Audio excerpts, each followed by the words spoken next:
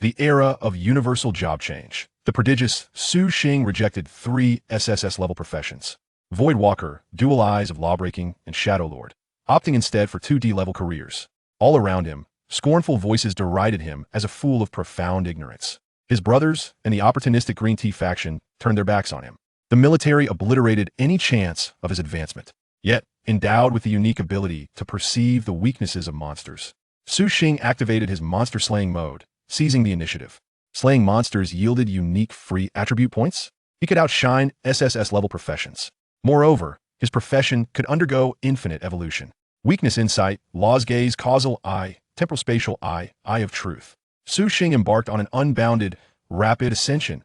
Oh heavens, I just began leveling up, and he has already slain a boss? While we were still analyzing the boss, he has already changed jobs. As foreign professionals ascended to godhood and monsters laid siege to the city, Dragon Country faced imminent annihilation, plunging its professionals into despair. Who says Dragon Country has no gods? Transforming into the tree of creation, Su Xing obliterated foreign divine entities with a single strike, sending tremors around the globe. The once censored Su Xing had become the world's sole true god. Regret welled up in the hearts of all who had uttered harsh words against him. Chapter 1. The Fall of a Genius. The blinding light of the awakening platform pierced his eyes, while the cold electronic voice from the loudspeaker recited its emotionless lines. Number 0731, Su Xing. Talent assessment, D-level. Talent name, Observer. The vast square fell into an eerie silence, broken only by the chilling recitation of mechanical phrases. After a brief pause, a cacophony of laughter and chatter erupted, akin to a roaring tide. The overwhelming wave of mockery and malice threatened to drown Su Xing, who stood at the center of the stage. What is this? Observer? That useless profession that merely allows one to glimpse monster health bars and descriptions? Goodness, this is the so-called genius we've been boasting about for 3 years? I expected at least an A-level combat profession. A profession that won't survive a minute, By the time he figures out what kind of beast he's facing, his head will have been crushed. Among the crowd, a tall youth displayed an expression of disbelief, which quickly morphed into blatant disdain that he was Li Wei, a former roommate who had once shared instant noodles with Su Xing. Xingzi. No, Su Xing. Li Wei's voice was low yet unmistakably clear. What a disappointment. Never mind. Once we leave the sanctuary, we are no longer on the same path. Take care of yourself. Beside him stood a graceful girl, Lin Xingya. She was the figure Su Xing had often envisioned fighting alongside during countless nights of rigorous practice. At this moment, however, her face, usually adorned with a gentle smile, was as frigid as the eternal ice beyond the sanctuary. She didn't even spare a glance at Su Xing, simply wiping her hands with a handkerchief in disgust, as if standing in proximity to him had sullied her. Li Wei, let's go. There's nothing to discuss with a D-level professional. Don't waste your time. Her voice was sharp, more painful than the most venomous curse. Su Xing stood rooted, his body swaying slightly. He ignored the derisive faces and the piercing commentary, as if the world around him had been muted, leaving only a persistent ringing in his ears. The so-called halo of genius shattered beneath the weight of those 2 letters. Indeed, this world had become unrelentingly pragmatic since the invasion of aberrant beasts a century ago. Humanity had retreated to the colossal cities known as sanctuaries, merely surviving. Power and talent were the only passports to existence. Without power, the title of genius scholar was no more than a worthless piece of paper, even a joke. In the VIP section, a middle-aged man clad in a suit, his hair slicked back, abruptly rose, his face ashen, but he didn't even glance at Su Xing on the stage, turning instead to Su Xing's homeroom teacher, Yun Shang, a captivating young woman, and berated her without restraint. Yun Shang, is this the genius you promised me? A once-in-a-century talent. A mere observer who can only serve as a living target? A waste. A pretender. Do you have any idea how many resources our school advanced for him? All gone to waste. Yun Shang's face turned pale, her well-fitted teacher's outfit suddenly feeling inadequate. Her full lips trembled as she looked at her superior, desperately trying to defend Su Xing. Director Zhang. Su Xing has always worked hard. Perhaps the awakening platform malfunctioned. Silence. Director Zhang interrupted her harshly, his eyes blazing with disappointment and fury. Don't make excuses for me. From today onward, all privileges granted to him at Nanjing No. 1 High School are revoked. I never want to see that name again. With that, he strode away without a backward glance, leaving Yun Shang alone, rigid amidst the multitude of gleeful onlookers. Su Xing witnessed it all. He saw the twitch of Director Zhang's lips as he spat his vitriol. He noticed the mist in teacher Yun Shang's eyes, struggling to hold back tears. He observed relief on Li Wei's face as he turned away. He perceived the icy detachment in Lin Xingya's gaze as she drew a line. He felt the world's abandonment weigh down upon him. An indescribable fatigue surged from the depths of his heart.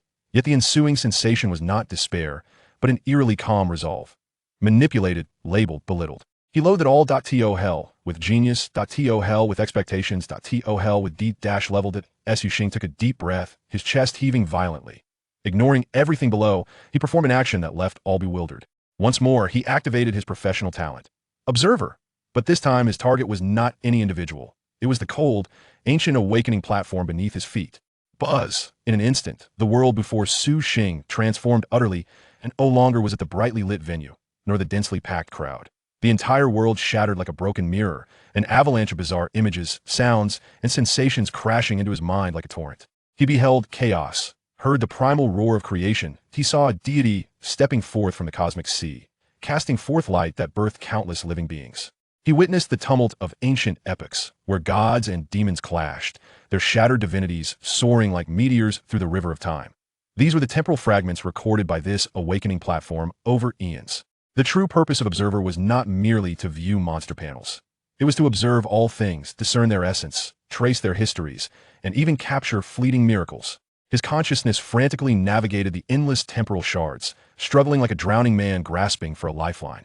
Agonizing pain quaked through his very soul, yet he endured, driven by an unyielding tenacity. At long last, amidst the nearly dissipated primordial fragments, he discovered a few strands of golden light, thinner than hair. It was the divine essence that escaped from an indescribable ancient god at the moment of its fall. This was it. Su Xing, almost instinctively, summoned every ounce of his mental fortitude and lunged fiercely towards the threads of divinity. "Come to me. Bring it here," he roared within the depths of his heart. In the next moment, an unforeseen transformation unfolded in the realm of reality. The previously dormant awakening platform began to tremble violently without any forewarning. The ancient runes adorning the pedestal seemed to be infused with life, igniting one after another, radiating a dazzling brilliance. Boom! A robust golden beam shot skyward, piercing through the dome of the venue, illuminating the night sky over the South River Sanctuary. The onlookers below were rendered speechless, their faces frozen in a comical mix of shock, their former expressions of disdain and derision now starkly contrasting their astonishment before they could even comprehend the phenomenon. Boom! A second beam erupted into the heavens. Boom! A third beam followed suit. 3 resplendent pillars of light, symbolizing the pinnacle of human vocational achievement. SSS rank, stood in triumphant alignment, akin to 3 divine swords cleaving the heavens, their overwhelming presence causing all present to falter, nearly collapsing to their knees. The venue was enveloped in an eerie silence. At the heart of the radiance stood the boy, previously deemed a failure by all. He slowly rose from the ground. His complexion was as pale as parchment, his body drenched in sweat, yet within his ebony eyes reflected the 3 sacred beams of light. A completely new talent panel gradually materialized within his consciousness. Chapter 2. Defying Fate. I choose the most inferior option. What in the world is that? Behold, golden pillars of light. 1, 2, 3. My heavens, my eyes. 3. 3 pillars radiating SSS-level evaluations. Since the establishment of the South River Sanctuary, the emergence of an S-level was already a cause for celebration. And now there are 3 SSS levels? The electronic voice from the loudspeaker sputtered like a broken record, failing to produce another sound. The thunderous laughter that once echoed was crushed to dust before the divine illumination that pierced the heavens and earth. The faces that had been spitting vitriol moments ago now stood frozen, their mouths agape, as if an egg could fit within, their throats emitting guttural sounds akin to a deflating bellows. The pressure emanating from the light was like a tangible hand, gripping everyone by the throat, pinning them to the ground, rendering them immobile. The terror and awe caused some with feeble wills to crumble, collapsing to the ground. The stench of excrement and urine permeating the air. At the heart of the radiance, Su Xing slowly straightened his form. He paid no heed to the grotesque displays of those around him. At this moment, his consciousness drifted through a pristine universe. 3 monumental concepts, ineffable in their grandeur, began to take shape within his spiritual realm. To the left lay a realm of pure nothingness. It was neither darkness nor void, but a domain where even the concept of existence had been obliterated. With but a thought, all matter and reality could be drawn into this abyss, utterly annihilated. Void Walker. This was not a profession, it was divine authority. To the right, 2 suspended orbs of sight floated like black holes, reflecting the rise and fall of myriad runes. As his consciousness connected with them, all the laws of energy, formations, and extraordinary powers in the world appeared as childish scribbles, riddled with flaws, fragile beyond measure. A mere glance could cause them to collapse. Lawbreaker's twin eyes. The doom of all spellcasters, the terminators of every law. And at the center, There lay an expansive kingdom of shadows. Countless twisted, terrifying shadow beings roared and crawled within, awaiting the command of their sole sovereign. He felt as though he could open a door to reality at any moment, unleashing an army of immortal beings from the realm of imaginary numbers. Lord of Shadows. One individual, equivalent to an entire nation. A magnificent force washed over his nearly exhausted spirit, akin to parched earth welcoming a life-giving rain, each cell rejoicing in jubilance. An unprecedented sense of strength surged from the depths of his soul. This was power. No, it cannot be. In the crowd, Li Wei's face turned ghostly pale. His eyes fixed in horror upon the figure on the stage whom he had just scorned. His throat convulsed, yet not a word escaped his lips. Regret? No, that scarcely encapsulated his current emotions. It was a twisted amalgamation of jealousy, fear, and a hint of resentment. Why him? Why must it be him? He would rather Su Xing remain a D-level waste than witness his divine demeanor. He wished to see the genius reduced to nothing. Beside him, Lin Qingya trembled slightly. The beauty that often bore an air of icy superiority now drained of color. Her knuckles whitened as she gripped her handkerchief with such fervor that it seemed she might crush the fine silk. At last, she cast her gaze upon Su Xing. But the contempt and disdain had vanished, replaced with profound astonishment and a tinge of humble regret she was loath to admit. Qingya, he. Li Wei's voice rasped like sandpaper. Lin Qingya offered no reply, merely biting her lower lip until it nearly bled. Teacher Yunshang could no longer maintain her composure as a mentor. She leaned against the railing, her chest heaving violently, her elegant outfit accentuating breathtaking curves. Tears streamed down her exquisite cheeks, not tears of sorrow, but of fervent, unbridled ecstasy. She gazed at Su Xing on the stage, the boy cast aside by everyone, now tearing apart the heavens in his moment of despair, her eyes sparkling with brilliance. Good. Excellent. Su Xing, my student. She cared not for the stunned elite around her, nor the expression of Director Zhang, who had just stormed away. In this moment, she only wished to celebrate her student with unrestrained joy. And in that instant, the recently stabilized South River Sanctuary was again swept by an invisible wave. Beyond the sanctuary, in the distant wilderness, several SSS-level aberrations, feasting upon the carcasses of colossal beasts, abruptly raised their heads, their crimson eyes directed toward the South River Sanctuary, emitting a low, uneasy growl. In the capital, within the highest military command center, a piercing alarm rang out. Report. The World Tree Energy Monitoring System is overloaded. An unresolvable energy source detected at coordinates of the South River Sanctuary. What? An elderly man bearing the insignia of a general slammed his palm on the table, his murky eyes sparkling with intensity.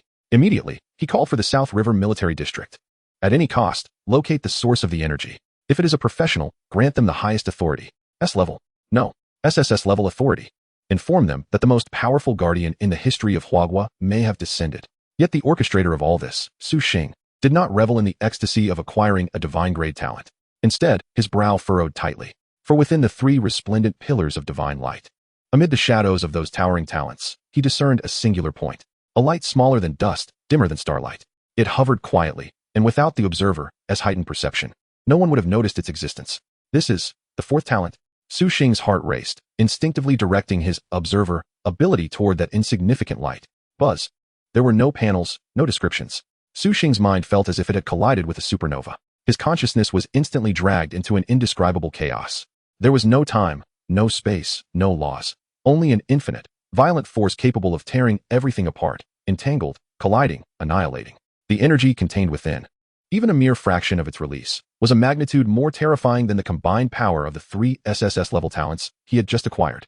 Uft. Su Xing abruptly spat out a mouthful of blood, his body swaying, stars dancing before his eyes. He felt as though his very soul were being shredded by that chaos. It was a realm far beyond what his current mental strength could fathom. A powerful wave of dizziness and agony surged forth like a tide, and he could no longer withstand it. His body softened, collapsing onto the cold awakening platform. Just before his consciousness sank into darkness, all that remained in his mind was that chaotic, violent realm, seemingly pregnant with all possibilities. Chapter 3. An unprecedented pair of D-level wastes. A gentle, soft sensation, imbued with the fragrance of orchids, pulled Su Xing back from the tearing chaos. He struggled to open his eyes, his vision transitioning from blurry to clear. The first sight greeting him being Teacher Yunshang's face, filled with worry and concern. She crouched down, one hand gently resting on Su Xing's shoulder. The well-tailored dress she wore created a breathtaking arc across her chest, subtly rising and falling with her hurried breaths. Su Xing, are you all right? Don't frighten your teacher. Her voice quivered slightly, the traces of tears at the corners of her eyes not yet dried, now clouded by a veil of concern. Su Xing shook his head, his throat parched as if aflame. He braced himself against the cold surface of the stage, staggering as he attempted to rise. The three divine pillars of light that had pierced the heavens had long since vanished. In his mind, the three grand talents, Void Walker, Dual Eyes of Anti-Magic, and Lord of Shadows, had dissipated like a mirage. In their place stood a new, solitary talent panel. Talent, Seed of Slumber. Rating, D. Description, a seed of unknown origin. Seemingly trapped in slumber, utterly useless. Ha ha ha. I'm about to lose my mind laughing. After all this, it turns out the awakening platform malfunctioned. Double D rank. Damn. A D-rated observer and a D-rated seed of slumber? The epitome of uselessness, a miracle in the annals of talent. After a brief silence, the square erupted with laughter, tenfold more intense than before. The sharp, unabashed malice pierced like countless poison needles towards the two on stage. Li Wei exaggeratedly slapped his thigh, nearly brought to tears with laughter. He took a deep breath, moved closer to Lin Qingya, his voice laden with the relief of survival and a heavy dose of disdain. Qingya, I told you, how could a worthless person awaken an SSS-level talent? Clearly, it was the energy core of the awakening platform that malfunctioned, giving me quite the scare. Lin Qingya's tense body relaxed, her proud chin lifted once more, a near-merciless satisfaction gracing her cold, elegant features. She gazed at Su Xing, supported by Yun Shang on the stage, her expression akin to one surveying a heap of trampled, repulsive refuse. Li Wei, let us go. Don't mention that name again. It disgusts me. She retrieved a fresh handkerchief from her handbag, meticulously wiping her fingers. Yun Shang's complexion turned ashen, her full lips quivering as she attempted to admonish the students, but the cacophony of mockery drowned out her voice entirely. She could only position herself slightly in front of Su Xing, as if shielding a fledgling chick, despite the futility of her actions. Su Xing, don't listen to them. Talent does not define everything. Your teacher believes in you. She comforted, her voice feeling parched even to herself. Just then, a rapid and heavy footfall approached from afar. Several personnel clad in black combat uniforms, sporting the emblem of a sword and eagle on their chests, surrounded a middle-aged man bearing 2 golden stars on his shoulders. Striding purposefully forward, the man, around 50 years old, had a visage as if chiseled from stone, his gaze sharp as an eagle's. The aura of iron-blooded, battle-hardened experience emanating from him silenced the raucous square. General Lei. Someone recognized him and gasped in astonishment. Lei Zhinshan, the highest commander of the Nanjing Sanctuary's military. Ignoring everyone, he strode directly to the front of the stage, his gaze burning as it fixed unyieldingly on Su Xing. Prior to his arrival, he had gleaned from a preliminary report the occurrence of the 3 SSS-level light pillars. At this moment, his heart raced with boundless anticipation for humanity's future. Child, let me see your talent. Lei Zhinshan's voice resonated with gravity, the fervor in his eyes nearly overwhelming Su Xing. Su Xing remained silent, merely sharing his talent panel. The general's expression froze upon viewing the panel. That fervent anticipation felt as if doused with a bucket of eternal ice, leaving him cold from head to toe. Observer D rank. Seed of Slumber D rank. The square fell into a deathly silence. Everyone held their breath, watching the general's reaction. 1 second. 2 seconds. Ha, ha ha. Lei Zhinshan suddenly chuckled softly, yet there was no trace of joy in his laughter, only an unending chill and disappointment. He lifted his head, his gaze shifting from expectation to a mixture of pity and wrath, as if looking upon the deceased or a fool. Useless. His thunderous roar reverberated, causing everyone's eardrums to throb. Fool. Idiot. Lei Zhinshan pointed an accusatory finger at Su Xing, his body trembling with rage, spittle flying. The awakening platform recorded the entire process. 3 choices. That was 3 pathways to the divine seat.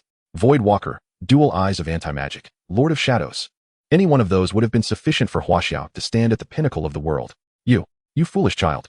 You actually forfeited it all for a derated piece of trash. Are you insulting us? Are you dishonoring those heroes who died defending the sanctuary at the city walls? Huh. His words detonated like a bombshell amidst the crowd. It turned out, the awakening platform had not malfunctioned. 3 SSS-level talents had indeed descended, and this object of ridicule had voluntarily relinquished them. My goodness, he must be a fool. I want to kill him. Those were SSS-level talents. Yun Shang was utterly stunned, her disbelief fixated on Su Xing, then darting to the furious Lei Zhinshan, her mouth agape, speechless. Lei Zhinshan took a deep breath, the fire in his gaze gradually extinguishing, replaced by a chilling silence. He turned to the crowd, using his rank to declare judgment.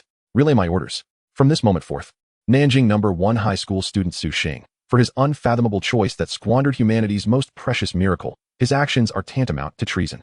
He is permanently stripped of eligibility to enter any higher learning institution, military, or official organization. All channels of resource allocation shall be permanently sealed. I do not wish to see this foolish name on any official documents again. He is the disgrace of the Nanjing Sanctuary. With that, General Lei Zhinshan turned on his heel, leaving behind a cold and resolute silhouette. The world seemed to fall into complete silence.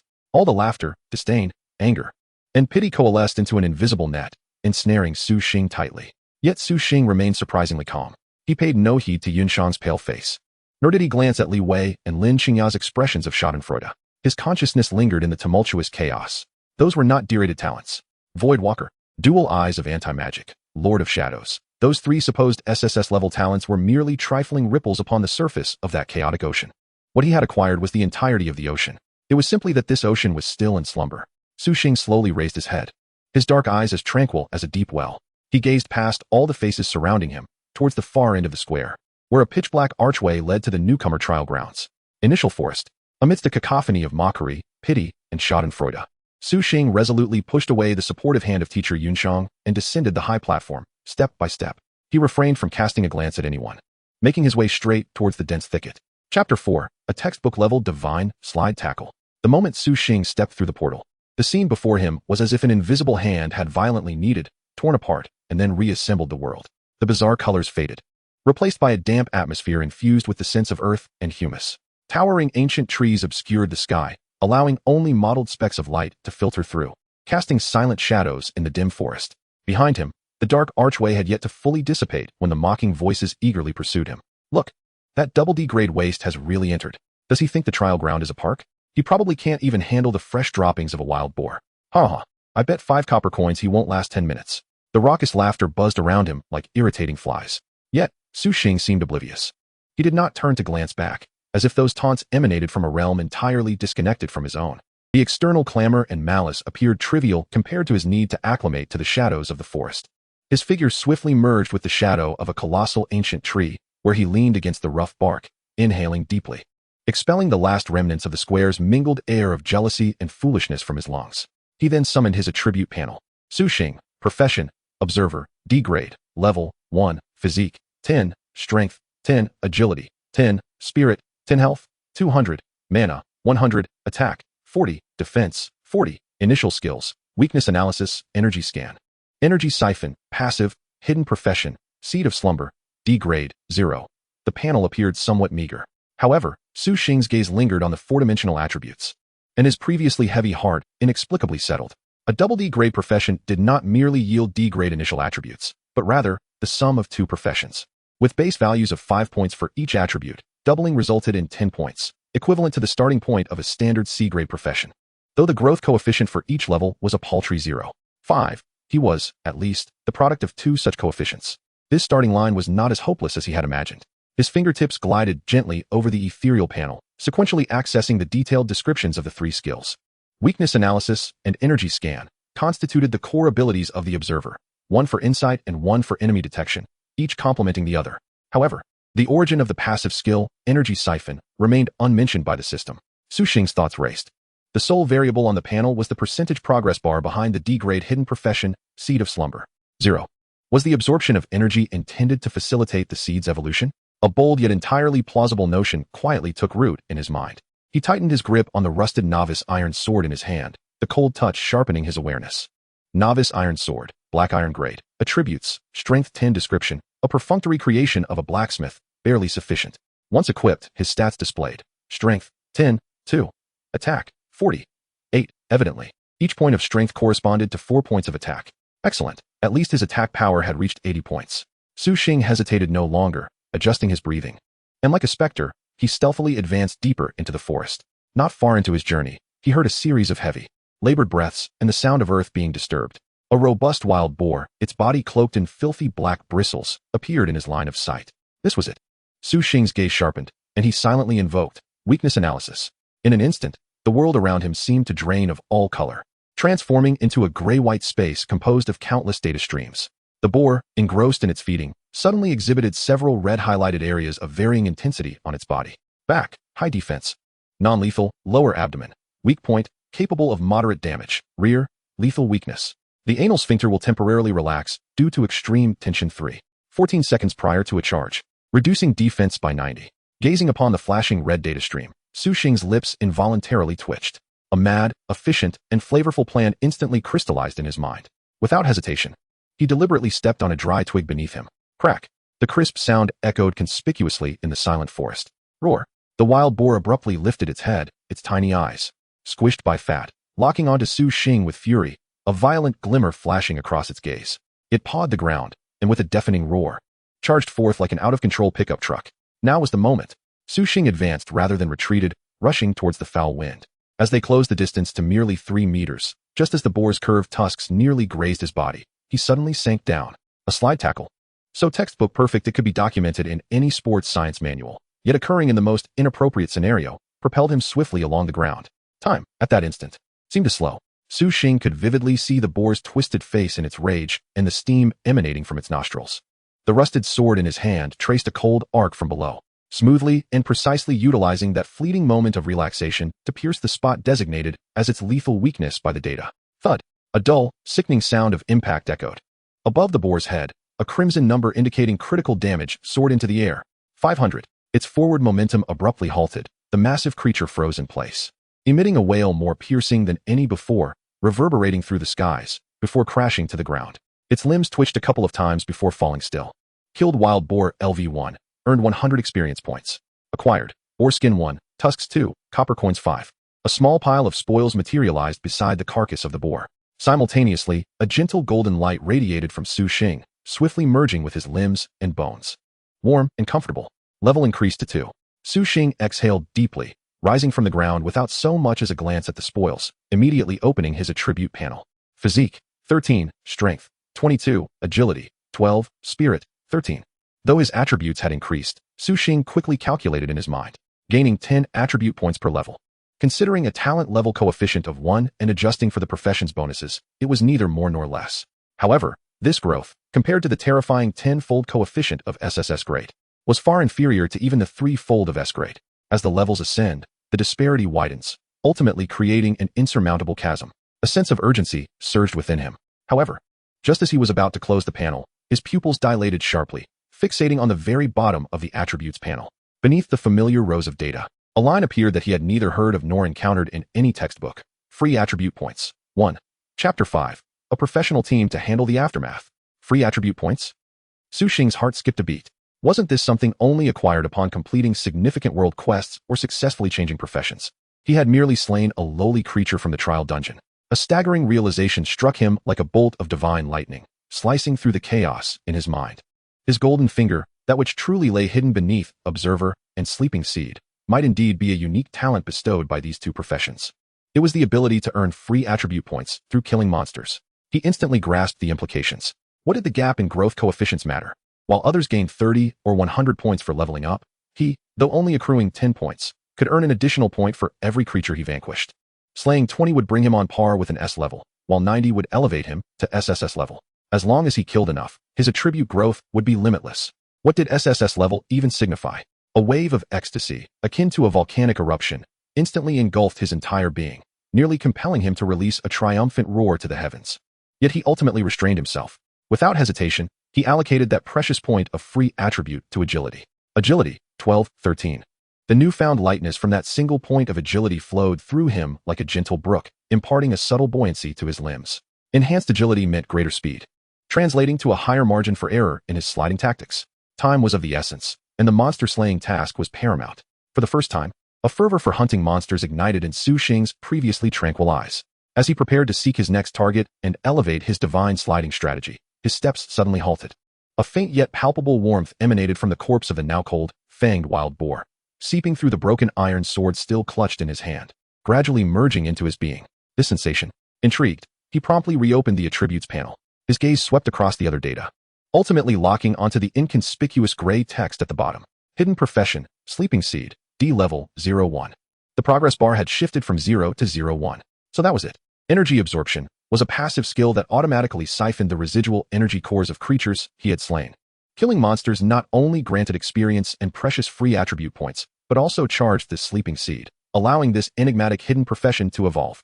This was the foundation of my power. A threefold benefit.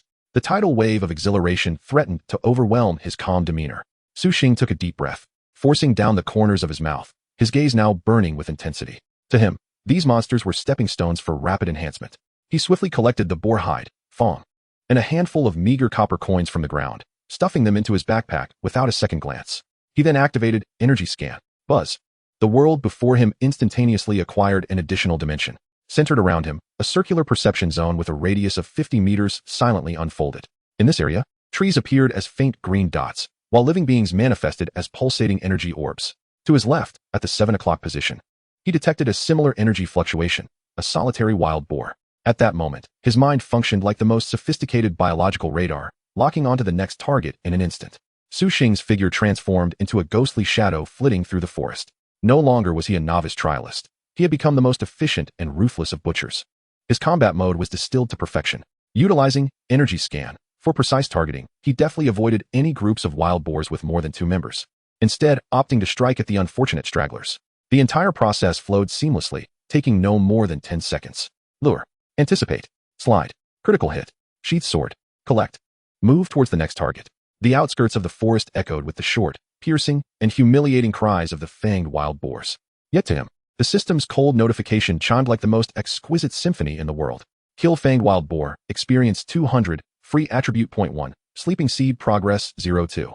Kill fanged wild boar. Experience 400. Free attribute 0.1. Sleeping seed progress 04. Level up to level 3.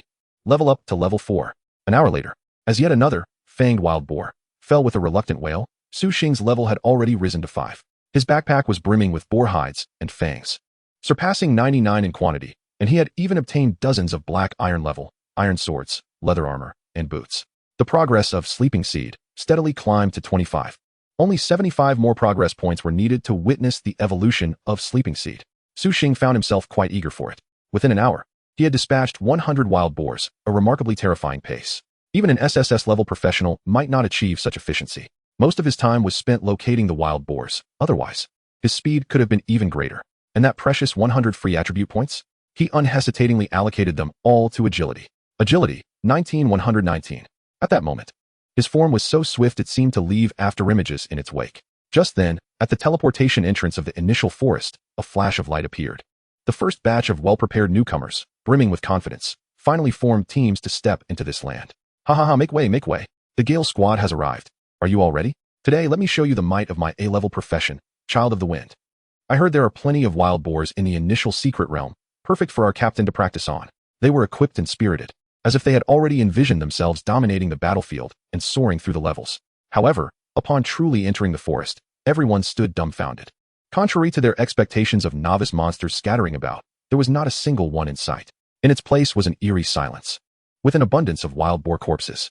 Each corpse bore the same gruesome fate, as if crafted by the same deranged hand, gory and disemboweled, their innards brutally mangled by some sharp instrument, leaving behind a harrowing scene of death. What the hell? Where are the monsters? One team member rubbed his eyes, unable to believe the bizarre crime scene before him. Who the hell cleared all the monsters from the novice dungeon? The fiery-tempered captain of the A-level profession cursed, staring at the empty forest in disbelief. This is, indeed, the severance of our collective fortunes. Undeterred by fear, they boldly ventured deeper into the dense forest, pushing on for several hundred meters. To their dismay, they soon encountered a level 4 frenzied boar, its muscles rippling with power. Roaring, upon sighting them, the boar's eyes ignited with a crimson glow, and without a moment's hesitation, it charged forth. Run! How could this beast be of such a high level? Had it gone mad? Why had it suddenly become so frenzied?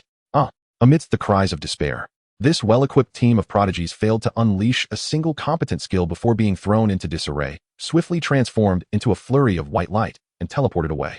Their precious time during the novice phase, so crucial for exploration, was thus squandered in a most humiliating and frustrating manner. Chapter 6. You were told to clear the wilderness, not the field. Meanwhile, outside the initial forest, a colossal screen vividly displayed the status of all newcomers.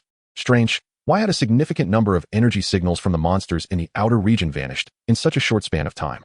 A supervising teacher, observing the numerous extinguished red dots on the screen, furrowed his brow. Could it be that high-level monsters had appeared in the outskirts? The principal and other senior officials, watching the flickering white lights on the screen, each symbolizing a newcomer being eliminated, exchanged grave expressions. The initial trial had taken an unexpectedly perilous turn. Within the crowd, only Yunshang remained composed, her full lips pressed tightly together, her gaze unwavering as she focused intently on a particular point of light, steadily moving between the outer and middle zones of the map. That light belonged to Su Xing. Without someone specifically monitoring, it would have gone unnoticed. She observed with clarity as the signals representing the outer monsters were devoured by him. Then, she witnessed his rapid ascent in levels, from level 1 to 2, and then to 5. His rate of advancement far outpaced all A and S grade prodigies. Yunshang silently clenched her fists, her eyes reflecting deep concern, yet unbeknownst to her. A flicker of anticipation and pride emerged. The anomalies within this forest. Surely, they were connected to him. At this moment, the scent of blood surrounding the initial forest had thickened to an almost suffocating degree. An eerie silence enveloped the air. The wind rustled through the treetops, no longer producing a soothing sound, but instead carrying a nauseating stench. Su Xing halted his progress, not due to fatigue, but because he sensed something amiss. It was too quiet. The chirping of insects and the songs of birds had vanished, as if all creatures within the forest were holding their breath in fear. He had just allocated another point of free attributes to agility. Agility, 119-120. At this moment, a mere thought would enable his body to respond in ways beyond ordinary comprehension. This ultimate mastery over his physique heightened his perception of the environment. Something was wrong. Su Xing crouched down, gently placing his palm against the ground. Energy scan was already activated, and a radar map with a 50-meter radius was vividly clear in his mind. However, this time, apart from the faint green glow emanating from a few nearby trees, there were no red dots indicating life energy. This was abnormal. Even if he had cleared the outer wild boars entirely, it was impossible for not a single squirrel or bird to remain. They had all fled. No, they had escaped. Just then, he felt a faint tremor beneath his palm. Once, again, like a slumbering giant slowly shifting in its sleep. An overwhelming pressure, suffocating in its intensity, radiated from the middle region of the forest towards the outskirts. Su Xing's pupils dilated in alarm. At the very edge of his energy scan, deep underground, a colossal source of energy, once dormant, was now stirring as if ignited by molten lava. This energy was 100 times stronger than any fangtooth boar he had previously slain. A boss. Rather than fear, a surge of exhilaration ignited within him. He swiftly suppressed all his presence, like a falling leaf, silently ascending a towering tree, concealing himself amidst the dense canopy, and peering towards the direction of the explosive energy. Damn it. Had the wild boars in this forest been wiped out? After nearly half an hour, not a single trace of them remained. No need to panic. According to the map provided by his family, passing through this outer region would lead to the middle zone where higher-level silver wolves awaited. Those were their true targets. Yet, it was impossible to level up now, and encountering silver wolves would pose a significant challenge. What are you afraid of? You didn't awaken as a worthless D-class like Su Xing.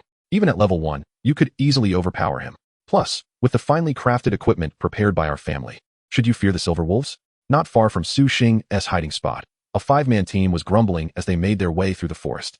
They were well equipped, each member adorned with at least 2 pieces of black iron-grade gear. Leading the group was a young man, wielding a massive shield that gleamed with a bronze luster.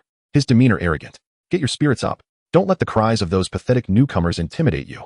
The young man, Wang Tao, one of the A-class prodigies from the South River Sanctuary and A Paladin, by profession, smirked at the distant sounds of other newcomers being eliminated by the frenzied boar. A bunch of worthless fools who can't even handle black iron-level wild boars dare to compete with us for the ultimate trial rewards? Just wait until I take charge. No elite monster will withstand my might. Once we dispatch the silver wolves and loot their equipment, we shall rightfully claim the first place. The flattery from his teammates only intensified the arrogance on Wang Tao's face. They remained blissfully unaware that they were stepping ever closer to the domain of death. Roar. A deafening roar erupted unexpectedly from the depths of the middle forest. The sound bore no resemblance to the cries of any beast. It was akin to a mountain bellowing, causing the very ground to tremble violently in response. Wang Tao's team turned pale in an instant. Under the weight of this terrifying sonic wave, they felt their innards twist, their minds blank, struggling to remain upright. What is that? A teammate stammered.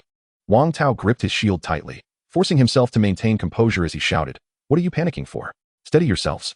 Prepare for battle as we practiced in class." However, before his words could fully escape his lips, a series of thunderous footsteps, heavy as war drums, thundered closer, causing the ground to tremble with increasing frequency and intensity. Massive trees were being violently struck by the monstrous entity, snapping in half and crashing to the ground. Finally, the colossal creature burst through the final barrier of foliage, revealing itself before them. It was a gigantic boar, 3 to 4 times the size of an ordinary wild boar. Its hide was no longer the typical black, but shimmered with a chilling metallic silver. 2 formidable tusks, as robust as a knight's lance, bore ominous barbs that sent shivers down one's spine. A pair of eyes, no longer resembling those of a living creature, blazed like twin infernos of savage crimson flame. Tusked Wild Boar King LV5, Silver Tier Boss. Health, 10200. Attack, 880. Defense, 880. Skills, Brutal Charge. After a low growl, it launches a devastating straight-line charge, inflicting 200 attack damage to all enemies in its path, with a high probability of causing knockback and stun effects. Frenzied Bite. Once it latches onto a target, It inflicts 220 damage per second until the target breaks free or it sustains significant damage. Boar King's Blood Rage. Triggered when health drops below 10. It enters a state of complete frenzy, increasing attack power by 30, speed by 20, while reducing defense by 40. Attacks also inflict a bleeding effect, dealing 50 damage per second for 5 seconds. Silverlight Ironhide. Passive. Its body is encased in silver armor tempered by the energies of the earth, providing exceptional physical defense while reducing damage taken by 30. Description: the true sovereign of the outer fringes of the primordial forest, the king of the tusked wild boar tribe. It slumbers deep underground, drawing power from the earth's veins. The slaughter of its kin and the thick scent of blood awaken it from slumber, filled with an insatiable wrath towards any intruders, ready to shred any creature that dares to trespass upon its domain. Behind Wang Tao, a female support player faltered, collapsing to the ground upon merely glimpsing the boss information. Chapter 7. The Terrifying Boar King. Explosive Damage. White, a silver tier boss. Run. Are you joking? Cried another team member, his voice tinged with panic. 880 defense. It also reduces damage by 30. How are we supposed to fight this? We can't even break its defense. Over 10,000 health. Even if it stood there and let us hit it, it wouldn't lose health. Despair surged like a tidal wave, engulfing the team in an instant. Their once proud equipment appeared as fragile as parchment in the face of this monstrous foe. Wang Tao, an A-tier paladin, found his previously haughty demeanor replaced by shock and disbelief. Yet he could not retreat. He was A-tier. He was the chosen one. He could not exhibit any semblance of cowardice before a boss in a novice dungeon. Silence. Wang Tao bellowed, forcibly suppressing his fear, a hint of manic ferocity flickering across his visage. It's merely a pig. I am an A-tier paladin. Hold your ground. Everyone. Focus fire. He raised his bronze shield high, wagering the last vestiges of his dignity and pride as an A-tier genius on this singular strike. The blood-red eyes of the tusked wild boar king instantly locked onto these unwelcome guests. Brutal charge. In the next heartbeat, its massive form transformed into an out-of-control silver war chariot, barreling towards Wang Tao. Come on. Wang Tao's eyes blazed crimson as he channeled all his strength into the shield, bracing himself at the forefront of the charge. The next moment, boom, a sound more thunderous and terrifying than any impact before it reverberated. Before the overwhelming might of the tusked wild boar king, Wang Tao's proud bronze shield shattered like fragile glass, unable to withstand even a second, exploding into a myriad of fragments. Weapon destroyed. Then came Wang Tao's body. The confidence and ferocity etched upon his face forever froze in that moment. 1,600. He was propelled into the air by the colossal force, transforming into a streak of white light, disgracefully teleported out of the arena. Damage exceeding Wang Tao's health appeared above his head. Instant kill. An A-tier paladin felled in a single blow. The remaining team members were utterly paralyzed by the hellish scene before them. They even forgot to flee, staring in horror as the immense shadow enveloped them. Cries of anguish erupted in rapid succession, only to be abruptly silenced. Tusk piercing, iron hooves trampling. 1,700, 1,700. In but a few fleeting seconds, this once spirited team of prodigies was reduced to mere ants beneath a colossal wheel, slaughtered to the last. Only a few pitiful black iron pieces remained where they had stood. The entire spectacle was witnessed from the treetops by Su Xing, who felt neither pity nor sympathy, nor even a ripple of emotion. Within his field of vision enhanced by energy scan, the events that had just unfolded appeared as mere faint green dots, effortlessly engulfed by a massive, blinding red orb pulsating with violent energy. He was not observing a massacre. He was analyzing the wild boar king's behavioral patterns. The charge speed was incredibly swift, with force assessments reaching crushing levels. Its fur boasted astounding defensive capabilities, rendering black iron weapons incapable of breaching its defenses. Its intelligence was not high, and its action patterns were singular, only attracted to living beings before it. Su Xing coolly assessed the situation, his mind functioning like the most sophisticated of computers, feverishly processing all the data recently acquired. In his eyes, the tusked wild boar king, which had plunged all newcomers into despair and doom, was not an invincible monster, but rather a colossal experience package and treasure chest on legs. In the dense forest, the boar king's slaughter continued unabated. It patrolled its territory like a ruler, mercilessly crushing all newcomers who dared to intrude, sending them from the trial grounds. Screams, cries for help, and desperate wails echoed in succession. This place had become the graveyard of the newborn. Yet, the instigator, Su Xing, amidst the chaos and panic, adjusted his breathing. He retrieved from his bag all the damaged black iron swords he had previously deemed worthless. His gaze sharpened like a blade. Su Xing's body descended like a weightless leaf, silently floating down from the towering treetops. In his field of vision, augmented by energy scan, the tusked wild boar king appeared as a colossal, ever-expanding red energy orb, frenzied, chaotic, and imbued with the essence of destruction. He waited for the brief moment of rigidity following one of the boar king's charges, accelerating suddenly, like a streak of black lightning. slipping beneath the massive form of the beast.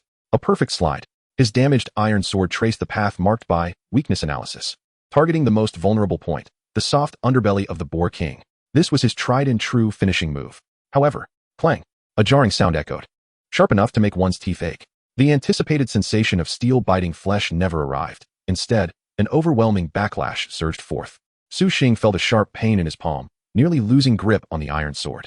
A bright red numeral floated above the Boar King's head. 1. A minuscule amount of force damage. The Boar King, enraged by the minor injury, was further incensed. It scarcely bothered to turn around, its massive form crashing sideways. Boom. As Su Xing's pupils constricted, he exerted every ounce of strength from his waist, twisting his body at an acute angle against the ground, rolling out alongside the rugged hide of the Boar King. Even so, his arm was left tingling from the impact.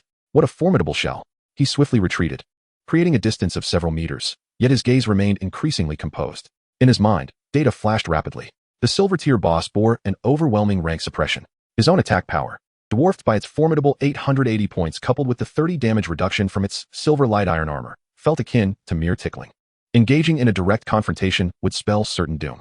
However, Su Xing's eyes fell upon the Boar King's vulnerable rear, a weakness that quivered in its fury.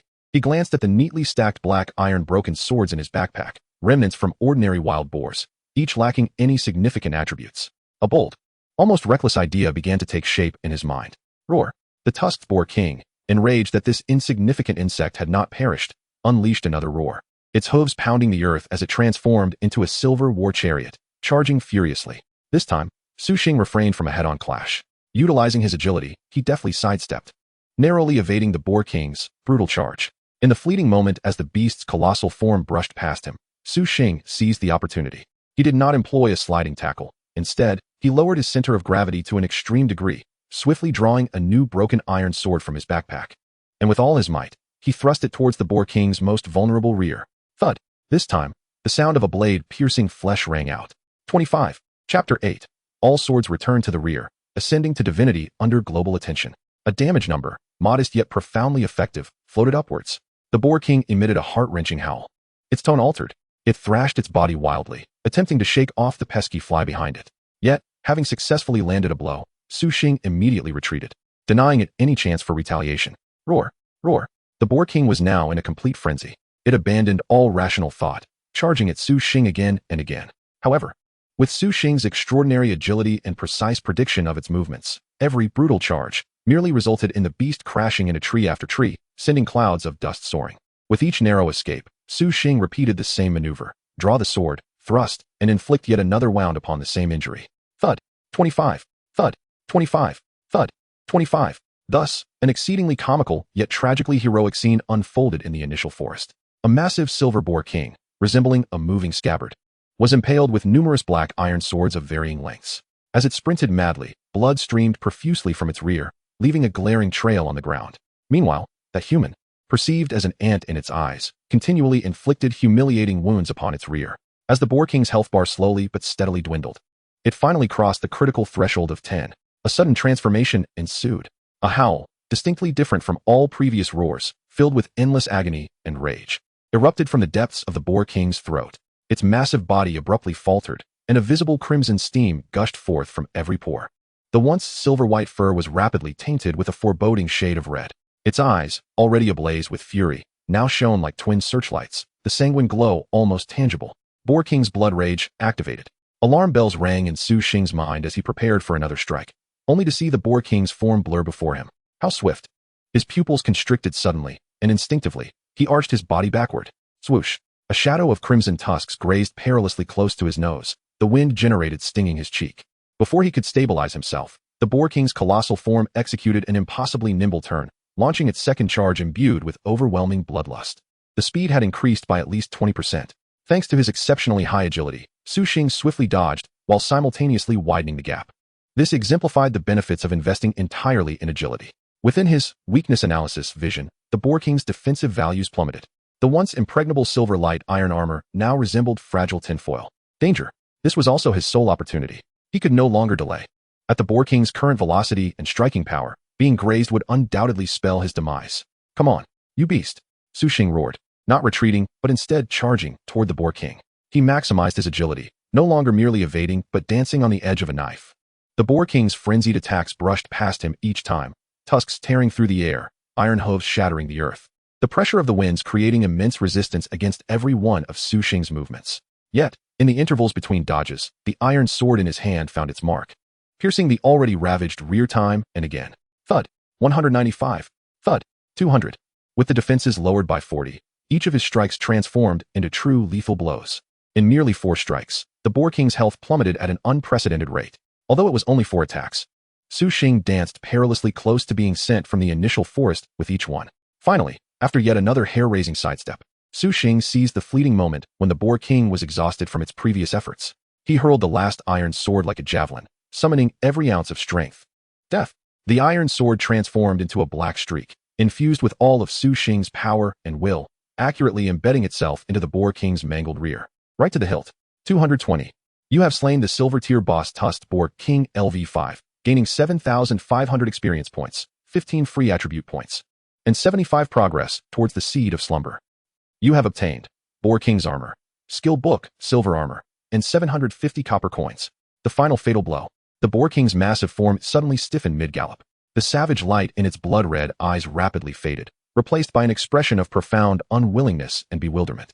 Its gigantic body could no longer withstand the strain and collapsed with a thunderous crash, kicking up clouds of dust. The very earth trembled at the impact. Su Xing stood at a distance, his chest heaving violently, drenched in the Boar King's foul, sanguine scent, yet his eyes sparkled with remarkable brilliance. It was over. After the boss's rampage, he had accomplished this seemingly impossible feat of annihilation. Just as he prepared to approach and collect his spoils of war, a radiant golden announcement, spanning the heavens and dazzling to the utmost degree, resounded simultaneously across all nations and within every newly spawned initial instance, akin to a divine miracle. Global announcement. Congratulations to the D-rank observer from the Dragon Nation for achieving the world's first kill of the silver-tier boss, Fangtooth Wild Boar King. Reward. 100 free attribute points and 1 silver treasure chest. At this moment, within the initial dungeon of the United States, a young man enveloped in golden electric sparks, wielding a war hammer, was engaged in a fierce battle with a colossal silver-tier boss, Razor Giant Python. He was none other than the most dazzling genius of this year's United States, the SSS-rank professional, Thunder God Kane. Damn longworm. Die, he roared, preparing to strike down with his hammer. Just then, the golden global announcement illuminated before him. Kane's body, crackling with electricity, abruptly faltered. D-rank. First kill of a silver-tier boss? From the Dragon Nation? What the F? Bang. In that fleeting moment of distraction, the enormous snake tail lashed out like a steel whip, brutally striking him, sending the once invincible Thunder God hurtling through the air, crashing awkwardly into several trees. In the initial dungeon of the European Union, a girl clad in a priestess's robe, her eyes tightly shut, sat in meditation, her surroundings rippling with energy. She was the SS-rank seer Anna. At the instant the announcement rang out, Anna's eyes flew open, a look of horror crossing her exquisite features, and she immediately spat out a mouthful of blood. The threads of fate for the future had been disrupted by an unseen hand. Chapter 9. Explosive Attribute Panel, Surpassing SSS Rank. In the countries of Sakura, Northern Bear, and the land of India. Baka, how could a D-rank be possible? It must be a system error. The Dragon Nation is cheating. They must have employed some vile means. Investigate. Find out who this observer truly is. Shock, skepticism, envy, and gravity. An array of emotions surged wildly within the hearts of all top-tier geniuses across the globe. Being surpassed by a D-rank talent was an utter disgrace. An unprecedented sense of urgency, like a mountain, pressed heavily upon them. Meanwhile, the instigator of all this, Su Xing, remained blissfully unaware of the uproar outside. He calmly approached the fallen Boar King, his body absorbing the luminous points coalescing on the massive corpse. His level skyrocketed from 5 to 7 due to the immense experience gained from slaying the boss. Simultaneously, an energy far more substantial and pure than that from leveling surged into his being. The progress of the dormant seed reached 325. Evolution was not far off. Beside the Boar King's carcass lay a piece of silver armor radiating a heavy metallic sheen, along with a skill book and a substantial amount of copper coins, quietly resting in place. Su Xing picked it up. Boar King armor, silver tier. Attributes: Constitution 105, Strength 105. Description: crafted from the core of the Fangtooth Wild Boar King's silver iron armor, it possesses exceptionally high physical defense, an increase of 105 points in both attributes. This is truly a formidable weapon. A total enhancement of 210 points in attributes, equivalent to the increase from 2 levels for an SSS rank professional. It seems that to bridge the gap in profession, aside from the free attribute points gained from monster kills, one must also equip powerful gear. As long as the equipment tier remains superior, it can easily overpower SSS rank professionals. If silver isn't sufficient, then gold. If gold isn't enough, then platinum. As long as the equipment stays ahead, victory is assured. Without hesitation, Su Xing donned the armor. As he put on the heavy, Boar King armor, he felt an overwhelming sense of security from the surging constitution and strength within him. His aura intensified several-fold. Su Xing turned his gaze to the skill book, its cover adorned with a thin layer of silver, depicting flowing patterns of silver armor. Silver armor, silver tier. Effect: consumes 40 mana points. Grants 150 constitution and 150 strength for 30 minutes. Description: upon learning, one can coalesce energy to form armor. This skill enhancement surpasses that of the Boar King armor. Truly an excellent find, though it is rather mana-intensive. Su Xing decisively learned it, a surge of knowledge about forming energy armor flooding into his mind. Next, Su Xing glanced at the silver treasure chest rewarded by the system in his backpack and promptly opened it, hoping for good fortune. As the chest opened, silver light burst forth. Acquired: Swift Shadow Silver Bow, Skill Book, Gale Step, and 10 free attribute points. Su Xing examined the items obtained. Swift Shadow Silver Bow, Silver Tier. Attributes: Agility 105, Strength 105. Description: the bowstring is woven from wind silk, producing a buzzing sound when drawn. The initial speed of arrows is increased by 20, with an additional 5 critical hit rate upon striking a weak point. The bow is engraved with a falcon design, ensuring that the accuracy of the holder does not diminish while moving and shooting. Paired with his talents, weakness analysis, and energy scan, along with formidable agility for kiting opponents, there was no longer a need to engage in dangerous close combat. It is indeed a splendid weapon. Su Xing swiftly replaced his rusty sword with the silver bow, significantly enhancing his agility and strength. Another skill book, its pages yellowed and depicting the figure of a fleeting shadow, caught his attention. Gale Step, Silver Tier. Effect: consumes 30 mana points, grants 150 agility and 15 evasion for 60 seconds, with the first attack during this period guaranteed to trigger a critical hit. Description: upon learning, one can master the technique of short bursts of mobility, suitable for chasing or retreating from battle. Note: only by refining agility to above 60 points can one truly grasp the essence of this skill. This perfectly aligned with his attribute allocation. Gale Step is excellent for both pursuing enemies and fleeing. If he faced the Boar King again, he would not have been caught so off guard. Without hesitation, Su Xing learned the skill, for even a moment's hesitation would be a disservice to the skill book. Knowledge of Gale Step flooded into his mind. Su Xing noticed that his free attribute points had accumulated to 125. He glanced at his 4 core attributes, realizing that his weakest area was spirit. However, with his mana and natural recovery, he could sustain combat for 10 minutes, which would suffice. The skill that consumed the most mana was Gale Step. As long as he didn't encounter a boss like the Boar King, no monster could rival him while using Gale Step. To quickly farm and clear areas, he needed to bolster his strength. Against the Boar King, not being able to break through its defenses had indeed wasted too much time. Yet, had it not been for his high agility, Su Xing would have been sent flying by a charge during the Boar King's rampage. Moreover, the silver tier weapon and skill book rewarded by the Boar King were quite precious, significantly enhancing Su Xing's power. A considerable bargain indeed. Weighing the pros and cons, Su Xing made a decisive mental command to allocate all 125 free attribute points to strength. He felt an unprecedented surge of power. Opening his panel, the astounding statistics made Su Xing gasp in disbelief. Su Xing. Profession: Observer, D rank. Level: 7. Constitution: 133. Strength: 357. Agility: 229. Spirit: 28. Health: 2660. Mana: 280. Attack: 1428. Defense: 532. Professional talents: Weakness Analysis, Energy Scan, Energy Siphon, Passive. Skills: Silver Armor, Silver Tier. Gale Step, Silver Tier.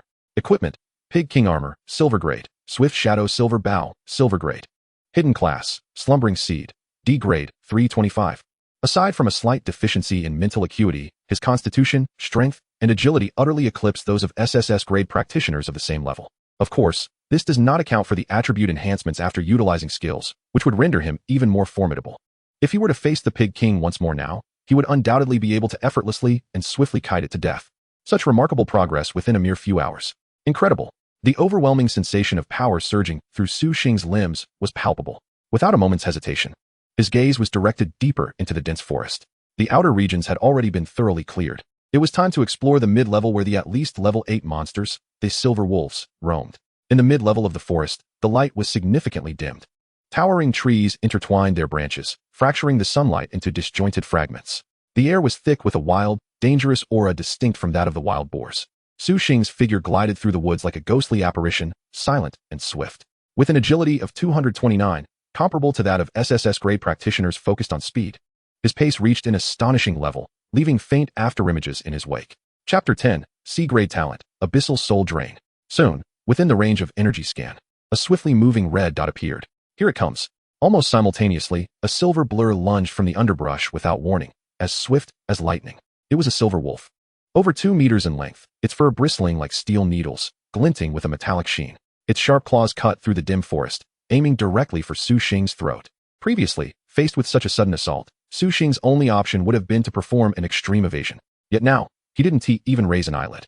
He merely shifted his body slightly. Simultaneously, he expended 40 points of mana to activate the skill, Silver Armor. Constitution, 150, Strength, 150. Constitution, 133283, Strength, 357,507. Attack, 14282028. Defense, 5321132. Defense surpassed 1,000 with such ease. Clang. A piercing clash of metal echoed. The wolf's claws raked against his shoulder Pig King armor. Erupting in a dazzling display of sparks, the armor bore only a few shallow white marks. A trivial damage number floated above Su Xing's head. 1. Insufficient damage. Health forcibly deducted. Yet Su Xing remained utterly unmoved. A flicker of anthropomorphic shock crossed the silver wolf's eyes. It could not fathom how this bipedal creature's body could be harder than steel. However, Su Xing was not inclined to grant it a second thought. He could not even be bothered to knock an arrow. At the moment, the silver wolf exhausted its strength. Su Xing countered with a sweeping motion of his swift shadow silver bow, akin to wielding a war hammer, and with the enhanced attack power from activating Silver Armor. He struck fiercely at the wolf's flank. Crack! The crisp sound of shattering bones echoed. The once mighty silver wolf could not even emit a cry of despair before its body flew through the air like a ragged sack, crashing heavily against a large tree. Its spine shattered by the brutal impact. A terrifying damage number appeared above its head. 2,000. Silver Wolf LV8 slain. Gained 800 experience points. Acquired, Wolf Fong 2. Wolf Claw 4, 40 copper coins. Instant kill. Su Xing now experienced the exhilaration of an SSS grade practitioner. He retrieved his silver bow and collected the dropped items. To test his skills, Su Xing expended 30 mana to activate Gale Step. Although the effect lasted only 60 seconds, with an agility of 150. Agility, 229,379. This terrifying agility made even SSS grade practitioners hesitant. It elevated his speed to an unprecedented level, allowing him to move like a specter. With the formidable defense of the Pig King armor as a foundation, combined with the enhancements from Silver Armor and Gale Step, he had become the ultimate killing machine within this forest. His immense defense served merely as a backbone. His true instrument of slaughter remained that swift shadow silver bow. Su Xing drew the bowstring, knocking an energy arrow generated by the system. Weakness analysis activated. In his sight, another startled, silver wolf, in the distance had its head and heart marked with deep crimson fatal points. Buzz. The bowstring trembled slightly. The initial speed of the arrow surged by 20, and in the moment it was released, it vanished into the air, 100 meters away. As the wolf just peeked its head out, a blood blossom erupted from its forehead, and its massive body collapsed to the ground. The first attack must trigger a critical hit. 9,999. Critical hit on weakness. 100 meters away, the head was locked on. Clean and decisive. So ferocious, so overwhelming. Who could withstand even a single arrow from Su Xing? The talent, weakness analysis, combined with swift shadow silver bow, was simply a brutal monster-slaying combination. Having savored the sweetness of a first kill, Su Xing understood the value of time. Every second was precious. He no longer hesitated to expend mana. Silver Armor remained active, and upon the expiration of Gale Step, he promptly reactivated it, transforming into a whirlwind of death, harvesting lives in the thicket, consuming 30 mana per minute. 240 mana was sufficient for Su Xing to wreak havoc for 8 minutes. However, 8 minutes was ample time. He drew monsters, gathered them, and then stood in a relatively safe position to systematically eliminate them. With every arrow released, a silver wolf would inevitably fall. His free attribute points skyrocketed at a terrifying pace. Without a hint of hesitation, he allocated all these precious points into his currently sole shortcoming, mental acuity. An increase in mental acuity meant an elevation in mana capacity and a faster mana recovery rate. And mana was the only limitation to his relentless slaughter. 8 minutes later, as the last silver wolf fell with reluctance, Su Xing was enveloped in a golden glow of leveling up. Level up to level 9. Mental acuity, 95-98. Mana, 980. The substantial increase in mana capacity allowed him to more freely expend skills. Without a moment's pause, he replicated his actions and delved deeper. Another 8 minutes passed.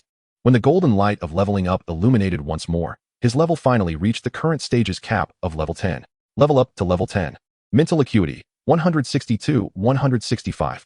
Mana, 1650. He became the first individual in the South River Sanctuary to reach the first transition at max level. Simultaneously, upon reaching level 10, the progress bar of his slumbering seed, which had been silently growing, finally reached its conclusion.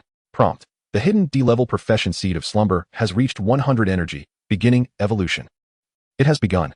Su Xing felt his heart leap violently. A terrifying tremor, originating from the deepest recesses of his bloodline and the very core of his soul, erupted with an overwhelming force. He barely had time to react as an irresistible surge of immense power surged forth from within him, compelling him to kneel on one knee, his palm pressing heavily against the damp earth beneath him. In the next moment, he seemed to behold countless ethereal, emerald-green tendrils emanating from his palm, from his knee, from every point of contact between his body and the ground, surging forth with wild abandon. These tendrils, as if imbued with life, greedily burrowed deep into the earth, spreading outwards in all directions, intertwining and entwining. Within mere breaths, a colossal web-like energy network, spanning a radius of 100 meters, had formed beneath the surface. Within this radius, the vital pulses of every tree, the minute movements of insects and ants beneath the soil, even the gentle caress of the wind through the grass, resonated with astonishing clarity in his mind. At that moment, it was as if a new dimension had emerged within the world. Ding! Profession evolution complete. The system panel refreshed. The previously gray text now radiated a profound and powerful azure glow. Hidden profession, Abyssal Soul Siphon, C-level. Additional constitution bonus, 100. New skill, Tendril Entanglement, restraining enemy movement. Evolution feature, roots penetrate the surface, forming a web-like energy network underground, capable of sensing life fluctuations within 100 meters. Chapter 11. This, Moonstar Herb, is exclusively ours, Team Thunder. Su Xing slowly rose, gently clenching his fist. An unprecedented surge of power coursed through his limbs. More importantly, he felt an innate affinity with the earth beneath him, as if he had taken root within this dense forest. Finally, he had reached sea level. One of his dual D-level talents had successfully completed its first leap. Just as Su Xing reveled in this newfound power, his personal communicator on his wrist vibrated softly. It was Teacher Yinshang. Upon connecting, her delicate visage, marked by a blend of urgency, surprise, and disbelief, appeared before him. Su Xing, are you all right? The first words out of her mouth were filled with genuine concern. She gazed at the light that representing Su Xing, which had surged from the periphery into the mid-level, leaving all other talents far behind, the first to reach level 10. Her heart raced, nearly leaping from her throat. I saw your level. Well done. Her voice brimmed with uncontainable joy. After a moment, she added with worry, but do take care, don't push yourself too hard. The final reward of the trial is far less important than your safety. In a world where everyone else questioned, gossiped, and even envied him, this unadulterated trust and concern flowed through Su Xing like a warm stream, melting the ice encasing his heart, hardened by revenge. He fell silent for a moment, nodding gently. Thank you, teacher. I understand. After ending the communication, Teacher Yinshang's caring and contented visage gradually faded. Su Xing stood still, the tension within him, taught from monster slaying and leveling up, momentarily loosening. In this cold and cruel world, such pure kindness was a treasure more valuable than any equipment or skill. He gathered his thoughts, burying this warmth deep within his heart. The immediate priority was to grow stronger. He closed his eyes, no longer relying on sight, but instead plunging all his consciousness into the earth beneath him. The world transformed. In his perception, he felt as if he had become the sovereign of this land. Countless ethereal roots, centered around him, instantly blanketed the underground world within 100 meters. He could sense the slow flow of life energy within every tree. He could feel the subtle movements of every insect as they turned the soil beneath. This was an entirely new dimension, an omniscient perspective commanding the pulse of life. The Abyssal Soul Siphon not only granted him a control skill, but also a godlike realm of reconnaissance. Su Xing began to meticulously sift through the life signals within this area. Soon, his consciousness was drawn to a distinct light point. At the center of an area surrounded by several powerful energy orbs exuding a ferocious aura, the Silver Wolf Pack, there lay a life energy that was entirely different. This energy was not wild like the other creatures, but rather cold and pure, akin to a handful of radiant moonlight blossoming quietly in the night. Moonstar Herb, undoubtedly a rare alchemical material. Su Xing's heart stirred, and he immediately concealed all his presence, moving like a weightless shadow toward that area with stealth. Just as he silently approached, on the verge of entering the grass guarded by the Silver Wolf Pack, a cacophony of unrestrained footsteps and voices erupted from the other side of the forest. Hurry, the map shows it's right around here. Damn, I'm exhausted. Why is this cursed place so vast? Once we find the Moonstar Herb, Wei-Go promised to share plenty of benefits with us. Su Xing's steps halted abruptly. He slightly turned his head, peering toward the source of the sound. A group of individuals swaggered out from the woods, with the leading figures being Li Wei and Lin Xingya. Behind them trailed 3 equally well-equipped teammates. It was evident they were an elite squad carefully nurtured by some family or faction, clutching a rudimentary beast skin map with a clear objective. The 2 teams encountered each other in the forest clearing. The 5 from the opposing side immediately spotted Su Xing, who stood alone. Li Wei's expression transformed in an instant from alertness to astonishment, then to exaggerated mockery. "Who do we have here? Is it our dual D-level genius, Su Xing?" he exclaimed, as if witnessing the most hilarious spectacle in the world. "Look at you, surviving against all odds. How did you manage to escape the hooves of those wild boars?" His gaze swept over Su Xing like a searchlight. Upon noticing the heavy, silver-glimmering Boar King armor, a flash of intense jealousy crossed his eyes. Yet that jealousy was swiftly overshadowed by deeper disdain and contempt. "Huh," Li Wei scoffed, stepping closer and gesturing towards Su Xing's armor with his chin. "Lucky you. Picking up some cheap gear, and you really think you're someone special now?" He scrutinized Su Xing from head to toe, his gaze akin to that of a jester wearing oversized adult clothing. "This is the mid-level of the dense forest, not a place for trash like you. If you know what is good for you, scuttle off." He arrogantly pointed his battle axe towards Su Xing, his tone leaving no room for doubt. "This moonstar grass, and this very place, belong to our Thunder Squad." The atmosphere instantly became taut with tension. Just then, Lin Xingya gracefully stepped forward, adorned with her signature, pitiable expression. She gazed at Su Xing with a voice seemingly laden with concern and worry, softly saying, "Su Xing, Li Wei speaks rather bluntly. Please do not take offense. We are only looking out for your well-being. This place is far too perilous. The silver wolves surrounding here are not foes you can contend with. You should leave quickly." However, as she uttered these benevolent words, the corner of her eye discreetly signaled Li Wei with a glance. The meaning behind that look was unmistakable. If he does not leave, incapacitate him, and seize that glaring silver armor he wears. This subtle, self-assured gesture, believed to go unnoticed, was fully perceived by Su Xing, whose mental acuity far surpassed that of ordinary individuals. Observing the clumsy yet synchronized performance of the couple, Su Xing felt no stirrings in his heart. In fact, he found it somewhat amusing. There was no need to get riled up over such scum. It was not worth the trouble. It was far better to see through their schemes than to continue being deceived by them. He remained silently rooted in place, voiceless. Neither anger nor fear marred his countenance. His silence was akin to the most profound disregard. Such indifference ignited Li Wei's pathetic sense of pride more than any vehement rebuttal could. "Damn it, are you deaf or mute?" Li Wei, witnessing Su Xing's lack of reaction, erupted in fury, slamming the battle axe heavily against the ground. "I'm talking to you, you ungrateful waste." Finally, Su Xing made a move. He slowly lifted his eyelids, his calm, unfathomable gaze meeting the antics of the 2 clowns for the first time. His face remained devoid of expression, but his eyes were as tranquil as one observing 2 corpses on the verge of cooling. Chapter 12. Li Wei's despair. Instantaneous death by the boss. Li Wei's furious tirade echoed through the woods. His words, "You ungrateful waste," buzzed like a persistent fly, futilely assaulting the heavy silence. Su Xing's gaze fell placidly upon Li Wei and Lin Xingya, a look devoid of any human emotion, akin to that directed at lifeless objects. This extreme indifference left Li Wei feeling as though he had struck a punch against cotton, his chest constricting with an unbearable tension.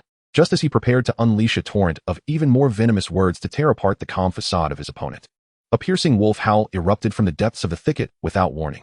This sound was no ordinary beast's roar. It bore a palpable mental shock, akin to an invisible hammer crashing into each person's mind. The 3 team members behind Li Wei groaned in unison, their faces draining of color, their bodies swaying uncontrollably, eyes brimming with confusion and anguish. Even the S-rank, Berserker, Li Wei, and the healer, Lin Xingya, felt a sudden wave of dizziness, as if their very souls trembled from the force of that howl. Only Su Xing remained still, unperturbed. His mental attributes, far exceeding the norm, rendered him nearly immune to such levels of psychic pressure. He merely raised his gaze slightly, shifting it from Li Wei's distorted face of horror to the grassland guarded by the pack of silver wolves. Silence. A deathly silence. The wind ceased, the insects fell silent, and even the rustling leaves seemed to be paused. A cold, arrogant, and blood-scented pressure surged forth like a tide. Tap, tap, thud. Steady and rhythmic footsteps emerged from the shadows deep within the grassland. A colossal wolf, 7 or 8 times larger than an ordinary silver wolf, advanced with elegant yet lethal strides. Its entire body was cloaked in a silvery fur that shimmered like moonlight amidst the dappled shadows of the forest.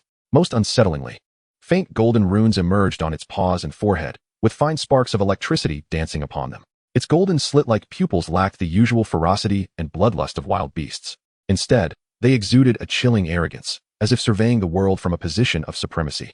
It stood calmly, as if it were the sovereign of this forest, surveying its domain. One of Li Wei's team members trembled as he raised the communicator on his wrist, activating its scanning function.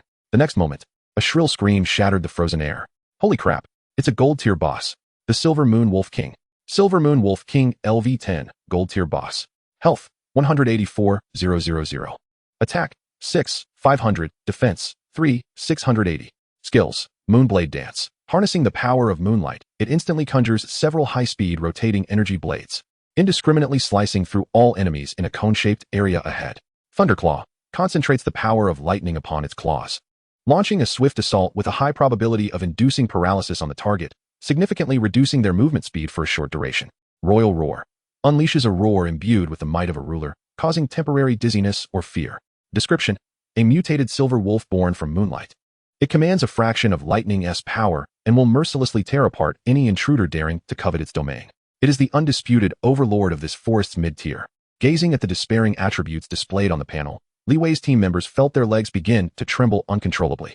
However, after the initial shock, a fervent greed ignited in Li Wei's eyes. A gold-tier boss. Such a top-tier existence is rarely seen even in the entire newcomer trials. If we can slay it, the rewards will be unimaginable. What are we afraid of? It's merely a beast. Li Wei bellowed, forcibly suppressing his fear to rally himself and his teammates. In his mind, this was the perfect opportunity to display his supreme prowess in front of Lin Qingya and to assert his dominance over the perceived waste that was Su Xing. Prepare for battle. Let's show them the strength of our Thunder Squad. He roared, activating the S-rank Berserker skill. For glory. Li Wei's bulging muscles tore through the sleeves of his shirt, his skin flushing an unnatural crimson as a ferocious aura erupted from within him. Gripping his battle axe tightly, he launched himself forward like a cannonball, charging directly at the Silver Moon Wolf King. Qingya, get ready to bolster my status. His voice brimmed with unwavering confidence. Yet, the Silver Moon Wolf King merely cast a cold glance in his direction, its eyes reflecting the disdain one might reserve for a mindless ant. As Li Wei's mighty axe descended with tremendous force, the beast did not even flinch. Clang! A deafening clash of metal reverberated. Li Wei felt as though his axe had struck an indestructible divine metal. An unparalleled backlash surged through the axe handle violently. Crack! The unfortunate forced blood loss left a gaping wound in his palm, the flesh torn asunder by an overwhelming force, blood gushing forth. His entire arm instantaneously succumbed to numbness. The battle axe slipping from his grasp, spinning in the air before crashing onto the distant grass with a resounding thud. Yet, on the silvery fur of the moonlit Wolf King, not a single mark remained. The fervor and confidence that had adorned Li Wei's visage were abruptly replaced by an abyss of shock and terror. How could this be? His full-force strike failed to breach its defenses? The moonlit Wolf King appeared incensed by the affront of this insignificant creature. It disdainfully raised its right paw, crackling with faint golden lightning. Swift, incredibly swift. A silver bolt of lightning arced through the air in an instant. With a sickening sound, Li Wei was sent sprawling, blood gushing from his mouth. His suit of bronze-grade armor nearly shattered. Had it not been for his bronze-grade equipment and his full investment in physical attributes, he would have been expelled from the initial dungeon. The moonlit Wolf King struck again with lightning speed, and one of Li Wei's comrades was severed in twain by the razor-sharp claws before he even had a chance to scream. Blood and innards erupted, and in a flash of white light, the unfortunate soul was teleported away. Instant kill. The disparity was insurmountable. There was no contest. Flee. Run for your lives.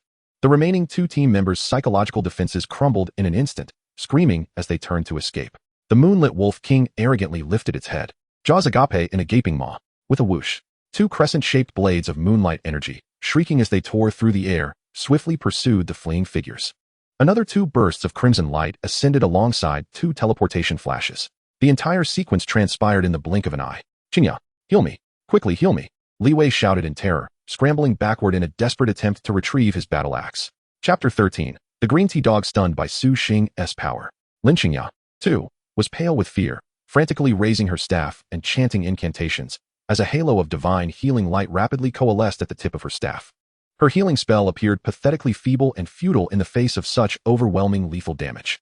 In the blink of an eye, the once mighty Thunder team was reduced to just Li Wei and Lin Qingya, standing back to back, gazing at the moonlit Wolf King, which approached with the elegance of death itself, enveloped in an unprecedented sense of fear and despair. An S-grade talent meant nothing before a golden-grade boss. Li Wei's legs trembled as if filled with lead, while Lin Qingya's delicate features, typically marked by a pitiful expression, now displayed genuine terror as she crumpled to the ground in utter disarray. A howl. The moonlit Wolf King, seemingly losing patience with these two feeble beings, emitted a low growl, its powerful hind legs propelling its massive form into the air, claws glinting with lethal electricity, aimed squarely at the heads of the two. It was over. That was the last thought to flash through Li Wei and Lin Qingya's minds. The shadow of death engulfed them completely. In a moment of dire peril, a sudden transformation occurred. Boom. Just as the Wolf King leapt into the air, claws poised to strike, the ground before them erupted without warning. Dozens of tendrils, as thick as an infant's arm and radiating a deep green luminescence, surged upwards like the tentacles of a long-dormant abyss. They did not assault Li Wei and Lin Qingya. Instead, with astonishing speed and precision, they ensnared the moonlit Wolf King's powerful limbs and torso. Tendrils entwined. The thunderous assault was abruptly halted midair by this unexpected binding. The colossal form of the moonlit Wolf King was bizarrely frozen in place, less than half a meter from Li Wei and Lin Qingya's faces. They could even smell the scent of blood emanating from the Wolf King's maw and feel the acrid odor of burnt air from the crackling electricity on its claws. Time seemed to stand still in that moment. Li Wei and Lin Qingya, frozen in shock, turned their eyes inch by inch to witness the most unbelievable sight of their lives. Not far away stood Su Xing, the one they had always regarded as worthless, calmly observing as if the cataclysmic display of power was merely a casual flick of ash from his cigarette. What? This is... Li Wei's lips trembled, unable to articulate a single complete word. How could a D-grade class user possibly restrain a golden grade boss? Su Xing paid no heed to their astonishment. The instant the tendrils ensnared the Wolf King, golden lines flickered across his eyes. Weakness analysis. In Su Xing's vision, the restrained moonlit Wolf King was suddenly adorned with several red highlighted areas of varying sizes. The joints of its forelimbs, the weakest defense, rendering its mobility vulnerable. The center of its forehead, where moonlight energy coalesced, destruction here would cause immense damage and induce a brief energy disruption. Everything was laid out in his mind with textbook precision. Now was the moment. Without hesitation, Su Xing moved like the wind, positioning himself within striking distance as the Wolf King thrashed violently, on the verge of breaking free from some of the tendrils.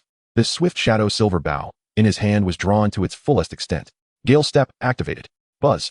The bowstring quivered, and an arrow gleaming with silver light, accompanied by a sharp whistle, was accurately loosed towards the most prominent weak point on the Wolf King's forehead. With a sickening sound, 4,528, a crimson number, capable of instilling despair in any newcomer, floated above the moonlit Wolf King's head. Following the use of Gale Step, the first attack must trigger a critical hit, compounded by the weakness. Damage maximized. The moonlit Wolf King let out a wretched howl of agony. The golden runes on its forehead dimmed instantly, and its frenzied aura faltered. Li Wei's full-force strike had forcibly deducted 2 points of health. Su Xing's casual arrow inflicted 4,500 damage. This was no longer a mere gap. It was a chasm, the distinction between deities and mortals. Li Wei and Lin Qingya stared dumbfounded at the damage number, feeling as though their worldview had been utterly shattered into dust. A howl of rage erupted from the Wolf King, its pain igniting an uncontrollable fury as it unleashed all its moonlight energy, forcibly breaking several of the tendrils binding it. Its blood-red eyes fixed fiercely on Su Xing in the distance. Abandoning the 2 insignificant ants before it, it charged forward with unbridled murderous intent. Su Xing immediately retreated, but his arrows flew unceasingly, targeting the Wolf King's analyzed weaknesses. 424, 452, 438. The Wolf King moved with incredible speed, its silver form leaving behind a trail of afterimages through the forest. Yet Su Xing's movements were even more elusive, leveraging his extraordinary agility to maintain a delicate distance from the beast. The two danced in a relentless chase through the woods, the Wolf King in pursuit, driven by unyielding rage. Each slash of the claws cleaved through the air with an electrifying crackle, carving deep ravines into the ground. Su Xing, composed and unhurried, retreated gracefully. The swift shadow silver bow in his grasp transformed into the scythe of death, with every quiver of the bowstring. A damage number unfurled above the head of the silver moon Wolf King. In just 1 minute, the health bar above the Wolf King's head plummeted at a visibly alarming rate, nearly by 10. From a distance, Li Wei and Lin Qingya, who had just clawed their way back from the gates of hell, beheld this spectacle with clarity. How ferocious! Is this still a human? Li Wei murmured, his voice trembling, overwhelmed by the explosive damage and extraordinary speed. As the distance gradually closed, the Wolf King's claws nearly grazed Su Xing's back. Just then, a green light flickered beneath Su Xing's feet, and several tendrils burst forth from the earth, ensnaring the Wolf King's ankles. Although it only halted him for less than half a second, it was sufficient for Su Xing to create another gap. Timing, masterfully executed. Roaring in fury, the Silver Moon Wolf King, incensed by repeated failures and continuous bleeding, summoned its pack. Dozens of level 10 silver wolves surged from the forest, recklessly lunging at Su Xing from all directions. Unfazed by the onslaught, Su Xing didn't flinch, even sparing them a glance. His entire focus remained on the distant Wolf King, bracing himself against the bites of several silver wolves. His formidable defense rendered the wolves' attacks merely a trivial deduction of health. Inconsequential. Being attacked by the wolf pack inflicted only minor damage, but a strike from the Wolf King would be fatal. Su Xing's effortless navigation through the throngs of monsters in this scene left Li Wei and Lin Qingya dumbfounded. To withstand the onslaught of elite monsters solely to kite a golden boss. What terrifying power and combat awareness this displayed. The visual impact of this moment left an indelible impression on both of them. How astonishing. Is this truly a human? The explosive damage, the astonishing speed, and the outrageous defense. Meanwhile, the golden boss, unable to catch up or land a hit, vented its pent-up fury on the two trembling spectators. Failing to reach Su Xing, it unleashed all its wrath on the only targets it could attack. Chapter 14. First kill of the golden level, global announcement. Not good, run. Li Wei exclaimed as he saw the Wolf King charging toward them, immediately abandoning Lin Qingya to flee for his life. He scrambled backward. But how could the Silver Moon Wolf King grant him an escape? Unable to catch Su Xing, could it not deal with two worthless beings?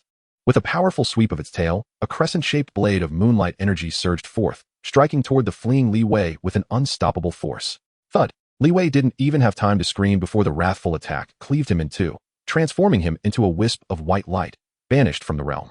In his final moments, disbelief etched across his face.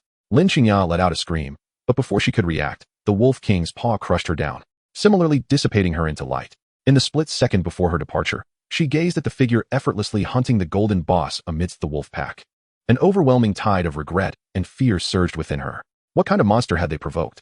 After Li Wei and Lin Qingya were obliterated, the ground was left strewn with a collection of equipment and several vials of shimmering blue potions. As the two vanished in a flash of white light, Su Xing's gaze swept over the remnants, but he did not immediately gather them. His primary task now was to eliminate those bothersome wolf pups. 3 minutes later, as the last silver wolf let out a mournful cry and collapsed, tranquility resumed in the vicinity. Only the furious panting of the Silver Moon Wolf King and Su Xing's steady footsteps remained. With the interference of the wolf pack eliminated, Su Xing's efficiency surged dramatically. Another 5 minutes of intense kiting and harassment had reduced the Wolf King's health to less than half. Its once resplendent silver fur dulled, marred with wounds of varying depths. Its movements noticeably sluggish. Yet, a slight furrow appeared on Su Xing's brow. The blue bar representing his mana on the panel had completely run dry. Had it not been for the excessive expenditure of mana to clear out the wolves, this golden boss would likely have been on the brink of death by now. Just as Su Xing's skill, Wind Step, could not be activated due to the depletion of mana, the Silver Moon Wolf King keenly sensed the minute delay in his speed. An opportunity. A howl, laced with ecstasy and brutality, erupted from the Wolf King as its massive form transformed into a streak of silver lightning, lunging ferociously. Danger. In that fleeting moment, Su Xing's gaze locked onto the few blue potions left behind by Li Wei and Lin Qingya after their demise. Taking a gamble, he executed a swift sideways roll, narrowly evading the Wolf King's lethal pounce, and without a moment's hesitation, dashed toward the pile of spoils. With its strike missed, the Wolf King grew even more frenzied, pivoting to pursue him once more. Su Xing could almost feel the scorching, bloody wind at his back. A remarkable slide allowed him to narrowly escape the Wolf King's desperate attack. His right hand scooped the ground, deftly seizing the potions. Gulp. Without glancing back, he immediately downed one vial. The icy liquid flowed down his throat, and his depleted mana surged back to life at a visibly accelerated rate. Strength returned to his body. The game was about to conclude. A glint of determination flashed in Su Xing's eyes as he activated Wind Step, once again, dramatically increasing his speed, pulling away and resuming his relentless kiting. 4,500. A critical hit for the first time. 5 minutes later, under the relentless binding of tendrils and ceaseless targeted attacks, the Silver Moon Wolf King emitted a despairing and defiant wail as its colossal form crashed to the ground. Su Xing drew back his bow, the final arrow infused with lethal intent, striking true into its mangled forehead. 4,500. A massive critical damage number floated upward. Kill Golden Level Boss Silver Moon Wolf King LV10. Earn 20,000 experience points, 40 free attribute points. Abyss Soul Harvest Progress 10. Acquired. Silver Moon Chestplate, Golden Level. Silver Moon Leggings, Golden Level. Skill Book, Moonlight, Golden Level. 2,000 copper coins. Almost simultaneously with the Wolf King's collapse, a dazzling golden announcement, more resplendent than during the previous kill of the Pig King, illuminated the skies of every nation and every new player starter dungeon like a radiant sun. Global announcement. Miracles reappear. D-class Observer from the Dragon Kingdom achieves the world's first kill of the Golden Level boss, Silver Moon Wolf King LV10. Reward. 300 free attribute points. 1 golden treasure chest. At that moment, in the United States, within the initial dungeon Storm Canyon, a young man, enshrouded in golden lightning, descended like a deity upon the realm. He wielded his thunderous war hammer with fervor, striking it fiercely into the cranium of a golden tier boss, the Storm Giant. This remarkable individual was none other than the most resplendent genius of M Nation, the SSS class practitioner known as Thor Kane. As the storm giant's health dwindled to a mere whisper, signaling the imminent completion of his first kill, a victorious smile graced Kane's face. However, in that very moment, an excruciating global announcement shattered the tranquility. Kane's smile froze instantly. Damn, that observer again. And from Dragon Nation. The fleeting distraction cost him dearly, as the storm giant, in its dying throes, delivered a devastating blow that sent him careening through the air, crashing into the ground and creating a deep crater. How could anyone be swifter than I? Grasping his chest, Kane erupted with impotent fury. Anyone would feel indignation when their first kill was stolen. He harbored a burning desire to rush to Dragon Nation and eliminate the observer. Meanwhile, new SSS class practitioners from various nations were equally incensed. This must be a farce.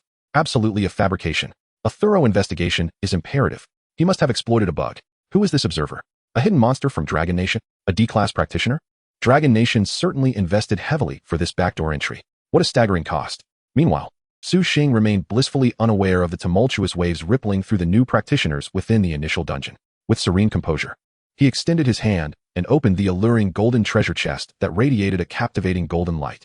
As the golden glow enveloped him, an array of equipment, shimmering with the brilliance of moonlight, unveiled itself before his eyes. Silver Moon Bow, Golden Tier. Attributes: Strength 400, Agility 400. Description: a battle bow forged from moonlight metal. Its arrows silent upon release, leaving only a silver trail of death. Silver Moon Boots, Golden Tier. Attributes: Constitution 400, Agility 400. Description: etched with tranquil lunar patterns. These boots render each movement as silent as moonlight, leaving no trace behind. Silver Moon Helm, Golden Tier. Attributes: Constitution 400, Spirit 400. Description: it is said that gazing into the moonstone on the helm brings clarity to the mind. Under the protection of moonlight, chaos and illusions cannot disturb your will. Silver Moon Bracers, Golden Tier. Attributes: Strength 400, Spirit 400. Description: binding the cold energy of moonlight to your wrists not only enhances your arm strength, but also allows you to feel the tidal pull of the lunar sea while channeling energy. Chapter 15. Is this the data one would expect from a level 10 novice? For pieces of equipment, all of Golden Tier, Su Xing glanced at the two pieces of silver gear adorning him, feeling a sudden disdain. Golden Tier equipment is undeniably superior. The attributes of a single golden piece surpass those of two silver pieces combined. If he donned the entire set, would the previous Silver Moon Wolf even stand a chance? With a single arrow, it would be pinned to the ground. Additionally, the two Golden Tier items dropped from the boss were clearly part of a set. Silver Moon Chestplate, Golden Tier. Attributes: Constitution 400, Strength 400. Description: forged from core metals condensed by moonlight, it serves as an unyielding silver wall, guarding your vital points while continuously infusing your body with the resilient power of moonlight. Silver Moon Greaves, Golden Tier. Attributes: Spirit 400, Agility 400. Description: the silver patterns flowing across the greaves form a miniature lunar pathway, guiding your steps into silent shadows while channeling the lunar energy gathered along the way into your sea of spirit. 6 pieces of Golden Tier equipment. Su Xing donned them immediately. The harmonious interplay of the gear formed a complete set instantly. After equipping this ensemble, an aura far more potent than before surged from Su Xing, ascending to the heavens. At this moment, he had truly upgraded his arsenal. Simultaneously, Su Xing was astonished to discover that the set boasted additional bonuses. What a delightful surprise. Silver Moon Set, 66. Set Effect 1, Lunar Protection, all attributes 20, doubled under moonlight. Set Effect 2, Moonshadow Assault, 10 chance to trigger a no-cost, Moonblade, attack upon striking. The first effect enhances all attributes, and as a percentage increase, it signifies that the higher your attributes, the greater the boost. Moreover, doubled under moonlight, that translates to 40. Truly invincible. The second effect resembles a simplified version of the Wolf King's Moonblade dance. Yet, with every attack, there exists a chance to trigger the Moonblade without any cost. Essentially, for every 10 attacks, 1 additional attack is granted. A remarkable deal. Overall, the value of this Golden Tier set acquired was exquisite. Su Xing's power surged significantly, not to mention that surpassing those SSS class prodigies was now a certainty. Su Xing examined the soul skill book he had obtained. Moonlight, Golden Tier. Effect: consumes 800 mana, granting 400 spirit for 30 minutes, with a regeneration of 15 mana per second. This effect cannot stack with similar recovery effects. Bathing in moonlight doubles the effect. Description: bathe in the gentle glow of moonlight, continuously enhancing spirit and restoring mana. The potency of the Golden Tier skill book was formidable. While the consumption was significant, it granted a substantial boost of 400 spirit, with mana replenished after 54 seconds. If basking in moonlight, the doubled effect yields 800 spirit and 30 mana restored per second. Henceforth, Su Xing would no longer fret over insufficient mana. His sustained combat capability was terrifyingly robust. He could unleash skills freely. No need to worry about mana depletion. With the moonlight activated, mana would flow abundantly. He even saved on mana potions. Su Xing consumed the skill book, learning the skill Moonlight. A surge of knowledge flooded his mind, and his eyes sparkled with starlight. Su Xing tested the skill effect, consuming 800 mana to activate Moonlight. Current mana, 30. Current mana, 30. Bathed in moonlight. Su Xing's mana began to replenish at a rate of 30 per second. The mana he had expended in battle was gradually recovering. The effect was exceptionally pleasing. Su Xing continued to tally his free attribute points. He earned 60 points from defeating the Silver Wolves during his fight with the Wolf King, an additional 40 points from the Wolf King itself, and a generous 300 points as a reward for the first kill of the Golden Tier boss, totaling 400 free attribute points. Su Xing scrutinized the data on his panel, contemplating briefly before allocating all points to strength. The higher the agility, the more limited the speed increase. Spirit was sufficient for his needs. Now, it was time to focus on constitution and strength. The greater the constitution, the higher the margin for error. In critical moments, he could withstand a few more of the enemy's blows. The formidable defense that compels enemies to suffer damage only serves to amuse Su Xing, especially when he witnesses the bewildered expressions on their faces. With his increasing strength, the margin for error only grows. He effortlessly eliminates foes with a single arrow, leaving them incapable of retaliation, thus significantly enhancing his margin for error. Su Xing. Class, Observer, D rank. Level, 10. Constitution, 1337. Strength, 1753. Agility, 1330. Spirit, 2165. Moonlight skill adds 800. Health, 26740. Mana, 21,650. Attack, 7012. Defense, 5,348. Initial skills, Weakness Analysis, Energy Scan, Energy Siphon, Passive, Root Entanglement. Skills, Silver Armor, Silver Grade. Gale Step, Silver Grade. Moonlight, Gold Grade. Equipment, Silver Moon Bow, Silver Moon Boots, Silver Moon Helm, Silver Moon Bracers, Silver Moon Chestplate, Silver Moon Leggings. Hidden Class, Abyssal Soul Siphon, C rank, 40. Gazing upon the terrifying statistics displayed before him, Su Xing felt an immense satisfaction. As he sensed the unprecedented power surging within him, he exhaled a deep breath. With health at 26,000, attack at 7,000, defense at 5,003, and mana at 21,000. He felt a profound sense of security. Who would dare believe these attributes belonged to a mere level 10 novice? And with a D rank talent, no less? If this attribute panel were to be presented, even those of the same level, but with SSS rank occupations would be envious. Even seasoned veterans of the second and third classes would likely be left speechless. With a mere thought, Su Xing dismissed the flowing moonlight enveloping him and redirected his focus to the ultimate spoils of this battle. Approaching the fallen Silver Moon Wolf King, amidst the chaos, he discovered a peculiar little plant quietly emanating a soft glow. Its leaves were as dark as ink, adorned with star-like specks of light, as if it encapsulated a miniature night sky. Moonstar grass. Su Xing cautiously uprooted it and placed it into his backpack. The moment he touched it, a line of information materialized before his eyes. Moonstar grass, Gold Grade. Description. It is said that this plant only grows in ancient places bathed in both moonlight and starlight. Its leaves seem to carry a miniature night sky, capable of channeling celestial power into the practitioner, enhancing their class's potential. Enhancing class potential? Su Xing's pupils constricted sharply. He instantly comprehended why Li Wei and his companions were so fixated on this little grass. This item could directly elevate a class's rank. If an A-rank genius were to use it, wouldn't they have the opportunity to ascend to S-rank? Could it be that his own D-rank talent as an observer could also ascend? No wonder. The value of this item far surpassed that of an entire set of gold equipment. Chapter 16. The Silent Square, the loudest slap in the face. After securing the Moonstar grass, Su Xing cast a glance at the pile of equipment dropped by Li Wei and Lin Qingyan not far away. Most of it was of bronze and silver grade, appearing dull and insignificant against his current golden ensemble, akin to refuse. However, even refuse was preferable to black iron grade gear. Selling it would still yield a considerable sum. Considerate compensation for having seen through these two. As he gathered the equipment, Su Xing turned his gaze toward the core area of the dense forest. Now, within the entirety of the initial forest of South River Sanctuary, only he remained alive. He ventured deeper into the woods. Meanwhile, outside the initial forest, in the central square of South River Sanctuary, the atmosphere was heavy, even oppressive. On the enormous light screen, the points representing the newcomers had begun to fade one after another. Ultimately, the 5 points representing Li Wei's Thunder Team also turned to gray. Total annihilation. In the square, over 1,000 students, hundreds of teachers, and representatives from various families sighed in lament. Upon the high platform, the highest commander of the South River Sanctuary military, Lei Zhinshan, who had harbored great expectations for the Thunder Team, wore a grim expression as he gazed at the light screen, his fist striking the armrest. What a pity, he said in a low voice, his tone filled with disappointment and frustration. An S-rank paladin and an S-rank healer duo couldn't even take down a single golden boss. It was an utter disgrace. The surrounding teachers unanimously echoed his sentiments. Minister Lei is right. This new cohort indeed falls short in overall quality. Indeed, compared to other top sanctuaries in Long Country, we have lagged behind, step by step. Not to mention comparing ourselves to sanctuaries in other countries. This year's students are the worst I've ever led. It appears that this time, no one will claim the final trial rewards. As Lei Zhanshan listened to the discussions around him, his expression grew increasingly grim. He recalled the previously arrogant D-rank youth, and his anger surged anew. As the glow of the teleportation array dimmed, Li Wei and Lin Qingya appeared in the center of the square in a disheveled state. Li Wei hung his head, looking dazed, as if all the strength had been drained from his body. His once proud battle axe had long since vanished. The pride of an S-rank berserker was crushed under absolute power, leaving cracks in his resolve. The surrounding clamor seemed to fade into the background. What happened? How did the Thunder team get annihilated? Wasn't Li Wei an S-rank? They were supposed to be our South River Sanctuary's elite. How could they have perished without even encountering the final boss? Look at their expressions. They seem as if they've seen a ghost.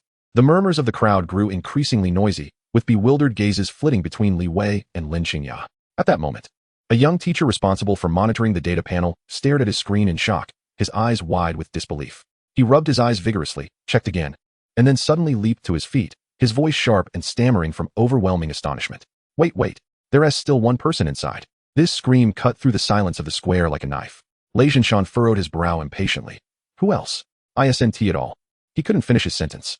As every pair of eyes in the crowd followed the young teacher's trembling finger, they focused on the massive light screen leaderboard at the center. The once dull leaderboard suddenly shone with golden brilliance. A name, in an unmatched stance, directly ascended to the top position. First place, Su Xing, level 10 max. The entire square fell into a profound silence. The sound of a pin dropping could be heard. Everyone seemed to be choked, staring blankly at that name. Their minds completely blank. Su Xing? Which Su Xing? Is it that waste with double D-rank talent? How could this be possible? Before they could recover from their shock, a series of golden kill records appeared on the right side of the leaderboard, like heavy bombs detonating in succession. Kill records: Toothed Wild Boar King, Silver Grade Boss. Silver Moon Wolf King, Gold Grade Boss. Hiss. The sound of sharp intakes of breath echoed throughout the crowd.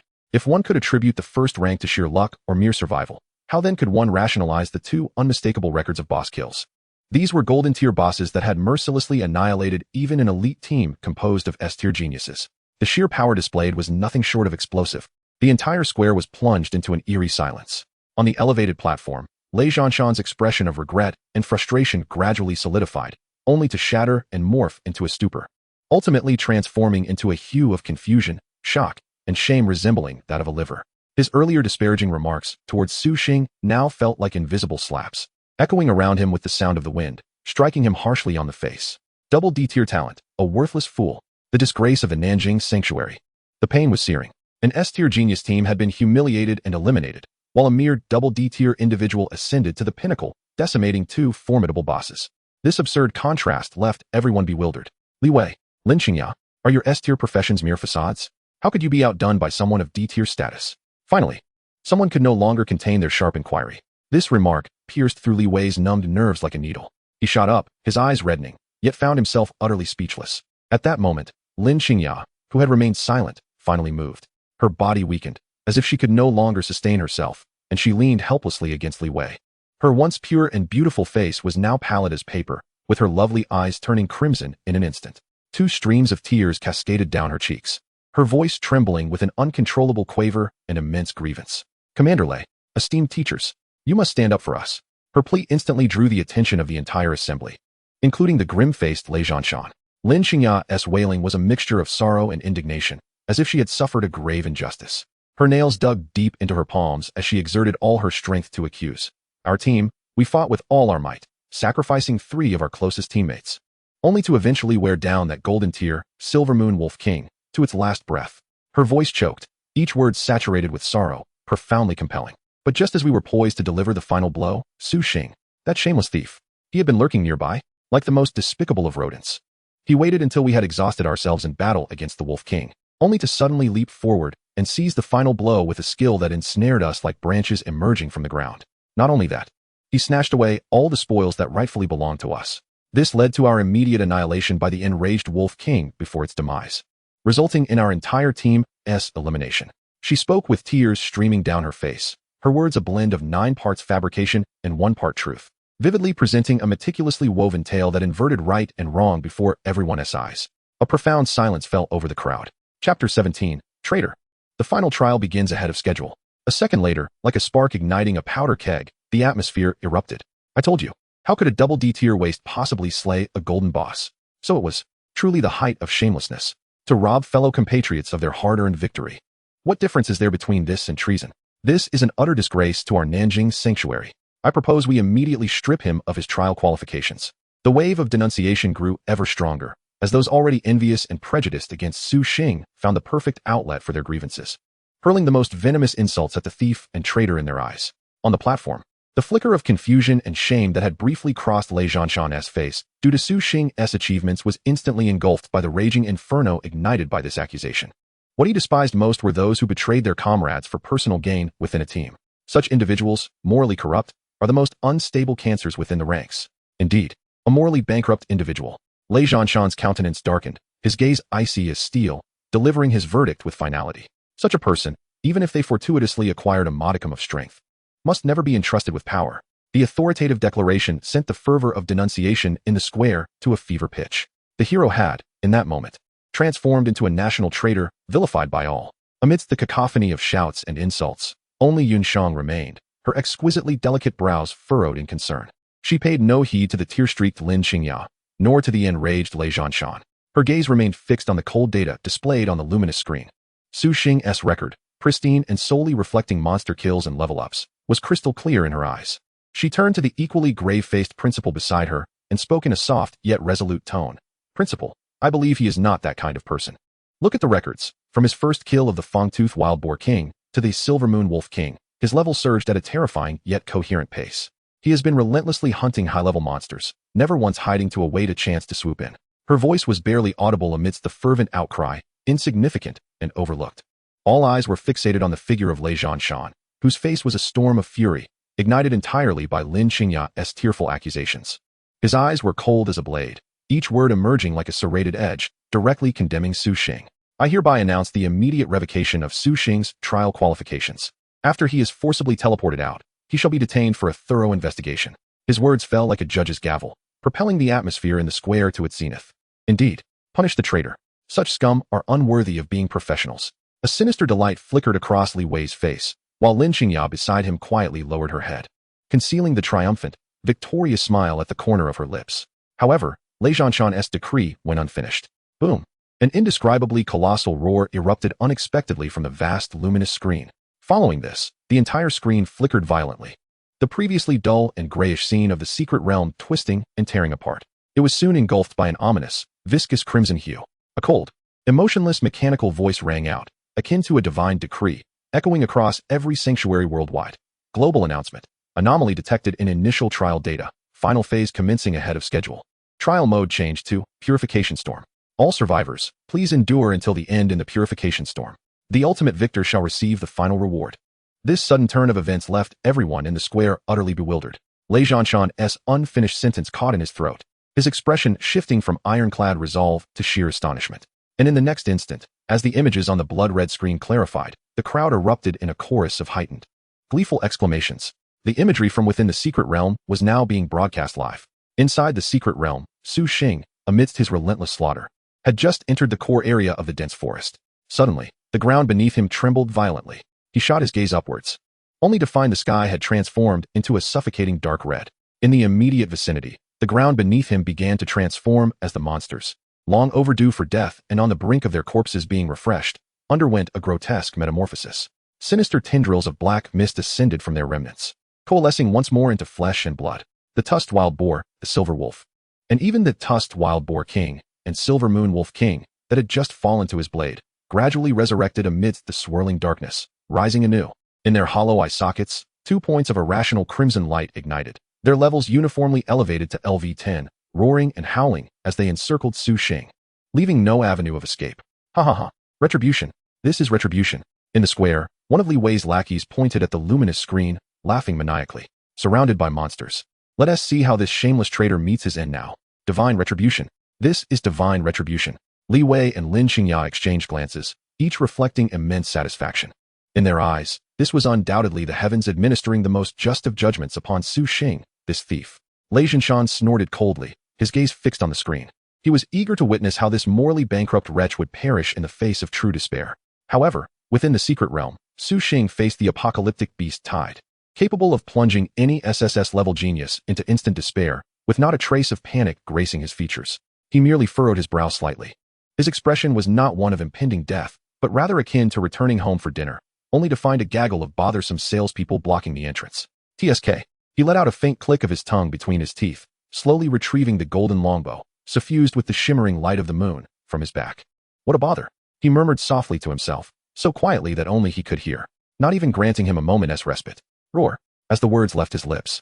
The two largest bosses, the resurrected, tusked wild boar king and silver moon wolf king, surged forth from either side, raising a tempest of dust as they charged towards him with unstoppable momentum. Their might was enough to flatten an entire army. The onlookers outside felt their hearts leap to their throats, envisioning the scene of Su Xing being torn to shreds. Yet within the luminous screen, Su Xing didn't even spare them a glance. He merely raised the silver moon bow, nonchalantly. As he gently pulled back the bowstring, a silver arrow composed purely of energy coalesced instantaneously. The entire process unfolded with the ease of practicing archery in one's own backyard. Whoosh! He released his grip. The silver light flashed and vanished, so swift it was nearly imperceptible. Chapter 18. The sole victor, crowned in silence. In the next instant, the tusked wild boar king, in the throes of its furious charge, suddenly halted.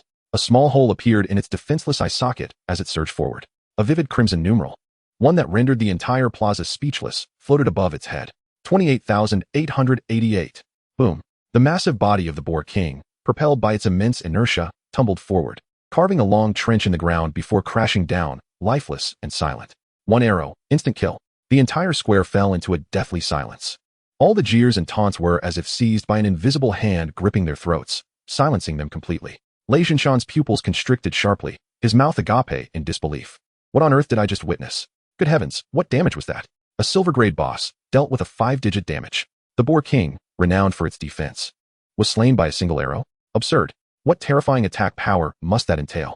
Meanwhile, Su Xing within the secret realm merely blinked, muttering to himself. My current damage output is truly terrifying. Even I am afraid. At that moment, this silver moon wolf king was already upon him, its gaping maw wide open, sharp claws glinting with a chilling light as they lunged at Su Xing. At last, Su Xing moved. He shifted his form, gliding backwards like a specter, evading the wolf king's speed with his extraordinary agility. Simultaneously, his bowstring thrummed. Whoosh, whoosh, whoosh.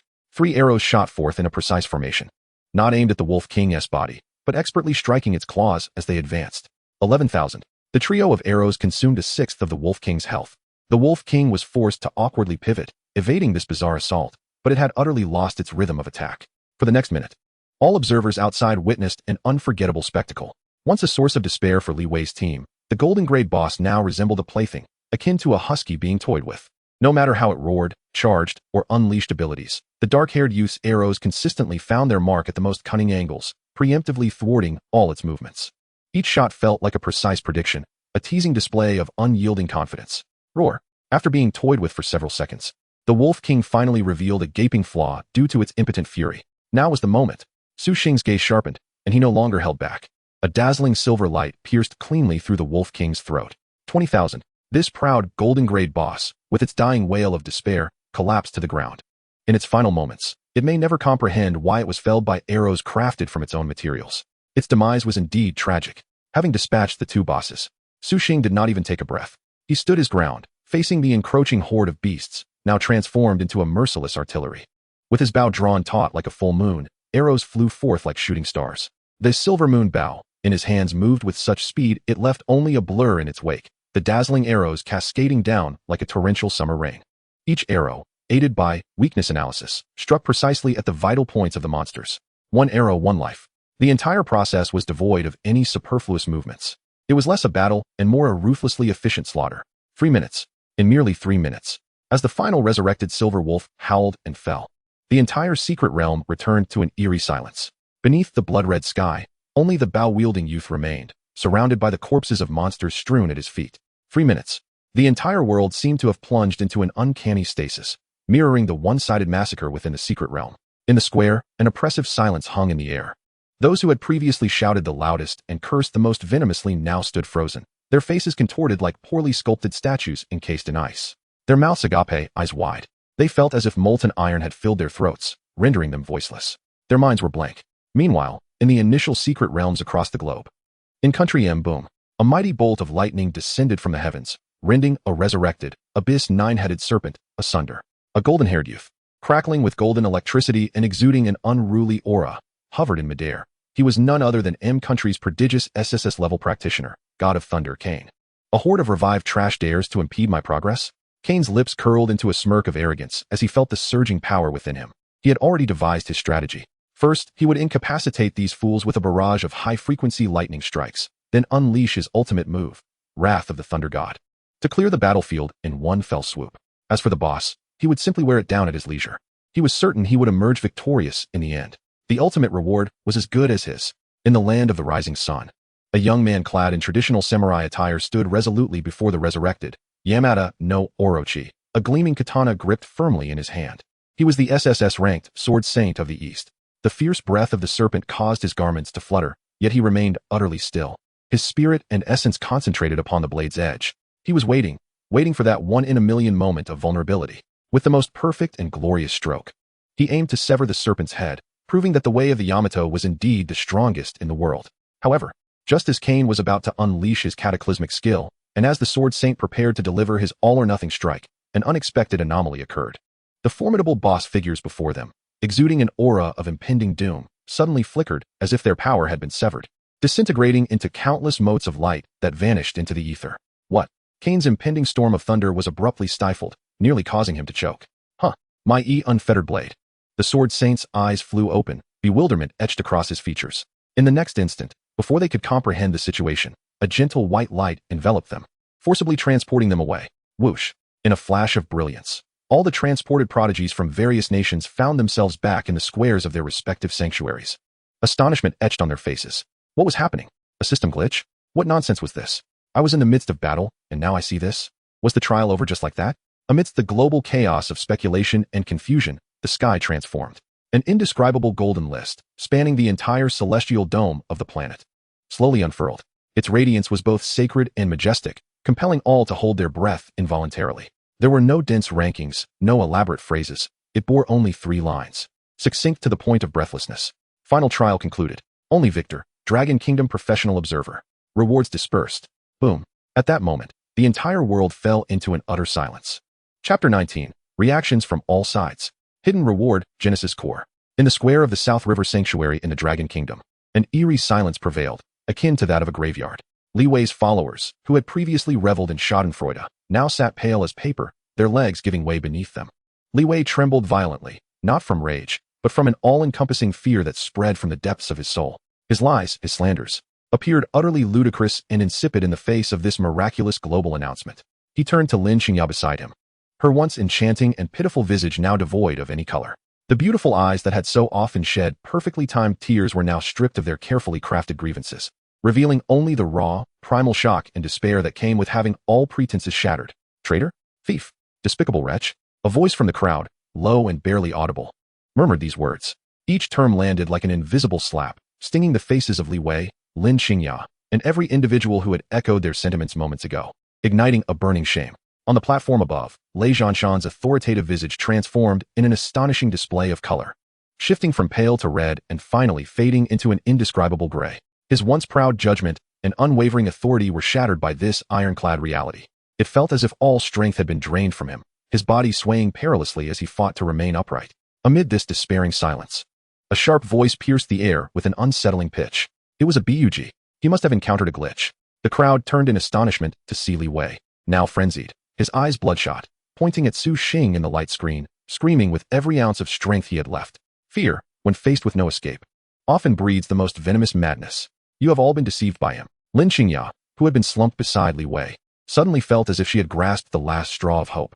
She lifted her head abruptly, a ghastly fury returning to her pallid face. Tears poured forth once more, her voice more piercing and inciting than ever before. Commander Lei, esteemed teachers, have you not realized? She pointed at the screen, her voice trembling with accusation. In the final trial, those were all resurrected monsters. Resurrected, do you understand? They were not the true boss. Merely empty shells spawned by a system Bug. Their strength was reduced to a fraction.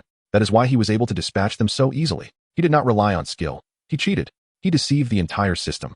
He stole the glory that rightfully belonged to all of us new souls from South River. This screeching reversal of truth detonated like thunder in the stifling crowd. Those who had just felt shame for their foolishness froze momentarily upon hearing her words, only to be illuminated by the sudden realization of having found an outlet for their pent-up feelings. Indeed, a bug. It must be a bug. How could a mere D-ranked waste possibly take down a silver-tier boss with a single arrow? How could he eliminate a gold-tier boss within a minute? This was illogical. So it was. He was an unscrupulous cheater. I knew it. How could a D-ranked waste be so powerful? It must have been a glitch. How utterly shameless. A despicable fraud. Such a person is a disgrace to South River. More contemptible than a traitor. He deceived the system and usurped the ultimate reward. That reward does not belong to him. It must be surrendered. The recently extinguished fury ignited anew, burning with an even fiercer and uglier intensity. The jealousy and ignorance inherent in human nature were laid bare at this moment. They sought not the truth, but merely a means to continue justifying their hatred of others. On the platform, Lei Zhanshan steadied his trembling form. He recalled the terrifying damage numbers displayed on the screen and listened to Lin Xingya's reasonable explanation. His previously shattered understanding quickly found new footing. Indeed, how could a mere level 10 novice possibly inflict such damage? Even an SSS-ranked genius could not achieve such feats. It was illogical. The only explanation was a bug. The resurrected monsters were nothing but hollow shells. This Su Xing was indeed a morally bankrupt opportunist. As he contemplated this, the last vestige of guilt in Lei Zhanshan's eyes dissipated entirely, replaced by an even colder intent to kill. The ultimate reward. The sole victor. He narrowed his eyes. A resolute thought taking root in his mind. To bestow such a divine reward upon a morally corrupt scoundrel is an egregious waste. It poses a grave threat to the Dragon Kingdom. It must be reclaimed by the Sanctum. I shall handle it personally. With a sudden, forceful gesture, he issued his command. His voice is cold as steel. Prepare everyone. The moment he emerges, seize him immediately. Any who dare to resist shall be executed without mercy. The atmosphere in the plaza shifted instantaneously from fervent denunciation to a tense anticipation of slaughter. Meanwhile, at the eye of the storm, it was no longer just Nanjing. In the Dragon Kingdom, at the sacred sanctum of the capital, within a grand palace suspended amidst the clouds, for formidable figures, akin to deities, were simultaneously engrossed in a freshly received data report. The title of the report bore but 3 words: Observer. A swift arrow had annihilated a level 10 silver boss. The final trial had cleared the field in 5 minutes. The sole victor in the entire world. One elder, his hair as white as snow, spoke with an undertone of astonishment. A D-grade profession? Such potential. Unheard of. Investigate. His background. His family. Everything about him. A middle-aged man clad in military attire spoke decisively. Those fools at the Nanjing Sanctum are utterly unworthy of such a prodigy. I have already dispatched personnel, a shadowy figure rasped. A level 7 shadow assassin is hastening to Nanjing. We must retrieve and protect him before other factions can react. Indeed, at all costs, we must secure this genius. In M country, at the Pentagon. A D-grade profession observer? The Dragon Kingdom. A man with golden hair and blue eyes glared at the red alert on the screen, his expression dark enough to draw water. Not another war god must rise among them. Initiate the Star Extinction Plan. Deploy an S-rank assassin squad to infiltrate the Dragon Kingdom, no matter the cost. Hunt for the Observer-S whereabouts. Locate him, then eliminate him. In Sakura country, at the Fuji Mountain Sanctum. Baka, the dragon people are cunning. This observer must die. Without fail, order our hidden forces in the Dragon Kingdom to mobilize fully. Find him, and in the name of Amaterasu, purify him. The undercurrents of the world had surged violently due to the name of a single individual. At that moment, in the very eye of the storm, within the initial secret realm, a beam of light descended from the heavens. It was neither golden nor silver, but a strand of chaotic light that seemed to embody the mysteries of the universe's inception, ignoring all external clamor and conspiracies. It precisely and gently penetrated Su Xing's brow. Su Xing's body trembled slightly. He could distinctly feel a minuscule core, indescribable and seemingly imbued with boundless laws and mysteries, binding itself completely to his soul. Notification: you have obtained the fragment of the unique reward, the Genesis Divine Core, 19. Genesis Divine Core conceals the secrets of SSS-level and higher professional talents. Chapter 20. The World Tree acknowledges its master, public judgment.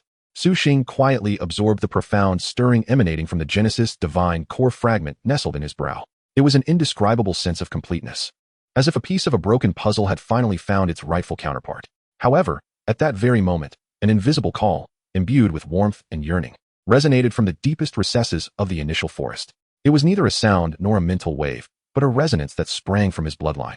From the very essence of his abyssal soul extraction profession, Su Xing's heart stirred, and without a moment's hesitation, he transformed into a fleeting shadow, darting towards the core of the forest.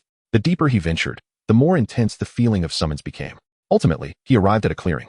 In the center of this clearing stood an ancient tree, immense to the point of being unfathomable. Yet, this tree had completely withered. Its bark was cracked like the wrinkles of an old man, its branches bare and devoid of life, as if it had drained its final drop of vitality over endless years. Yet Su Xing could distinctly sense that beneath this facade of desolation, an exceedingly faint spark of life was resonating with the power within him. Compelled by an inexplicable urge, he extended his hand, gently pressing it against the rough, cold trunk. Boom. At the moment his palm made contact with the tree, a vast ocean of life energy surged from within Su Xing, coursing through the roots of abyssal soul extraction, and flooded into the withered giant. The entire tree trembled violently. Visible to the naked eye, verdant light radiated from the point of contact, cascading like a rushing river, instantly spreading to every corner of the colossal tree. The cracked bark regained its fullness and luster, while the barren branches sprouted tender buds and unfurled verdant leaves at a speed that defied the laws of nature. In mere breaths, this tree, which had seemingly perished for millennia, reawakened with a grandeur that could overshadow the sky. Simultaneously, a stream of information was imprinted deep within Su Xing's soul. Notification: you have awakened the core of the world tree in the initial forest, binding yourself deeply to it. You have gained the unique power, Mark of the World Tree. Mark of the World Tree. 1.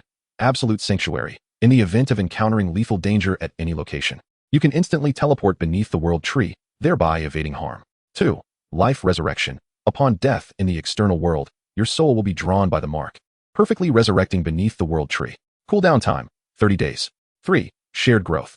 Henceforth, for every new being entering the initial forest, you will receive 100 shared experience from their kills or deaths at the hands of monsters. Su Xing slowly retracted his hand, feeling the profound connection of bloodline with the World Tree, a cold smirk finally gracing his lips. Resurrection, teleportation, and effortless leveling up. This is the true divine reward. With this trump card, from now on, the vast expanse of the world shall present no boundaries. It is time. He glanced at the equipment materials in his bag. The haul from the initial forest had been immense.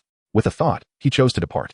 Outside, at the Nanjing Sanctum Plaza, under Lei Jinshan's murderous command, rows of well-armored sanctum guards had encircled the teleportation array, weapons drawn, a palpable aura of menace surrounding them. All eyes were fixated on the teleportation array, eagerly awaiting the appearance of that shameless cheater. Whoosh! A flash of white light, and Su Xing's figure materialized at the center of the teleportation array. He has emerged. Seize him. Hand over the reward. The crowd erupted into a frenzy, cries of greed and fury echoing through the air. Yet, those guards who had shouted the loudest dared not step forward first. Instead, they formed a menacing circle, exuding an oppressive presence. Behind them, Li Wei and Lin Xingya trembled in fear, retreating repeatedly. What others did not know was that they had witnessed Su Xing's terror firsthand. The image of him effortlessly dispatching a golden-level boss with a few arrows would haunt them for a lifetime. They dared only to cower behind the masses, their venomous glares inciting those foolish pawns. In this tense moment, a graceful figure resolutely stepped in front of Su Xing. It was Yunshang. She spread her arms wide, using her not-so-mighty form to erect a barrier for Su Xing, her delicate face etched with urgency and determination. Su Xing, stand behind me. Commander Lei, esteemed teachers, the matter has yet to be thoroughly investigated. You cannot act thus. Lei Jinshan's gaze turned even colder at this scene.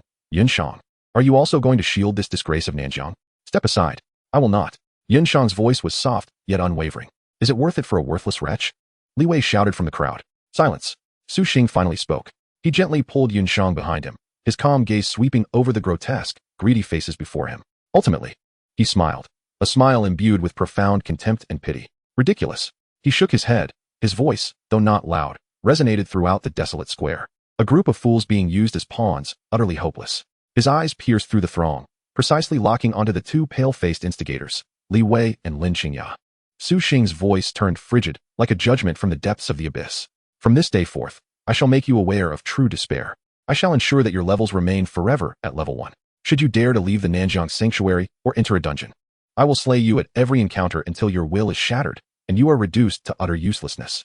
These words were not a threat, but a sentence. Li Wei and Lin Xingya trembled as if struck by lightning, their eyes reflecting a fear more profound than death itself. Presumptuous. On the platform, Lei Jinshan erupted in fury, a terrifying pressure exploding forth. You dare threaten an S-rank genius before me? No one can save you today. Seize him. Between the S-rank genius and the D-rank waste, he unhesitatingly chose to trust the S-rank genius. He was too impatient to wait for his subordinates to act. The terrifying pressure of a 5th-tier warrior bore down on Su Xing like a mountain, intent on personally crippling this arrogant brat. Su Xing's pupils constricted as he instantly connected with the world tree mark on his forehead, preparing to teleport away with Yunshan. However, just as Lei Jinshan was about to strike, a shadow, swift beyond measure, abruptly appeared between Su Xing and Lei Jinshan. Chapter 21. The Arrival of the Seventh Tier. The Invitation from the Divine Guild. Clang. A seemingly understated, yet deafening clash of metal reverberated through the air. Lei Jinshan's furious strike, capable of splitting mountains, imbued with the wrath of a fifth-tier warrior, was halted just half a meter from Su Xing's face by a single hand, a hand that appeared utterly unremarkable. A terrifying shockwave emanated from the two, shattering the ground of the entire square, sending countless fragments skyward. The nearby guards were struck as if by an invisible beast, howling as they were thrown back, crashing down in heaps. As the dust settled, a man clad in dark attire, with an ordinary visage, stood quietly, having not moved an inch. In stark contrast, Lei Jinshan staggered back 3 steps, each footfall leaving deep impressions in the hardened ground as he struggled to regain his balance. His face, now a deep shade of purple, was a canvas of shock and disbelief. You. He fixed an intense stare upon the man before him. His throat choked, each word a monumental effort. 7 tiers. You are a 7th-tier warrior. Boom. Those 2 words detonated like a nuclear bomb in a tranquil pot of oil.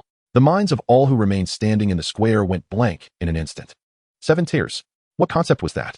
For those still striving for the 2nd tier, and indeed for all within the Nanjiang Sanctuary, it was a legendary realm, an existence as unattainable as the divine. The mightiest in the entire Nanjiang Sanctuary was the 5th-tier General Lei Jinshan, standing before them. Yet now, a living 7th-tier warrior had suddenly and silently descended upon them. May I inquire as to your esteemed identity? Lei Jinshan forced down his astonishment, his voice tinged with dryness. The man ignored him, merely uttering 2 words, Fengshan. These 2 words seemed to carry an enchantment, as though spoken with the authority to manifest their meaning. Lei Jinshan, 7th tier, Shadow Kill, has been sent to invite student Su Xing to join the Dragon Kingdom's foremost guild, Fengshan. To unleash such wrath upon a child was not the demeanor of the highest authority in a lowly sanctuary's military. Shadow Kill emphasized the term lowly sanctuary, infuriating Lei Jinshan, who ground his teeth in frustration, yet felt powerless to refute under the overwhelming aura of the other. The once silent square was now devoid of even the faintest heartbeat. Fengshan, the foremost guild of the Dragon Kingdom, a true behemoth, a divine guild where even 5th-tier warriors are deemed mere lower-tier members. Everyone was bewildered, completely unable to comprehend why such a reclusive top-tier entity would suddenly descend upon their humble Nanjiang Sanctuary to invite a D-rank waste. Had they made a mistake? Could it be? Lei Jinshan's heart raced as an exhilarating thought surged within him, causing him to forget that this figure had just impeded him. He quickly stepped forward, forcing an eager smile onto his face, pointing at Li Wei and Lin Xingya behind him. Ah, it is the esteemed members of Fengshan. My apologies. Surely, you seek them. Our Nanjiang has produced several S-rank talents this year. Student Li Wei and student Lin Xingya are our pride, the finest candidates for your illustrious guild. Yes, indeed.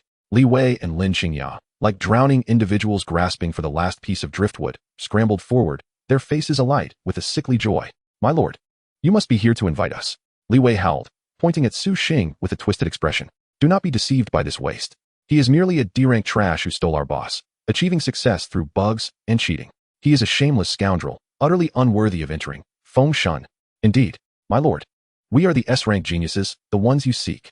Lin Xingya quickly echoed, once again adopting a pitiful demeanor. Su Xing regarded the 2 clowns before him with an even greater disdain in his eyes. It was truly pathetic to act so convincingly that they almost believed themselves. Enough. The man known as Shadow Kill finally expressed his impatience, furrowing his brows. In the next moment, a chilling aura, so frigid it felt as though it could freeze one's very soul, enveloped the entire square. Thud, thud. Li Wei and Lin Xingya felt as though they had been struck in the chest by an invisible giant hammer. Their eyes rolled back, foam spilling from their mouths. And they promptly fainted. Everyone present felt as if a chilling knife was pressed against their throats, rendering their breaths momentarily suspended. Ing Sha, the voice devoid of any emotion, coldly swept over the pallid face of Lei Jinshan. Is it your turn to interject? Lei Jinshan stiffened, embarrassment flooding through him. Cold sweat instantly soaked his back, and he dared not utter a sound. A tumult of shock and fury surged within him. What unfathomable fortune had this Su Xing stumbled upon?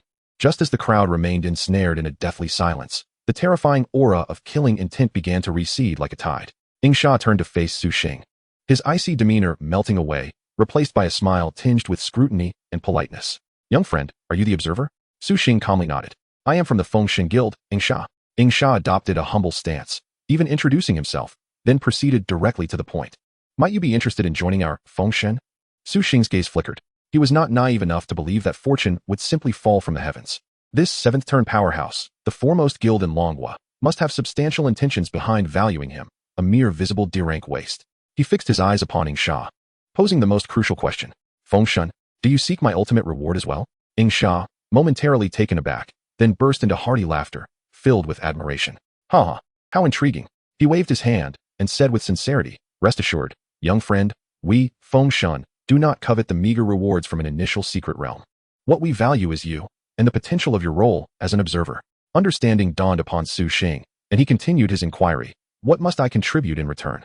You possess a commendable disposition, not swayed by our Fengshan's reputation. Sha's eyes gleamed with approval as he elaborated. It's quite simple. Until you reach the sixth turn, the guild will provide you with all the resources you require, equipment, skills, potions, intelligence, everything you could possibly need. What you need to contribute is merely to undertake some manageable tasks for the guild after you reach the sixth turn, thus aiding our cause. After all, we are the premier guild, our freedom is relatively high, and below the sixth turn, your assistance is minimal. Even above the sixth turn, only the seventh and eighth turns are of considerable benefit, depending on how far you can push yourself. As his words fell, those who had just emerged from the grip of murderous intent found their breaths becoming heavy and labored. Their eyes glistened with fervor. Free resources until the sixth turn. My heavens, that was the sixth turn. The fifth turn General Lei was a godlike presence in the Nanjing Sanctuary. A sixth turn powerhouse was a realm they scarcely dared to contemplate. And yet, here was the Fengshan Guild, willing to amass boundless resources to forge a sixth turn powerhouse. Jealousy, boundless jealousy, like a venomous serpent, gnawed at every heart present.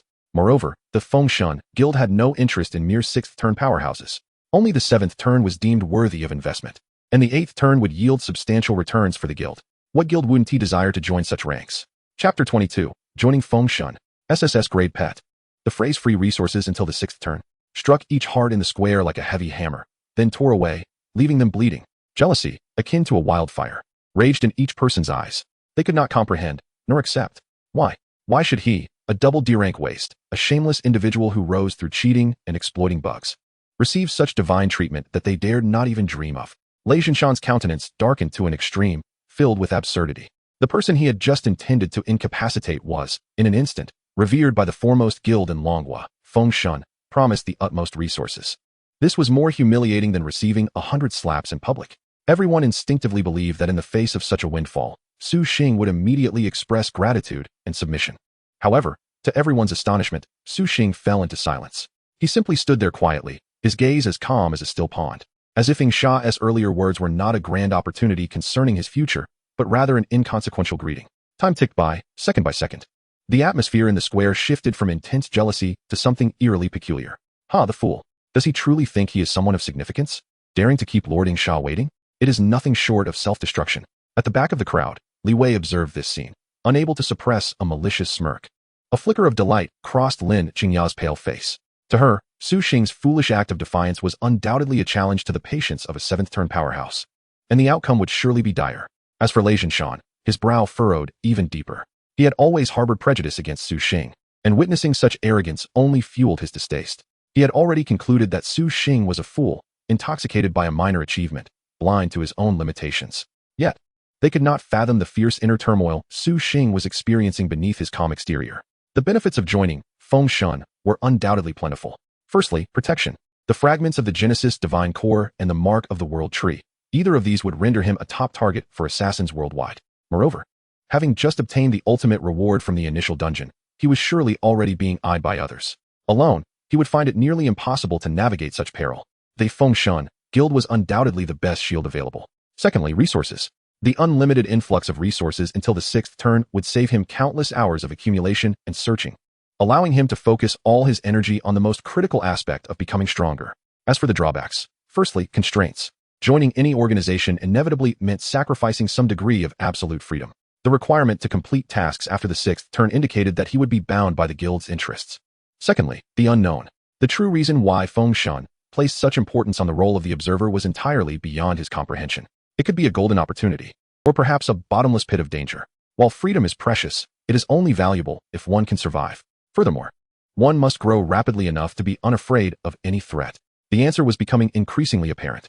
Having unraveled all of this, Su Xing lifted his head to meet Sha's gaze, which held a hint of anticipation. Instead of giving a direct answer, He posed a counter-question to confirm the final crucial point. The personal opportunities of guild members, such as dungeon rewards, the guild would not interfere, correct? Ingsha's gaze sharpened momentarily. Then he burst into hearty laughter, admiration practically radiating from his eyes. Of course, in the realm of function, the principles dictate that the personal gains of each member belong solely to themselves. We shall never covet anyone's opportunities. Our investment is perpetually in the individual. Our ultimate aspiration aligns harmoniously. It is to attain divinity. This was the very essence behind the establishment of function. Upon receiving a definitive response, Su Xing felt no further hesitation and decisively nodded. Very well, I agree to join. At that moment, the previously nonchalant Ingsha visibly relaxed his shoulders. He exhaled deeply, as if he had finally accomplished a task of utmost significance. This subtle gesture sent a jolt of realization through Lei Jinshan, who stood at a distance. He suddenly grasped.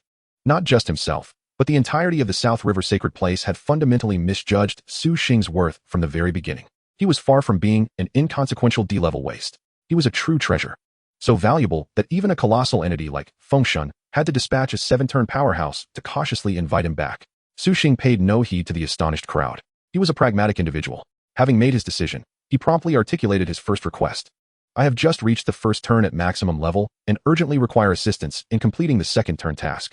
Might the guild be able to provide relevant resources and support? How utterly greedy. Li Wei immediately scoffed with a sour tone. Just agreeing to join and already so impatient to demand benefits.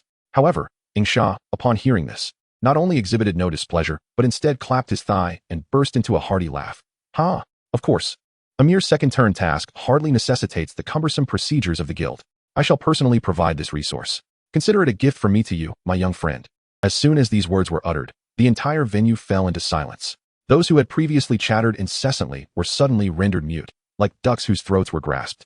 What they perceived as an insurmountable challenge, requiring the combined efforts of an entire family to prepare for the second turn, was casually dismissed by Ingsha as a trivial matter, a mere gift.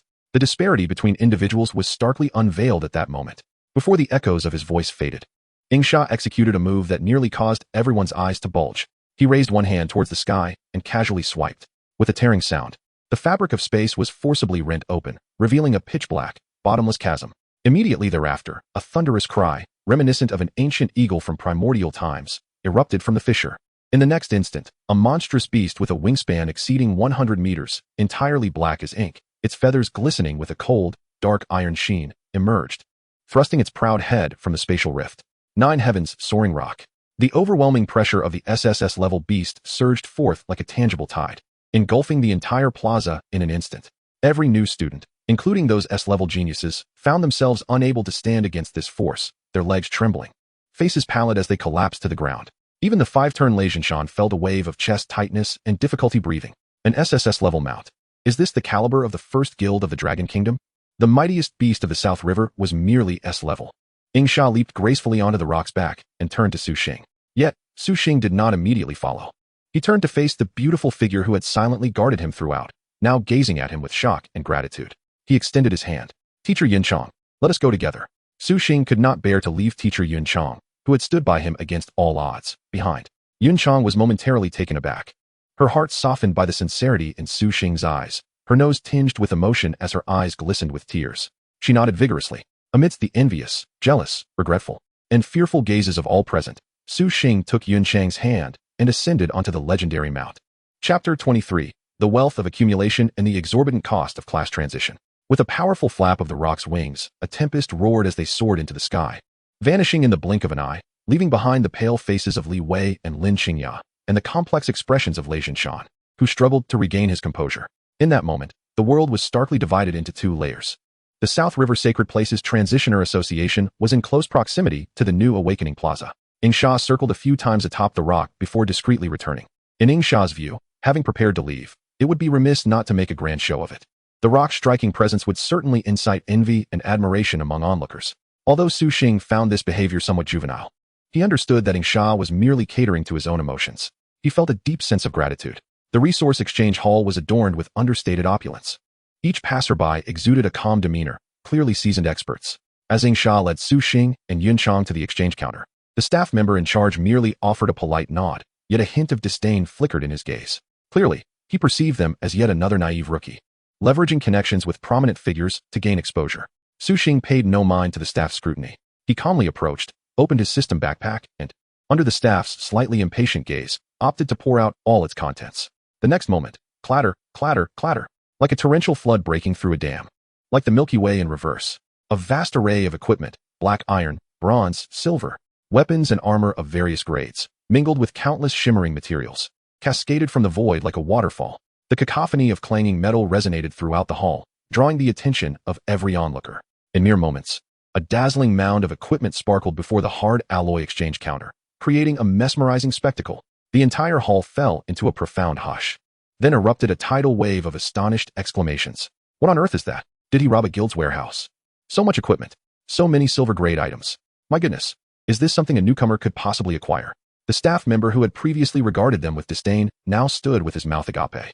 Nearly dropping his jaw in shock, he flustered, his face reddening as he frantically activated the internal communicator, shouting, "Quick! Someone come! Station 3. Inventory check. Urgent assistance required." Yunchang stood by, stunned, covering her mouth in disbelief, her beautiful eyes wide with astonishment as she instinctively blurted out, "Su Xing. Did you just plunder the entire initial forest?" Even the usually composed Ing Sha, a 7-turn powerhouse, felt the corners of his eyes twitch uncontrollably. Though he maintained his facade, turmoil raged within him. "When I transitioned years ago, I nearly fought tooth and nail over a single silver-grade weapon.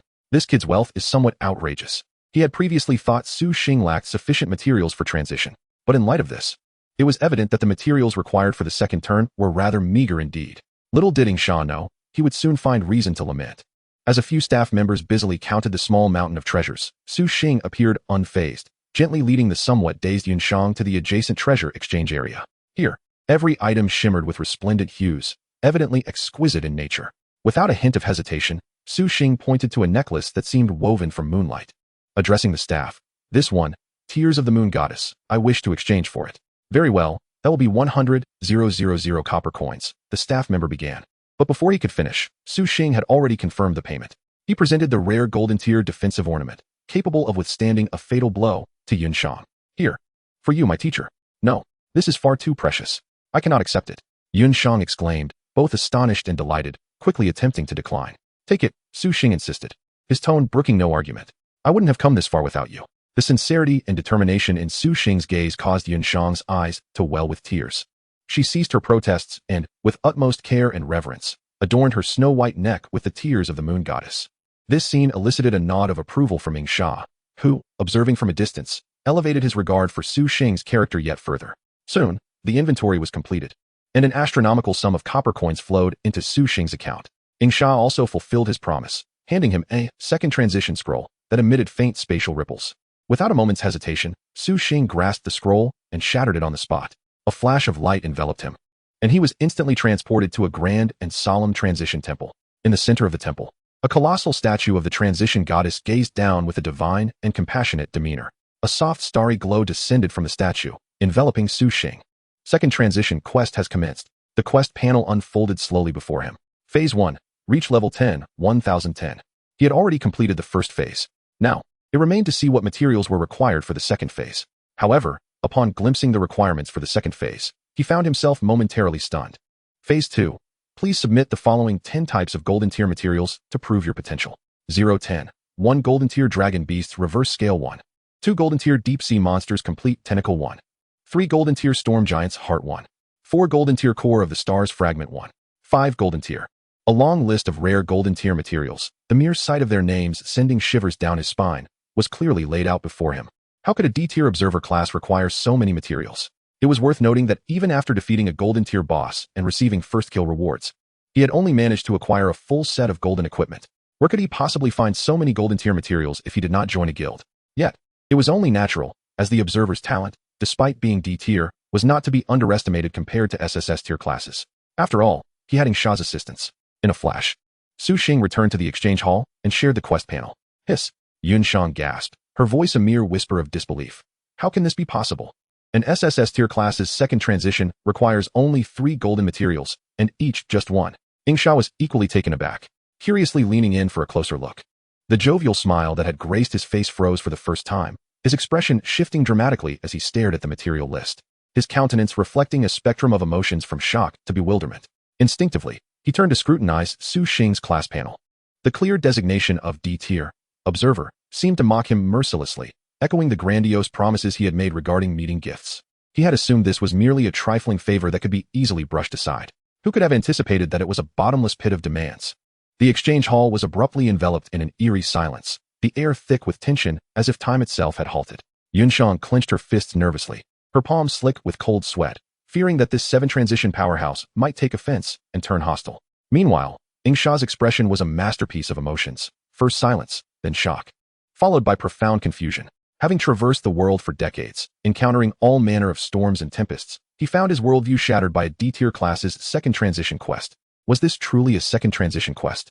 Even several SSS-tier class transition materials combined would scarcely match the value of the list before him. This was not a transition. It was outright robbery. Finally, it was Yingsha's own dry cough that shattered the strange silence. He inhaled deeply as if to draw in all his frustrations and exhaled slowly. A flicker of pain and resignation crossed his deep-set eyes, yet ultimately, it transformed into a resolute acceptance. Very well, he declared, as if making a significant decision, his voice imbued with a sense of solemnity. I, Yingsha, traverse the world relying on my word.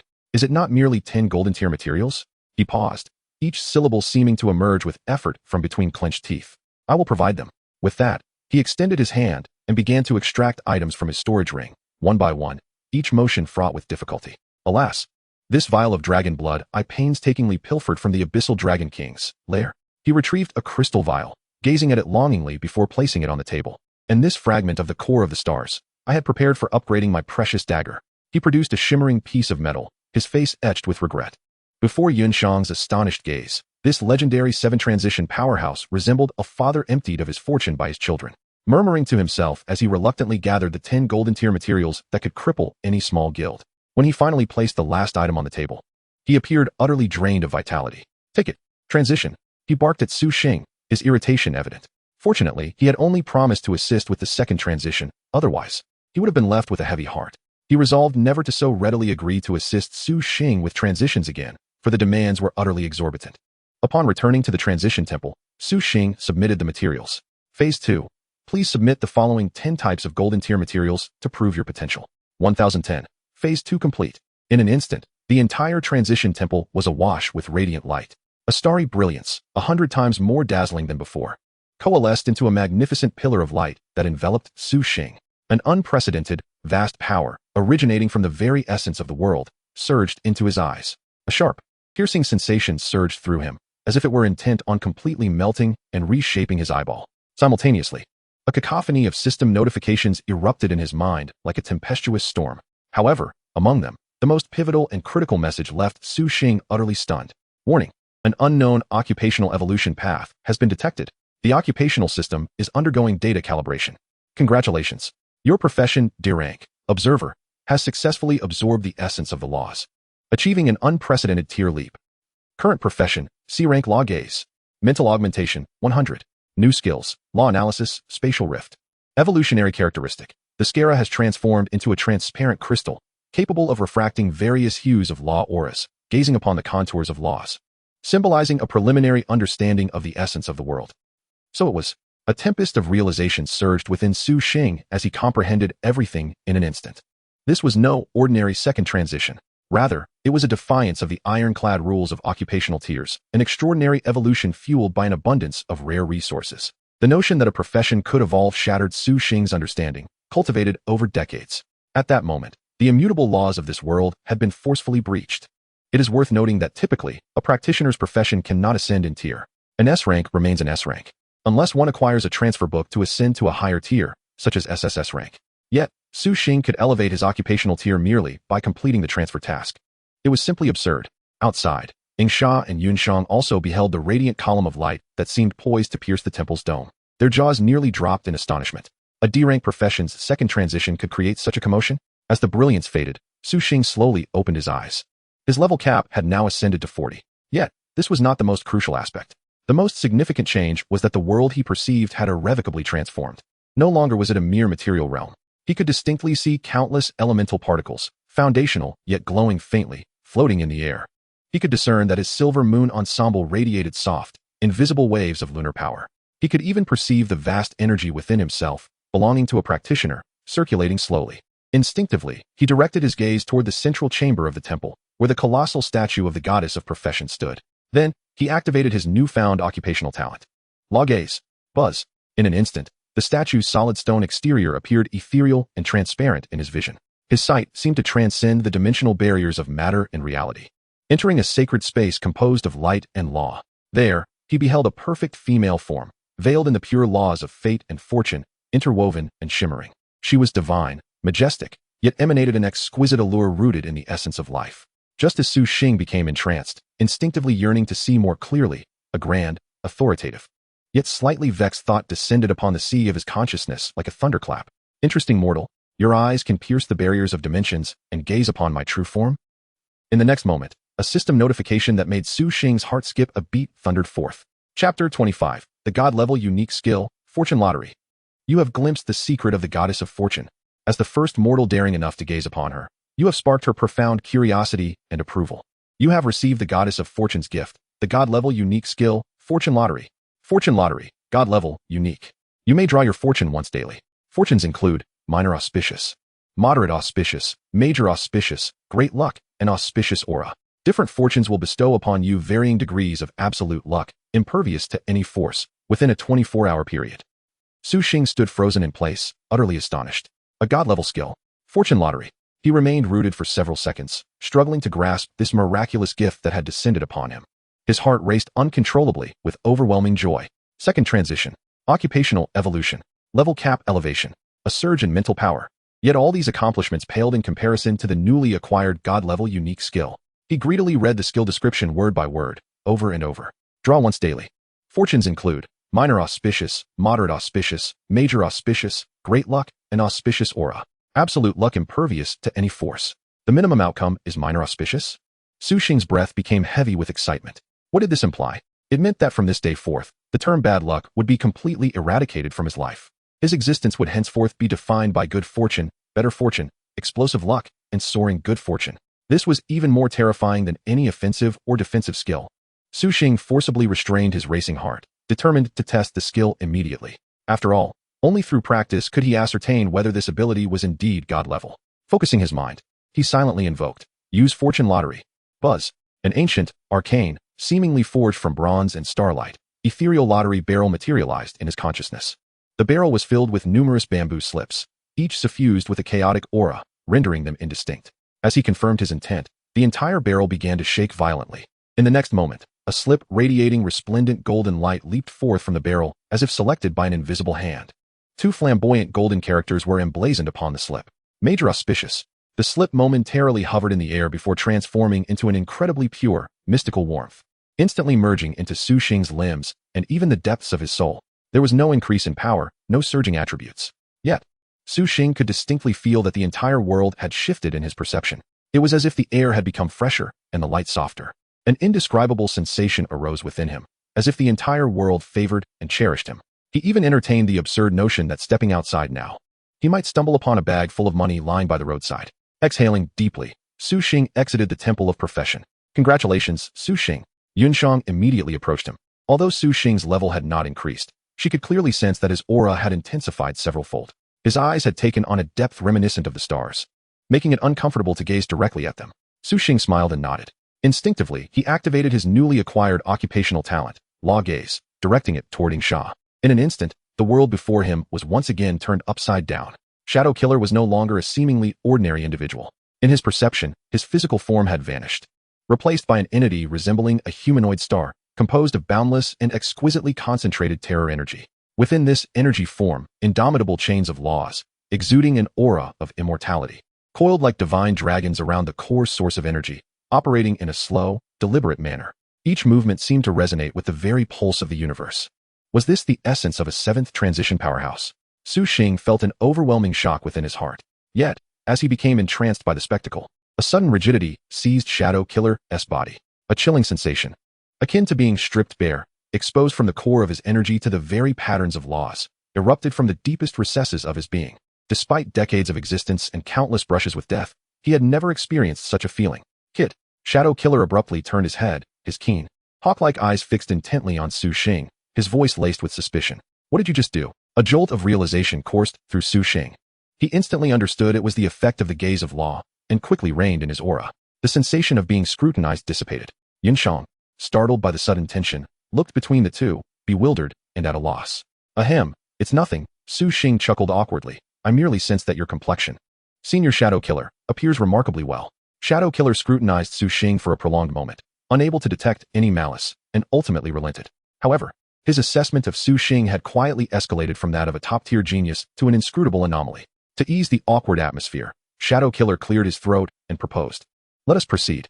Since the second transition is complete, I shall escort you two youngsters to the trading hall for a glimpse of its wonders. There are plentiful treasures, especially those unidentified materials acquired from various dungeons. Until authenticated, one cannot ascertain whether they are unparalleled treasures or mere worthless stones. It is akin to gambling, quite intriguing. The trading market of the Southern River Sacred Grounds is divided into 3 tiers. The first level features ordinary trades. The second is dedicated to treasure auctions, while the most vibrant and chaotic is the underground bargain zone. Upon entering, the air became saturated with clamor and noise. Stalls were haphazardly cluttered with an assortment of bizarre items. There lay a broken sword handle, a dim magical orb riddled with cracks, and scales from an unknown colossal beast. There were even clumps of mud, their material indiscernible, encased in chaotic energy. All of these were unidentified items, excavated from perilous dungeons and ancient ruins. Haha. Another piece of scrap metal. What a gain. A silver-grade bracer. This round is a win. Adventurers crowded around the stalls, alternating between frustrated sighs and bursts of joyous exclamations. The entire area buzzed with an atmosphere reminiscent of a gambling den, fervent and exhilarating. How do you find it, young friend? Interesting, is it not? Shadow Killer enthusiastically elaborated. Here, both keen perception and luck are indispensable. An unremarkable piece of trash might conceal a legendary item, while a seemingly potent treasure could turn out to be worthless upon appraisal. Eager to showcase his vast knowledge as a 7th transition powerhouse before Su Xing, he stroked his chin, adopting an air of a sage, and personally engaged. Approaching a stall, he picked up an unidentified beast claw, marred with scratches yet appearing rather unremarkable. He first closed his eyes, gently tapping the claw with his fingers, carefully sensing the residual energy fluctuations within. Moments later, he opened his eyes, exuding the confidence of a master as he articulated to Su Xing and Yun Shang. This item, while seemingly dim in energy, harbors a faint trace of draconic might. Although severely eroded by chaotic energy, the core S-Law imprint remains intact. I assert its grade is at least golden. The surrounding adventurers, hearing this, gathered around with a mix of skepticism and intrigue. Under the watchful eyes of the crowd, Shadow Killer boldly purchased the beast claw and summoned an appraiser on the spot. As the appraiser performed his task, a brilliant golden light burst forth as the seal was broken. It is golden. Good heavens. Golden-grade material. Claw of an adult fire dragon. The entire venue erupted in commotion. Wow. Truly remarkable. What an eye for treasures. Master. This is the true essence of a treasure appraisal master. Countless gazes of admiration and envy converged upon Shadow Killer. Yun Shang's eyes sparkled with renewed respect for this senior, basking in the adoration of the crowd. Shadow Killer wore a nonchalant smile, his heart swelling with pride.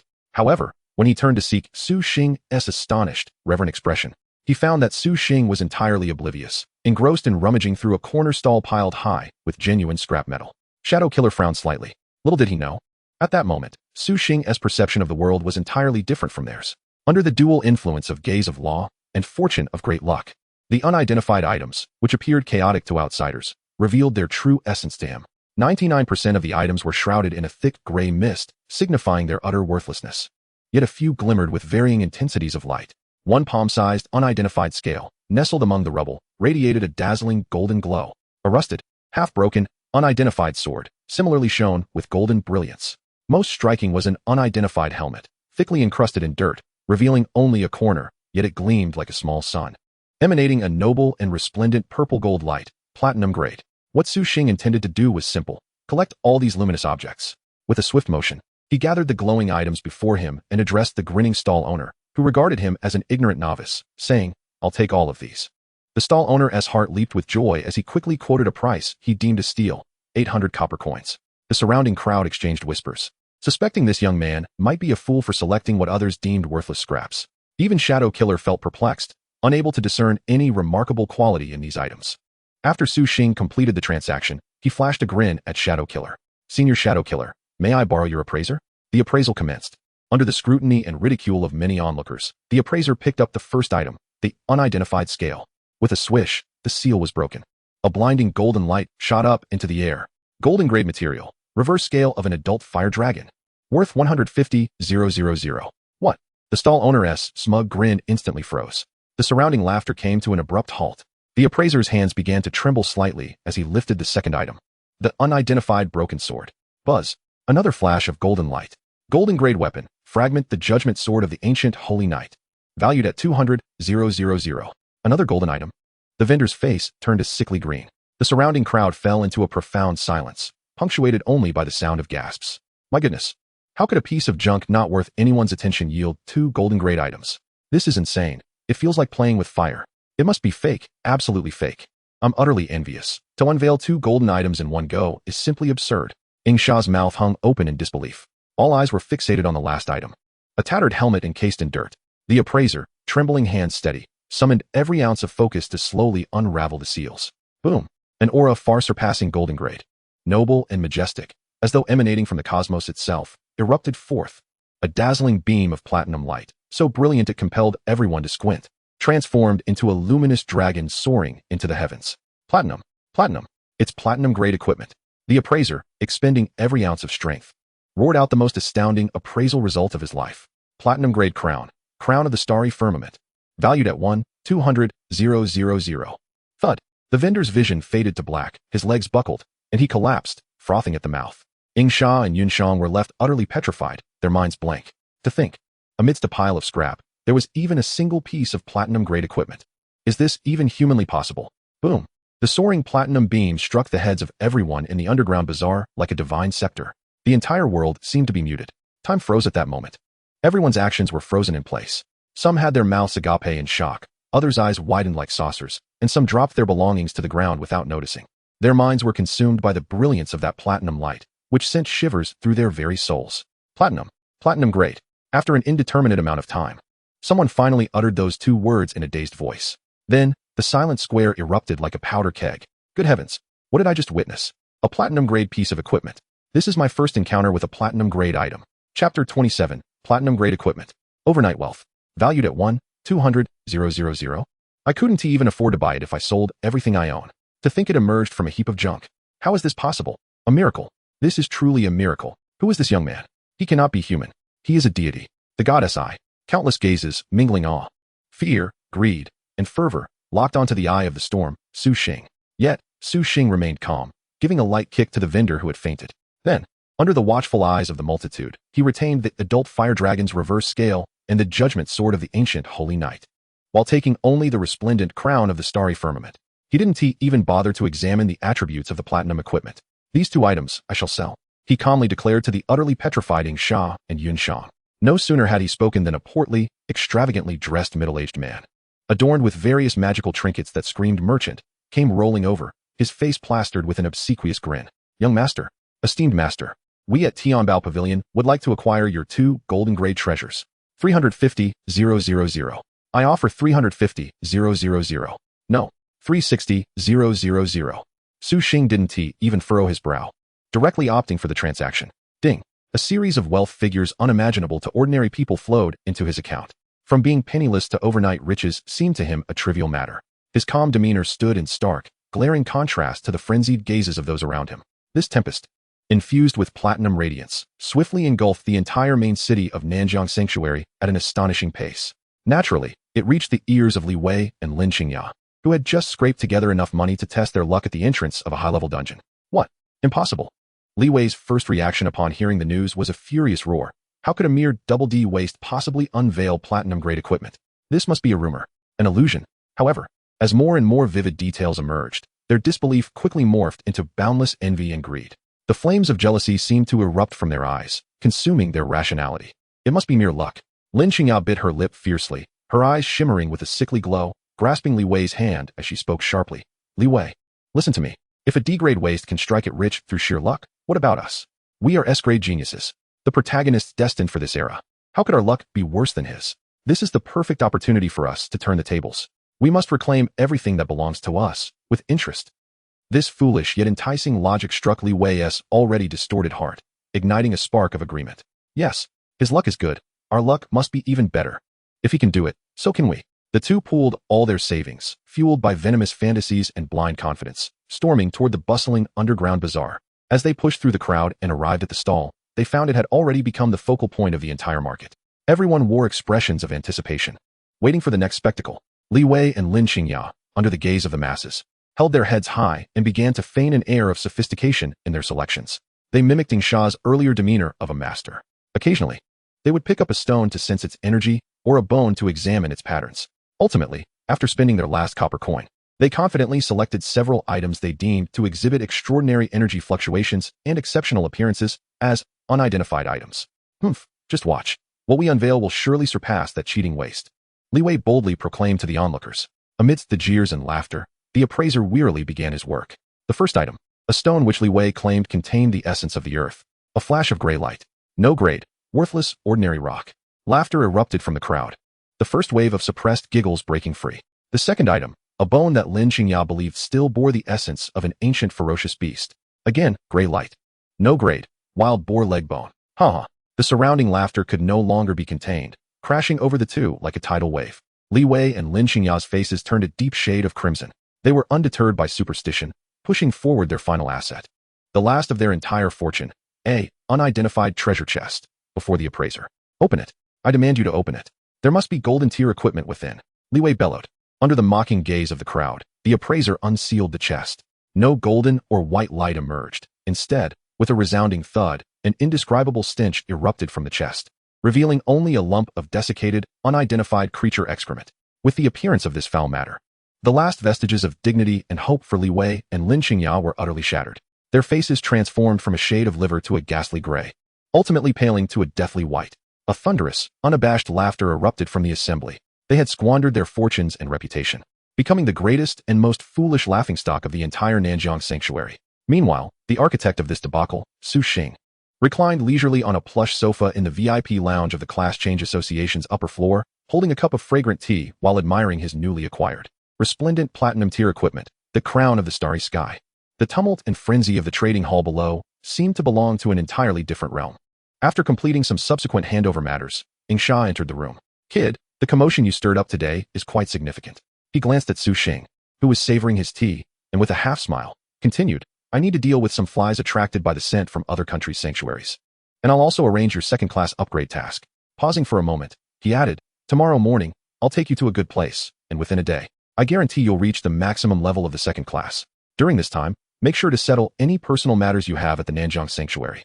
Afterwards, we will head directly to the Kyoto Sanctuary, which is where you truly belong. It's also relatively safer. Su Xing nodded, fully aware of what was required. Indeed, he still needed to bid farewell to teacher Yunshang and fulfill his promise to those two clowns. After Ning Sha finished his instructions, he flickered and vanished like ink dissolving in water. Once more, Su Xing found himself alone in the room. Chapter 28, Assassination. Exclusive leveling services for 7-turn masters.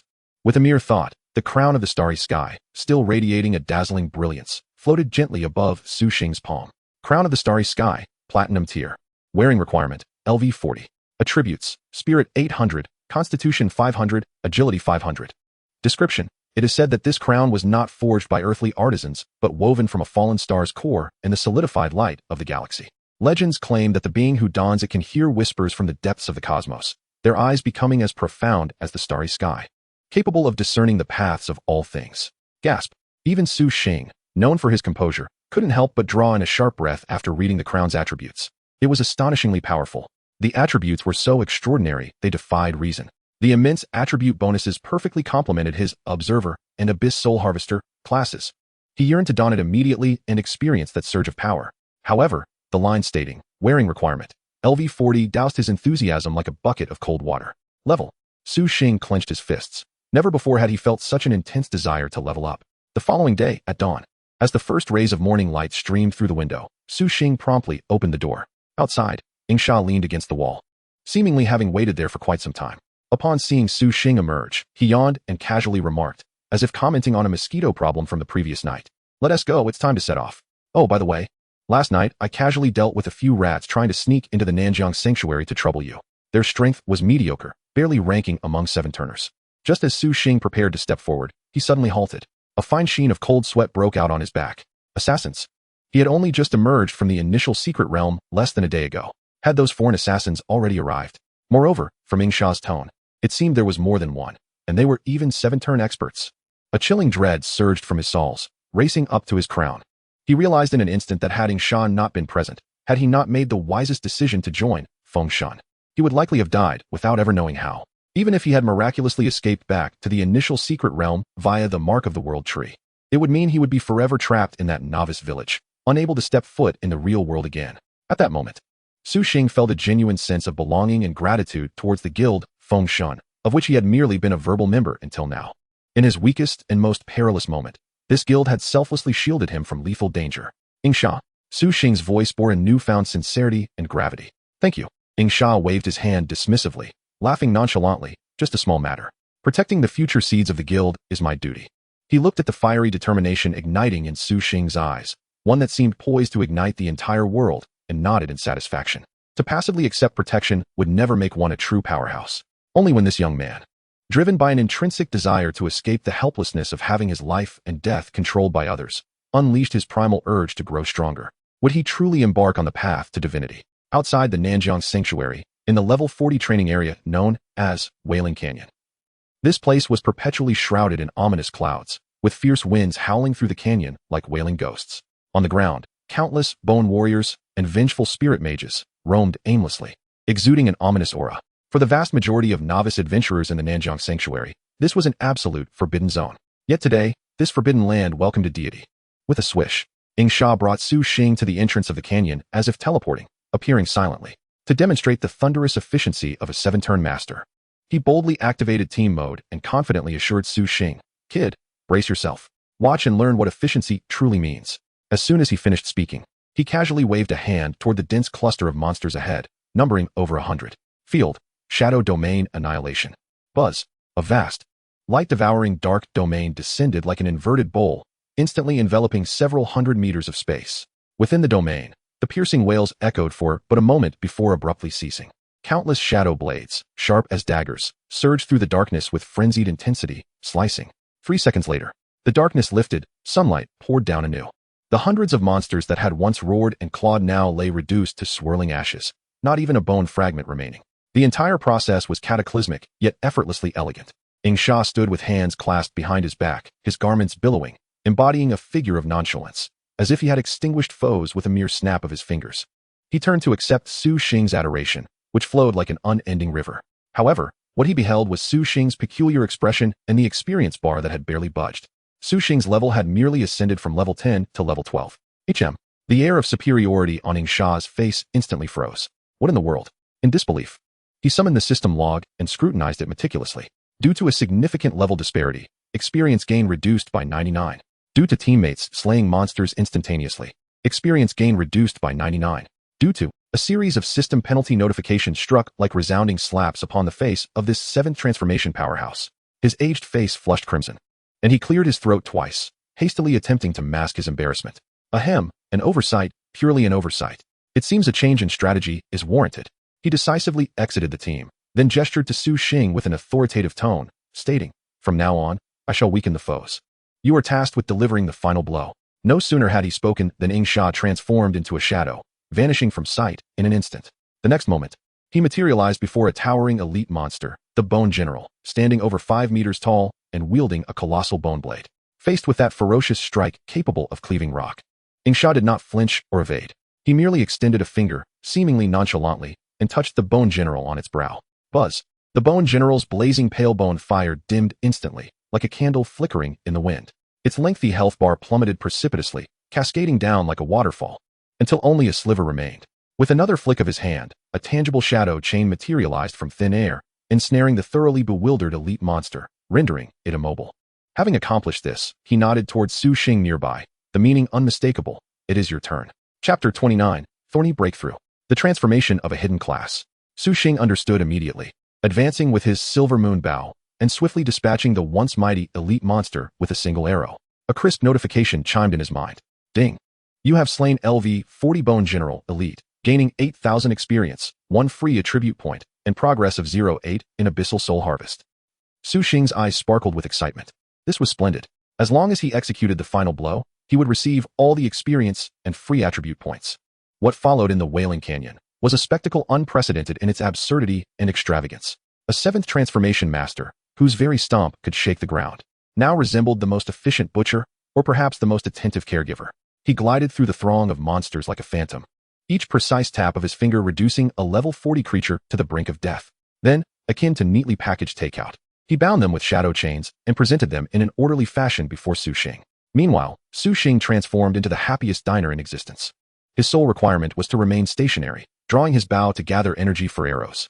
Then, he closed his eyes, reveling in the unparalleled joy of accumulating experience points, free attribute points, and progress toward class evolution. Ding. Slain Vengeful Spirit Mage, experience 4,000. Ding. Slain Bone Warrior, experience 4,000. Ding.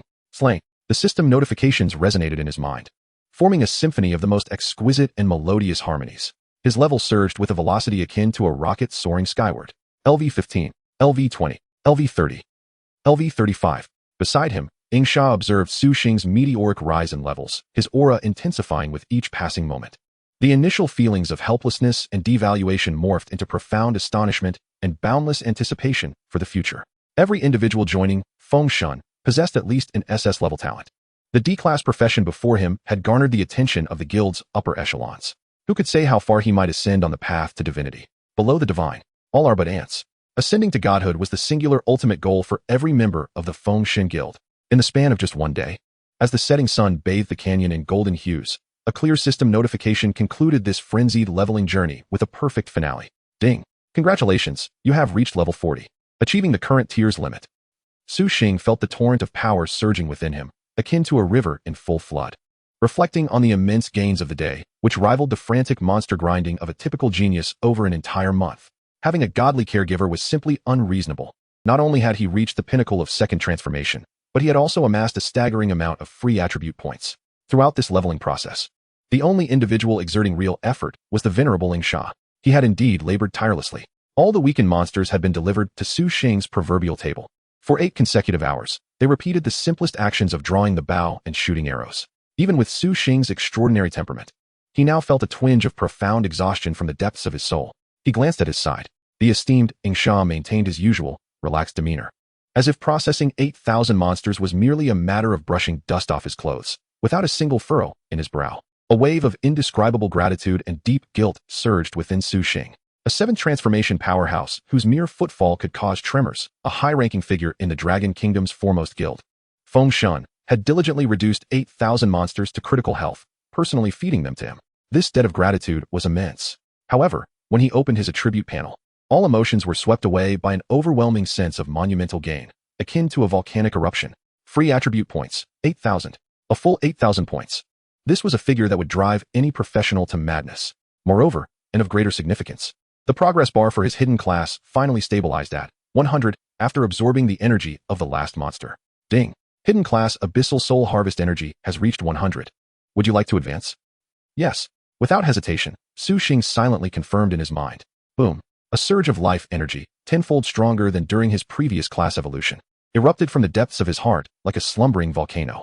In his mental realm, he envisioned a seed taking root in the endless darkness. Its resilient shoots finally broke through the heavy soil, which symbolized prejudice and derision. With an indomitable will, it grew wildly toward the sky. Upon the new leaves, ancient and mysterious runes flickered into view, as if greedily absorbing the cool moonlight's power from the void. System notification: your hidden class is undergoing a 2nd tier leap. Evolution direction confirmed, survival and counterattack. Congratulations. Your concealed profession has successfully evolved into the unyielding thorn, grade B. Additional constitution bonus, 300. New passive skill, life drain, restores 5 maximum health points per second. New active skill, thorned armament, covers the body with hardened bark, significantly enhancing physical and magical resistance. Evolutionary feature: tender shoots break the surface, runic patterns emerge on the leaf's surface, capable of absorbing moonlight to strengthen constitution. Grade B. Experiencing the continuous surge of immense vitality within, alongside a newfound sense of security akin to a layer of resilient bark beneath his skin. Su Xing's heart raced with overwhelming excitement. Life drain. This signifies that as long as he is not instantaneously obliterated, he possesses a terrifying capacity for sustained combat. Thorned armament. This directly compensates for his previous vulnerability as a D-grade talent. The transformation from a high-sensitivity, fragile archer to a thorny warrior capable of offense, defense, and self-healing has now been consummated. He inhaled deeply, his gaze resting upon the staggering 8,000 points of free attributes. Without a moment's hesitation, in the face of absolute power, any embellishments are utterly trivial. Maximizing output is the true path. Strength for 1,000 points. Agility for 1,000 points. Boom. As he confirmed his thoughts, An indescribable explosive force surged through his limbs and body. He felt as if every fiber of his muscles had been infused with molten lava, brimming with the power to rend anything asunder. His neural response speed reached an unimaginable peak. He gradually opened his final attribute panel. The terrifyingly long string of numbers made his heart skip a beat. Chapter 30. Confrontation in a Narrow Path. Instant kill. You call this level 40. Su Xing. Profession, Gaze of the Laws, Grade C. Level 40. Constitution, 1517. Strength, 5873. Agility, 5450. Spirit, 1645. Health, 30340. Mana, 16,450. Attack, 23492. Defense, 6,068.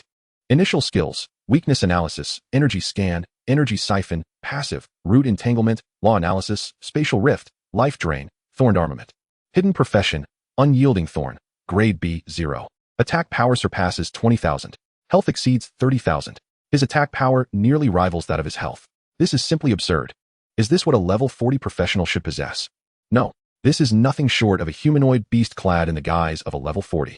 Just as Su Xing reveled in this explosive sense of power, the ever-composed shadow killer, who had been meditating beside him, suddenly opened his eyes, which were as tranquil as an ancient well, now sharp as a blade. His body instinctively tensed, his gaze piercing as he fixated on Su Xing, sternly exclaiming, "You, kid. There's something off about the aura emanating from you." A tempest surged within Shadow Killer's heart. In that fleeting moment, he detected a hint of a razor-sharp aura from the seemingly ordinary youth before him, one that even he, a 7-turn powerhouse, found unnerving. It felt akin to a seemingly slumbering rabbit suddenly awakening a primordial behemoth within. His expression transformed entirely, shifting from one of a mentor to that of a peer confronting a formidable beast. Yet, Su Xing merely offered an awkward smile, brushing it off. His profession panel information had long been concealed, but the moment of hidden profession advancement and the subsequent surge in attributes had still been perceived by the astute 7-turn expert.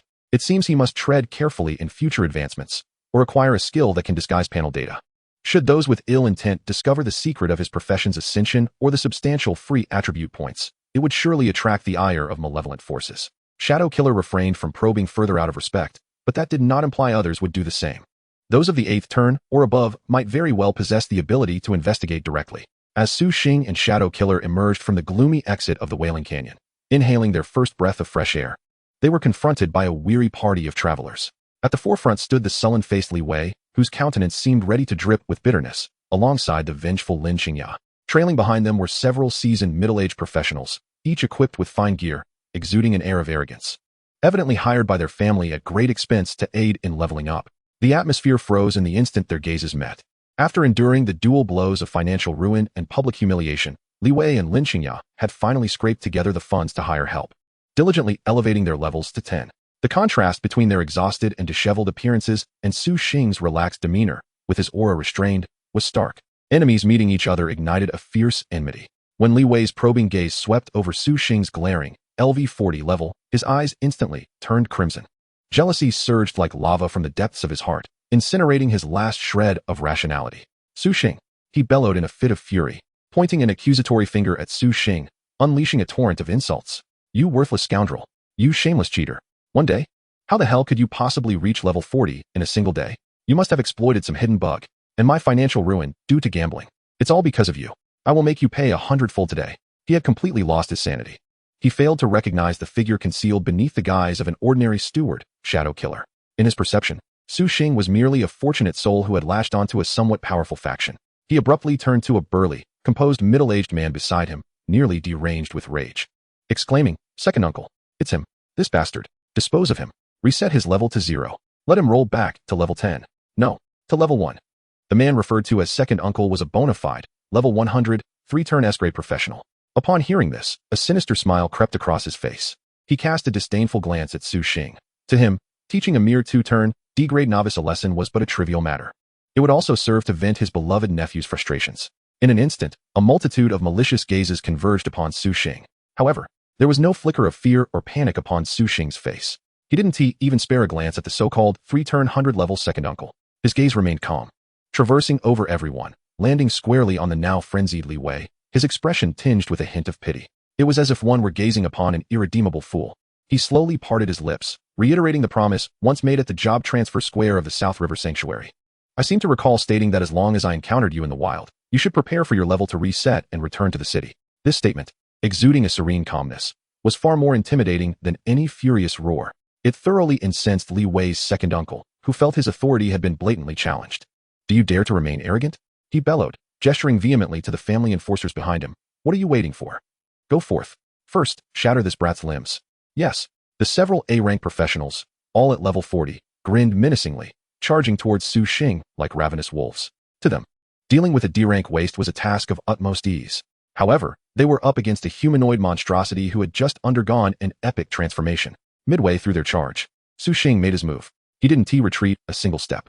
With a swift motion, he drew forth the golden grade, silver moon bow from his back, knocking an energy arrow with astonishing speed. Bolstered by over 5,000 points in agility, his movements were so rapid that the naked eye could hardly perceive them, leaving behind merely a blurred afterimage. In the next instant, whoosh, whoosh, whoosh, whoosh, whoosh, 5 silver arrows, imbued with terrifying energy, streaked through the night sky like meteors, accompanied by a piercing sound of air being torn apart, arriving ahead of their targets. 5 arrows in a second, an unparalleled attack speed. Thud, thud, thud, thud, thud. The arrows struck with unerring precision, piercing the fatal weaknesses of every advancing foe. The once formidable armor was rendered as fragile as paper before the force of the arrows. A cascade of blood-red critical damage numbers, sufficient to instill despair in any level 40 player, erupted above their heads. 83,848, 84,012, 93,965. Chapter 31. The Might of the Third Transition? Instantaneous Kill. The malicious grins on the faces of the A-rank elites froze instantaneously.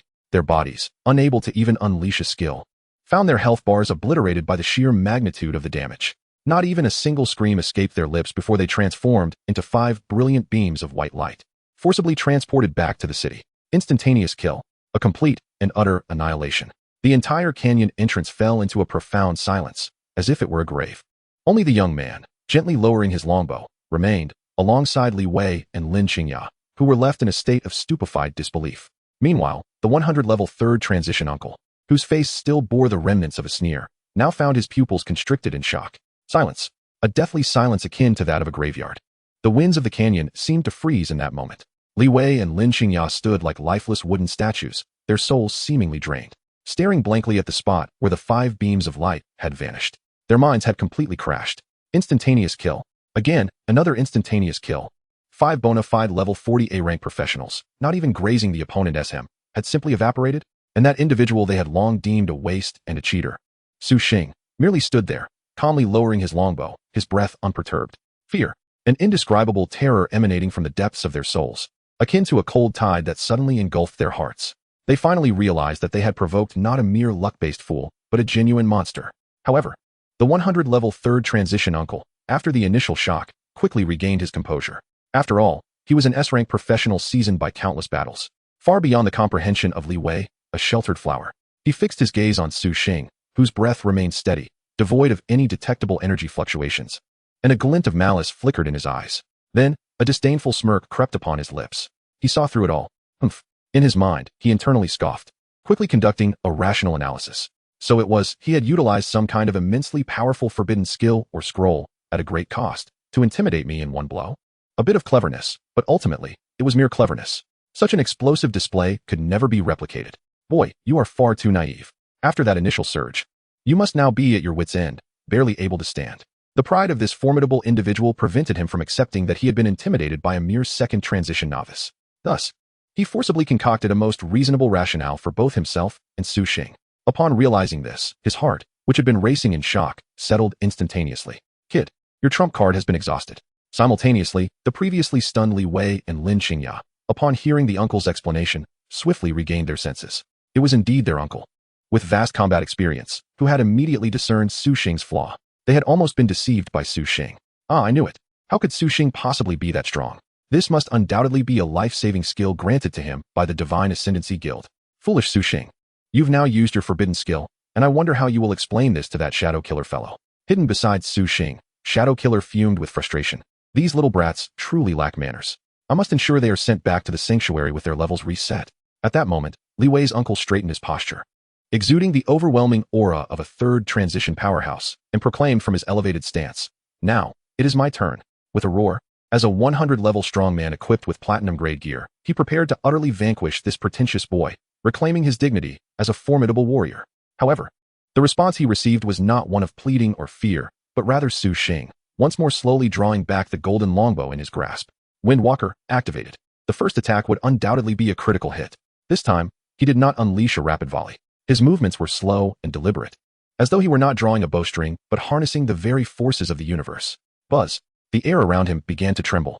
Countless dark green energy motes, symbolizing life and thorns, emerged from the void, as if summoned by a sovereign, converging frantically towards the arrow in his hand. Even the very earth beneath his feet seemed to come alive, pure earthly energy surging through him, flowing into the arrow's shaft. The once ordinary energy arrow transformed, its hue deepening like the finest jade. At the arrow's tip, a point of piercing brilliance grew ever brighter. A wave of danger, potent enough to send chills down the spines of even 100-level powerhouses, exploded forth. This is impossible. The sneer on Li Wei's uncle's face instantly froze. He sensed a lethal threat. It was a terror that could obliterate him in an instant, emanating from a higher level of existence. He no longer dared to underestimate the situation, unleashing his ultimate, trump card attack, the wrath of the wild lion. His eyes widened in fury as energy surged from his entire being without restraint. Before him, it coalesced instantaneously into a majestic energy lion, exceeding 10 meters in size, roaring as it lunged towards Su Xing. The mightiest blow from a level 100 S-class practitioner was enough to move mountains and fill seas. Yet, at the very moment the energy lion charged forth, Su Xing's gaze sharpened. He released the bowstring. Whoosh! The dark green arrow flew forth. There was no earth-shattering explosion, nor was there a cataclysmic sound. Only a fleeting moment of utter silence, marked solely by the singular arrow born from absolute power. The dark green streak of light pierced through the air, akin to a judgmental ray slicing through the night, striking precisely into the gaping maw of the energy lion. And then it passed through. In the next instant, a howl. The once mighty energy lion emitted an incredibly mournful cry. From its core, countless dark green cracks emerged, spiderwebbing across its body in an instant. Boom! The massive energy lion erupted in midair, transforming into a myriad of shimmering light particles. Meanwhile, the dark green arrow retained its lethal potency. Still infused with the essence of death, it shot straight toward Uncle Li Wei's face. No, Uncle Li Wei emitted the most terrified scream of his life. In his shock, he frantically activated all his life-saving skills and items. Layers of shields ignited before him like fragile eggshells.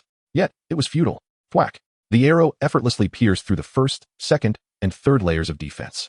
Ultimately, it slammed forcefully against his final line of protection. Chapter 32.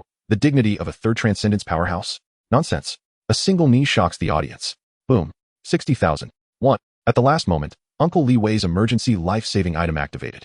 This item had cost him a staggering 800,000. The immense force sent him hurtling backward for over 10 meters. He tumbled on the ground several times before finally coming to a halt. Spurt. A mouthful of scalding blood erupted uncontrollably. He raised his head, his face etched with the terror of having narrowly escaped death, a disbelief that words could scarcely capture. The once fatal energy arrow lodged in his chest was now dissipating under the influence of the item's rules. Not far away, the figure of Shadow Kill, who had been nonchalantly watching with arms crossed, now bore an expression of shock. The ease that once adorned his face had vanished, replaced by the sudden constriction of his pupils, overwhelmed by an unbounded astonishment. He murmured, his voice tinged with barely perceptible tremors. This arrow, how could it inflict such terrifying damage? What kind of formidable strength, what extraordinary attack power could this be? Could it possibly harbor a hint of the power of laws? This is absurd. How is this even possible? One arrow. Merely one arrow. A level 100 third transcendence S-class powerhouse, gravely injured by a mere level 40 novice, before the eyes of the public. This scene, which shattered all preconceptions, struck like an invisible hammer against the hearts of Li Wei and Lin Qingya. And the uncle, now staggering from the impact, experienced a storm of dread surging within him, fiercer than anyone else's. He could clearly feel the bones in his chest cracking. The golden-grade chest armor he had prided himself on, acquired at great expense, now emitted a series of pitiful groans under the strain. Were it not for its protection, were it not for the costly life-saving item, that arrow could have pierced his heart entirely. He lifted his gaze, fixated on the distant youth, who was slowly lowering his bow, his expression still chillingly indifferent. Fear, an unprecedented terror, as if confronted by a celestial foe, seized his entire being. In that moment, his mind raced with an unprecedented urgency. Escape. He must escape. It seemed he had misjudged the situation. He was 1,000% certain that the terrifying amplification effect, akin to forbidden skills, had not vanished. That arrow was undoubtedly not his limit. Images of his precious platinum-grade weapon flashed through his mind. alongside the rare materials he had painstakingly gathered to break through to the fourth transcendence. Not to mention the year and more he had toiled to reach level 100. Should he perish, all would be for naught. Dropping back to level 40? Losing his gear? No, that cost was unbearable. He could not afford such a loss. In the face of the immense fear of death and the devastating loss of everything, what did that so-called dignity of a powerful being even mean? Could it feed him? Could it resurrect him? In the blink of an eye, the once mighty, menacing level 100 powerhouse made a decision that nearly caused Li Wei and Lin Qingya's eyes to pop out. Thud, a muffled sound. Without hesitation, he knelt heavily upon the ground. The hard, rocky surface bore a clear imprint from his knee. He raised his head, forcing a smile more grotesque than tears. Filled with flattery and terror, his voice trembling violently from sheer fear. Esteemed one, I was wrong. I failed to recognize your greatness. I was blind to the treachery of others that led me to provoke you. You possess such magnanimity. Please consider me insignificant and spare my life. I am willing to compensate. I will offer all my savings to remedy the spiritual damage I have caused. I beg you, have mercy and spare my humble life. This scene was overwhelmingly shocking. Li Wei and Lin Qingya were utterly bewildered. Their minds could not process the absurdity unfolding before them. Their uncle, who was a commanding figure in the family, revered as a deity in their eyes, actually knelt, and so decisively, so thoroughly. Uncle, what are you doing? Have you lost your mind? Li Wei finally snapped back from his stupor, leaping forward in a panic, shouting loudly. He must be out of mana. He is just trying to scare you. How could a D-class waste possibly unleash such grand attacks consecutively? Uncle, get up and kill him. He naively believed his uncle had been deceived. However, his words did not rouse Uncle Li Wei from his stupor. Smack! A crisp, resounding slap echoed through the canyon, reverberating like a thunderclap. Uncle Li Wei abruptly turned, delivering a powerful slap squarely across Li Wei's face. A tremendous force sent Li Wei spinning on the spot, like a top, before he fell to the ground. One side of his face swelled visibly, resembling a steamed bun. No mana, no mana. Your ultimate skill, damn it. Your forbidden arts, damn it. If you wish to die, don't drag me down with you. This level 100 powerhouse, with bloodshot eyes resembling a crazed tiger, roared in a hysterical voice at his own nephew. His rage and fear infused his roar with an overwhelming intensity. In that moment, all his terror, humiliation, and fury poured into that slap and that furious shout. Could he be unaware that his opponent might have already run out of mana? Did he need some inexperienced brat to remind him? If he perished, so be it. The impoverished fool feared nothing. He, however, was burdened with gear and materials, his painstaking efforts. He couldn't afford to gamble. That slap shattered the last remnants of hope for Li Wei and Lin Qingya. They stood dazed, staring at their kneeling uncle, who howled like a rabid dog. Glancing at a distance, they saw Su Xing, who had remained utterly unaffected. His expression as indifferent as if he were watching a farcical play unrelated to him.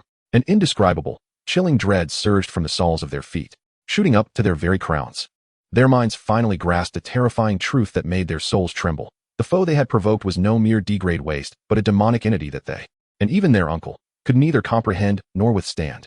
Witnessing their most relied upon uncle kneeling on the ground like a stray dog, begging for mercy, Li Wei and Lin Qingya felt as if the sky had collapsed upon them. Chapter 33, Equipment Frenzy, the laughingstock of Nanjiang. However, Su Xing's response obliterated the last shred of hope within the kneeling level 100 powerhouse. Compensation? Su Xing tilted his head, a cold smirk gracing his lips. I am not one for compensation. I prefer to eradicate the root of the problem.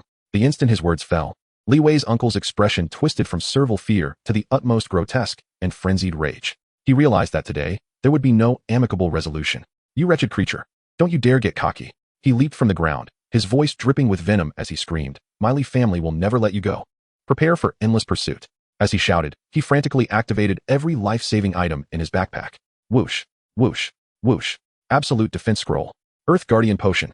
Holy light protection rune. Layer upon layer, colorful light shields enveloped him like a great rainbow shell, sealing him tightly. Simultaneously, a random teleportation scroll, radiating intense spatial fluctuations, appeared in his hand. Beginning to charge urgently. He needed to buy time. If he could just endure for a few more seconds, he could survive.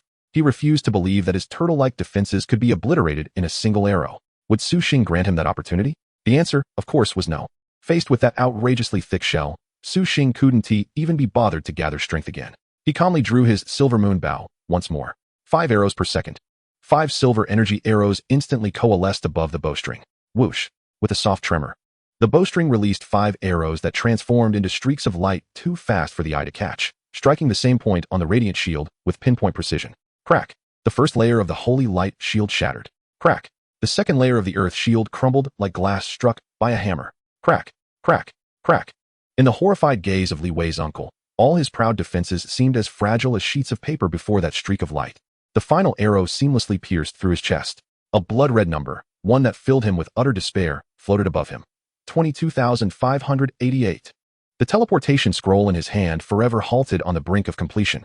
He opened his mouth, seemingly wanting to say something, but ultimately, his body exploded in silence. The demise of a level 103 rebirth powerhouse unleashed an unprecedented shower of equipment. Clattering. Dozens of gleaming items and materials scattered across the ground like flowers from a celestial maiden. Among them, a breastplate radiating brilliant platinum light and a block of equally platinum-grade. Unknown materials stood out as the most dazzling. Su Xing didn't even glance at the two who had been completely petrified, lying on the ground, Li Wei and Lin Qingya. He simply pulled back his bow and shot two inconsequential arrows. Two streaks of white light flashed. The two newly risen level 10 enemies found themselves back at their familiar level 1. After accomplishing all this, Su Xing strolled forward leisurely, as if wandering through his own backyard, collecting all the spoils without missing a single item. Platinum-grade equipment and materials. Indeed, it was a fortuitous day. A bloodbath of profit. Nanjiang Sanctuary, Resurrection Point. A flash of light appeared, revealing a figure staggering into existence. It was none other than Li Wei's uncle. However, at this moment, his level had plummeted from the imposing LV 100 to a mere LV 40. The once resplendent gear he wore had nearly all vanished, leaving him with only the most basic undergarments, looking more pitiful than a beggar. He stared blankly at his empty equipment bar, feeling the feeble power coursing through him. After a moment of stunned silence, he let out a howl of despair akin to a dying beast. The next second, another flash of white light appeared. Level LV1 Li Wei, looking bewildered, materialized beside him. Uncle, you despicable wretch. Seeing Li Wei, all rationality of the three-rebirth powerhouse was instantly consumed by boundless fury and regret. He charged at his nephew like a madman, delivering a flurry of punches and kicks, each strike landing with brutal impact. My platinum-grade weapon. I spent a staggering 8 million for that platinum-grade weapon. And my titanium god iron, which I prepared for over half a year to break through to the 4th rebirth. It's all gone. All of it. Why did I ever trust your idiotic words? Why did I accept this quest? As he beat him, he cried out in despair. Meanwhile, Li Wei could only clutch his rapidly swelling face, letting out a cry filled with grievance, resentment, and utter powerlessness. Su Xing. Su Xing. I will never rest until you are dead. Just you wait. You must die. Su Xing. I will reclaim my platinum-grade weapon and materials. This sudden, chaotic brawl between uncle and nephew instantly attracted the attention of all nearby adventurers at the resurrection point. Countless fingers pointed in derision, and scornful gazes pierced through them like a multitude of steel needles, mercilessly piercing the very essence of the Li family duo. On this day, the uncle and nephew of the Li family had utterly transformed into the greatest and most pitiful jest of the entire South River Sanctuary. With their lamentable farce coming to a close amidst beams of teleportation light, silence once again enveloped the area outside the Wailing Gorge. Ingsha stood at a distance, observing the young man leisurely gathering the scattered platinum and golden equipment. His heart, which had endured for decades, now throbbed uncontrollably with a fervor that refused to subside. The shock within him lingered, unable to find peace. Moments ago, he had witnessed a marvel, a level-defying instant kill that could upend the very understanding of the entire professional system. At this moment, he finally comprehended the reason behind the guild's higher-ups, those venerable figures perched atop the pyramid of the Dragon Kingdom, valuing this seemingly D-rank newcomer with such reckless abandon. So it was. In his heart, Ingsha breathed a sigh laden with profound emotion. What they valued was not merely a D-rank observer. Instead, it was this being, cloaked in D-rank guise, yet possessing the monstrous potential of a god. He rapidly replayed the battle in his mind. 5 arrows in a second. This was not some forbidden technique, but rather the terrifying attack speed born from pushing agility attributes to their utmost limits. Furthermore, each arrow bore the power to severely injure an ordinary third transformation powerhouse. Chapter 34. The third transformation begins. Su Xing, why are you here again? The damage from 5 arrows striking a singular weak point had completely surpassed the defensive limits of the vast majority of third transformation professionals. What an astonishing display of offensive power and precision control. Ingsha's gaze towards Su Xing underwent a complete transformation. From initial optimism and investment, it morphed into a grave and solemn contemplation regarding the guild's future. This will not do. In that instant, he resolved firmly within himself. Before Su Xing fully matured, or before being escorted to the capital, this young man must not stray even a step from my watchful eye. Any potential threat must be nipped in the bud.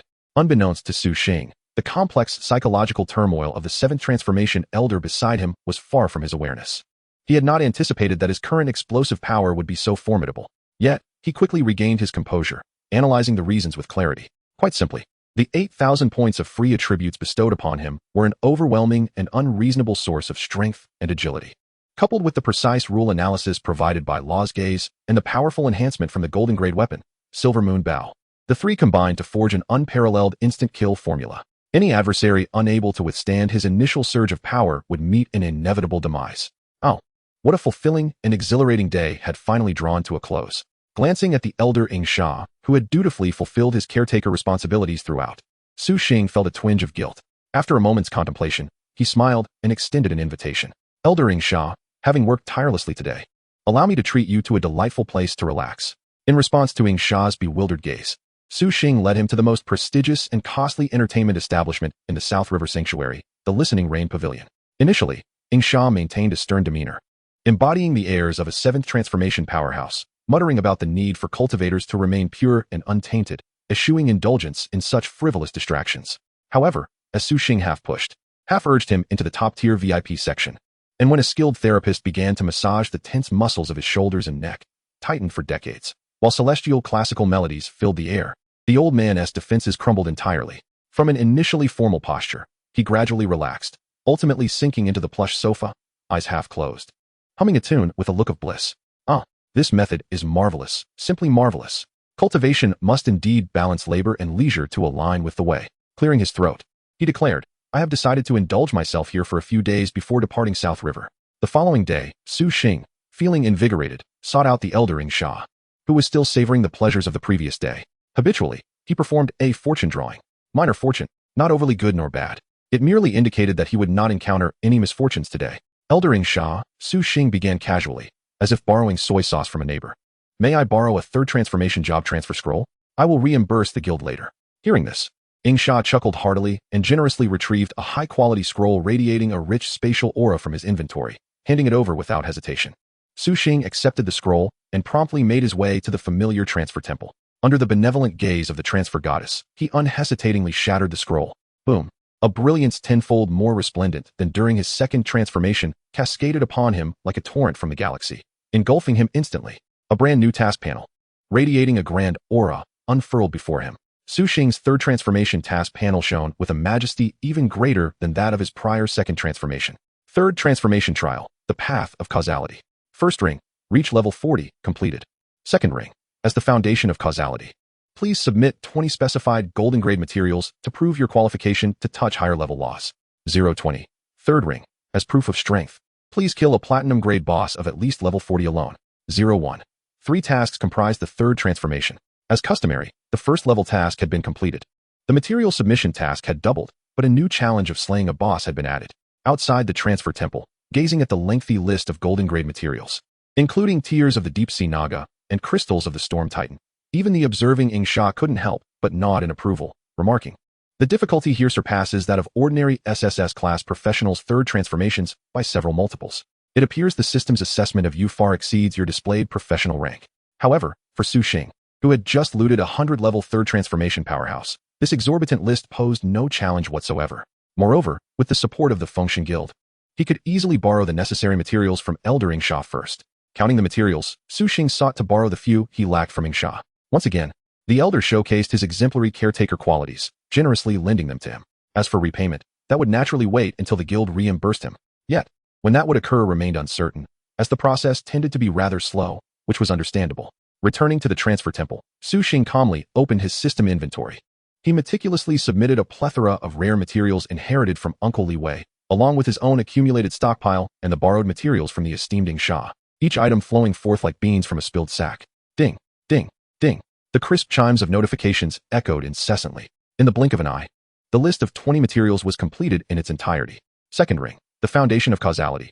Please submit 20 designated golden tier materials to prove your eligibility to engage with higher laws. Completed. Thus, the third trial remained, with only the most arduous and pivotal challenge left, the slaying of a dragon.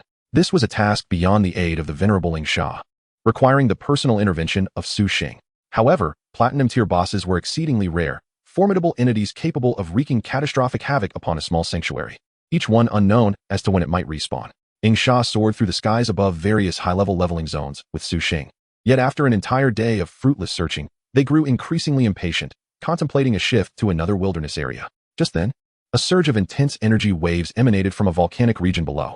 The two halted and gazed downward, where they beheld a golden tier boss, the lava behemoth. Wreaking havoc with its tremendous form exceeding 30 meters, its body cloaked in scales akin to molten lava. Not far from the boss, a team of 7 or 8 newcomers struggled valiantly against the beast, on the verge of collapse. Among them, a particularly familiar figure shone brightly, Lin Qingya. Evidently, after the Li family duo had become the subject of ridicule, she swiftly sought a new ally and reassembled her team. As Lin Qingya, desperately evading the boss's fiery breath, inadvertently glanced skyward, she caught sight of the figure that haunted her dreams and filled her with loathing. Instantly, the color drained from her face. A profound terror, akin to a chilling serpent, gripped her heart. It was him. What was he doing here? Was he here to kill her once more? Yet, merely a second after her shock, her innate talent for manipulation took over. She abruptly ceased her feeble healing spell, seemingly surrendering entirely. Rather than directing her gaze at the golden boss, she pivoted sharply towards Su Xing in the sky. Her dust-streaked visage transformed into one of sorrowful fragility, reminiscent of a weeping willow. With a voice laden with indignation and boundless grievance, she lamented loudly, "Su Xing, why are you here again? How could you be so petty? What have I done to offend you? Must you follow me like a relentless specter every single day? I've already been reduced to 0 twice because of you. What more do you want? Please, spare me. I merely wish to level up in peace." Her performance was a masterclass in theatrics, leaving her beleaguered teammates, already overwhelmed by the boss, bewildered and now glaring at Su Xing as if he were the true villain. However, in the face of this farcical monologue, Su Xing remained unfazed, not even twitching an eyebrow. His focus remained unwaveringly fixed on one target, the golden tier boss, lava behemoth. Its health bar, its weaknesses, its movement patterns, all consumed his attention. As for the woman below, her desperate display was merely a blurred obfuscation, a buzzing nuisance that stood in the way of his prey. With a deliberate motion, he drew his silver moon bow, not to respond to anyone or to prove a point, but simply to restore tranquility to the world and clear his line of sight to the quarry. Whoosh! A silver streak, akin to a bolt of lightning, shot forth. Before Lin Qingya could finish her lament or her companions could react, the arrow found its mark, piercing her forehead with pinpoint precision, eternally freezing her expression of malice and resentment. A white light flashed. The world fell silent. The explosive aftermath sent her companions back to the resurrection point of Nanjiang Sanctuary. Su Xing didn't spare a glance at the radiant glow. His fingers danced along the bowstring, orchestrating a symphony of death. Whoosh, whoosh, whoosh. A volley of even more powerful arrows erupted, carving lethal arcs through the air, instantly transforming the roaring golden boss into a pincushion. 60,000, 45,000, 48,000. Howl defeated the golden tier boss lava behemoth LV10, earning 20,000 experience points, 40 free attribute points, and 5 progress towards unyielding thorn. Acquired, lava chestplate, golden tier, lava leggings, golden tier. Reverse scale of the lava dragon lizard, golden tier, 2,000 copper coins. The lava behemoth emitted a piercing wail before its massive form collapsed, scattering a bounty of shimmering materials and equipment across the ground. Ing Sha, watching from the sidelines, expressed his astonishment, gliding closer with curiosity. "That girl seemed to be addressing you just now?" As Su Xing leisurely descended from the back of the rock to gather his spoils, he paused, momentarily perplexed, as if ruminating on something. Then, with a hint of confusion in his tone, he replied, "Is that so? It seems a fly was buzzing incessantly, which grew rather bothersome, so I swatted it away. Oh, lucky for you. The spoils are just enough to settle the debt." Huh? He handed Ing Sha a gleaming, reverse scale of the lava dragon lizard, one of the materials he had borrowed, thus repaying his debt ahead of time. He was not one to relish being in someone's debt. Simultaneously, he opened his attributes panel, noting the newly acquired free attribute points, 1,000. Hidden profession, unyielding thorn, D-class, 10, nodding in satisfaction. His efforts in hunting hundreds of wild creatures that day had not been in vain. Though his level hadn't increased, his free attribute points and hidden profession progress had seen tangible advancement. Well, this day had not been wasted after all. The following morning, the sun shone brightly. Su Xing awoke in the luxurious suite prepared for him by Ing Sha, instinctively reciting in his mind the invocation, use, fortune draw. Buzz. In the sea of consciousness, the ancient divination cylinder re-emerged. Yet this time, before it could even tremble, a slip. Engulfed in golden flames as if forged from the sun itself, and adorned with 2 vividly depicted dragon patterns of auspicious clouds, eagerly leaped forth with a whoosh from the cylinder. 2 resplendent characters were emblazoned upon it. Great fortune. Suddenly, a mystical warmth, tenfold stronger than the previous minor auspicious day, enveloped Su Xing entirely. This time, he no longer merely sensed the world around him brimming with goodwill. He distinctly felt as if an invisible thread, woven from the fabric of pure fortune, was connecting him to a distant realm. An exceptionally clear thought emerged in his mind without warning. Go to Wailing Canyon. There lies what I seek. A surge of understanding coursed through Su Xing's heart. Today would surely yield great rewards. Indeed, as he pushed open the door, before he could even seek out Sha, the alarm system of the entire holy city erupted with a deafening clamor. A resonant mechanical voice reverberated through every corner of the city. Emergency announcement. Emergency announcement. Detected a massive energy fluctuation at Wailing Canyon. A level 40 platinum grade boss, Abyssal Demon Knight, is expected to spawn in half an hour. All adventurers are advised to proceed with caution. By the time Su Xing and Sha leisurely arrived at Wailing Canyon, the place was already teeming with people, clearly divided into factions. In the sky, various precious flying mounts circled and shrieked. On the ground, the banners of major guilds fluttered in the wind, sharply delineating their territories. Almost all the prominent guilds and family forces within the South River Sanctuary had gathered at this moment. On the eastern high ground, hundreds of members of the Sunfire Guild, clad in fiery red armor, exuded an overwhelming aura. At the western entrance of the canyon, members of the Howling Wolf Alliance displayed fierce glares, resembling a pack of wolves poised to pounce. Other smaller factions swam around the periphery like sharks sensing blood, seeking any opportunity to strike. Without exception, they had dispatched their most elite third transformation experts to lead the charge, determined to claim this rare platinum-grade boss for themselves. As the moment of the boss's emergence drew closer, the already tense atmosphere between the major guilds became increasingly lethal. The area was being cleared. A level 100 berserker from the Sunfire Guild, wielding a massive axe engulfed in flames, wasted no time on idle chatter. He unleashed a ferocious axe strike, cleaving into the ground before him. Boom. The earth was carved into an unfathomable chasm, and the violent shockwave sent a group of adventurers attempting to approach tumbling head over heels. This territory is claimed by us. Sunfire.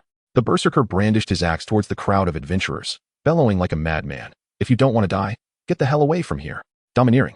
Arrogant. Such was the way of the major guilds in the South River Sanctuary. Su Xing, as a lone wanderer devoid of any guild insignia, was naturally caught in the tempest of this ferocity. He and Sha were forcibly shoved to the outskirts, relegated to a corner where the center of the canyon's spawn point was entirely out of view. Chapter 36. Su Xing. Kneel down and give me 3 kowtows. Sha, however, paid no heed to the chaos, observing everything with keen interest, choosing not to intervene. He was curious to see how Su Xing would navigate this situation, with the entire guild gunning for him. At that moment, Su Xing's gaze fell upon a familiar group not far away. It was none other than the Li family. Leading them was none other than Li Jiang, the uncle of Li Wei, whom he had dispatched with a single arrow the day before, exposing his equipment. Li Jiang was now clad in a brand new set of golden grade gear, evidently hastily assembled by his family. Initially, he had set out to level up and recover from the experience lost to Su Xing coincidentally encountering the boss spawn. He aimed to defeat it and claim some equipment. Li Wei trailed closely behind him like a lackey, clearly there to leech experience. They too sought a share of the boss's spoils. Almost simultaneously, Li Jiang spotted the figure that had become the bane of his existence and the subject of ridicule throughout the South River Sanctuary. In that instant, his eyes widened in disbelief. After confirming it was not an illusion, his expression contorted with rage. The terror of being publicly humiliated by being slain in an instant. The shame of having to beg for mercy. The resentment of having lost everything. New grievances. Old hatreds. At that moment, they erupted within him like a volcano, consuming all rational thought, overwhelmed by boundless fury and a thirst for vengeance. Stop right there. He whipped around, a maniacal, almost deranged tone erupting from him as he roared at his family members, interrupting the ongoing boss strategy meeting. His voice, laced with unrestrained anger, became sharp and piercing. Forget the platinum grade boss. Everyone. He pointed at the corner where Su Xing stood, his expression resembling that of a crazed tiger, and bellowed. Surround that little beast. Today, either he dies, or I do. All members of the Li family, including another level 100 third transformation powerhouse, were momentarily stunned. They could not comprehend why Li Jiang would forsake the immense benefits of claiming the platinum grade boss for the sake of a seemingly ordinary youth. Yet, Li Jiang's command was absolute. In the next moment, under the astonished, confused, and entertained gazes of all factions present, the Li family's team abandoned their hard-won advantageous position. They surged forth in a tidal wave towards Su Xing, surrounding him as if wrapping dumplings. In an instant, Su Xing became the focal point of the entire gathering. The Li family, notorious in the South River Sanctuary for their ferocity and local dominance, had mobilized en masse. Abandoning the easily obtainable platinum-grade boss solely to encircle an obscure youth, this dramatic turn of events instantly captured the attention of all present. The scattered players, already pushed to the periphery by the major guilds and simmering with resentment, perked up, craning their necks to witness the unfolding spectacle. Wow, this is going to be entertaining. Who is this young man? He must have a death wish to provoke the Li family's rabid dogs. It's over for him. Li Jiang is a level 100 third transformation. Known for his mercilessness, this young man is likely to be brutally slaughtered back to level 1. What a shame, he seems to have a decent level. He clearly doesn't know his limits. Whispers of sympathy and schadenfreude rippled through the crowd. Meanwhile, the high-ranking members of other guilds, such as Sunfire and Howling Wolf, were thoroughly entertained. They crossed their arms, wearing amused expressions, eagerly watching the unfolding farce. The Lee family's strength was formidable. Let them wear each other down against this unexpected contender, allowing themselves to reap the benefits as the opportunistic spectators they were. Under the gaze of thousands, Li Jiang felt his dignity, pierced by Su Xing's arrow, being restored. He forcibly suppressed the flicker of uncontrollable fear within him, constantly reassuring himself. He could not possibly possess that forbidden technique. Absolutely impossible. Such a costly maneuver, employing it just once, is the limit. Right now, he is undoubtedly nothing but an empty shell. He is merely attempting to intimidate me. After adequately fortifying his mental resolve, he felt a surge of confidence.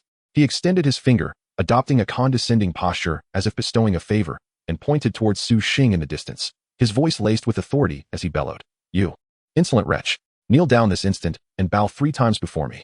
Furthermore, return all the equipment and materials you pilfered from me, delivered into my hands. Perhaps I might show a modicum of mercy and merely send you back to level 10. He elevated his stance to its zenith, as if he had already seized control over Su Xing's fate. However, in response to his clownish tirade, Su Xing simply smiled, with a tone not loud but sufficiently clear for all those eavesdropping nearby. He remarked, "It seems that you didn't lose nearly enough equipment the other day in the wilderness. That platinum-tier weapon I wielded with such ease? Your memory is rather poor, which explains your rapid decline in levels." Boom. The moment those words escaped his lips, the crowd erupted in astonishment. All eyes swiftly shifted from pity for Su Xing to bewilderment and mockery directed at Li Jiang. What? This level 100 triple transformation powerhouse had actually suffered a significant defeat at the hands of this young man, and he had been killed in the wilderness, losing all his equipment, even his platinum-tier gear. No wonder his level seemed off. No wonder he was acting like a madman, recklessly seeking trouble with this young man. It turned out he was merely a defeated foe seeking revenge. As he felt the unabashed mockery emanating from the crowd, Li Jiang's complexion flushed a deep shade of crimson. He felt as though Su Xing had publicly ripped away his last shred of dignity. "You're seeking death." In a fit of rage, he cast aside all pretenses and roared at his brother, who was also a level 100 triple transformation fighter, third brother. "Kill him. Tear him to shreds." With a furious shout, his brother unleashed a blinding light from his battle blade, executing a powerful, raging tide slash. The blade's gleam resembling crashing waves as it descended upon Su Xing. However, this time, Su Xing could hardly be bothered to fully draw his bowstring. Too slow. He gently shook his head, and in the blink of an eye, activated the skill, Gale Step, transforming into a mere blur, indistinguishable to the naked eye.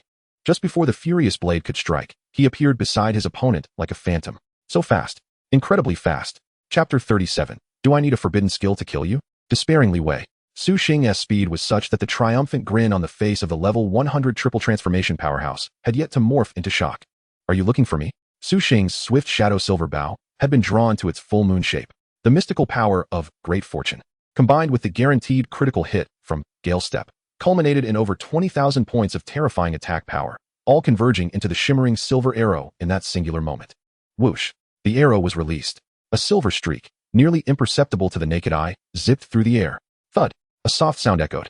There wasn't even time to activate a life-saving skill. The arrow had precisely pierced through the chest of Li Jiang's third brother, exiting from his back. A horrifying number, sending shivers down the spines of all the 3 transformation powerhouses present, slowly floated above his head. 80,000. Weak point critical hit. One-shot kill. A vivid red critical damage notification emerged. The arena fell silent.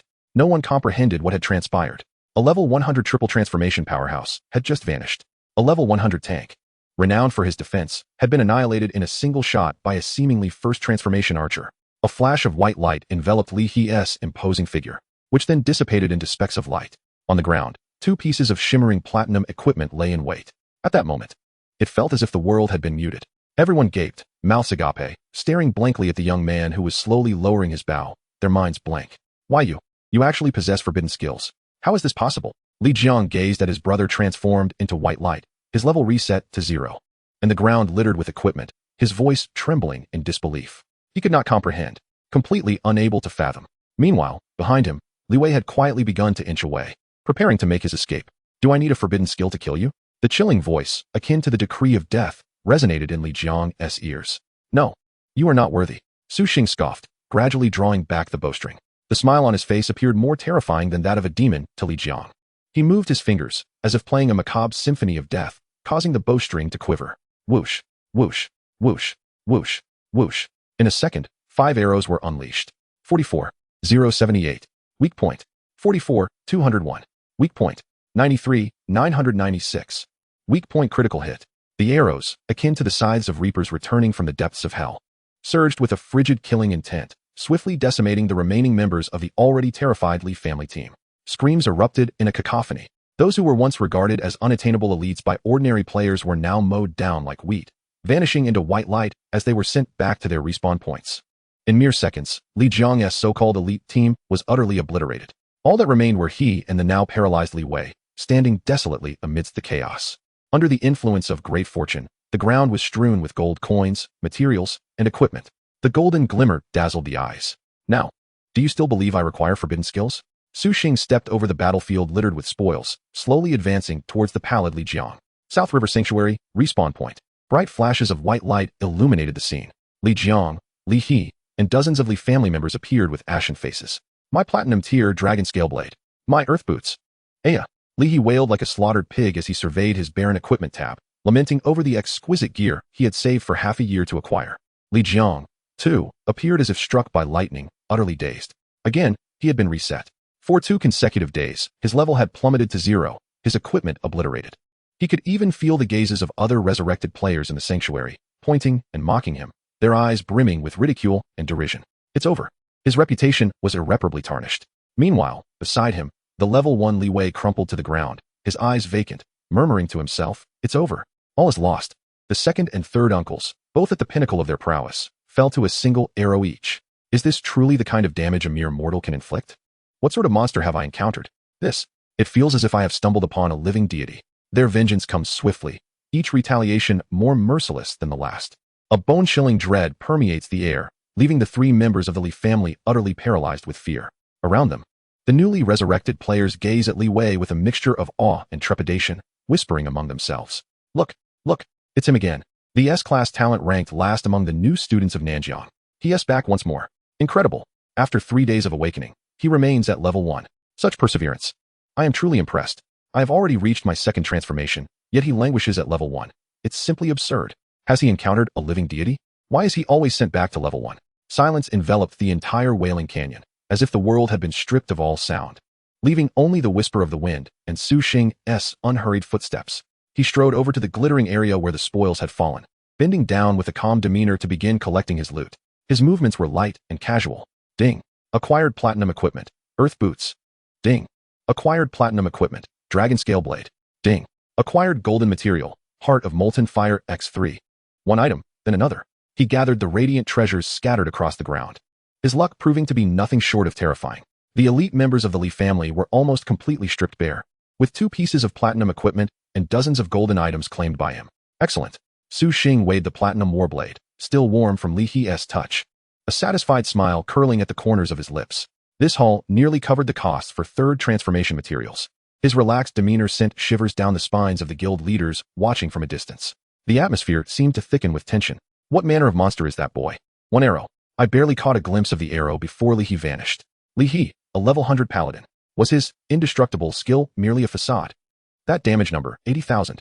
What a joke. My health barely registers as a fraction of that. Whispers surged among the crowd, only to be quickly suppressed. Each individual fixated on the youth, fearful that even the slightest sound would draw the wrath of that god of death. To them, every strand of Su Xing's hair seemed to scream danger. Once he had finished collecting his spoils, Su Xing gradually rose to his full height. His gaze, sharp as a blade, swept across the assembled throng, ultimately settling on the fiery red encampment of the Radiant Sun Guild on the eastern high ground. Chapter 38. A single person forces a guild to retreat.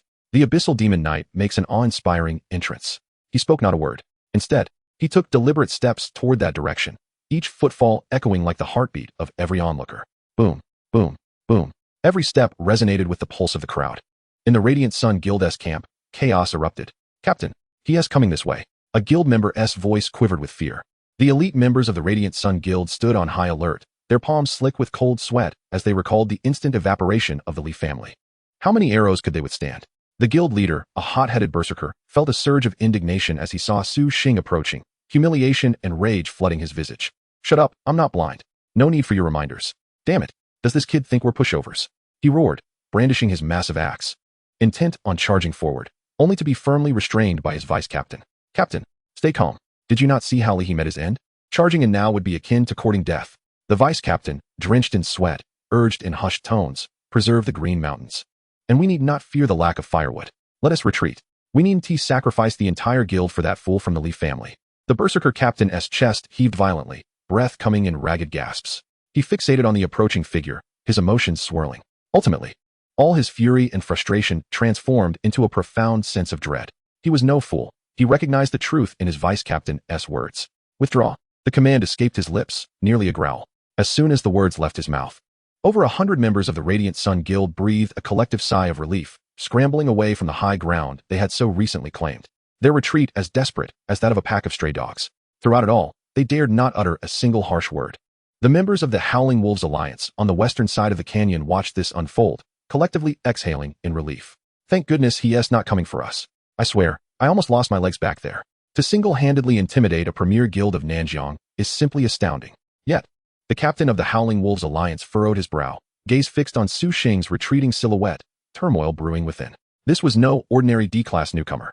The ability to annihilate third transformations and repel a guild. When did such a figure emerge? Could he be a scion of a hidden noble family, out for training? Meanwhile, among the crowd of casual players at the periphery, astonishment and admiration surged like a tidal wave. By the heavens, who is this guy?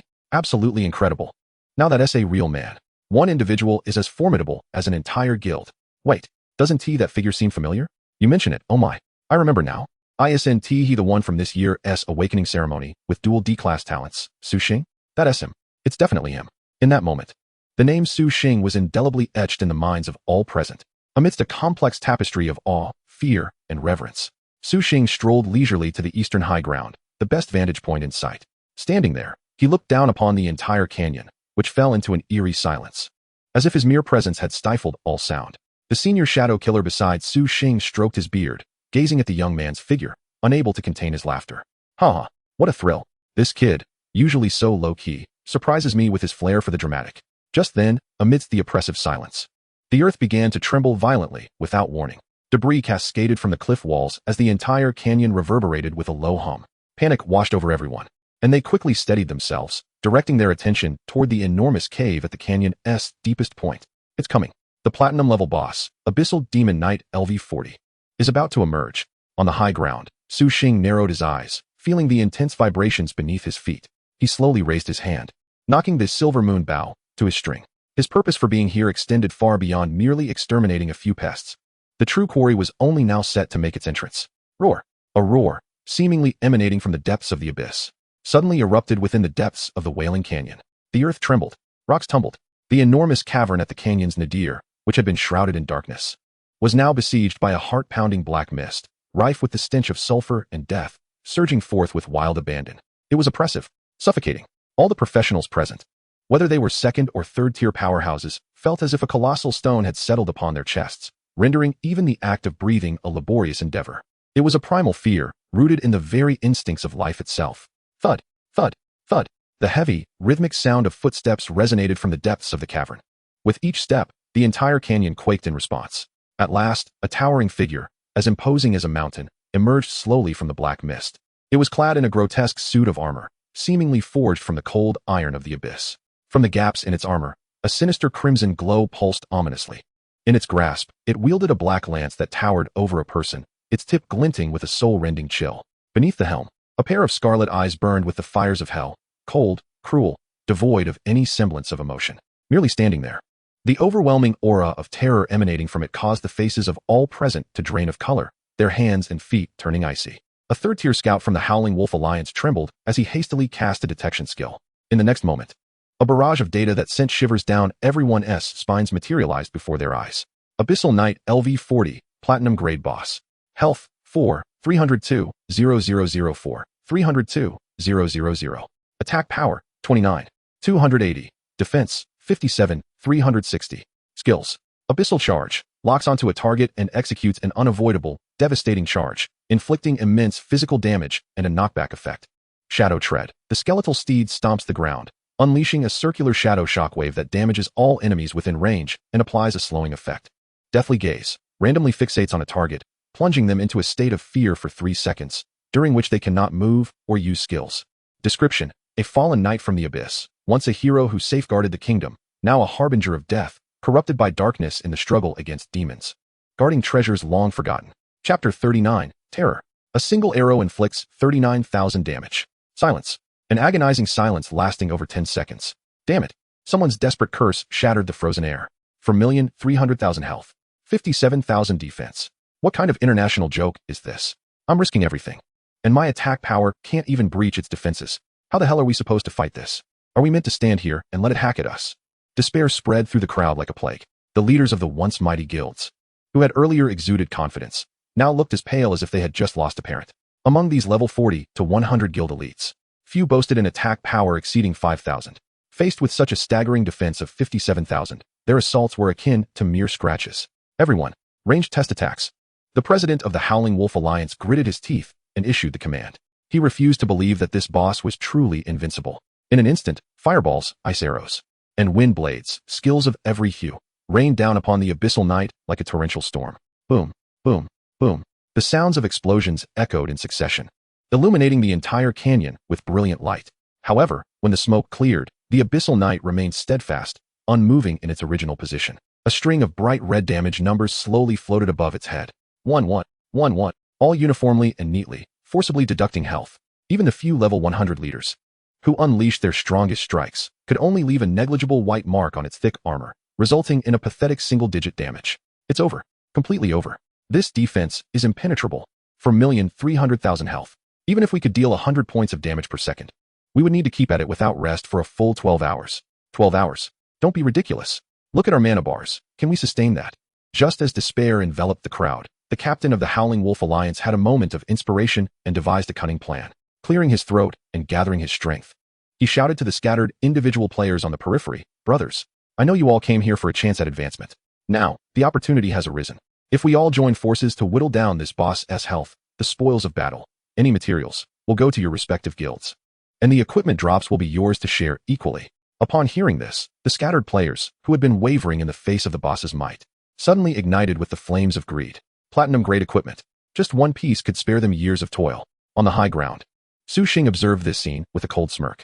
The same old tactic, using the scattered players as cannon fodder to drain the boss's skills and health. Such a ploy was as transparent as day. As expected, with the promise of a heavy reward, a wave of reckless players surged forth. "Brothers, charge. Platinum-grade equipment. I'm coming for it. Fortune favors the bold, and starvation befalls the cowardly. Let us do this."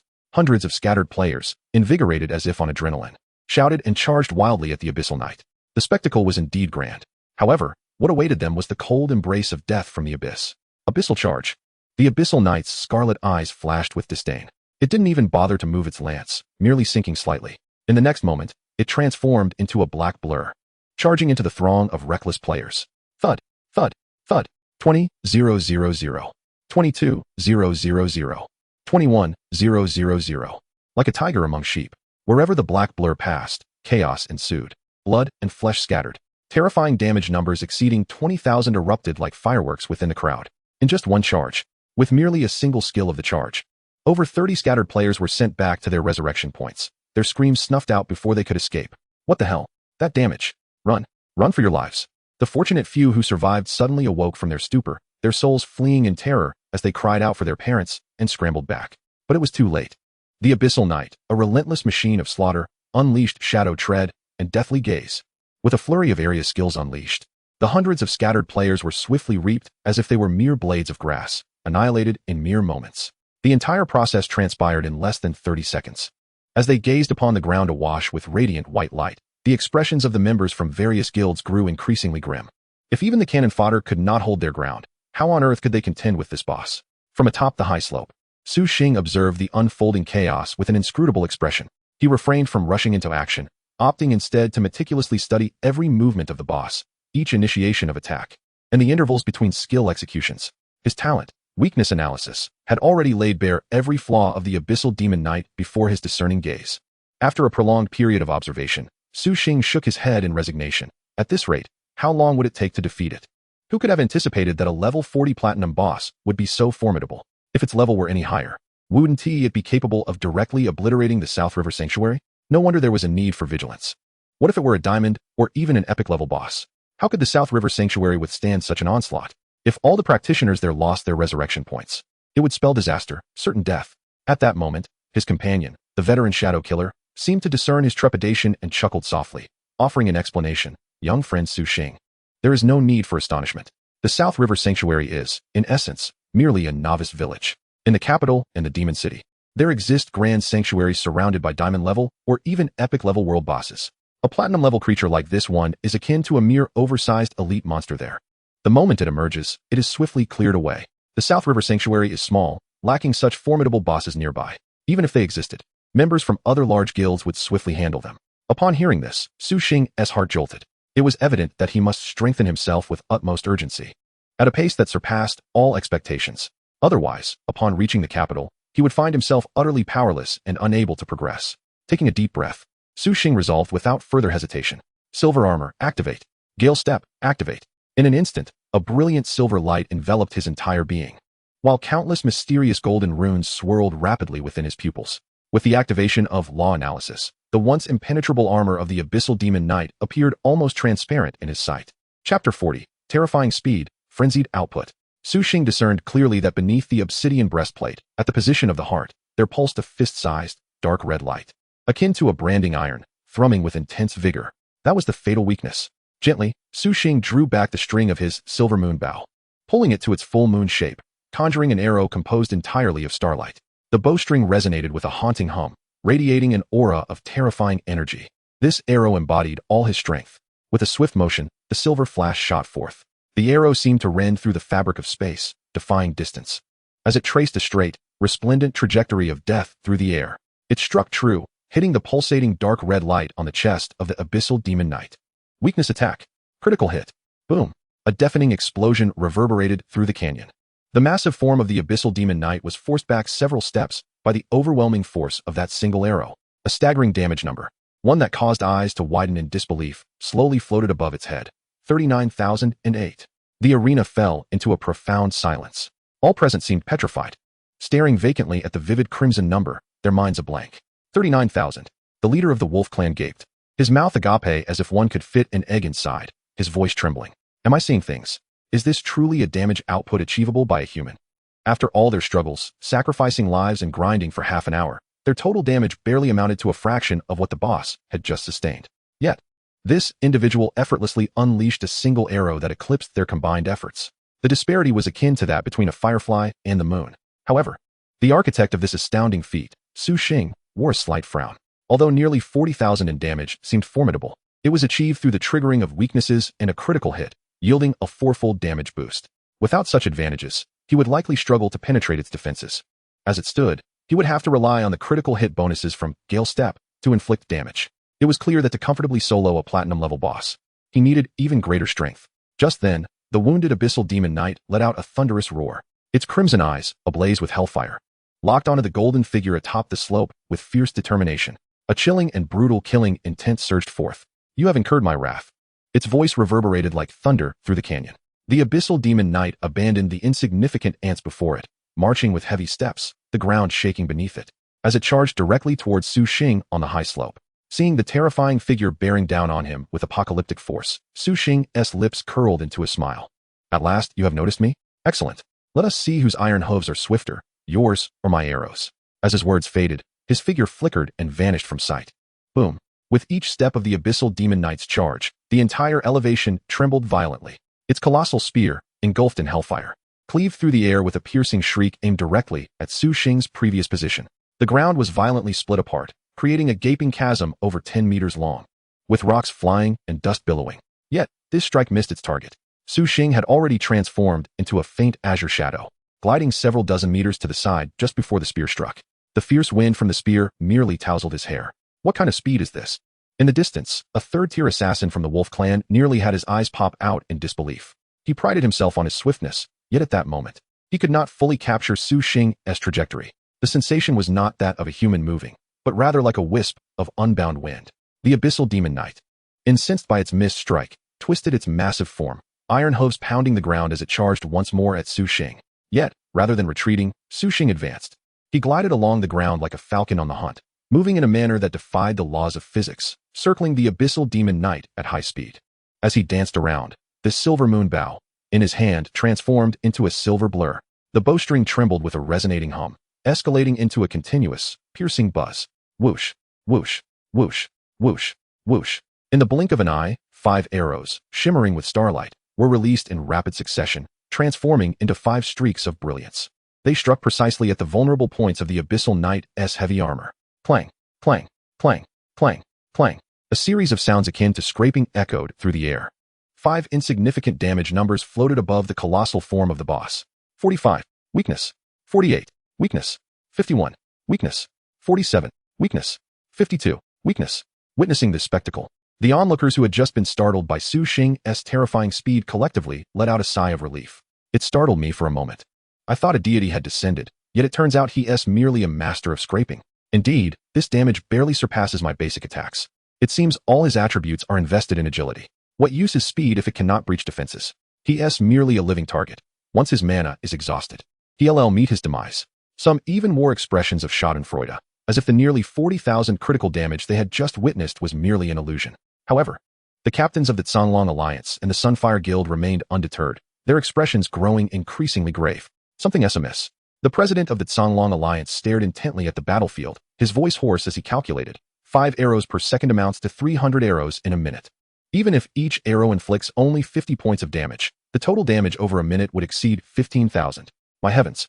He alone matches the combined continuous damage output of our elite guild. The berserker gasped, murmuring in disbelief, his eyes wide. With such attack speed and mastery of distance and timing, is this lad truly a newcomer? He's a veritable monster born for battle.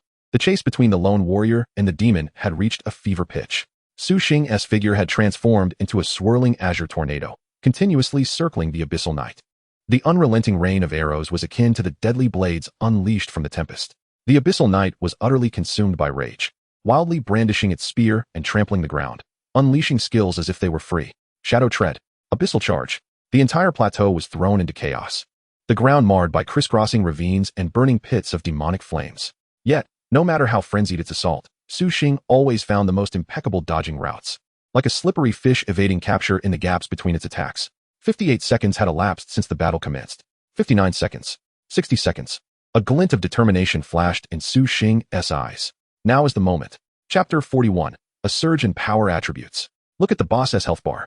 His previously swift-moving silhouette suddenly halted. At the instant the abyssal knight swung its spear once more, instead of retreating, he boldly stepped forward. His entire body arched back at an extreme angle, nearly brushing against the flames engulfing the spear blade, sliding beneath the abyssal knight.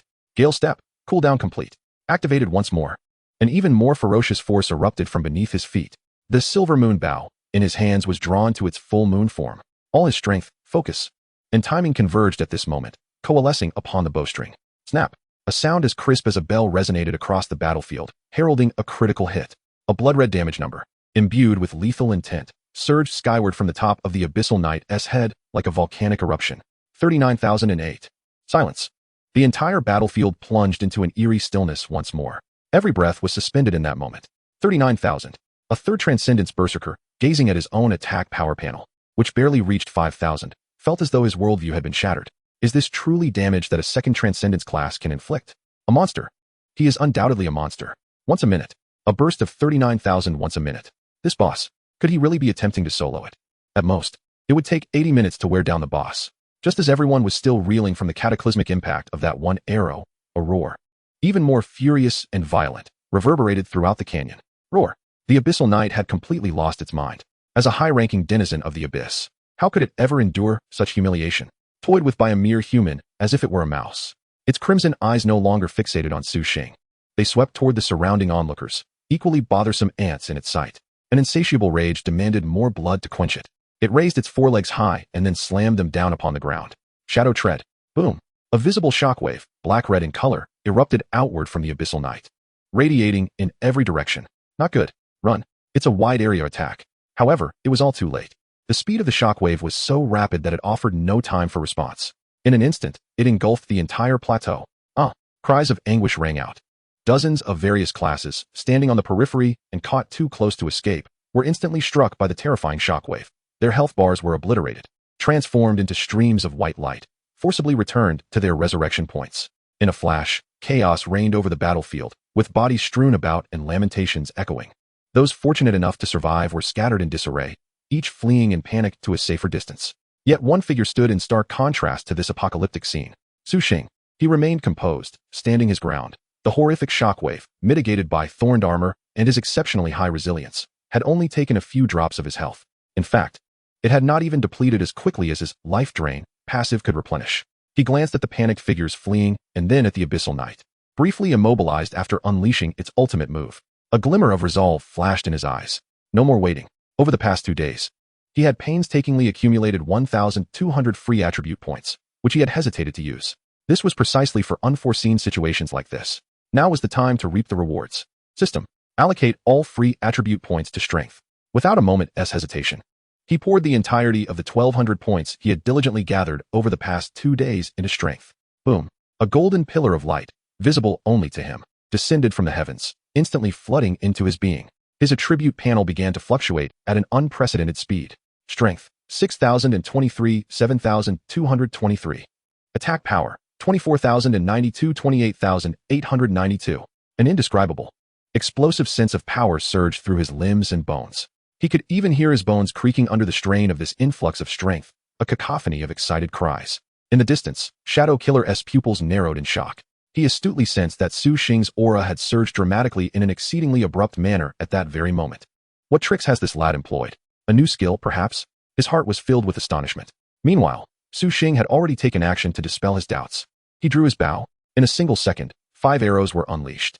A relentless downpour of arrows rained down once more upon the abyssal knight, which had just recovered from its previous rigidity. Thud. 5 arrows struck true. A strikingly different, crimson damage figure suddenly soared into the air. 424. 427. 430. 444. 434. No longer were they mere forced damage in the tens. This was genuine, penetrating damage. Though the individual damage still wasn't excessively high, its implications were worlds apart. A cold smile curled at the corners of Su Xing's lips. 5 arrows per second, with a damage output exceeding 2,100 points. The boss's remaining health was below 4 million, which meant that now, I could single-handedly grind it down to nothing in less than half an hour. This is the sensation of power surging forth. An extraordinarily bizarre scene unfolded upon the battlefield. The elites from various guilds were still reeling in shock from afar, frantically regrouping. Yet, the enigmatic expert in their midst had already commenced a frenzied suppression of the platinum-tier boss all on his own. Holy cow, look at the boss's health bar. A keen-eyed class member, who was receiving treatment, suddenly let out a startled exclamation as if he had seen a ghost. Everyone instinctively turned to look, witnessing the terrifying health bar of the abyssal knight. At this moment, it was visibly plummeting at a consistent and rapid pace. What is happening? Who's dealing damage? The leader of the Sunfire Guild wore a bewildered expression. This rate of health reduction is abnormal. The formidable members of the Howling Wolf Alliance furrowed their brows. Soon, they pinpointed the source. The young man, who was battling the boss alone. A third transformation assassin quickly calculated and then, with a voice trembling from boundless fear and shock, uttered, his damage per second exceeds 2,000. With critical hits reaching 40,000, that means he can inflict nearly 160,000 damage to the boss every minute. 160,000. This figure struck every heart like an invisible hammer. Collectively, they had been battling for ages. Yet their combined output was still less than what he could achieve in a single minute. What manner of monster is this? Just then, the long stalemated abyssal knight let out a thunderous roar once more. It abandoned physical attacks, its crimson eyes, ablaze with hellfire, suddenly ignited. Death gaze. Chapter 42. To hell with D-class talent. You call this D-class? An invisible force, imbued with the essence of death and fear, instantaneously locked onto Su Xing. His body abruptly froze. He was immobilized. A full 3 seconds of fear rendered him utterly devoid of control over his own body. This is bad. It's a control skill. The Shadow Killer's heart tightened. The Shadow Killer steeled himself, preparing to rescue Su Xing at the critical moment. Otherwise, if his level reset, he would have to start all over again. That would be troublesome. It would mean he had failed in his duty to protect Su Xing. Ha! Marvelous. This kid is doomed. From a distance, members of the rival guild reveled in malicious glee. As long as Su Xing was eliminated, the boss, whose health was dwindling, would then belong to them. Everyone watched as the abyssal knight, having seized control of Su Xing, lifted its colossal weapon capable of splitting the heavens, gathering power. Abyssal charge. A lethal strike. Under the breathless gaze of all, the ominous shadow, carrying destructive might, slammed into Su Xing's seemingly frail form. It's over. This thought simultaneously arose in everyone's minds. However, an unremarkable, even somewhat laughable damage figure slowly floated above Su Xing's head. 433. And then, in an instant, 433. Heals 5 maximum health per second. Silence. The entire arena plunged once more into a deathly stillness that felt eternal. Every mind was rendered utterly paralyzed by the sight of this paradigm-shifting spectacle. 3 digits? 433 points of damage. Did the boss just pull its punches? No, that can't be. Look, the boss's attack power hasn't changed. It's that person's defense. His defense is absurdly high. Is this a joke? The damage inflicted by the boss was instantly nullified by this lad. When this closest guess to the truth was voiced in a trembling tone, everyone completely broke down. An archer. An archer with cataclysmic attack power. Yet, he also possesses a defense that even shield warriors would envy. How can this be? At this moment, all preconceived notions regarding the class system were shattered by Su Xing in the most brazen and unreasonable manner. What the hell is going on here? Outside the canyon, the dozens of surviving professionals, prepared to witness a desperate struggle, were petrified upon seeing the unremarkable 433 damage figure. Their eyes nearly bulged out of their sockets. So, it turns out it wasn't the boss's attack power that was too high, but rather that we are too weak. One level 43rd transformation, Shield Warrior trembled, gazing at his health bar of barely 15,000, feeling as if his professional faith had been utterly crushed in that moment. This Su Xing, his second transformation class, is utterly absurd. High attack, high agility. Now, even his defense and health have skyrocketed. What the hell is this? This is clearly a versatile war fortress disguised as an archer. Among the crowd, exclamations filled with absurdity and disbelief erupted. Wait. I recall that in the ban issued by the Southern River Sanctuary's military, he was labeled as having D-class talent, right? A young mage, struggling to swallow, asked in a dazed voice. D-class. A nearby berserker, as if hearing the funniest joke of the century, erupted in a furious tirade. To hell with D-class. You call this D-class? I would believe it if you told me he had SSS class talent. Indeed, with such outrageous defense, why was he showcasing his dodging skills? He could have just stood there and exchanged blows with the boss. I don't understand. I can't comprehend it at all. His maneuvers, his attributes, his class, none of it makes sense. As the crowd remained in awe of Su Xing's terrifying defensive capabilities, the ensuing scene utterly shattered their comprehension. There stood Su Xing, expressionless, having resolutely withstood the boss's abyssal charge, remaining motionless as the enraged abyssal knight swung its spear, capable of piercing steel, with reckless abandon. Boom, boom, boom. Each strike resonated with a piercing sound of air being torn apart. Each blow could annihilate any practitioner below the 4th transition. Yet, as these assaults rained down upon Su Xing, only a series of absurdly disheartening damage numbers floated above his head, rendering all present despondent. 427, 335, 442, 1,600. Su Xing endured the boss's frenzied onslaught, his silver moon bow unwavering in his grip. He remained steady, cold, and efficient in his counterattacks. 464, 421, 476, 39,008. A third transition archer, witnessing his own stats juxtaposed against Su Xing's damage output, felt as though he had squandered decades of his existence. The boss's attack power was no jest, starting at a minimum of 20,000. How could he possibly lose only 300 points of health? Moreover, observe his assaults. Normal hits range from 4 to 500, while critical strikes soared to nearly 40,000. This data eclipsed even that of our 100-level 3rd transition DPS. Under the incredulous gazes of all, Su Xing's health bar, under the passive effect of life drain, remained virtually untouched.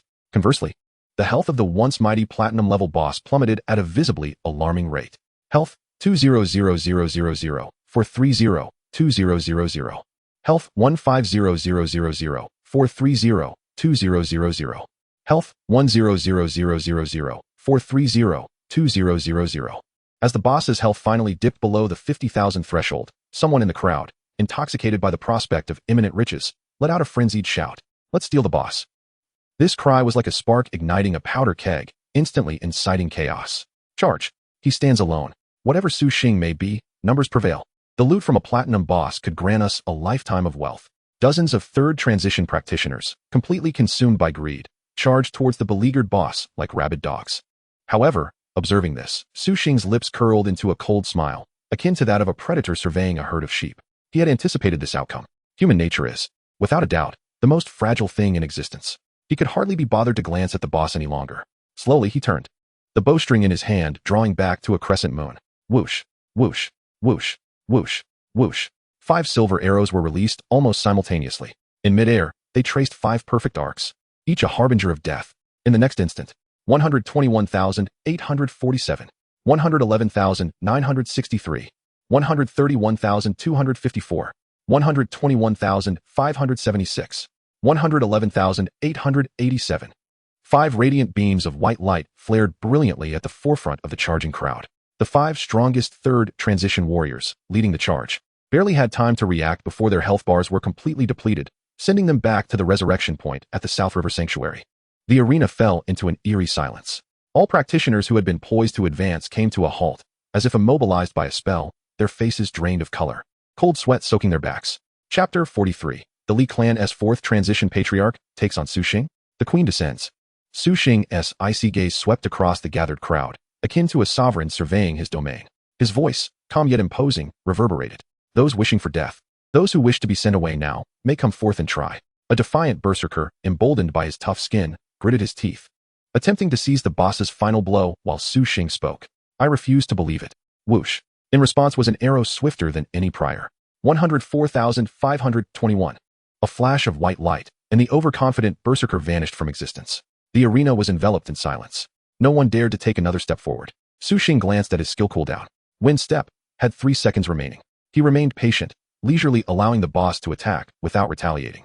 That remaining 40,000 health might take others considerable time to whittle down, but for him, it was merely a single arrow's endeavor. As the icon for Wind Step reignited, signaling its cooldown completion, it was over. Su Xing's form flickered, instantly closing the distance to the boss, pressed against the boss's visage. He drew his longbow back once more. Die. An arrow, imbued with all his strength, was released. 39,847. Weak point critical hit. The Abyssal Knight, a colossal figure akin to a mountain, let out a mournful wail of defiance before crashing to the ground. The gear and materials that erupted forth scattered like the most brilliant stars across the earth. The entire gorge returned to silence. Defeated platinum-level boss Abyssal Knight LV40. Earned 120,000 experience points, 60 free attribute points, and 10 progress towards Unyielding Thorn. Acquired. Abyssal Demon Armor, Platinum level. Abyssal Leggings, Platinum level. Abyssal Demon Spear, Platinum level. Abyssal Boots, Platinum level. S-Rank Abyssal Demon Steed Pet, 12,000 copper coins. The dazzling platinum radiance ignited the most primal greed within every practitioner present. Just as Su Xing gathered the entire set of Abyssal Demon Armor into his possession, preparing to depart from this place of strife, calamity suddenly struck. Buzz, buzz, buzz. 3 powerful, terrifying presences, far surpassing any seen before, descended upon them like 3 imposing mountains, with no warning. The very air of Wailing Gorge seemed to freeze in that moment. Above, the atmosphere rippled like water, and 3 figures materialized from thin air. The central figure, donned in fiery red armor and wielding a blazing longsword, was none other than Lian Shan, the president of the Sunfire Guild. To his right stood a figure cloaked in a gray wolf cape, his gaze shadowed, Wolf Fong, the leader of the Grey Wolf Alliance. On the left was a robust man wielding a thunderous warhammer, Thunderstorm, the president of the Thunder Guild. All 3 were unequivocally genuine 4th transition powerhouses, boasting a staggering level of 200. They are the pinnacle of the entire South River Sanctuary, the very apex of the pyramid. Their mere presence instills a profound shiver within the souls of all present professionals. What is happening? Why has the president come in person? Good heavens! The leaders of the 3 major guilds have arrived. This is a serious matter. It is evident that the news of their elite subordinates being annihilated by Su Xing, along with the theft of the Platinum Boss, has swiftly reached the guild headquarters. Young man, began Lu Shan, the president of the Fiery Sun Guild, looking down upon Su Xing with an air of undeniable authority. One must not be overly greedy. This, Abyssal Demon Knight, is a resource of our South River Sanctuary. As a lone wanderer, having feasted on the meat, you ought to leave the broth for others, should you not? Indeed. Chimed in the sinister Wolf Fong from the Howling Wolf Alliance. Hand over that Abyssal Demon Armor, and we can pretend today never occurred. The oppressive aura of 4-turn experts surged like a tangible tide, crashing towards Su Xing with fury. Any ordinary second-turn professional would have likely crumbled under the weight, begging for mercy. Yet, there was no trace of fear upon Su Xing's countenance. He coldly chuckled within. With the presence of the esteemed Shadow Assassin and the World Tree's mark as his ultimate safeguard, he felt utterly unfazed. Moreover, as long as they could not eliminate him in an instant, he could always return to the initial forest. These individuals, though seemingly formidable, could hardly pose a threat to him. Your resources? Su Xing lifted his head, his gaze calm, as if he were observing 3 fools. I slayed the boss, and I claimed the equipment. Pray tell, does your name grace it? Preposterous. The leaders of the 3 guilds had never encountered such insolence, and they were instantly filled with wrath. Just as they were preparing to retaliate against this audacious youth, a roar erupted from afar, more filled with resentment and madness than ever before. Li Hai, The head of the Li family charged forth, accompanied by his two inept brothers, Li Jiang and Li He, along with his level 1 son. His aura was similarly that of a 4-turn level 200. However, unlike the guild leaders, his murderous intent was unabashed and palpable. You little wretch. Li Hai's eyes blazed crimson.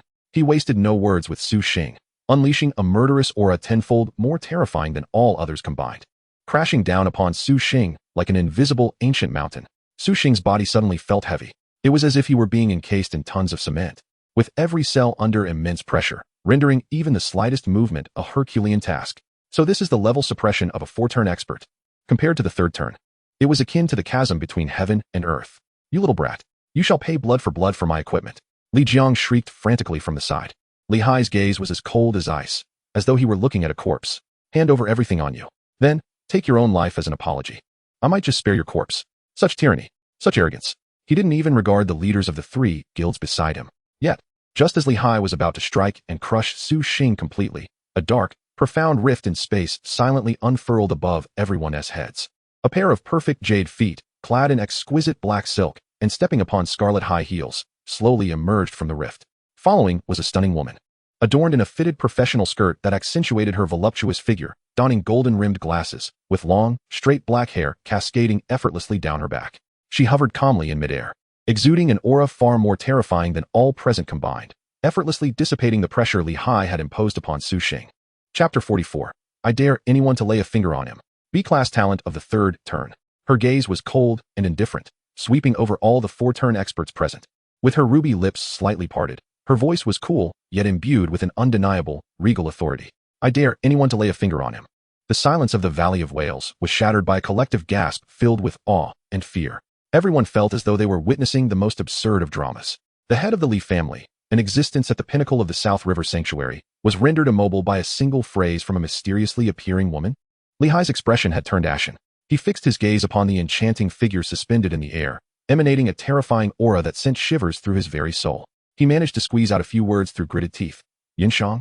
He could hardly fathom how the renowned, reclusive instructor of the sanctuary, known solely for her teachings, could possess such terrifying power. While both were 4-turn level 200, he distinctly felt that his S-class, raging blood lion, class was akin to a house cat in the presence of a primordial beast. It was an absolute domination stemming from the very essence of life and professional hierarchy. SS class, perhaps even higher.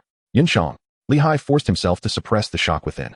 His voice hoarse as he questioned, as an instructor of the sanctuary, do you truly intend to intervene in our family's private matters for the sake of a mere lone wanderer? He attempted to exert pressure using status and rules. However, Yunshang merely adjusted her golden-rimmed glasses, her phoenix-like eyes never once glancing his way. Her gaze remained tenderly fixed upon Su Xing, as if ensuring he had not been harmed. Then, in a tone devoid of emotion, she replied, my student. If I do not protect him, who will? A simple statement, yet it radiated an undeniable aura of dominance and resolution. Li Hai's face flushed a deep shade of crimson. He realized that with this woman present today, he could not even lay a finger on a single hair of Su Xing. Good, good, good. He repeated the word thrice.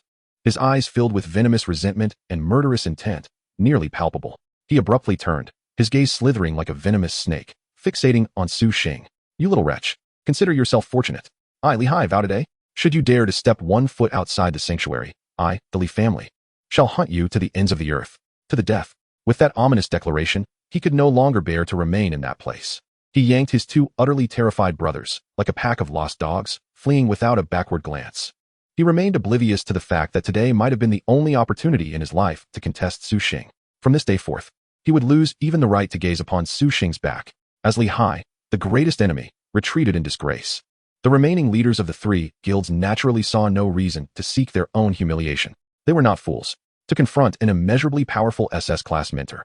Merely to vie for a piece of platinum equipment that might slip from their grasp would be sheer madness. A mere misunderstanding, nothing more. The president of Blazing Sun, Lianshan, chuckled dryly, clasped his fists, and promptly led his subordinates away, vanishing without a trace. The other 2 major guilds followed suit, and in the blink of an eye, the bustling and tense canyon was left deserted. Only Su Xing, Yunshang, and the silent figure of Ying Sha remained. Teacher. Su Xing gazed at the graceful silhouette standing protectively in front of him, warmth flooding his heart. Are you all right? Yunshang turned to him, her eyes scanning him with concern. Su Xing smiled, a genuine joy lighting up his face. The sensation of being cared for was truly delightful. He shrugged, adopting a teasing tone. What could possibly be wrong with me? It's you who should be worried, had you not arrived in time.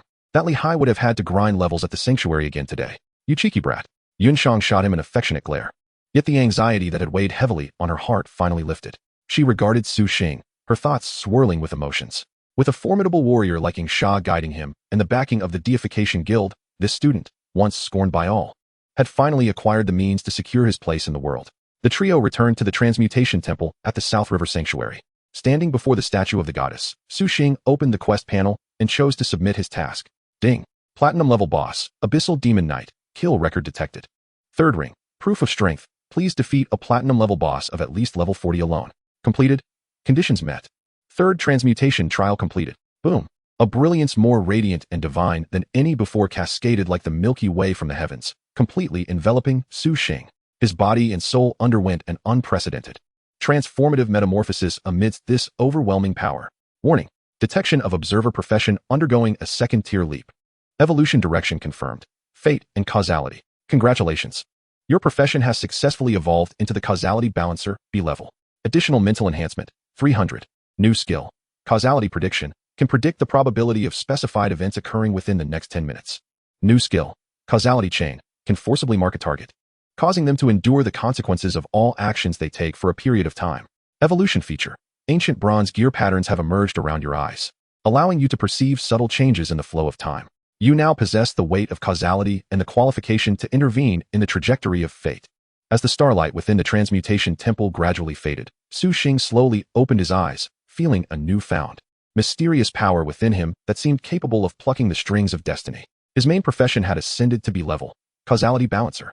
His gaze instinctively returned to the majestic and sacred statue of the goddess.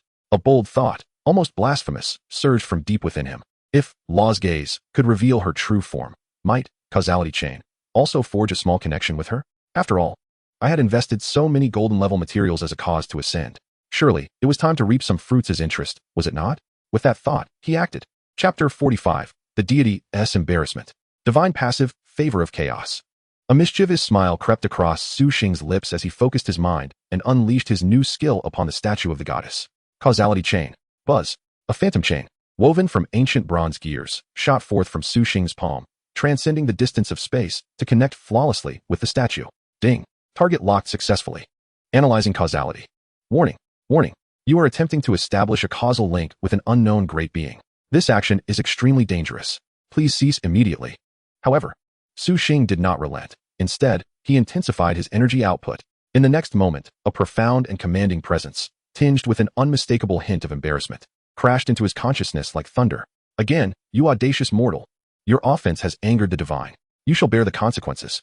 The system's prompt halted abruptly at this point. Moments later, a new message, entirely different in tone, slowly materialized. The great goddess of fortune feels a profound, deep sense of helplessness towards your relentless offenses. To prevent you from committing further indiscretions, she has decided to bestow upon you the favor of chaos, thoroughly severing your prying. Congratulations. You have acquired the unique divine passive skill, Favor of Chaos. Favor of Chaos, divine, unique. 1. 10,000 laws cannot intrude. You will be permanently immune to any curses, poisons, fears, confusions, and other negative states. 2. Chaotic countenance. No being, including deities, can glean any true information about you through any skill or means. In the eyes of others, you are a god, a mortal, and an indescribable chaos. Su Xing gazed at this new divine passive, utterly delighted. Is she truly shy? This is no punishment. It is clearly a gift of divine prowess. It almost makes me feel guilty, receiving a skill with every glance. Yet, I shall dare to look again. Contented, Su Xing exited the Transmutation Temple. Outside, Yunshang and Ing Sha awaited him. Su Xing, congratulations. Yunshang's face radiated genuine joy, though a trace of unspoken sorrow lingered in her beautiful eyes. Teacher, thank you for everything, Su Xing said earnestly. Had Yunshang not arrived in time, although he was unafraid, he would have had no choice but to resort to using his ultimate trump card, the World Tree Mark. However, to Su Xing's surprise, upon hearing his gratitude, Yunshang gently shook her head.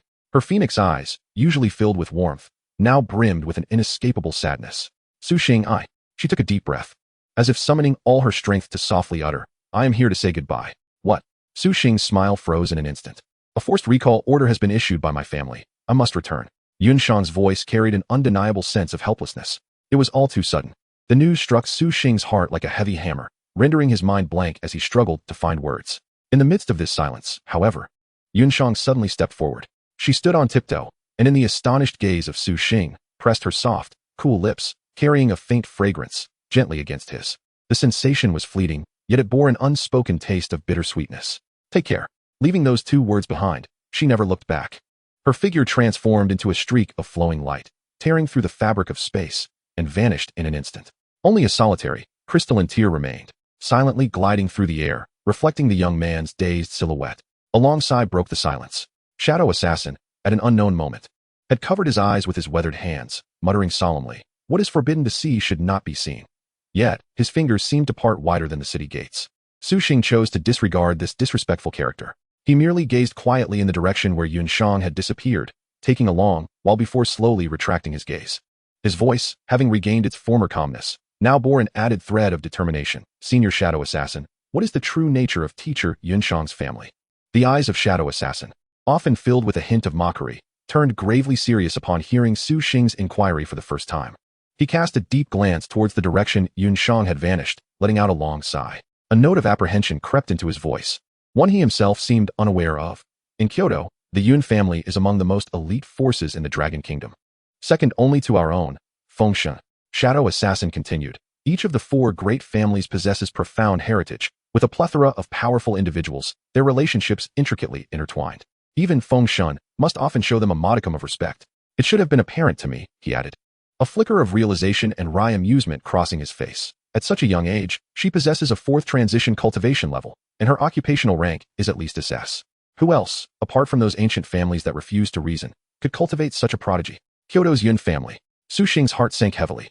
He finally comprehended the source of the unshakable sorrow and the inescapable sense of helplessness reflected in teacher Yunshang's eyes. She was up against a behemoth. Will she be in danger upon her return? Su Xing's voice was tinged with dryness. Shadow Assassin fell silent for a moment, then shook his head. It is hard to say. The affairs of great families are 100 times more complex than any monsters encountered in dungeons. However, judging by her demeanor, this enforced summoning is evidently not a good omen. Su Xing's fists clenched unconsciously. An unprecedented, intense desire surged wildly from the depths of his heart. To Kyoto. I must go to Kyoto. No matter what she faces, this time, I will protect her. In the depth of night, Su Xing lay on the plush bed of the luxurious suite that Shadow Assassin had prepared for him, yet he tossed and turned, unable to find sleep. The image of Yunshang's resolute departure and that solitary, silently falling tear echoed relentlessly in his mind. Just as he was in a state of turmoil, a faint, familiar fragrance wafted unexpectedly into his nostrils. Moments later, his comforter was gently lifted by a cool, yet warm presence. A soft, smooth, unclothed figure stealthily nestled beside him. Su Xing's body froze in shock. Chapter 46. Su Xing's Blood. The terrifying bonus of platinum equipment. He abruptly opened his eyes, poised to speak, but a delicate, icy hand, imbued with an irresistible resolve, gently covered his mouth.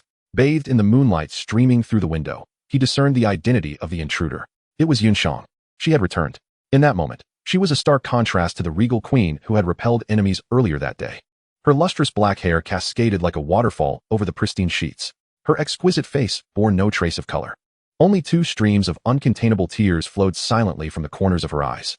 Those phoenix-like eyes, usually filled with warmth and encouragement, now brimmed with a blend of profound despair, boundless sorrow, and a hint of frenzied determination that Su Xing had never witnessed before. With a stifled whimper, akin to an injured creature, she made no utterance. Instead, amidst her tears and an overwhelming sense of abandon, she surrendered herself to the youth beneath her in the most clumsy yet resolute manner. Su Xing was utterly bewildered. He could feel the violent tremors of her delicate body, the icy yet burning tears that fell upon his cheek. He wished to speak, to inquire about what had transpired, yet words eluded him, for in her eyes, he comprehended everything. It was a silent entrustment, a desire to leave behind her most treasured possession with the one she cherished most, before heading towards a tragic conclusion. Su Xing ceased to struggle. Instead, he reached out, using all his strength to embrace the trembling form tightly within his arms.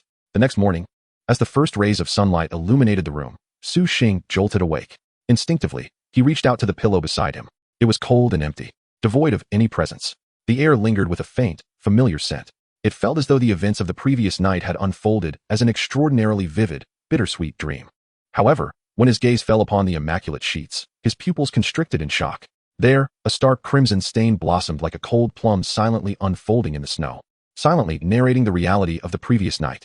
Su Xing's mind went blank, a numbing shock overtaking him. In the next moment, he sprang from the bed, hastily throwing on his clothes and bolting out of the room. He sought out Shadow Assassin, utilizing all his authority to trace Yunshang's whereabouts. Yet the results plunged him into an abyss of despair. Yunshang had already departed. Early this morning, she had returned to Kyoto via the most critical teleportation array of the South River Sanctuary. Additionally, she had severed all means of communication. Standing in the bustling hall of the job changers, Su Xing felt as though the entire world had turned desolate.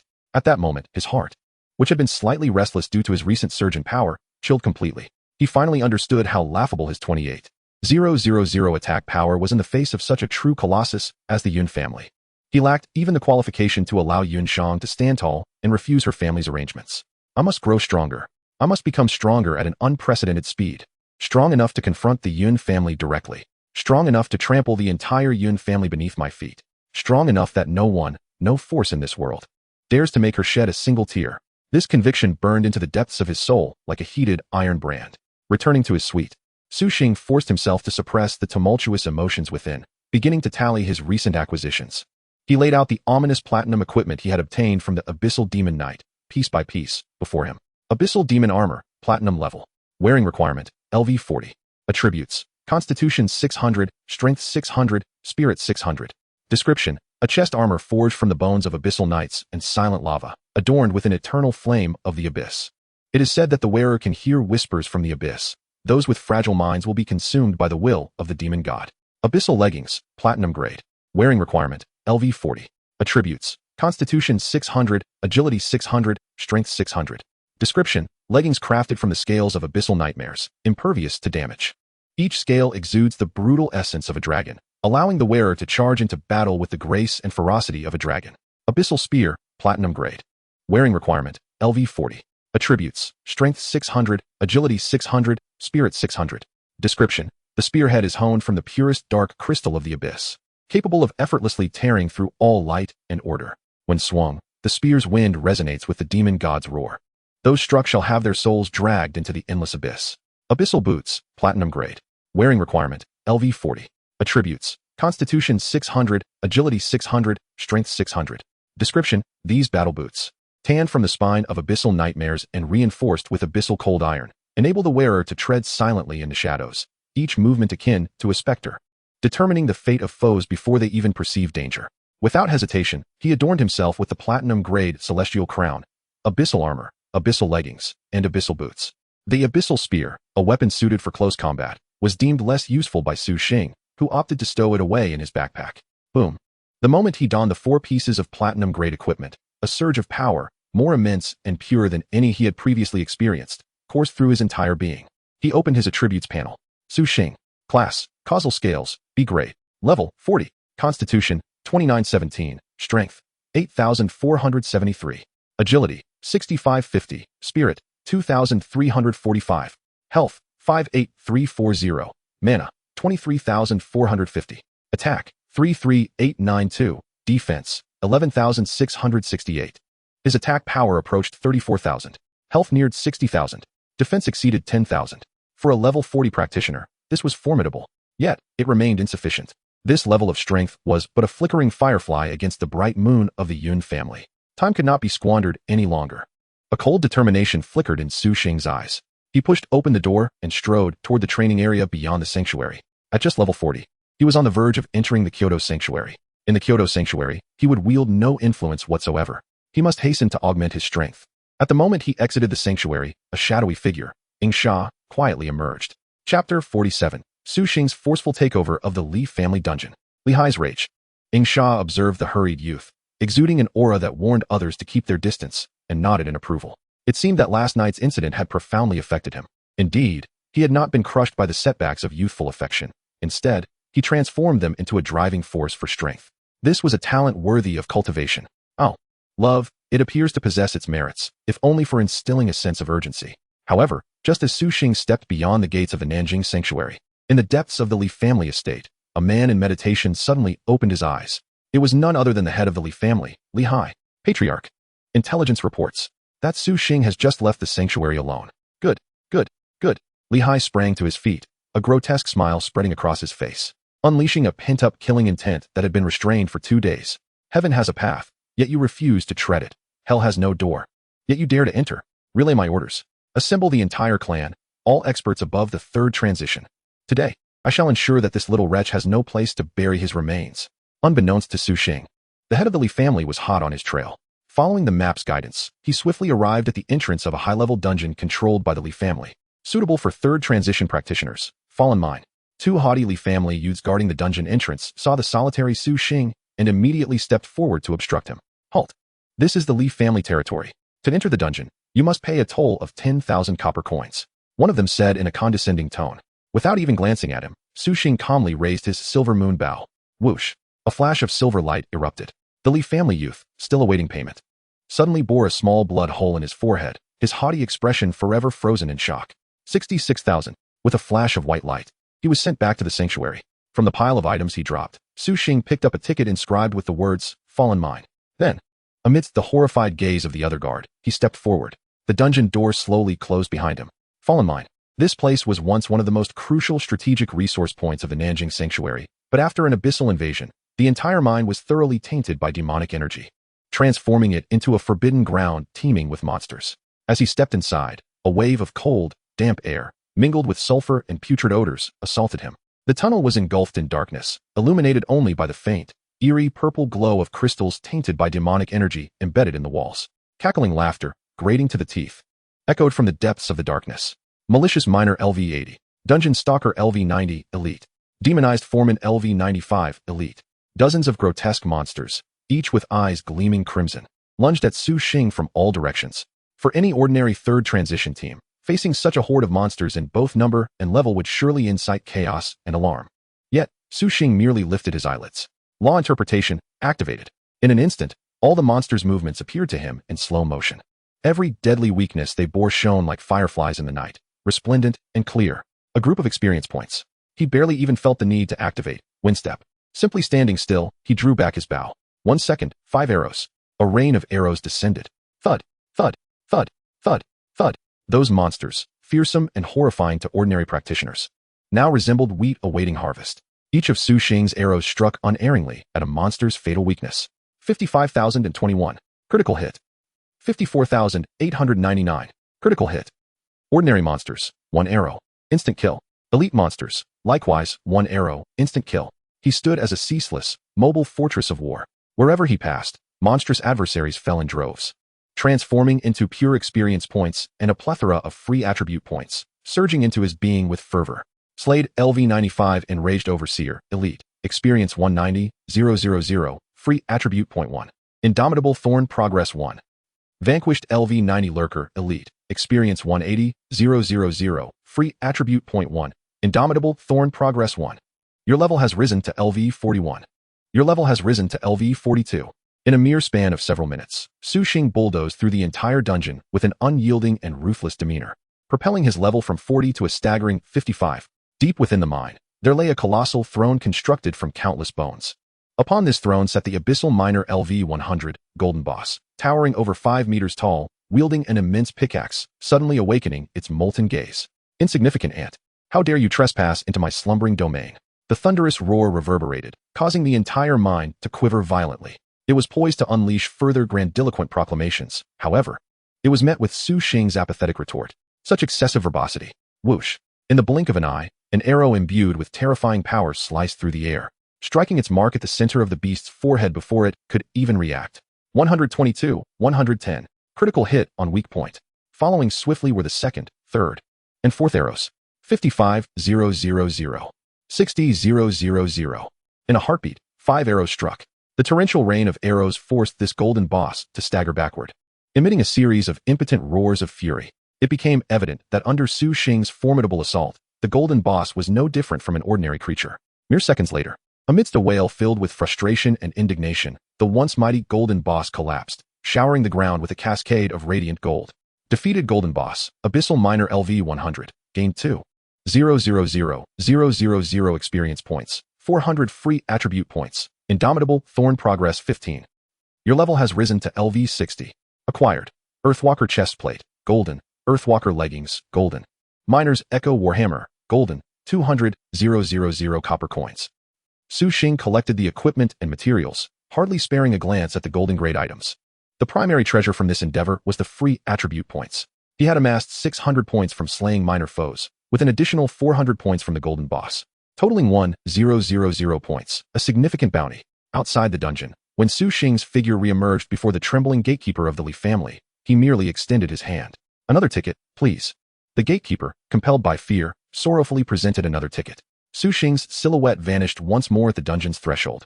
Within a minute of his entry, a tumultuous rumble echoed. Li Hai, the head of the Li family, stormed onto the scene, flanked by dozens of elite members of his clan, including his two brothers, Li Jiang and Li He, who had suffered humiliations at Su Xing's hands, and his disappointingly unaccomplished son, Li Wei, still languishing at level 10, an utter disgrace to the Li family. Lord Head, you must advocate for me. The gatekeeper, spotting his savior, scrambled forward, lamenting, a robber came. Not only did he slay Xiao Lu, but he also stole 2 tickets. What? Li Hai's expression darkened to the hue of a soot-laden pot. This Su Xing is truly brazen. Does he take the Li family for mere clay to be molded? He hasn't even settled the score with me, yet he dares to raid my family directly. Does he believe that being sheltered by Yun Chang grants him carte blanche? I have already discovered that Yun Chang is absent from the South River Sanctuary today. Let's see who can save him now. Instinctively, he glanced at the completion record stone at the dungeon's entrance. Upon seeing it, he was utterly stunned. Record of the Fallen Mind completion. First place, Su Xing. Completion time, 18 minutes and 34 seconds.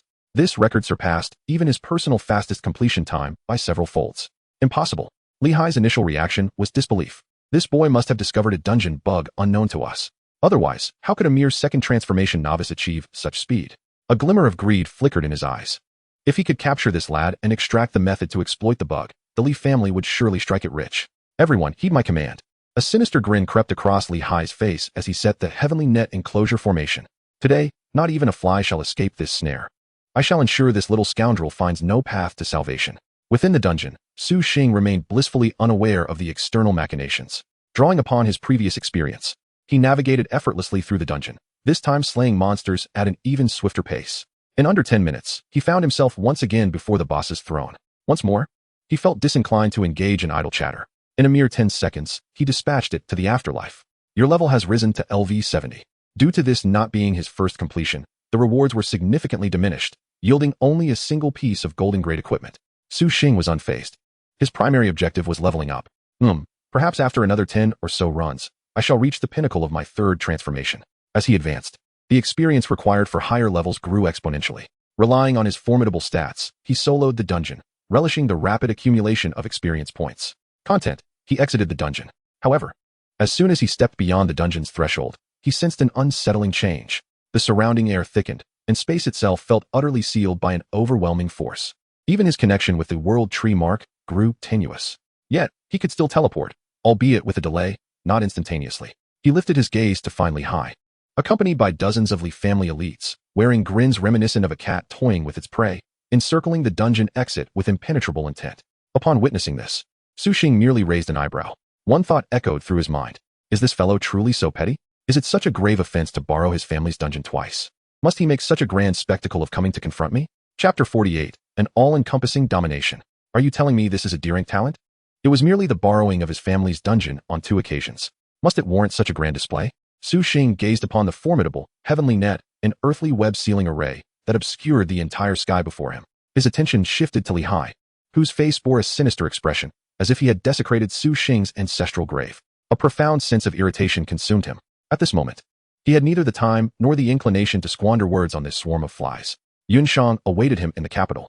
Anyone who dared to impede his journey of leveling up and becoming stronger must meet their demise. You little beast, how dare you show your face again? Li Hai exclaimed, his fury intensifying as he observed Su Xing's indifferent expression, which seemed to question his sanity. He pointed at Su Xing, his voice dripping with condescension and overflowing with a sense of superiority, bellowing arrogantly. I care not what sorcery you have employed. Immediately relinquish the exploit that allowed you to farm our dungeon, along with all your equipment and materials. Then, sever your own arms and kneel before me in repentance. Perhaps I might consider sparing you from further pursuit. Behind him, Li Wei, upon witnessing his father's fierce demeanor and the presence of numerous family experts, instantly transformed his fear of Su Xing into venomous hatred and arrogance. Bolstered by Li Hai's support, he leapt about, cursing with the foulest of language. Su Xing, you dog, you worthless scum. Aren't you arrogant? Let's see you maintain that bravado. Today my father is here. I want to witness you being torn to shreds. I will torment you to death, making you realize that offending me, Li Wei, is the most foolish act of your life. In response to his rabid tirade, Su Xing merely uttered a cold remark devoid of any emotion. You are excessively verbose. Boom. Those few words acted as a spark igniting a powder keg, shattering Li Hai's reason entirely. You seek death. He roared in fury. Charge. Make him suffer. Drown him in skills. Let us see how much mana he possesses. With a single command, the dozens of third-tier experts, already poised for action, unleashed their assault. Blades flashed. Swords sliced. Fireballs surged. Ice spikes formed. In an instant, a torrent of multicolored skills cascaded down upon Su Xing's position with the destructive force of a cataclysmic tsunami. However, as the onslaught capable of leveling a small mountain erupted in a dazzling display around Su Xing, every observer's eyes nearly bulged from their sockets. 2, 1, 1, 2. A cascade of densely packed, red damage numbers, rife with mockery, floated above Su Xing's head. No defenses were breached. All damage was forcibly deducted from his health. The battlefield fell into an eerie silence, leaving everyone in a state of shock. What on earth is happening? My flame slash could only deal 1 point of damage. Mine too. Single digits? What a joke. How terrifying must his defense be? Is this truly a D-grade talent? I understand now. This fellow must be a coward, afraid of pain. Thus, he allocated all his attribute points to defense. No, wait. Look at his level. Why can't we check it? This guy has undoubtedly reached the 3rd tier. His level is likely nearing 100. Otherwise, he couldn't solo this dungeon. Li Jiang, sharp-eyed, fixated on the LV, above Su Xing's head, his voice trembling with fear and disbelief, screamed. Yesterday, he was only level 40. Now, he has somehow achieved 3rd-tier status. This terrifying rate of advancement overshadowed even his monstrous defense and evoked a sense of despair. Due to the passive ability, Blessing of Chaos, Su Xing's level remained unviewable. While Li Hai was equally astonished, his greed for Su Xing's equipment surged uncontrollably. It must be the gear. That brat undoubtedly possesses a set of armor of unimaginable quality, at least diamond tier or higher. His eyes ignited with a fervent glow as he issued another ultimatum. Boy, I shall grant you one final chance. Hand over your equipment. I assure you, today's events will be forgotten. Otherwise, you truly are a nuisance, Su Xing interjected impatiently. You prattle on like a woman. For the first time, Li Hai was thoroughly disregarded. Fine, fine, fine. He seethed, laughter tinged with rage. You have forced my hand. With that, he surged from the crowd. His battle blade glowing with a crimson hue, delivering a full-force strike, blood lion earth-splitting slash, imbued with the might to cleave mountains, crashing down upon Su Xing. Yet, a damage number emerged that sent shockwaves through his pupils, shattering his worldview. 3,000. Before he could recover from the absurdity of the damage dealt, a verdant stream of life energy surged from Su Xing's feet. 3,000. His health bar replenished completely. Li Hai stood frozen in disbelief. 4th tier against 3rd tier. A colossal level disparity. S-grade against D-grade. An absolute crush of professional talent. And yet, this was the extent of his damage? Moreover, that paltry damage was outpaced by the speed of Su Xing's healing. Is this even human? You dare tell me this is D-grade? In disbelief, Li Hai roared again, swinging his battle blade for another vicious strike. 2,999. Su Xing's health bar flickered. 2,999. A second later, it was full once more. Su Xing finally raised his eyes to the spectacle that was Li Hai, who now resembled a jester desperately performing, and slowly inquired, Are you finished chopping? Is it my turn now? Chapter 49. Instantaneously defeating an S-tier fully leveled 4th-tier expert. In that moment, gazing into Su Xing's calm, indifferent eyes, which seemed to harbor an unfathomable abyss, Li Hai, the 4th-tier powerhouse and local tyrant of the Southern River Holy Land, was gripped by genuine fear. Is it my turn now? This utterly mundane question, akin to asking if one has eaten, struck Li Hai's ears like the final verdict from the depths of the abyss. Fear, an unprecedented terror, capable of freezing his very soul, seized his heart instantaneously. The pride of being a 4th-tier expert, ingrained in him over decades, regarding the supremacy of high-tier professionals over their lower-tier counterparts, crumbled under the weight of Su Xing's ludicrous damage numbers and even more absurd healing. Shattered. His once proud resolve lay in ruins. Not just him. Behind him, the once menacing scions of the Li family, including the recently boisterous Li Jiang, Li He, and the already numbed Li Wei, now resembled chickens with their necks grasped, their faces drained of color, lost, and trembling uncontrollably. Master. In their eyes, he was a godlike being, an invincible powerhouse at level 200 with 4 transitions, the very essence of the family that dominated the Southern River Sanctuary. Yet, astonishingly, he could not breach the opponent's defenses. What on earth was happening in this world? Was there a bug in the job transition system? Or had they, from the very beginning, provoked a formidable entity, a true demon god so powerful that even the family head could not contend with him? They would rather believe that the world had gone mad than accept the latter, which filled them with an overwhelming sense of despair. The atmosphere was thick with silence. All the adventurers drawn to the commotion created by the Li family held their breath, fearing that even the slightest movement would disturb the boy executing the punishment, incurring catastrophic consequences. However, it seemed that no words could alter the course of events. Observing the foolish actions of the Li family, it was evident they had thoroughly offended this esteemed individual. Their only hope now rested on the hope that he would act swiftly, ideally without involving them. Hidden in the shadows, Shadow Killer was equally astounded by Su Xing's extraordinary defensive capability. For the first time, his typically playful expression transformed into one of grave seriousness. Withstanding the full force of a level 200 S-class transition expert's attack, only sustaining 3,000 points of damage. This young man's physique and defense had surpassed all rational expectations. How long had it been? If he continued to grow, would even I be able to easily control him? Images of the ancient beings from the Yun family in Kyoto involuntarily surfaced in Shadow Killer's mind. A sense of anticipation washed over him. He was eager to witness the spectacle that would unfold when this little monster matured, storming into Kyoto to confront the Yun family. At that time, as the one who sealed the gods, I must rally a few old friends to support him. In Li Hai's eyes, filled with terror and on the brink of collapse, he beheld Su Xing, whose expression remained one of indifferent detachment. He believed Su Xing was angered, having provoked him multiple times and thoroughly roused his ire. In reality, Su Xing was not angry at all. He felt not even a flicker of emotional disturbance. He merely found the situation bothersome. With his growing power, Li Hai had become, in Su Xing's perception, no different from a mere stone by the roadside. The only entity that truly posed a challenge to him was the colossal Yun family in Kyoto. Li Hai was unworthy even to carry the shoes of teacher Yun Chang. Yet, the pressure faced by Yun Chang encompassed the entirety of the Yun family. If he continued to regard Li Hai as a threat, how could he ever confront the Yun family? Thus, he simply viewed this individual as a waste of his time, an obstruction to his quest for leveling up and enhancing his strength. To impede his pursuit of Yun Chang was tantamount to a capital offense. Slowly, Su Xing raised his silver moon bow. At this gesture, Li Hai's nerves shattered with fear. He instinctively screamed in a voice tinged with desperation, "Wait." Misunderstanding. However, Su Xing's arrow had already been loosed. 117,880. Critical hit on weak point. A blood-red, colossal, six-digit figure of terrifying damage erupted from above Li Hai's head. His pleas for mercy forever lodged in his throat. His body, along with the dignity of a level 200 powerhouse, transformed into a brilliant flash of white light. All members of the Li family were left dumbfounded. Their family head, their strongest pillar, had been slain in an instant. Li Jiang and Li He were once more enveloped by an overwhelming dread, their legs buckling as they collapsed to the ground. Li Wei was utterly paralyzed. With their father eliminated, what could they possibly achieve?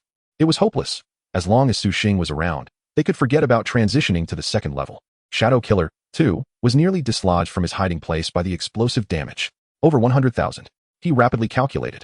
As an S-class level 200 powerhouse, Li Hai's base defensive attributes were at least 16,000. Paired with a mixture of golden and platinum equipment, his total defense must exceed 20,000. This young man managed to inflict over 110,000 damage with a single arrow. This was utterly absurd. His attack power must be at least 350,000. Was this the level of attack power a third transition class should possess? Chapter 50, Rooting Out the Weeds. The Elegy of the Li family's doom. With a single arrow, he struck down his foe. As Li Hai, the embodiment of the Southern River Sanctuary's peak power, disintegrated into a shower of white light. The dozens of elite members of the Li family behind him completely crumbled. Their faith, their support, their family's steadfast anchor had vanished just like that.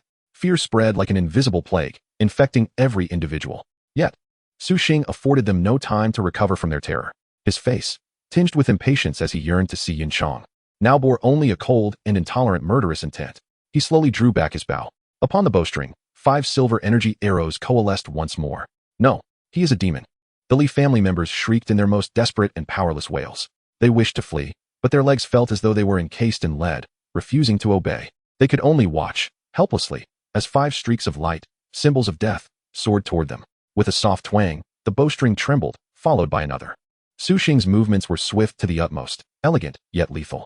It was as though he were performing a waltz of death. Each pluck of the bowstring released 5 brilliant beams of light, ascending uniformly within the ranks of the Li family. In the span of merely 4 to 5 seconds, the once formidable Li family army outside the fallen mine pit was entirely annihilated. Only the dungeon attendant, cowering in the corner, paralyzed with fear, remained. Su Xing collected the scattered equipment and materials, among which were several platinum-grade items. He then approached the now dumbfounded attendant, extending his hand. The attendant trembled violently, tears streaming down his face, staring blankly at this demon, utterly bewildered as to what he desired. Impatiently, Su Xing frowned. The tickets. Oh, the attendant, as if granted a reprieve, paid no mind to the filth on his face, scrambling to retrieve all the dungeon tickets from his backpack.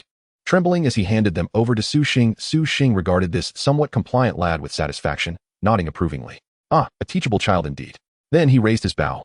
aiming for the center of the doorman's brow. Whoosh! In that moment of shock, confusion, and even a hint of gratitude in the doorman's eyes, an arrow sent him back to the city. One cannot show favoritism, Su Xing mused. Otherwise, when Lehigh checked the resurrection point and found that only this lad had survived, he would undoubtedly face dire consequences. In a sense, I have saved his life. Su Xing was deeply moved by his own meticulous thoughts and the noble quality of his willingness to help others. He picked up the mountain of spoils on the ground and once again stepped through the portal to the dungeon. At the South River Sanctuary, at the resurrection point, a flash of light revealed Lehigh's staggering figure. His level had plummeted from 200 to a mere 100. Several key pieces of equipment had also been lost. Years of effort, all gone in an instant. Su Xing. He let out a howl that was more beastly than human, filled with boundless resentment and regret. However, after the roar, what followed was a profound, all-encompassing fear. He was terrified. He truly feared. The terror of that youth had completely surpassed his understanding. He was not someone he, or even the entire Li family, could provoke. What to do? Two paths lay before him. Either make peace, sacrificing all the family's dignity, offering up all their wealth, and begging for the forgiveness of that demonic figure, or exhaust all resources to enlist the true assassins lurking in the shadows, willing to pay any price to obliterate him. But what if they failed? With that boy's talent, if given even a moment's respite to grow, the Li family would face a genuine catastrophe. No. For the Li family, it was already a catastrophe. Who was foolish enough to provoke that boy? In a corner, Li Wei trembled, too afraid to speak. Lehigh was no fool. He understood that whichever path he chose, the Li family's standing in the South River Sanctuary would plummet, reduced to mere history. A mouthful of blood spewed forth. In that moment, the local emperor of South River seemed to age decades. His once jet-black hair visibly turned gray at an alarming rate. In a single night, he was left with white hair. The news must be contained, he ordered in a trembling voice. Yet, it was too late. Today, outside the Wailing Canyon, thousands had witnessed that miracle.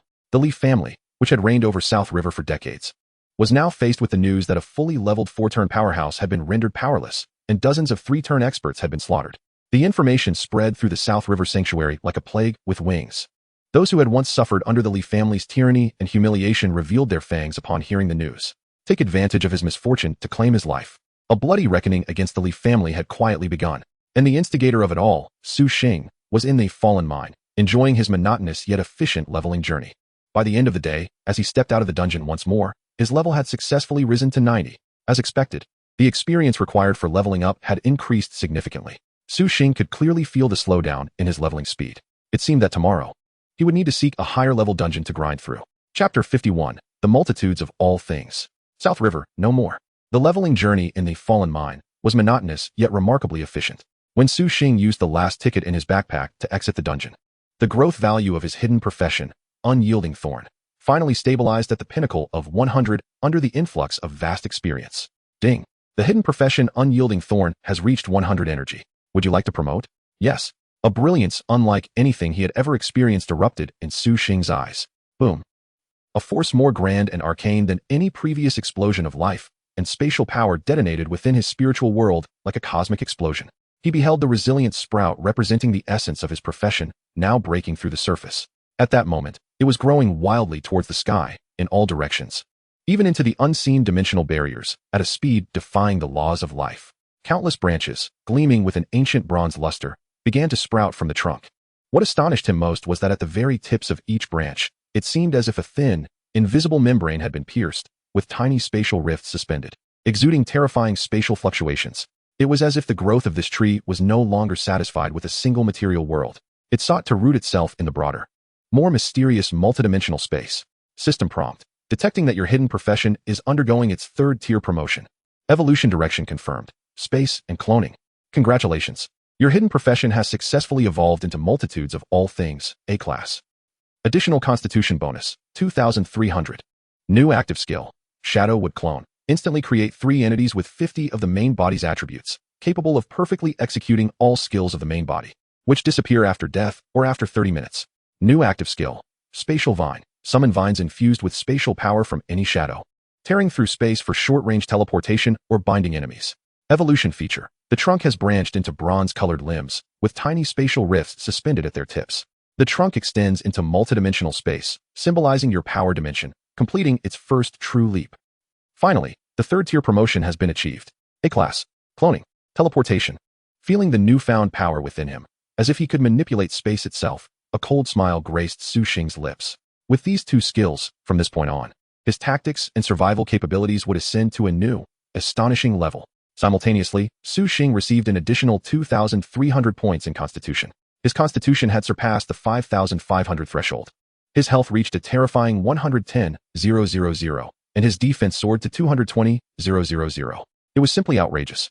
Now, even if he stood still for Lehigh to strike, Lehigh would be unable to breach his defenses.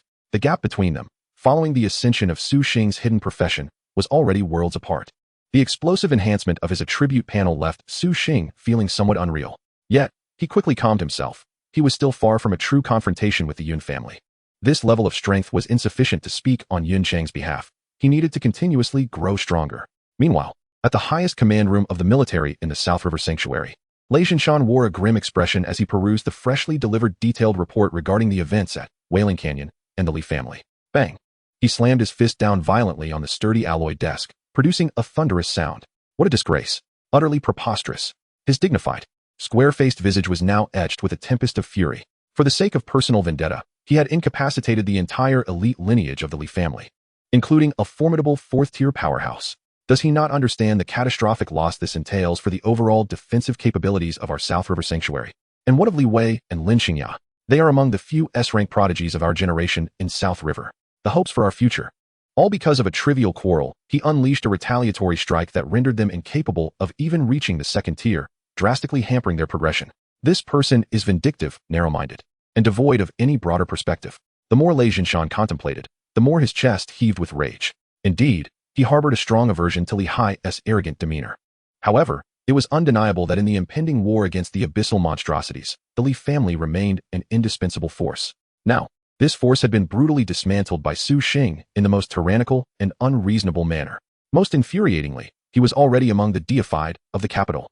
He had simply packed up and gone to the capital, indulging in the finest resources. Would he ever return to concern himself with the fate of our South River Sanctuary?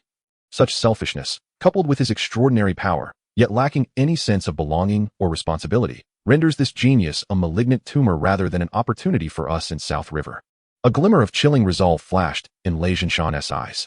He extracted a previously drafted, yet unissued command from his drawer. It was the highest-level exclusion order, directed at Su Xing. Grasping the seal representing the highest military authority of South River, he decisively stamped it down. The crimson seal resembled congealed blood. Relay my orders. From this day forth, Su Xing is to be permanently designated as an unwelcome individual within the South River Sanctuary. He is forever prohibited from stepping foot in the sanctuary, not even by a hair's breadth. Su Xing remained oblivious to the fact that he had been irrevocably expelled from his homeland. After completing his final instance and collecting all the spoils, he habitually prepared to return to the sanctuary for a well-deserved rest. However, upon arriving at the familiar and majestic gates of the sanctuary, he was met with two guards who, with anxious expressions, crossed their halberds to block his passage. I'm sorry, Lord Su Xing. One guard stammered, his voice trembling. According to General Lei Zhinshan's highest command, you are now prohibited from entering the South River Sanctuary. Su Xing's footsteps abruptly halted. The calmness that adorned his face vanished in an instant, replaced by a chilling demeanor. He couldn't even be bothered to inquire as to why. With a mere glance through gaze of the law, he effortlessly gleaned the surface memories of the two guards, revealing the exclusion order stamped with the vivid red seal. Huh. Su Xing found himself laughing in disbelief. How short-sighted could one be? Nevertheless, it is for the best. Since the South River Sanctuary has no place for me, henceforth, this land that birthed and nurtured me shall hold no ties for me. It is time to venture to the capital, to that grander stage, to meet the one who haunts my dreams. However, before departing, Su Xing glanced at his level panel, currently displaying 90, and a compulsion surged within him. I must reach level 100 and achieve full third-tier status first. That night, he did not return to the deified encampment, but instead, alongside his predecessor Sha, ventured to the nearby region of the South River Sanctuary, a place deemed forbidden by all practitioners, the perpetual death mist-covered marshlands. Wailing Spirit Marsh. Here was a paradise for level 100 elite monsters. As soon as he stepped in, a chilling, putrid aura assaulted him. The marsh was littered with ominous white bones and ghostly flames emitting a ghastly green phosphorescence in the night. Marsh Corruptor LV-100 Elite, an elemental being composed of sludge and resentment, capable of spewing highly corrosive venom. Spirit Stalker LV-100 Elite, a spectral creature akin to a crocodile, adept at lurking beneath murky waters to launch lethal ambushes. Withered Treant LV-100 Elite, transformed from the withered, corrupted plants of the marsh, possessing high defense and the ability to ensnare foes with vines. In the eyes of South River practitioners, any one of these would warrant the formation of an elite team to tackle them cautiously. Yet, at this moment, all Su Xing could see was a singular name, experience points. He slowly drew back his bow. A hunting feast that belonged solely to him had officially commenced. Ding. Killed LV-100 Marsh Corruptor, Elite. Gained 200,000 experience. 1 free attribute point. Wanxiang Sinluo Progress 01. Chapter 52. Longing transforms into demons. Rain of arrows cleanses the land. 128,450. Weak point critical hit. With a splatter. ALV-100 Elite, Spirit Stalker. Just emerging from the murky depths, poised to launch a surprise attack, had its massive jaws. Capable of crushing steel, not fully opened before a silver arrow, like divine retribution from the heavens, accurately pierced through its hardened skull. Its colossal form didn't have the chance to let out a single wail before it exploded into a shower of light. And this was merely the beginning. Su Xing had become a war machine devoid of emotion, driven solely by the desire for slaughter and strength. In a second, 5 arrows. His figure moved with an ethereal swiftness. In this realm, regarded as forbidden ground by all practitioners of the South River Sanctuary, the Wailing Spirit Marsh, he orchestrated an unprecedented and bloody hunting feast. His attack speed surpassed the rate at which monsters respawned. His movement speed outpaced the monsters' reactions. He didn't even bother to collect the equipment and materials that dropped, which would incite fierce competition outside. All his focus, all his will, all his anger and resentment, coalesced into the silver moon bow in his hands. Yunshang, the figure who had always stepped forth to shield him during his most desperate and helpless moments, imprinted in his mind, resurfacing repeatedly. At the class transfer plaza, amidst the ridicule of everyone, it was she who steadfastly stood by his side. Beyond the canyon, facing the united coercion of the Li family and the 3 major guilds, it was also she, descending like a queen, who repelled formidable foes with a single command. Once upon a time, beneath her wings, Su Xing first experienced the sensation known as safety. Yet now, in the face of familial pressure, that woman who always bore the weight of the world for him ultimately could not endure. What immense pressure must this be, to bring tears to her innocent, smiling face. Tears streaming like rain on pear blossoms. And himself, the man who vowed to protect her, yet he could only watch helplessly as she, adorned with countless wounds and engulfed in despair, ventured alone towards an unknown and cruel fate. Insufficient, far from adequate. This meager strength is utterly inadequate. Kill, kill, kill. Su Xing's eyes blazed a fierce crimson. The silver moon bow, in his hands, subjected to an extraordinarily high frequency of tension, began to emit faint wisps of smoke from its bowstring. The monsters of the Crying Soul Swamp, to their last breath, could not fathom which fateful hornet's nest they had inadvertently disturbed. Typically, they were the persistent nightmares haunting the professional adventurers of Nanjiang. Yet today, this humanoid calamity bestowed upon them their first taste of utter despair. A freshly respawned swamp giant crocodile, comparable in strength to a golden tier boss, had not even finished its intimidating roar when it was met with a barrage of arrows that instantly pierced its numerous vulnerabilities. It couldn't withstand even a minute, inflicting damage of 500,000 per second. In just 1 minute, that amounted to a terrifying 30 million in total damage. One must ask, in this small swamp, who could possibly endure such cataclysmic destruction? Su Xing's experience bar surged at a visibly alarming rate, soaring to terrifying heights. LV91, LV92, LV93, LV95, LV99. Hidden in the shadows, the guardian Yingsha watched this scene of apocalyptic devastation unfold, his expression frozen in shock and bewilderment. This boy had gone mad, utterly insane. Could this truly be the legendary madness that love inspires? Was he translating his yearning for his beloved into sheer DPS? Su Xing had completely immersed himself in the ecstasy of this frenzied slaughter and rapid ascension. He remained oblivious to the mountain of monster corpses that had once been scattered in disarray behind him.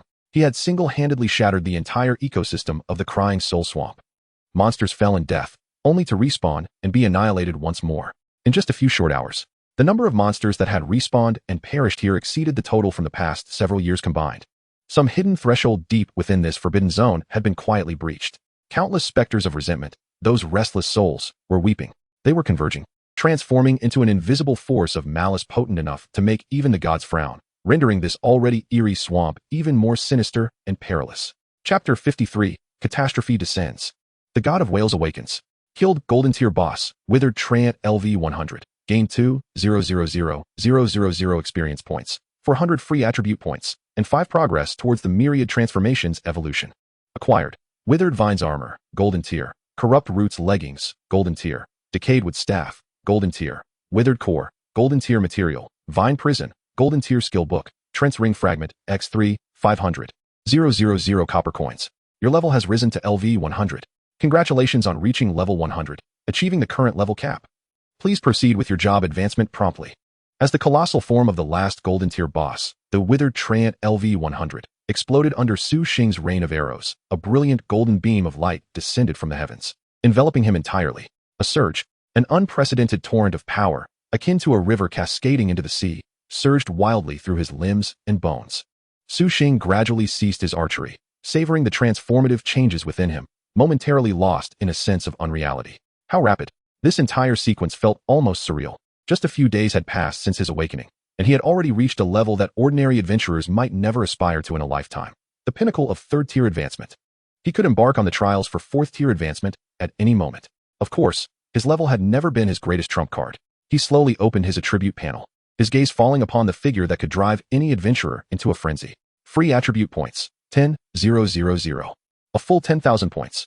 This number silently conveyed the sheer scale of the one-sided, bloody massacre that had transpired in this swamp, designated a forbidden zone by the Nanjiang Sanctum. Over the course of just a few hours, Su Xing was no longer a novice. He had become a humanoid catastrophe roaming the world. In the shadows, Sha observed the youth bathed in golden light, whose aura surged even further. His typically impassive face was now marked by a profound sense of numbed astonishment. In less than a day, not even a full day, he had ascended from level 90 to level 100. Such speed was utterly unreasonable. He had witnessed countless prodigies. Like a flood of talent, within the Ascendant Guild, anomalies were abundant. Yet, in his recollection, few had ever achieved such an outrageous rate of advancement. Even the legendary leaders of Ascendant, during their youth, had likely never experienced such a phenomenon. Just as Su Xing was gathering the spoils of his victory, preparing to set forth with Sha towards the Kyoto Sanctum, an unexpected transformation erupted. A scream, indescribable, filled with boundless resentment and sorrow, suddenly erupted from the deepest recesses of the crying soul swamp. That sound seemed to encapsulate the collective wrath of all the souls that had perished upon this land over millennia. A visible wave of darkness, like a cataclysmic shockwave, radiated from the center of the swamp, expanding wildly in all directions.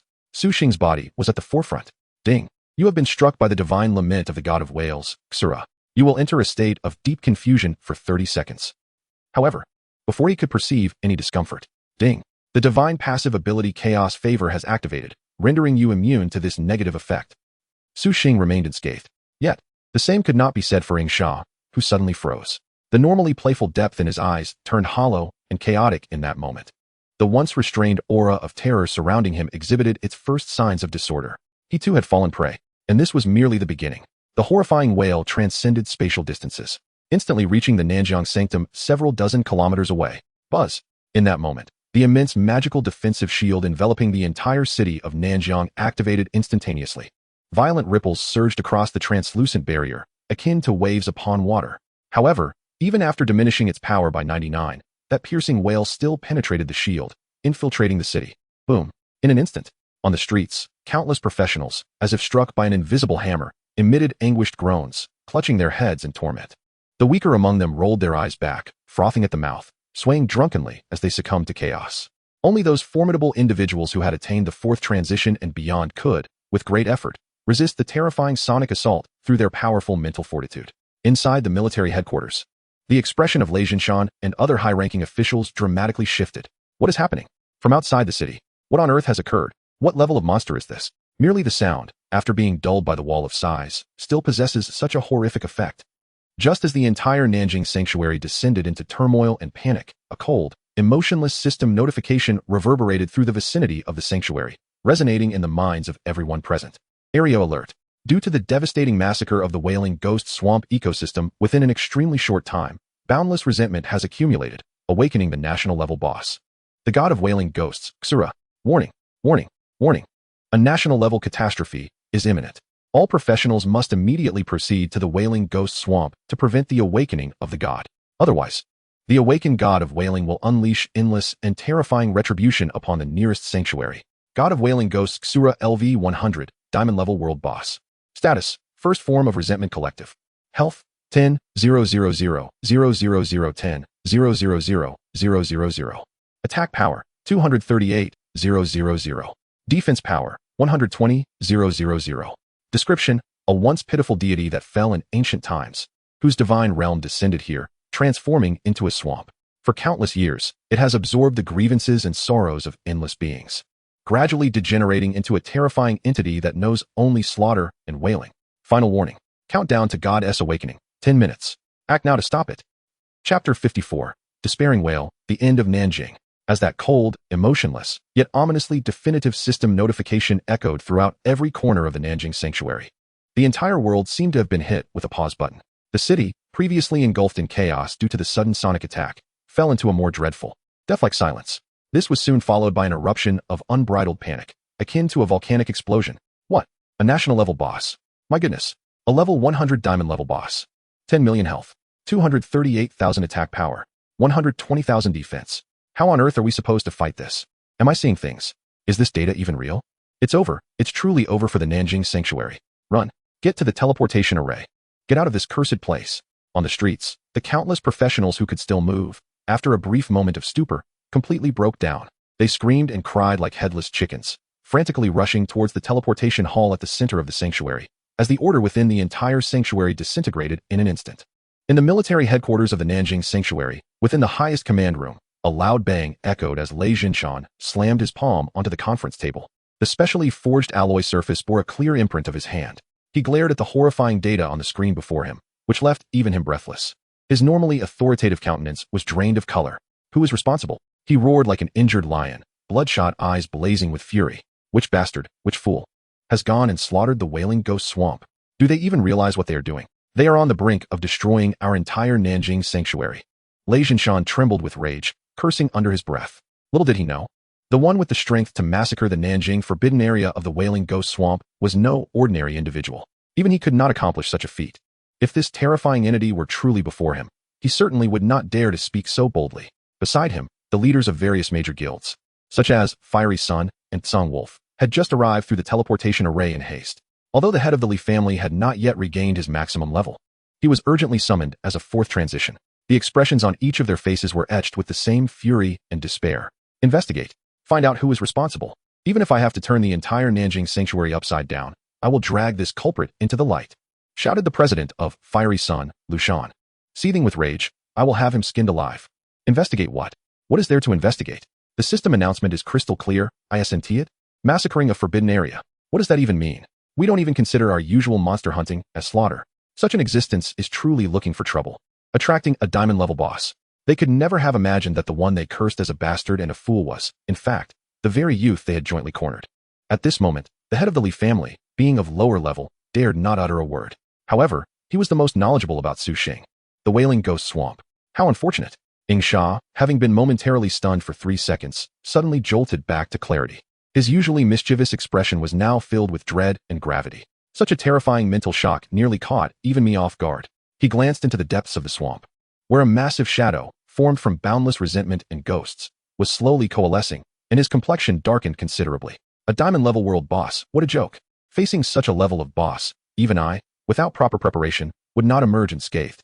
But fortunately, this fellow's level is not high. Otherwise, we would both be done for today. He no longer hesitated, swiftly grabbing hold of the unscathed Su Xing, who was curiously observing the boss. Kid, this is no place to linger. We must leave quickly. We do not want to wade into this murky water. Getting caught up in it would truly be disastrous. However, it was already too late. An invisible field, imbued with divine and regulatory power, had completely sealed off the entire swamp and the surrounding 100 miles. Domain of the gods. Until the deity is fully awakened or slain, any spatial teleportation will be prohibited. Damn. Ing Sha was truly speechless. He merely intended to watch a show. Was it necessary to be this unfortunate? No more time to waste. Inside the military headquarters, Lei Jinshan stared at the countdown on the screen, which had dwindled to less than 8 minutes, a glint of resolute madness flickering in his eyes. He abruptly stood, his voice brooking no dissent as he issued the highest level of war orders. Activate the highest level war plan. Command the wall of size defense system to maximize energy output. All personnel of 4th transition and above, immediately. Now. Gather at the southern city wall. Communications department.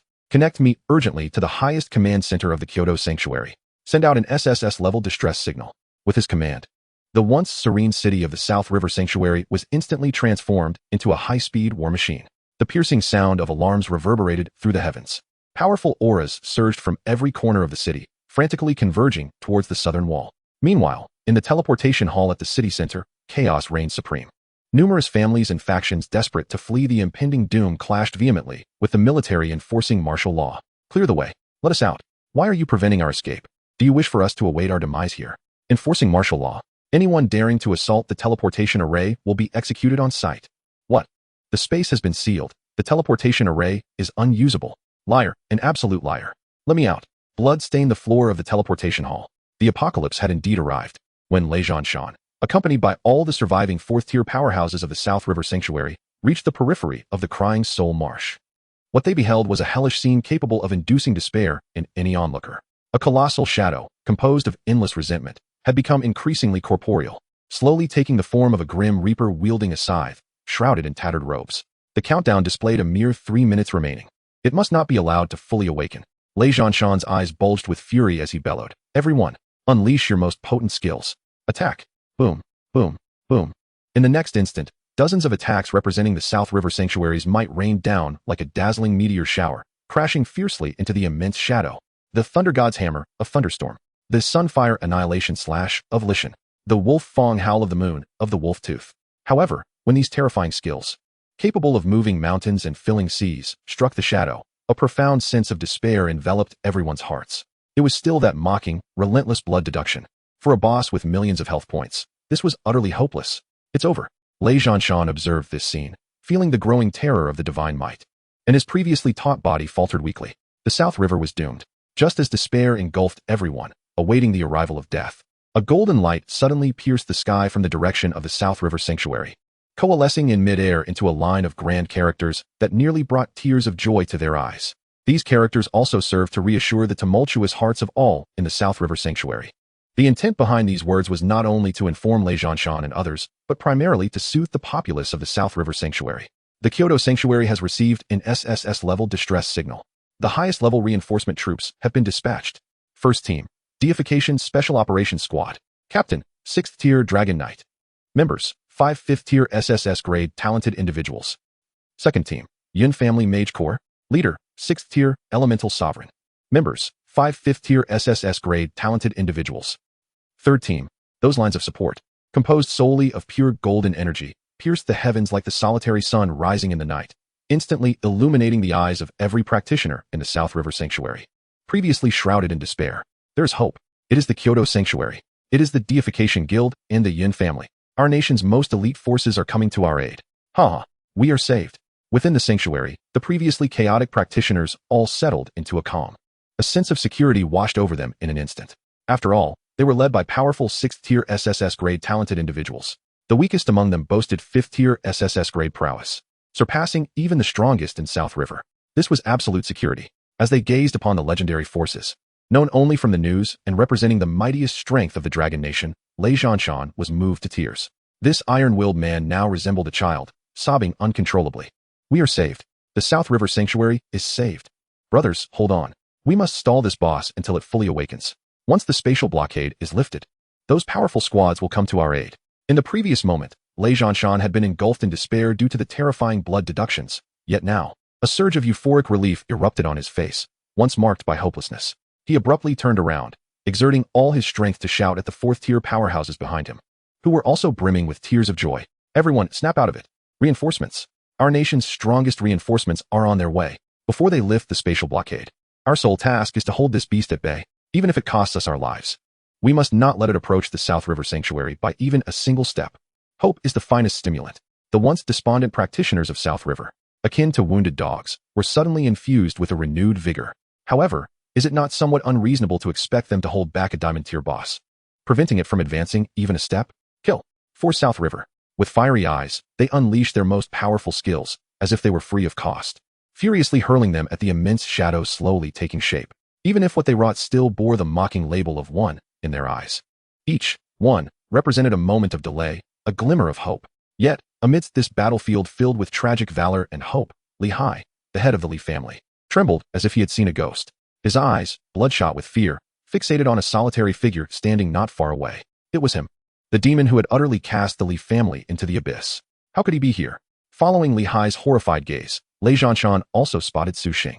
In that instant, the hope ignited by the arrival of reinforcements was instantly eclipsed by an uncontrollable, raging fury. He was unaware that Su Xing's slaughter had summoned this calamity. Had he known, he would have cursed Su Xing to death. All he saw was the sinner he had personally ordered to be expelled, now standing there, nonchalant, reveling in their struggles and despair. Su Xing. Chapter 55, Cupping Therapy? 1 Arrow 30, 000. General Lei's Self-Comfort. Lei Zhanshan let out an enraged roar. His voice laced with accusation and disdain. The South River Sanctuary does not welcome you. What brings you here? To witness our humiliation? To see how this sanctuary that cast you out meets its doom under calamity? His furious shout immediately drew everyone's attention. Those practitioners, unaware of the truth, glared at Su Xing with hostility. It was paramount to take a stand. They must unconditionally align with General Lei. Those who once stood outside the fallen mine, bearing witness to Su Xing's otherworldly prowess, now found themselves rendered mute, paralyzed by an overwhelming sense of dread. They could not forget how the head of the Li family, a formidable four-turn master, was effortlessly dispatched with a single arrow. Lei Zhanshan dared to roar, bolstered by his obstinate nature and the pride of being a five-turn master. But as for them, they trembled in fear. Yet, when confronted by Lei Zhanshan's righteous inquiry, Su Xing couldn't even be bothered to lift an eyelid. A mere five-turn was beneath his notice. Ever since he had rejected 3 SSS-grade talents in favor of the least esteemed D-grade talent, this stubborn old man had become a constant source of animosity, having long since established a grudge. He was either roaring at him or attempting to suppress him, acting as if the world owed him a debt. Now, Su Xing was utterly disinclined to engage in any trivial discourse. His gaze was fixed upon the distant figure, the diamond-tier prey, slowly coalescing before him. He needed to test the limits of his current capabilities against this so-called deity. With 10,000 points in free attributes, his strength soared to 8,000, and his constitution reached 2,000, resulting in a staggering attack power of 67,452. An explosive figure indeed.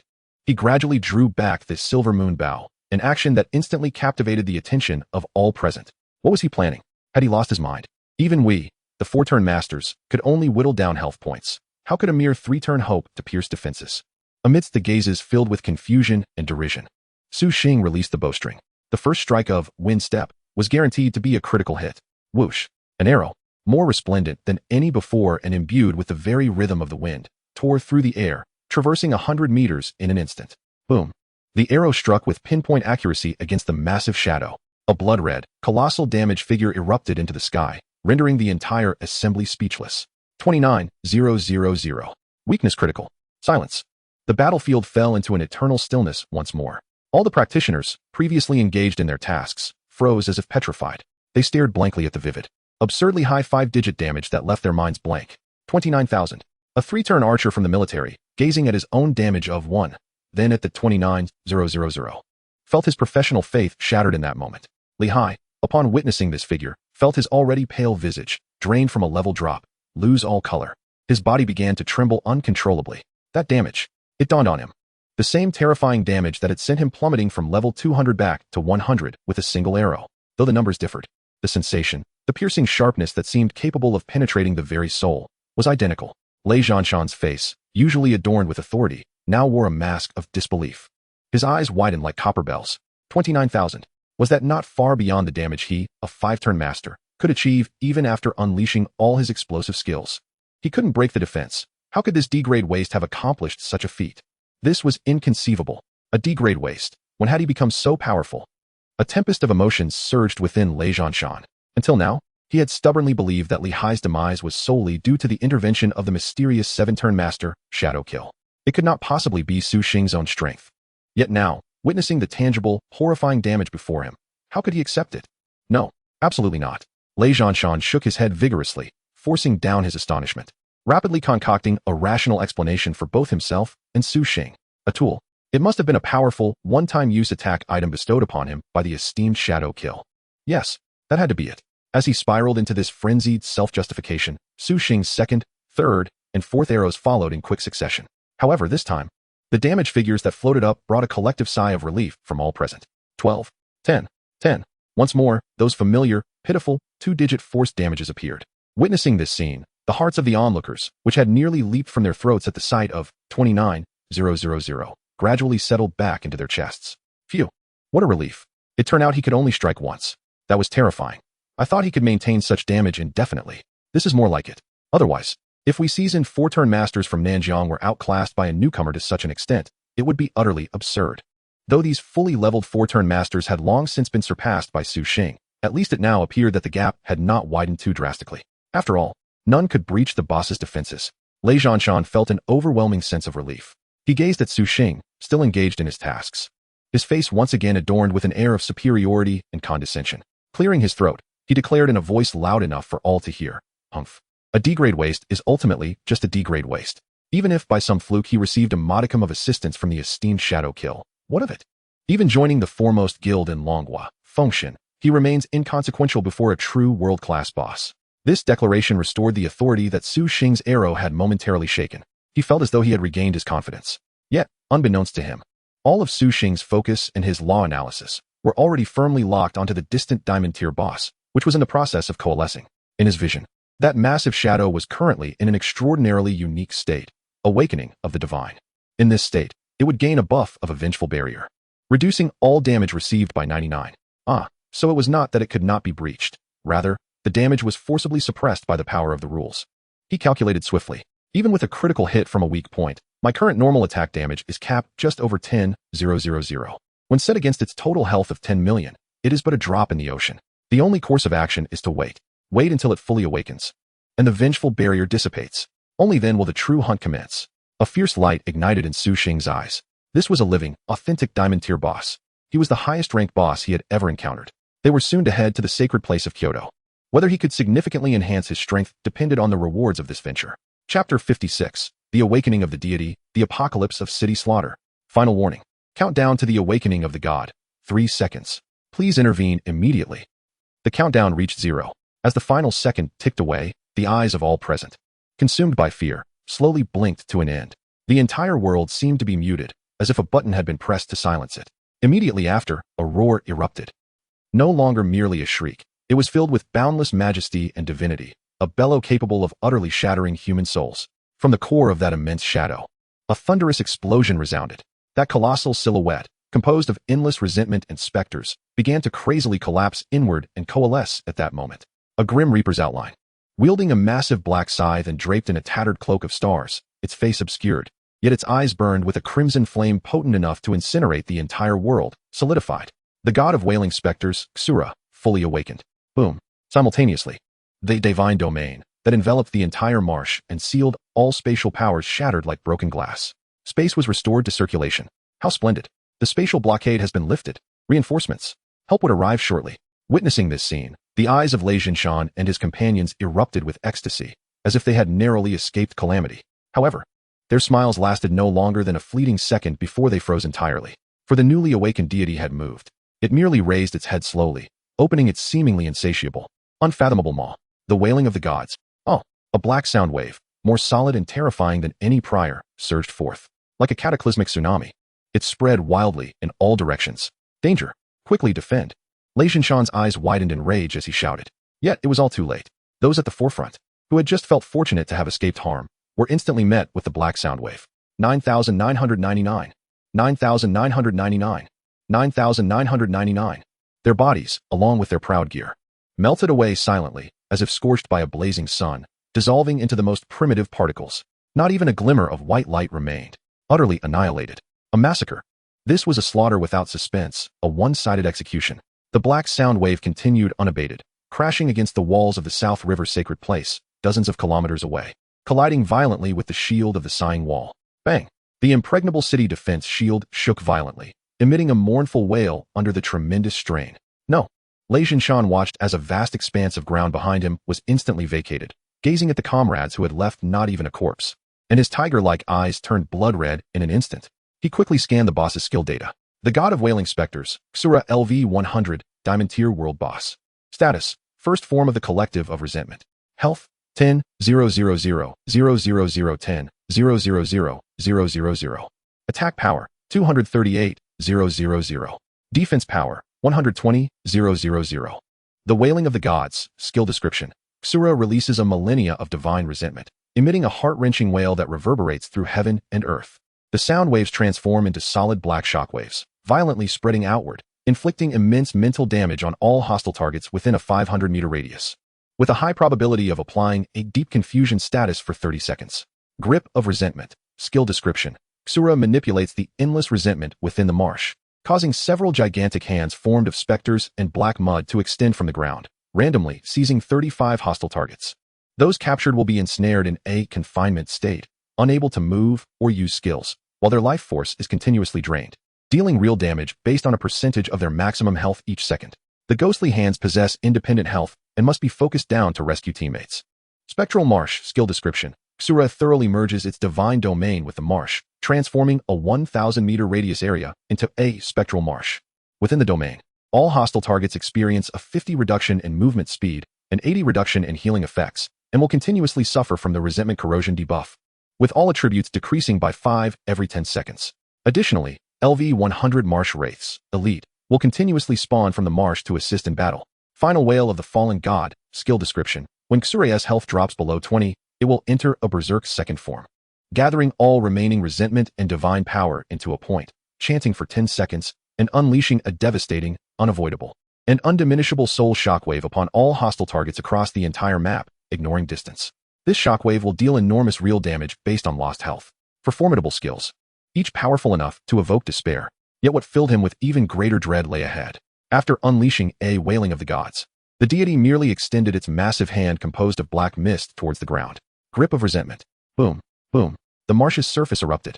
Several enormous ghostly hands, formed of specters and black mud, broke through the earth. With an irresistible speed, they accurately seized several fourth-turn experts from the Radiant Sun, Howling Wolf, and other guilds. Let me go. President, save me. The captured experts emitted terrified shrieks, desperately channeling their inner energy to escape. However, it was futile. Their health was visibly draining at an alarming rate. 25,000. 25,000. Focus fire. Strike that hand. Lei Zhenshan roared, unleashing his mightiest skill against one of the ghostly hands. Yet, his attack, potent enough to cleave mountains, merely left a faint white mark upon the hand. 2. Mere seconds later, those fourth-turn experts, once invincible within the South River sacred place, were drained of all their life force in a flood of endless despair and unwillingness, reduced to mere desiccated corpses, carelessly discarded by the ghostly hands into the mire. Invincible. This is a god, absolutely unassailable. Having completed this carnage, the wailing god seemed to lose all interest in continuing to toy with these mere insects. It slowly raised its head, those eyes ablaze with hellfire, locking onto the distant, brightly illuminated human city. It sensed that there lay more delectable souls. It took a step forward. The earth trembled as the entire marsh quaked violently with its movement. It was about to commence its city slaughter. Chapter 57. The Despairing Iron Wall. The rescue arrives. Halt it. One must absolutely prevent it from approaching the sacred place of Nanjing. Lei Zhenshan and his companions had completely lost their minds. Their eyes ablaze with fervor as they unleashed every skill and hidden trump card they possessed, fervently directing their onslaught towards the back of that divine being. Yet, it was in vain. Their assaults merely struck against the boss's towering defense, which stood at an astonishing 12,000, yielding nothing but a mockery filled with endless derision. They were utterly incapable of even delaying their opponent for a mere second. All they could do was watch helplessly as the colossal figure, emblematic of death and doom, receded further from them and drew ever closer to the sacred place of Nanjing. Despair, the most profound despair, devoid of any glimmer of hope, completely enveloped each heart. Why? Lei Zhenshan's body swayed weakly, and he lifted his gaze to the golden plea for assistance still shimmering in the sky, murmuring in a voice thick with anguish and hoarseness. Hadn't the spatial blockade been lifted? Why had our reinforcements not yet arrived? Meanwhile, within the transmission hall of the sacred place of Nanjing, a communications officer listened to the anxious inquiries emanating from the Kyoto sacred place through his communicator. He gazed at the core teleportation array, which had been shattered during the previous chaos and was now being urgently repaired by several array mages, albeit still sparking with electrical discharges. The color had long since drained from his face, leaving only a pallid ashiness. With a trembling voice, he relayed a report through the communicator, one that could condemn the entire city to death. Report to General Lei. The main teleportation array was destroyed in the earlier turmoil. The engineers have stated that it will take at least 5 minutes to repair. The colossal figure, a harbinger of death and despair, drew ever closer to the sacred place of Nanjing. 100 meters, 50 meters, 10 meters. Boom. The god of wailing souls, Xusala, made no unnecessary movements. It simply crashed its massive form, entwined with boundless resentment, against the translucent wall of the sighing shield. The earth trembled.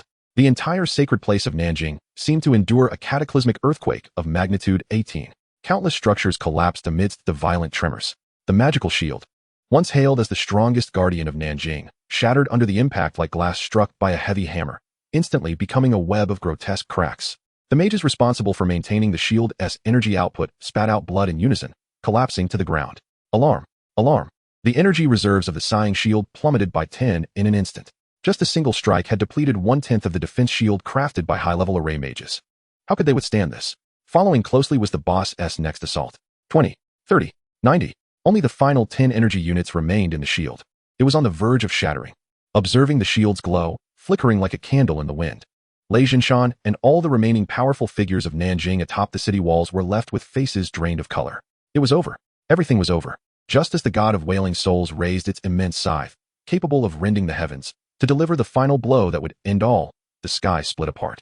With a whoosh, 3 enormous, unfathomably deep rifts in space, seemingly capable of consuming all light, erupted without warning above the sacred place of Nanjing. In the next moment, roar. A resounding and majestic dragon's roar, filled with endless authority, thundered forth from the first rift. A dragon, exceeding 100 meters in length and adorned with resplendent golden scales, emerged, its regal head thrusting forth from the rift. Upon the dragon's brow stood a young man clad in golden dragon armor, wielding a gleaming silver lance of dragon's essence, standing proudly. First Team, Fengshan Special Operations Squad. Captain, 6th Transcendence, Dragon Knight. Immediately following, from the second rift surged a tempest of elemental energies. Ice, fire, lightning, wind, like an uncontrollable nebula, erupting forth. A woman, adorned in luxurious elemental robes and surrounded by orbs of 4 elemental energies, stepped forward, as if presiding over the dominion of all magic. Second Team, Yun Family Mage Corps. Leader, 6th Transcendence, Elemental Sovereign. And from the final rift, there was only a haunting silence. An endless darkness, suffused with chilling malevolence, seeped forth. 5 shadowy figures, ghost-like in their silence, appeared in midair, the foremost merging seamlessly with the shadows. Third Team, Zhao Family Shadow Guards. Captain, 6th Transcendence, Shadow Sovereign. They were the reinforcements. Oh heavens! It was the Fengshan Dragon Knight. It was the Yun Family Elemental Sovereign. We are saved. On the city walls, all surviving warriors of Nanjing, upon witnessing the legendary teams descending like divine weapons, erupted in sheer ecstasy, their faces, previously shrouded in despair, now radiant with the joy of survival. Lei Jinshan, a stalwart warrior who had not flinched even in the face of impending doom, felt his previously taut body sway weakly. 2 streams of hot tears flowed uncontrollably down his cheeks. They had been saved. Nanjing had been preserved. Above in the sky, the captains of the 3 squads exchanged glances, their eyes brimming with unmasked rivalry and pride. Humph. The women of the Yun family can only rely on their flashy elemental effects. Shadow Sovereign scoffed coldly. They are far superior to your Zhao family, who only dare to hide in the shadows. Elemental Sovereign replied, her voice crisp and melodic, yet dripping with disdain. Though they fought for their own glory, their movements were executed with astonishing swiftness. Fengshan troops, charge with me. Yun family, prepare the elemental torrent. Zhao family, seek out weaknesses, prepare for assassination. In an instant, the dragon's roar shook the heavens. Magic dazzled brilliantly. The intent to kill lingered unseen. Chapter 58, The Terrifying Attributes of 6th Transcendence Warriors. The 15 top-tier warriors, each possessing at least a 5 Transcendence SSS-level talent, unleashed a power that was utterly unfathomable to Lei Jinshan, a mere ordinary 5 Transcendence warrior from a rural sanctum. The disparity between them was immense. Warriors clashed. Magic blazed. The intent to kill remained invisible. The 3 squads, representing the pinnacle of 5 Transcendence might, finally made their bold move under the hopeful gaze of all in the sacred place of Nanjing. Leading the charge were the 5 SSS-level prodigies from the Fengshan Guild. Without a moment's hesitation, they activated their most potent burst skills, unleashing 5 different, yet equally ferocious attacks that struck with precision against the colossal form of the god of wailing souls, Xusala. Following them were the mages of the Yun family. The 5 noble female mages merely waved their wands, and in an instant, the sky was filled with frost, flames, thunder, storms, and meteors. A cataclysmic torrent, composed solely of pure elemental energy, cascaded down with such grandeur that it rendered all earthly fireworks utterly insignificant. The dazzling special effects and the apocalyptic might of this display evoked waves of exuberant cheers from the practitioners of Nanjiang, who were watching from atop the city walls, filled with a profound sense of safety, as if they had survived a calamity. How formidable! This is the true essence of strength. Our General Lei from Nanjiang pales in comparison, almost a jest. We have triumphed. Victory is assured. However, as the swirling dust and radiant light gradually dissipated, and a flurry of damage numbers began to ascend from the boss's head, all cheers and elation abruptly ceased. It was still that familiar, pitiful, and endlessly mocking forced health deduction. Is this it? Am I seeing things? Such a grand spectacle, only to result in a mere scratch. No, this cannot be. It is absolutely impossible. They are SSS-grade prodigies. The crowd atop the walls, which had recently been fervent with hope, instantly plunged into a silence deeper than before, akin to death itself. At that moment, swoosh, swoosh, swoosh, several shadows, nearly imperceptible to the naked eye, appeared like phantoms behind the boss. They were the assassins of the Zhao family. Seizing the moment of the boss's brief immobility due to withstanding the attack, they launched their most lethal backstab. 6,666. Critical hit. 6,543. Critical hit. A few blood red, somewhat considerable damage numbers finally floated up. Yet, they were merely considerable. For a total health of 10 million. Such damage was still but a drop in the ocean. Roar. Provoked repeatedly by a swarm of ants, Kasura was utterly enraged. It could scarcely be bothered to use skills, merely swinging its colossal black scythe with casual indifference. Boom. A jet-black crescent-shaped slash swept forth. Those few Zhao family assassins, along with several Fengshen warriors who had ventured too close, were instantly struck by this devastating blow. 175,000. 175,890. A series of terrifying damage numbers ascended from above their heads. The SSS grade prodigies, now in their 5th transition, had nearly 70 of their health obliterated in an instant. Fortunately, despite the boss's terrifying power, it had not yet reached the point of instant kills.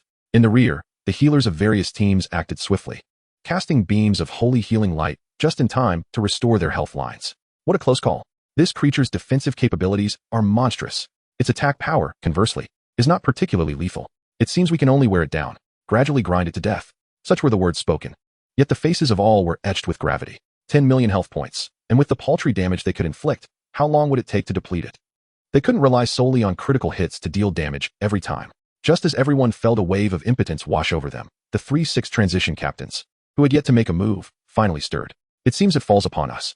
Dragon Knight, Long Tian slowly raised his Dragonbane bright silver spear, and a terrifying dragon might, far surpassing all who came before, erupted with a thunderous roar. The last hope of the Nanjiang sanctuary rested upon these three. If even they could not breach its defenses, then this city would truly meet its doom. Su Xing's gaze, too, turned gravely serious for the first time. He activated Gaze of the Laws, directing his attention to the 3 figures in the sky. Long Tian, Class, Holy Dragon Knight, 6th transition. Level, LV 600. Health, 699,600. Magic, 259,900. Attack, 191920. Defense, 139,920. Yun Xin. Class, Elemental Sovereign, 6th transition. Level, LV 600. Health, 559,600. Magic, 419,900. Attack, 155920. Defense, 111,920. Zhao Qianying. Class, Shadow Sovereign, 6th transition.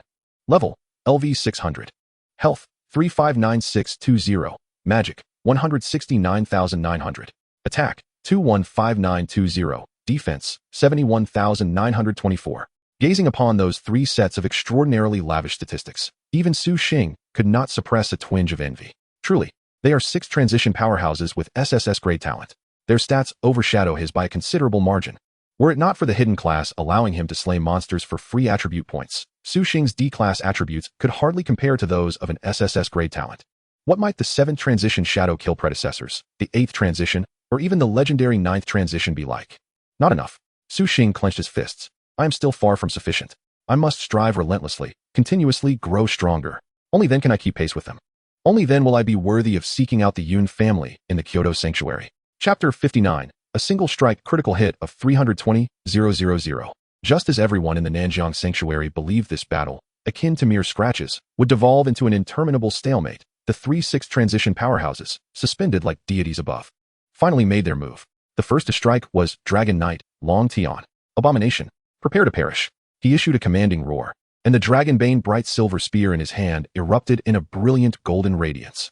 Roar, a resounding, soaring dragon's roar, seemingly capable of piercing the heavens, erupted from the golden divine dragon beneath him. In the next moment, man and dragon became one, transforming into a golden meteor that tore through the sky, hurtling down toward the lamenting god below with cataclysmic power.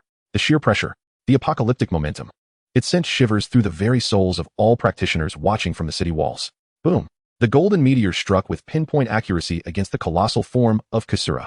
A massive, blood-red damage number soared into the sky, igniting fervor within the hearts of all Nanjiang practitioners. 72,000. Excellent. Truly, the 6th transition Dragon Knight is formidable. A thunderous cheer erupted from the walls. Following this, Elemental Sovereign, Yun Xin also made her move. She merely lifted her jade-like hand delicately, reaching toward the sky and forming a grasp. Celestial barrier, shatter the stars. In an instant, the firmament was rent asunder.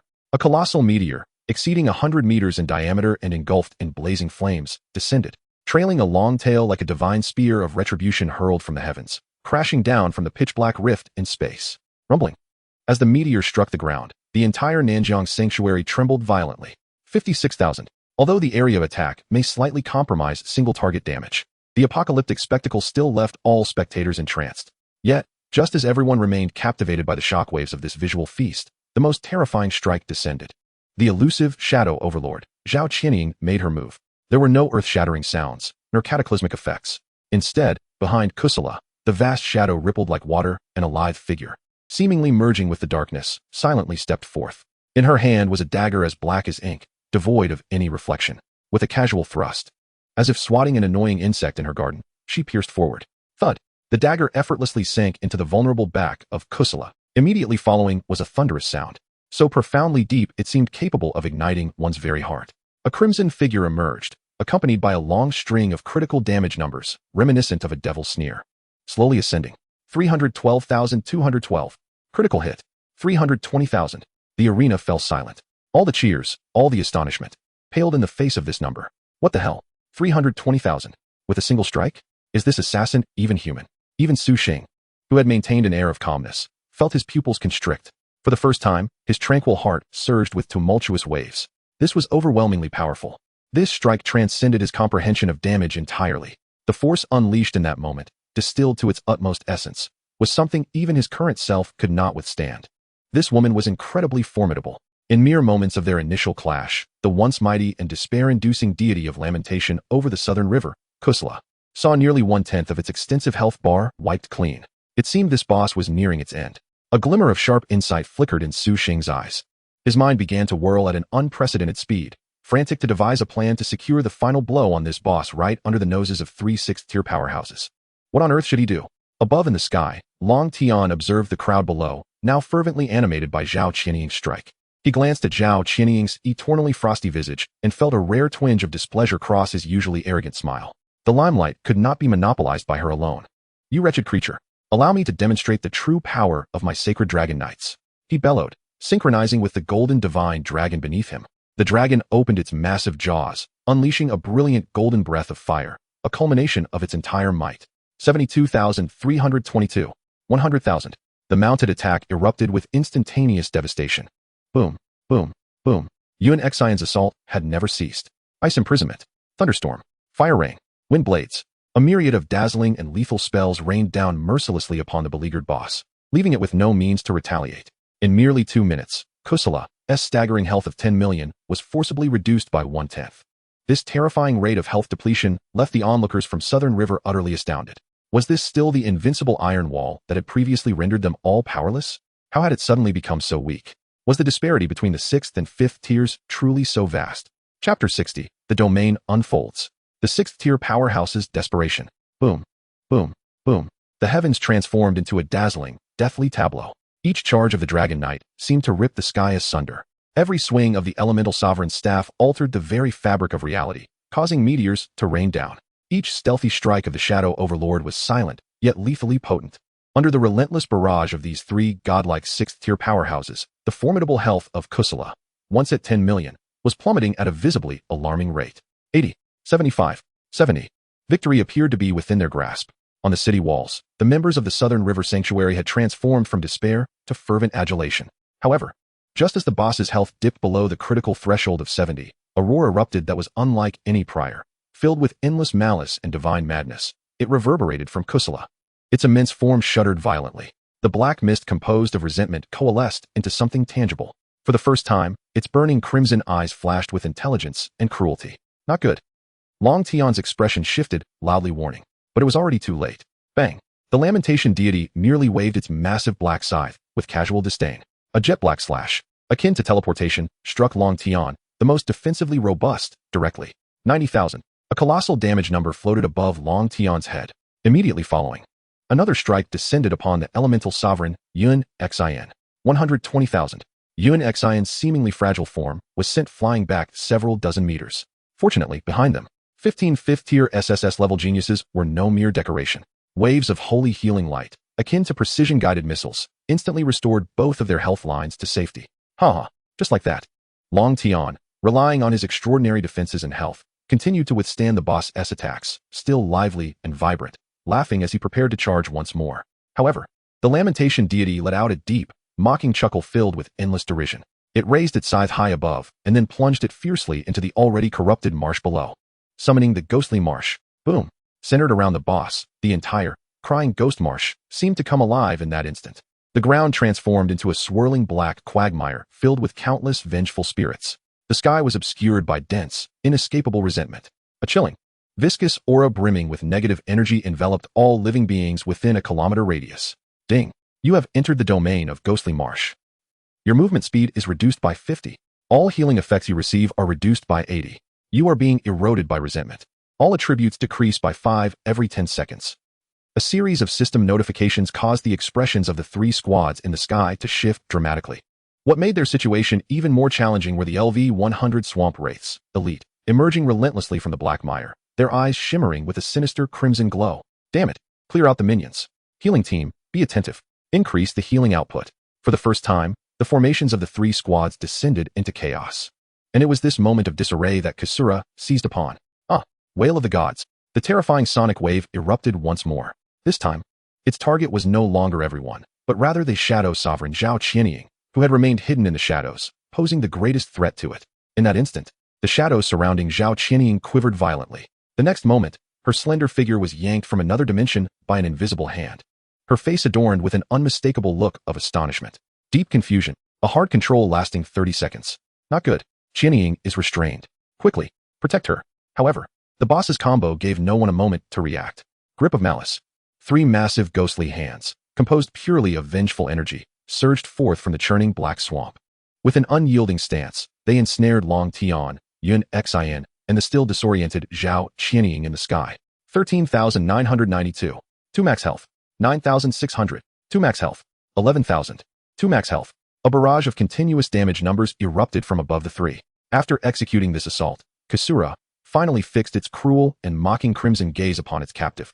Unable to move or evade, it raised its scythe high. Swish! A pitch-black slash struck fiercely upon Zhao Qianying's fragile form. 160,000. A blood-red number. Colossal enough to instill despair in any assassin, soared into the sky. Zhao Qianying's already precarious health plummeted, akin to a roller coaster, from nearly full to below half in an instant. Captain, quickly, strike down that ghostly hand. Healing, hurry and restore the captain's health. The members of the Zhao family's 5th transition team were thoroughly frantic. Yet, the healer at the back let out a desperate scream. No, the healing effect is suppressed by 80. My holy light can only restore a few thousand health. It's simply insufficient. It's over. This thought arose simultaneously in everyone's minds. If they could not break that ghostly hand or dispel Zhao Qianying's state of confusion before the boss's next attack, she would be the first to fall in this boss battle. A 6 transition powerhouse. 30 seconds. For mortals, it is but a fleeting moment. But for Zhao Qianying at this moment, it felt like 30 centuries, long and desperate. Deep confusion, imprisonment, erosion of malice, healing weakening. A succession of negative statuses clamped down on her. The 6th transition, shadow sovereign, like the most malicious shackles, nailing her to the pillar of shame. She could only watch helplessly as her health bar, under the continuous drain of grip of malice, steadily slid downward. She could even distinctly sense that the wailing god, with its eyes ablaze with hellfire, had once again locked onto her. It's over. On the city wall, the hearts of all in the South River Sanctuary sank to the depths. They had just witnessed the terrifying eruption of this female assassin, and now, in the blink of an eye, she was to become the first fallen 6 transition powerhouse. However, the reason why the Dragon Kingdom's most elite team is renowned is not solely due to their earth-shattering power. It is also because they possess an impeccable synergy. Roar! Just as Kasura was about to swing its second scythe, a thunderous dragon roar suddenly erupted. Dragon Knight, Long Tian, the moment he broke free from grip of malice, did not hesitate, summoning his golden dragon to unleash the most ferocious charge. Like a golden sun, it crashed into the boss, forcibly drawing its ire. Elemental Torrent. Focus fire on the ghostly hand. Elemental Sovereign, Yun Xion's cool and urgent voice resonated across the battlefield. In the rear, several 5th transition SSS-level prodigies instantly reacted. They unleashed their most potent single-target burst skills upon the giant ghostly hand, as if they were throwing money, recklessly pouring their power into the assault. Boom. After several seconds of relentless bombardment, the colossal ghostly hand finally exploded with a reluctant wail. Zhao Qianying was freed. In an instant, she melded into the shadows, retreating hundreds of meters, her face pale. That had been perilously close. For the first time, the heart of this top assassin, usually as calm as a still pond, surged with an overwhelming tide of emotions. Shame. This was an unprecedented humiliation. She looked at her health bar, now barely 2/3 full. And then at the massive figure grappling with Long Tian in the distance, her normally icy gaze igniting with the fiercest intent to kill. She sought vengeance. Seizing the moment when the boss was temporarily restrained by Long Tian, she acted once more. This time, she poured all her strength, all her fury and humiliation, into the dagger in her grasp. Swish. 310,000. Critical hit. This strike was the blade of revenge. The blade of redemption. Kasura's health bar, already below 70, plummeted once more under the cataclysmic blow. 45, 35, 25. Good. The boss is approaching the execution threshold. Everyone prepare. Chapter 61. Despair. Su Xing's arrow. How is there still a powerhouse? Long Tian's warning was yet to finish when an anomaly occurred. The wailing god suddenly ceased all movements. Its blood bar, which had plummeted to the depths, began to rise at an astonishingly bizarre and mocking speed before everyone's horrified eyes. Crazy. Rise. 205080-100. Full. 1,000,000 health points. In an instant, return to full. No, it's impossible. On the city wall, Lei Zhinshan let out the most despairing, inhuman roar of his life.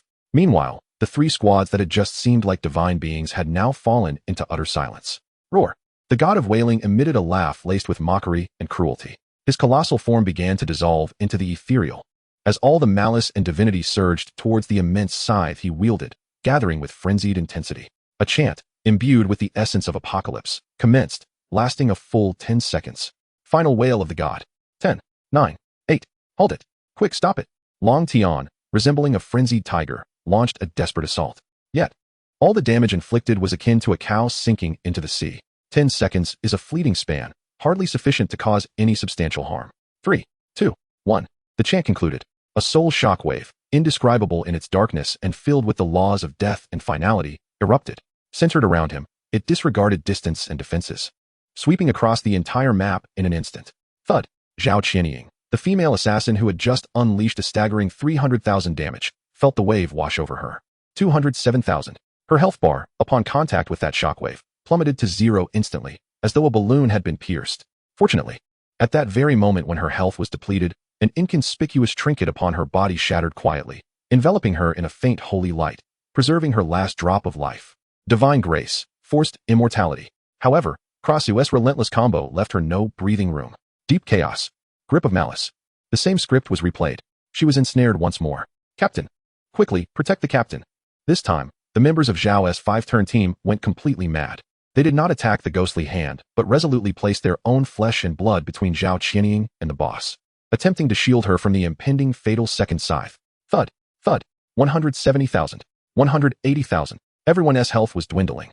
Their recovery capabilities had significantly diminished. If the boss struck again, the outcome was all too predictable. 2 beams of white light flashed, and 2 SSS-class geniuses among the 5-turn warriors fell in an instant. It's over. This time, it was truly over. Not just for Zhao's team. That soul shockwave, heralding the final judgment, was not solely aimed at Zhao Qianying. It was indiscriminate, a death decree under the divine domain, encompassing the entire map. Among the God Ascension team, 2 berserkers responsible for melee distraction, already unstable from enduring the boss's normal attacks, fell silent as the shockwave swept over them, following in the footsteps of Zhao's unfortunate comrades. Transformed into white light and sent back to the capital, the mage group of the Yun family fared even worse. Out of 5 5-turn mages, 3 were dispatched. Mages, inherently fragile, their health bars were instantly depleted by 2/3. Each wore a pale visage, their breaths feeble, struggling to maintain levitation, let alone chant another spell. Moreover, the omnipresent swamp of souls domain felt like the most vicious of curses. 50 movement speed, 80 healing effect, 5 all attributes, continuous health loss, incessantly refreshing elite monsters, coupled with an almost negligible healing output. All of this caused these once revered paragons of heaven to taste despair for the very first time. Damn it, the healing is falling behind. The Dragon Knight, Long Tian roared, skewering a swamp wraith that lunged at him with his spear. Yet, the steadily declining attributes and the health bar that seemed irretrievable left his heart frozen. My mana is dwindling.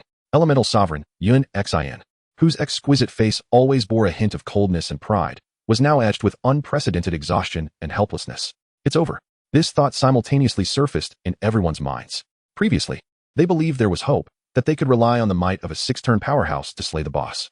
But now, as the boss entered its second form, health fully restored, domain fully activated, and unleashed a massive area-wide health deduction ultimate, they realized just how utterly mistaken they had been. Upon the city walls, the people of the South River Sanctuary had long succumbed to the deepest despair, devoid of even a glimmer of hope. Even the geniuses from the capital S sanctuary were rendered helpless. South River is truly doomed.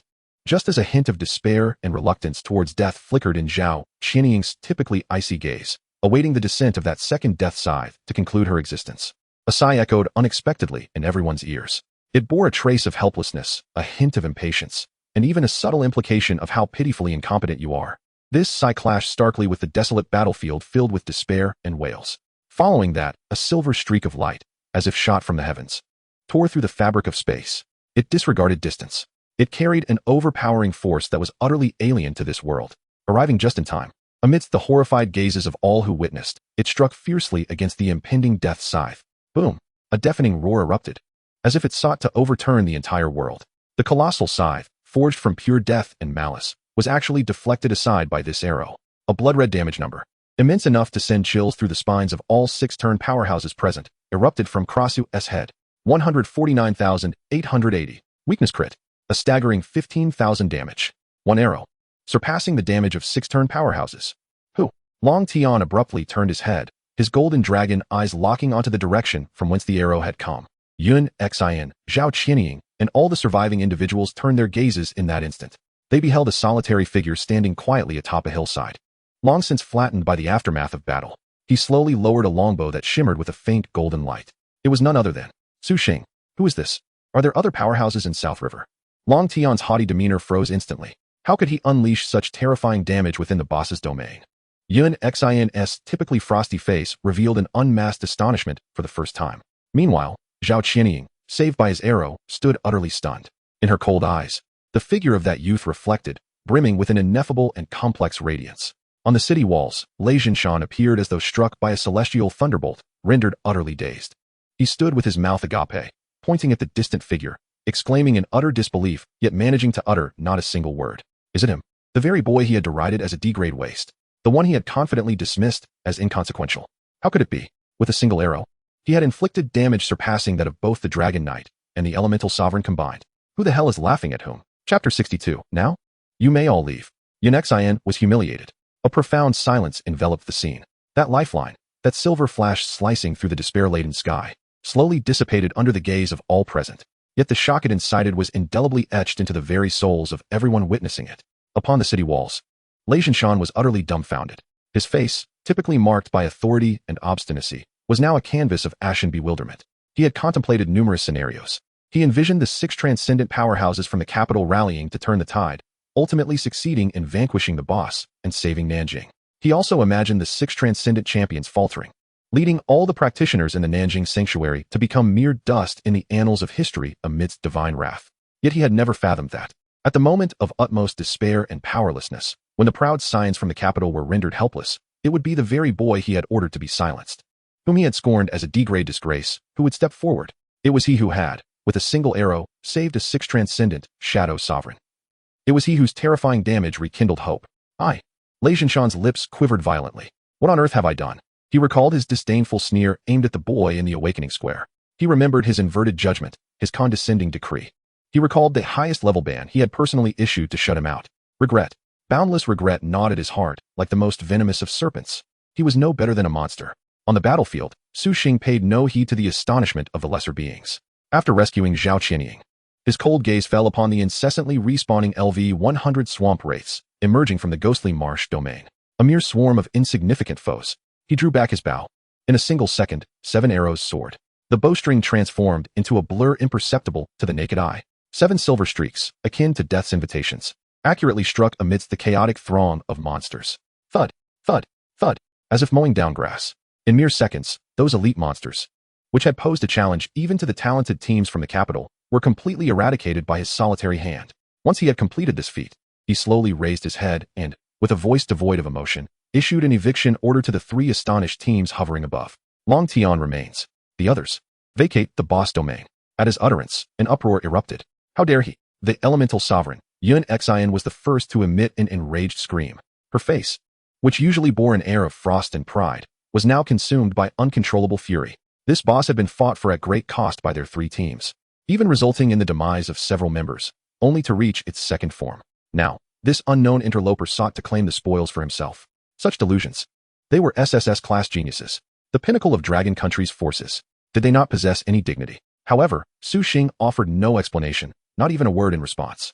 From the outset, he had harbored no favor for those from the Yun clan. He merely drew back his bow once more, aiming at the haughty queen, who was suspended in midair, preparing to chant her next spell. Whoosh, whoosh.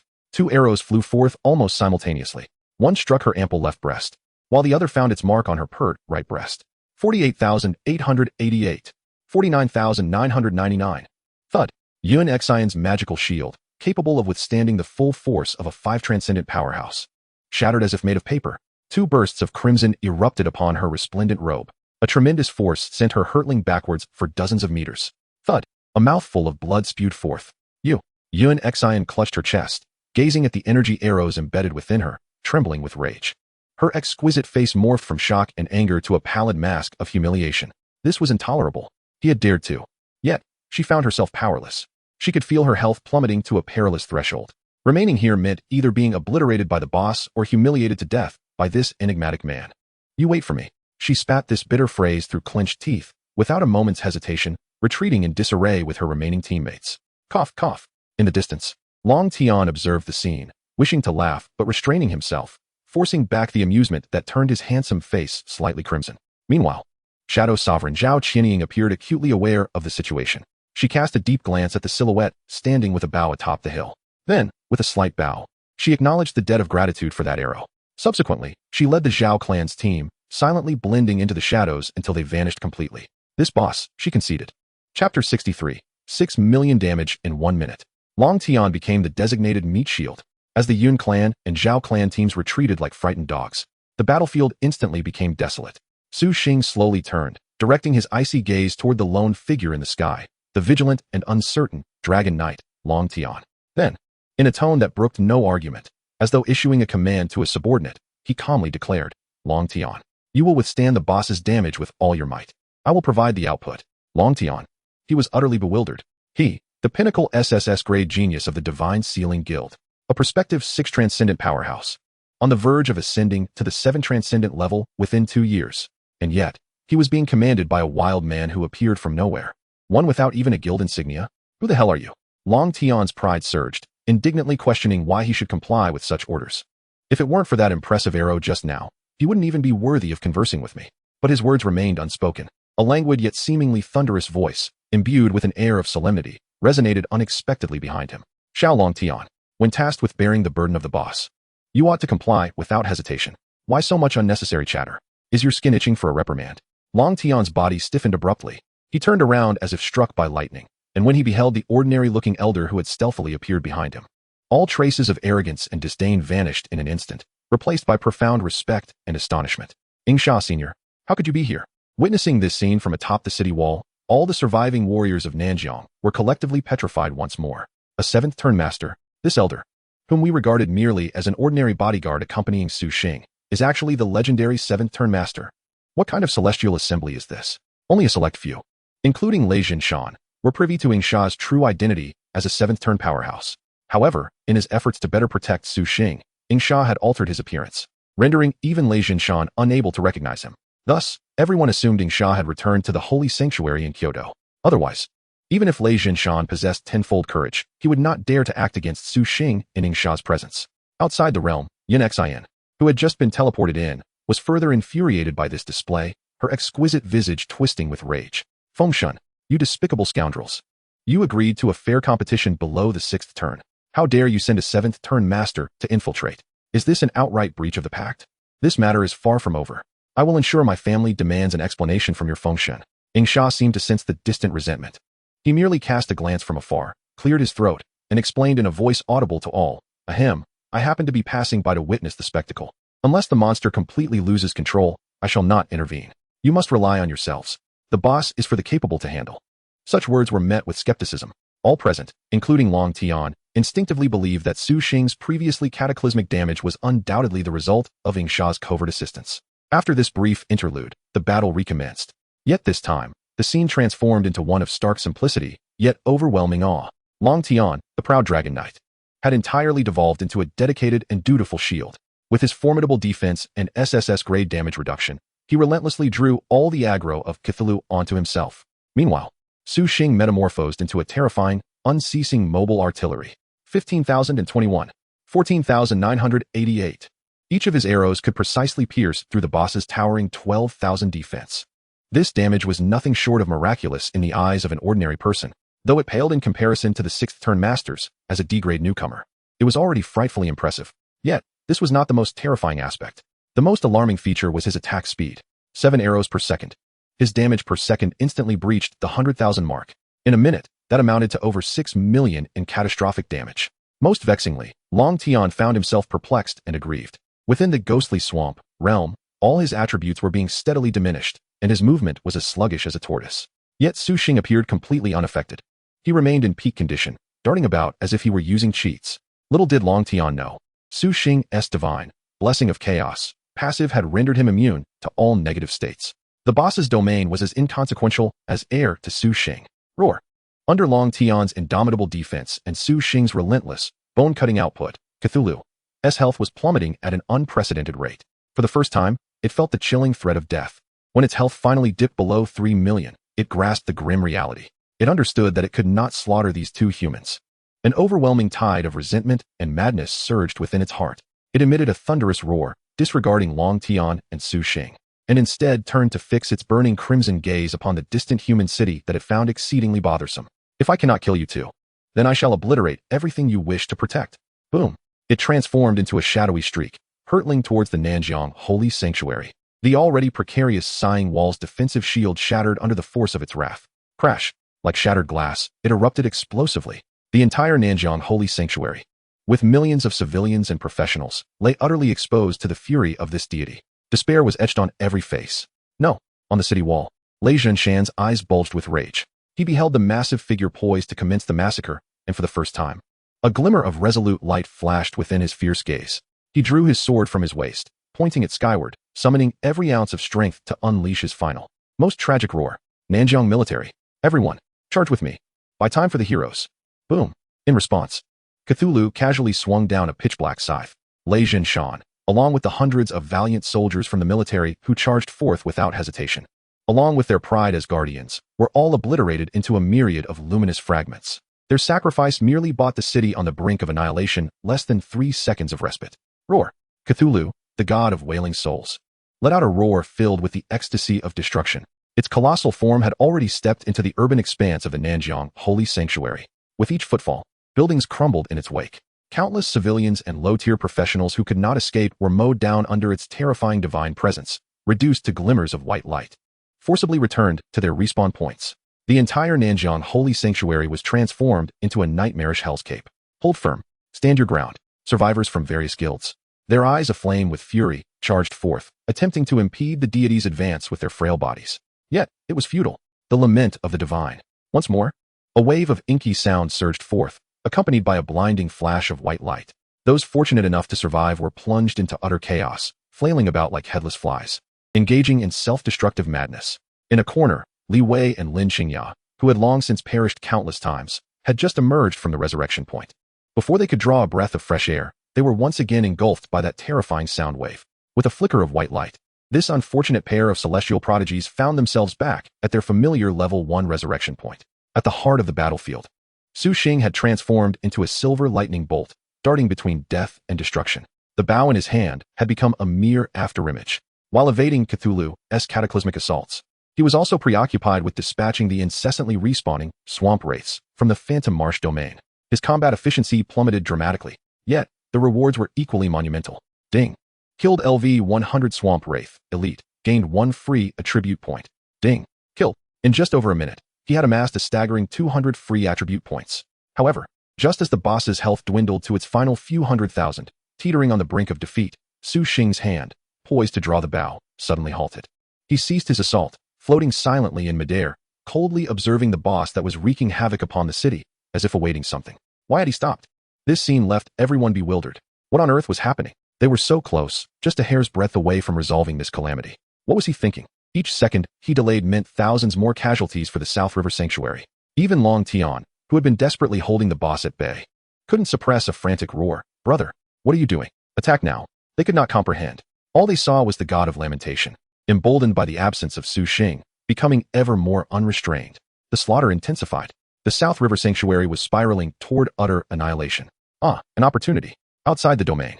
The elemental sovereign, Yun Exine, who had long since regained her composure and continued to spectate, witnessed this moment and felt a surge of fiery determination spark in her frosty, proud phoenix eyes. She believed that Su Xing had exhausted his mana, that his trump cards had been depleted. The fury of public humiliation he had inflicted upon her, combined with her insatiable greed for the diamond tier boss drops, completely overwhelmed her reason. Heavenly obstruction, shattering stars.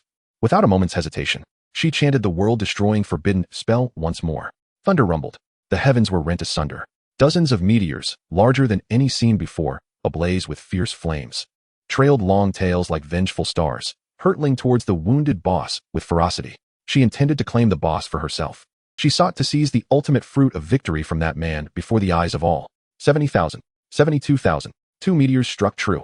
The boss's health plummeted once more, now hanging by a thread. Yet, just as a triumphant smirk was about to grace Yun Exine's face, the previously silent youth sprang into action. However, his target was not the boss. It was her. Seeking death. Su Xing coldly uttered these 2 words without even turning around. He simply drew his bow toward the void behind him. Whoosh, whoosh, whoosh. 7 silver streaks of light, as if guided by an unseen hand, tore through space and appeared before Yun Exine, several kilometers away.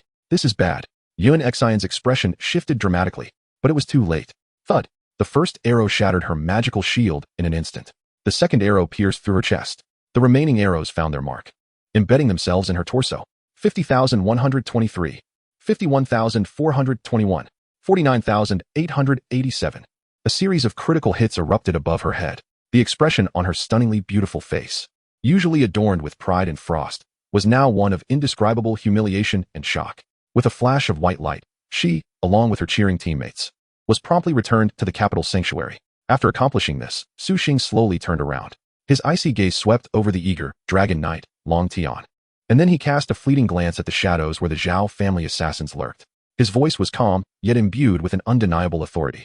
Is there anyone else who wishes to test their luck against death?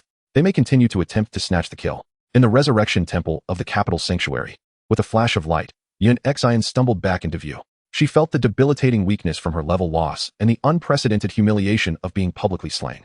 Spitting out a mouthful of blood, she screamed Su Xing's name, filled with endless resentment and madness. Very well. I will remember you. When we meet again. I hope you remain this arrogant. I shall not rest until I have ground you into the earth 100 times over. Yun Exine swear it. Fortunately, she had used an item to preserve her vital equipment and most of her levels. Otherwise, if she had lost over 200 levels this time, it would have driven her to madness. Chapter 65, Thunderous Apology at the Foot of the Mountain. Naturally, Su Xing was oblivious to the fact that, far away in the resurrection temple of the capital sanctuary, the proud queen was hysterically chanting his name. Even if he were aware, he would remain indifferent. The Yun family? One day, he would personally confront them and repay in kind the injustices they had inflicted upon Yun Chang, 100-fold, 1,000-fold. For now, he only sought to collect a trivial interest. On site, after sending off Yun Exine and her team, a peculiar silence enveloped the area once more. All eyes were fixated on the young man who stood still, yet had yet to make a move. They were waiting for that boy to release the arrow that would end it all, the arrow of a savior. Yet, Su Xing remained unmoving.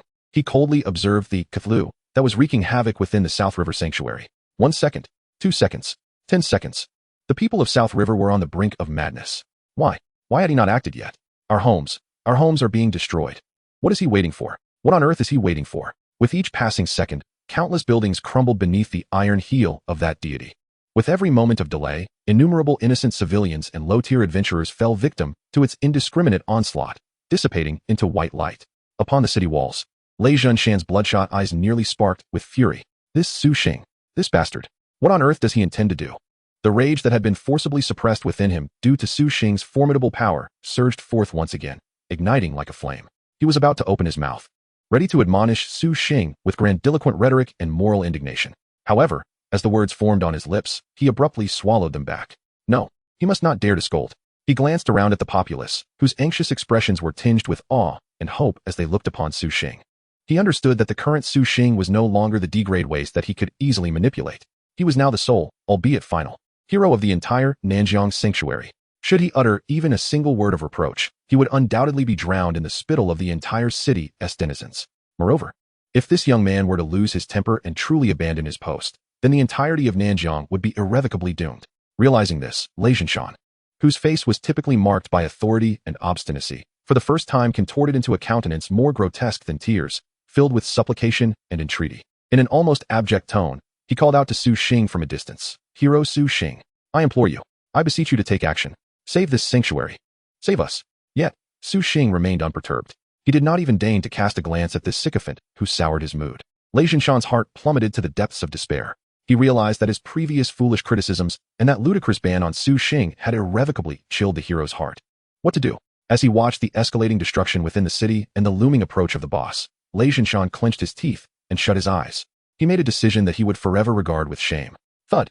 With a muffled sound, this supreme military commander of the Nanjiang Sanctuary, this fifth-tier powerhouse, knelt heavily upon the cold city wall before the gaze of millions of citizens. Hero Su Xing.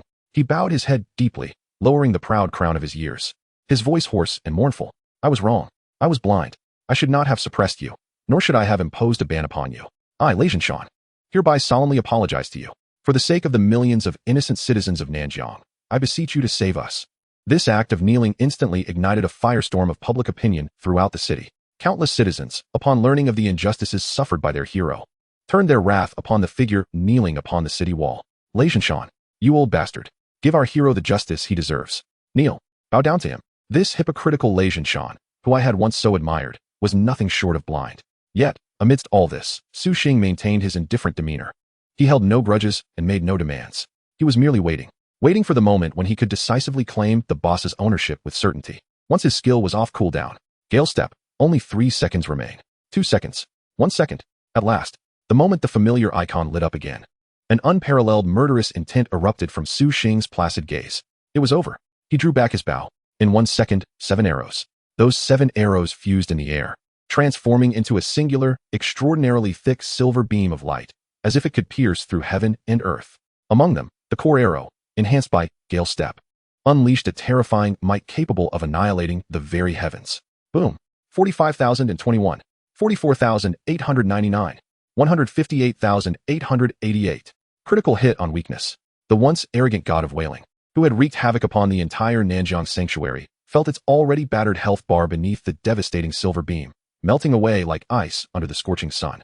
In an instant, it was reduced to 0. "I will not accept this." It emitted a curse filled with endless resentment, its massive, mountain-like body crashing to the ground. The world, at that moment, fell silent. Chapter 66. Frantic Harvest. S-class profession. All laws return to the forest. Diamond-level equipment.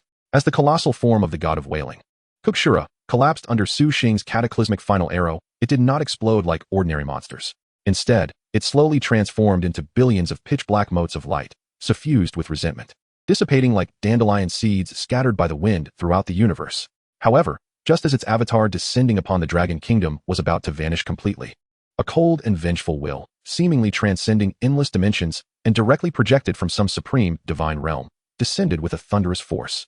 Mortal, the voice, indistinguishable in gender, bore an ancient and malevolent aura that could cause even advanced professionals to tremble. "You are impressive. I shall remember your essence. When my true form descends, I will cast your soul into the sea of resentment, burning for countless eons, never to be reborn, in some unknown, terrifying divine realm, composed of collapsed galaxies and boundless resentment, an indescribable entity, its eyes resembling 2 stars that were slowly extinguishing, attempted to penetrate the death of its avatar with its will, to lock onto the audacious mortal who dared to slay it. Yet, when its will made contact with Su Xing, the tranquil heart of this being, which had remained unperturbed for eons, stirred for the first time, unleashing a cataclysmic tide. In its vision, that mortal did not exist at all. There was only an indescribable, unfathomable void, seemingly deeper than the abyss itself. Chaos. Impossible. How could a mere mortal vessel harbor the essence of chaos? Naturally, Su Xing heard that impotent threat. However, he merely scoffed disdainfully. A defeated foe dares to speak of valor? He couldn't even be bothered to glance up, bending down instead to relish in counting his extraordinarily lavish spoils. At this moment, atop the walls of the Nanjiang Sanctuary, there was silence. A deathly silence. Suddenly, boom. Like an avalanche, like a tsunami, the ecstatic joy of survival erupted throughout the entire city. "We won. We won. Nanjiang is safe. Our home is safe." Countless professionals, in that instant, cast aside their weapons and embraced one another in tears. Countless civilians crawled from the ruins, kneeling in reverence, weeping towards the distant figure upon the hillside, as if a deity. They cried out that name. "Hero. Hero Su Xing. Ding. Congratulations. You have successfully slain the diamond-level world boss, god of wailing, Kukshura LV 100. Gained 50,000,000 experience. Gained 200 free attribute points. Your hidden profession, Myriad Manifestations, has reached progress level 10. You have acquired Wailing Godfall Chestplate, Diamond Grade. Wailing Godfall Leggings, Diamond Grade. Wailing Godfall Bow, Diamond Grade. Wailing Godfall Boots, Diamond Grade. Wailing Godfall Helm, Diamond Grade. Wailing Godfall Bracers, Diamond Grade. You have obtained Diamond Grade Skill Book, Deathmark. You have acquired Diamond Grade Skill Book, Multi-Arrow. You have received 500,000 copper coins. As Su Xing gazed upon the dazzling array of equipment and skill books, shimmering like a sea of diamonds spilling from the fallen boss, his heart raced with overwhelming joy. A complete set. He had miraculously obtained an entire Diamond Grade ensemble. He was on the verge of fortune. This was truly a meteoric rise to success. Yet, just as he reveled in the immense delight of collecting his spoils, a crisp and startling system notification echoed in his mind without warning. Ding! It has been detected that your hidden profession, Myriad Manifestations, has absorbed the divine grievance power, and the energy has reached 100. Shall you proceed with the advancement? What? Su Xing gasped in astonishment. Happiness had come upon him so suddenly. Defeating a single boss had completely filled the progress bar for his A-grade hidden profession? Yes. Immediately. Let us ascend. Boom. An energy more magnificent and vast than any he had previously experienced, imbued with the primal laws of nature and the essence of life, erupted within his consciousness like the Big Bang of the cosmos. He beheld the bronze divine tree, a representation of his profession's origin, which had penetrated into the multidimensional realms. Seemingly breaking free from invisible shackles, its branches and leaves surged forth wildly, threatening to obscure the very sky. Each leaf began to glimmer with a cold, immortal metallic sheen. Within the veins flowed not mere energy, but a golden essence, as if distilled from the purest law of existence, divine blood. System notification. It has been detected that your hidden profession is undergoing a 4th-tier advancement. Evolution direction confirmed. Law and control. Congratulations. Your hidden profession has successfully evolved into Myriad Law's return to the forest, S grade. Additional constitution bonus, 3,000. New active skill. Domain of Withering Woods, expand domain. Granting you absolute control over all plants within a radius of 1 kilometer. New active skill. Projection of laws. Briefly materialize the wood-based laws you comprehend. Evolution characteristics. Leaves covered in metallic sheen. Golden energy coursing through the veins, capable of absorbing fragments of law. Symbolic significance. Lush branches and leaves that shroud the sky, signifying your nascent dominion over the natural laws of a realm. Su Xing's eyes lingered on the final line. Additional constitution bonus, 3,000. He was so overwhelmed with happiness that he nearly fainted on the spot. 3,000 points of constitution. This was equivalent to a staggering increase of 60,000 health points and 12,000 points of defense. This enhancement was simply euphoric. Quickly, Su Xing seized the equipment and began appraising it. He was eager to discover what distinguished Diamond Grade gear from the rest. Wailing Godfall Bow, Diamond Grade. Wearing requirement, LV 100. Attributes, Strength 1600. Agility 1600. Spirit 1600. Special effect, Wrath of the Fallen. Each time your normal attack lands, it will stack a layer of Wrath of the Fallen, up to 10 layers, with each layer increasing your attack speed by 2 and critical damage by 3. The effect lasts for 10 seconds, and each hit refreshes the duration. Description: this bow is forged from the indomitable spine of a fallen deity, entwined with endless grievances. It is said that each arrow shot from this bow carries the wailing of a soul devoured by the divine. When the string is plucked, the target's fate is sealed. Su Xing was astounded. An astonishing 3 attributes of 1600. And as if that weren't enough, it also bore a special effect. This was utterly outrageous. Wailing Godfall Chestplate, Diamond Grade. Wearing requirement, LV 100. Attributes, Constitution 1600. Strength 1600. Spirit 1600. Special effect, Barrier of Grievance. When you receive a single instance of damage exceeding 20 of your maximum health, 500 mana will be automatically consumed to generate a Barrier of Grievance that can absorb 50 of maximum health points of damage for 10 seconds. This effect can trigger a maximum of once every 60 seconds. Description: this chestplate is forged from the shattered throne of a fallen deity, its cold plates still echoing with the despair of a kingdom's downfall. Wearing it, you become a moving fortress that spreads fear and despair. Once again, 3 attributes of 1600, still adorned with a special effect. This was far superior to platinum-grade equipment. Su Xing discerned a pattern. It seemed that diamond-grade gear had begun to incorporate special effects. Wailing Godfall Leggings, Diamond Grade. Wearing requirement, LV 100. Attributes, Constitution 1600. Strength 1600. Agility 1600. Special effect, Phantom Step. Passive effect. After using any displacement skill, you will gain Phantom Form for 15 seconds. during which you are immune to all physical damage and your movement speed is increased by 30. Description: crafted from the despairing shadows that closely followed the deity's fall. It allows the wearer to glide through the world like a specter, silently heralding the arrival of death with every step. Wailing Godfall Boots, Diamond Grade. Wearing requirement: LV 100. Attributes: Constitution 1600. Strength 1600. Agility 1600. Special effect: Divine Motion. Passive effect: your base movement speed is permanently increased by 25. Description: forged from the shins of a fallen deity that shattered the stars, the patterns on the soles echo the earth's final lament during the kingdom's collapse. Wearing them, you can leap across the abyss. Even fate cannot restrain your steps. Wailing Godfall Helm, Diamond Grade. Wearing requirement: LV 100. Attributes: Spirit 1600. Constitution 1600. Agility 1600. Special effect: True Sight. Passive effect: your eyes can pierce through most invisible and stealthy entities, and when attacking, you have a 10 chance to completely ignore the target's physical defense. Description: this helm is reforged from the shattered skull of a fallen deity, its hollow eye sockets seemingly still gazing into the endless abyss. Wearing it, illusion and disguise find no refuge. You shall attain the power to perceive the ultimate truth. Wailing Goddess Fallen Bracers, Diamond Grade. Wearing requirement: LV 100. Attributes: Strength 1600. Agility 1600. Constitution 1600. Effect: Spirit of Swiftness. Passive effect: your base attack speed is permanently increased by 30. Description: forged from the skeletal fingers of a fallen deity, each joint etched with an insatiable thirst for power. With every strike, the vengeful essence of the god is infused into the souls of your enemies, rendering their armor as fragile as decayed wood. Wailing Goddess Fallen. Set effect: 26. All attributes 500. 46. The maximum stack limit of Wrath of the Fallen is increased to 15 layers. Each additional layer granting 2 critical hit chance. 66. Acquire the ultimate active skill Moment of the Fallen. Upon activation, you will enter Fallen form, lasting for 30 seconds. During this time, all your attacks will gain 30 lifesteal. Critical hit rate is increased by 50. And a pair of ethereal wings composed of pure vengeful energy will unfold behind you, allowing you to soar through the skies. Cooldown: 10 minutes. Without a moment's hesitation, Su Xing extended his hand and grasped each piece of the ominous yet formidable Diamond Grade Wailing Goddess Fallen, set from the cold ground, donning them one by one with a reverence akin to that of a pilgrimage. Buzz. The moment the final piece, the Wailing Goddess Fallen Bracers, made contact with his skin, a torrent of power, more ferocious and pure than any he had previously experienced, surged within him like a volcano awakening from eons of slumber.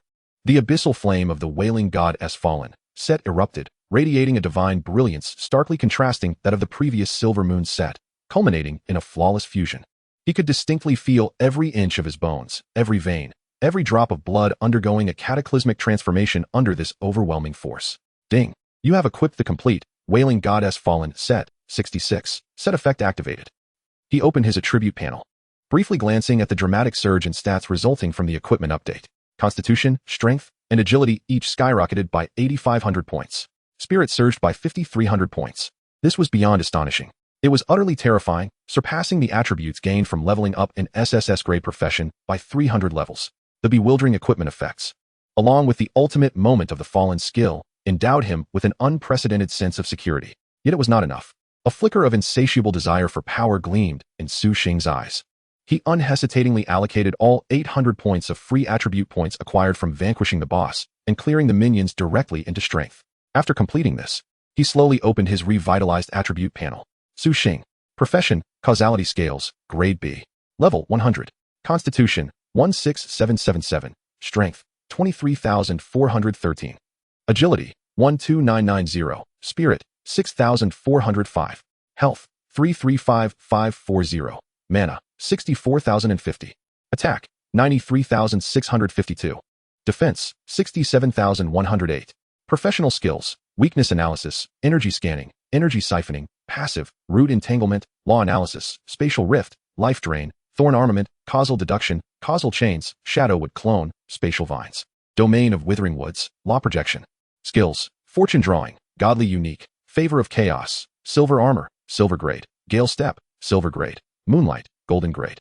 Equipment, Wailing Goddess Fallen Chestplate, Wailing Goddess Fallen Leggings, Wailing Goddess Fallen Bow, Wailing Goddess Fallen Boots, Wailing Goddess Fallen Helm, Wailing Goddess Fallen Bracers. Hidden Profession, All Laws Return to the Forest, Grade S, 0. His attack power had boldly breached the 90,000 threshold. Defense approached 70,000. Health had reached the staggering figure of 330,000. Moreover, his attack speed, bolstered by the terrifying 30 increase from the Wailing God's fallen bracers, had leapt from 7 arrows per second to an astounding 10 arrows per second. Absurd. It was utterly beyond reason. In his mind, Su Xing instinctively conducted a simulation, a reenactment of his imminent confrontation with the recently defeated Wailing God of the Ghosts. With his current attributes, facing that foe again, the Wailing God's fallen bow and wailing arrows combined with the wrath of the fallen would yield an attack power surpassing 90,000. One arrow, even without a critical hit, would deal at least 67,000 damage under the weakness lock of Gaze of the Law. 10 arrows per second, resulting in a staggering 670,000 damage per second. That creature, possessing a total health of 1 million, could be vanquished in just 15 seconds. Su Xing was utterly astounded by this absurd calculation. 15 seconds to single-handedly obliterate a diamond-grade world boss that had left the 3 elite teams from the entire southern Jiang Sanctuary and even Kyoto utterly helpless? This was the true extent of his current power. Meanwhile, Shadow Kill, who had quietly witnessed all of this unfold, felt a tempest brewing within his typically placid gaze.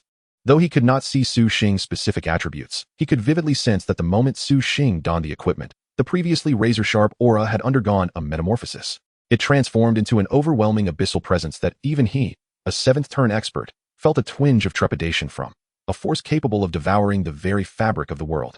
Even a fully leveled SSS-grade professional, without activating special burst skills, would likely pale in comparison to this young man based solely on conventional panels. In his heart, Shadow Kill reached an astonishing conclusion. A monster. A true monster. To put things into perspective, a fully leveled 5th-turn character was equivalent to level 400. SSS-grade professionals gained 10 times the attribute points of D-grade with each level. Yet this young man was merely level 100? A D-grade? Truly a monster. Su Xing slowly clenched his fists. He finally comprehended what his greatest advantage truly was. It was the innate ability to disregard all defenses and strike at the core, weakness attack. This talent effectively granted him a permanent double attack buff from the moment he transitioned professions. Moreover, the capacity to slay monsters for free attribute points was his greatest advantage in compensating for or even surpassing professional disparities. While others had to consider breaking defenses and resistances, he needed only to focus on one thing, to simply, brutally, and irrationally maximize his attack power. As long as his attack power was sufficiently high, in this world, there exists no adversary that he cannot defeat with a single arrow. If such a foe does exist, then he shall unleash a skillful critical strike. And if there remains any doubt, he shall send forth 10 arrows in a mere second to ensure their demise. Chapter 68. The Acquisition of Divine Skills. A revolutionary surge of explosive damage.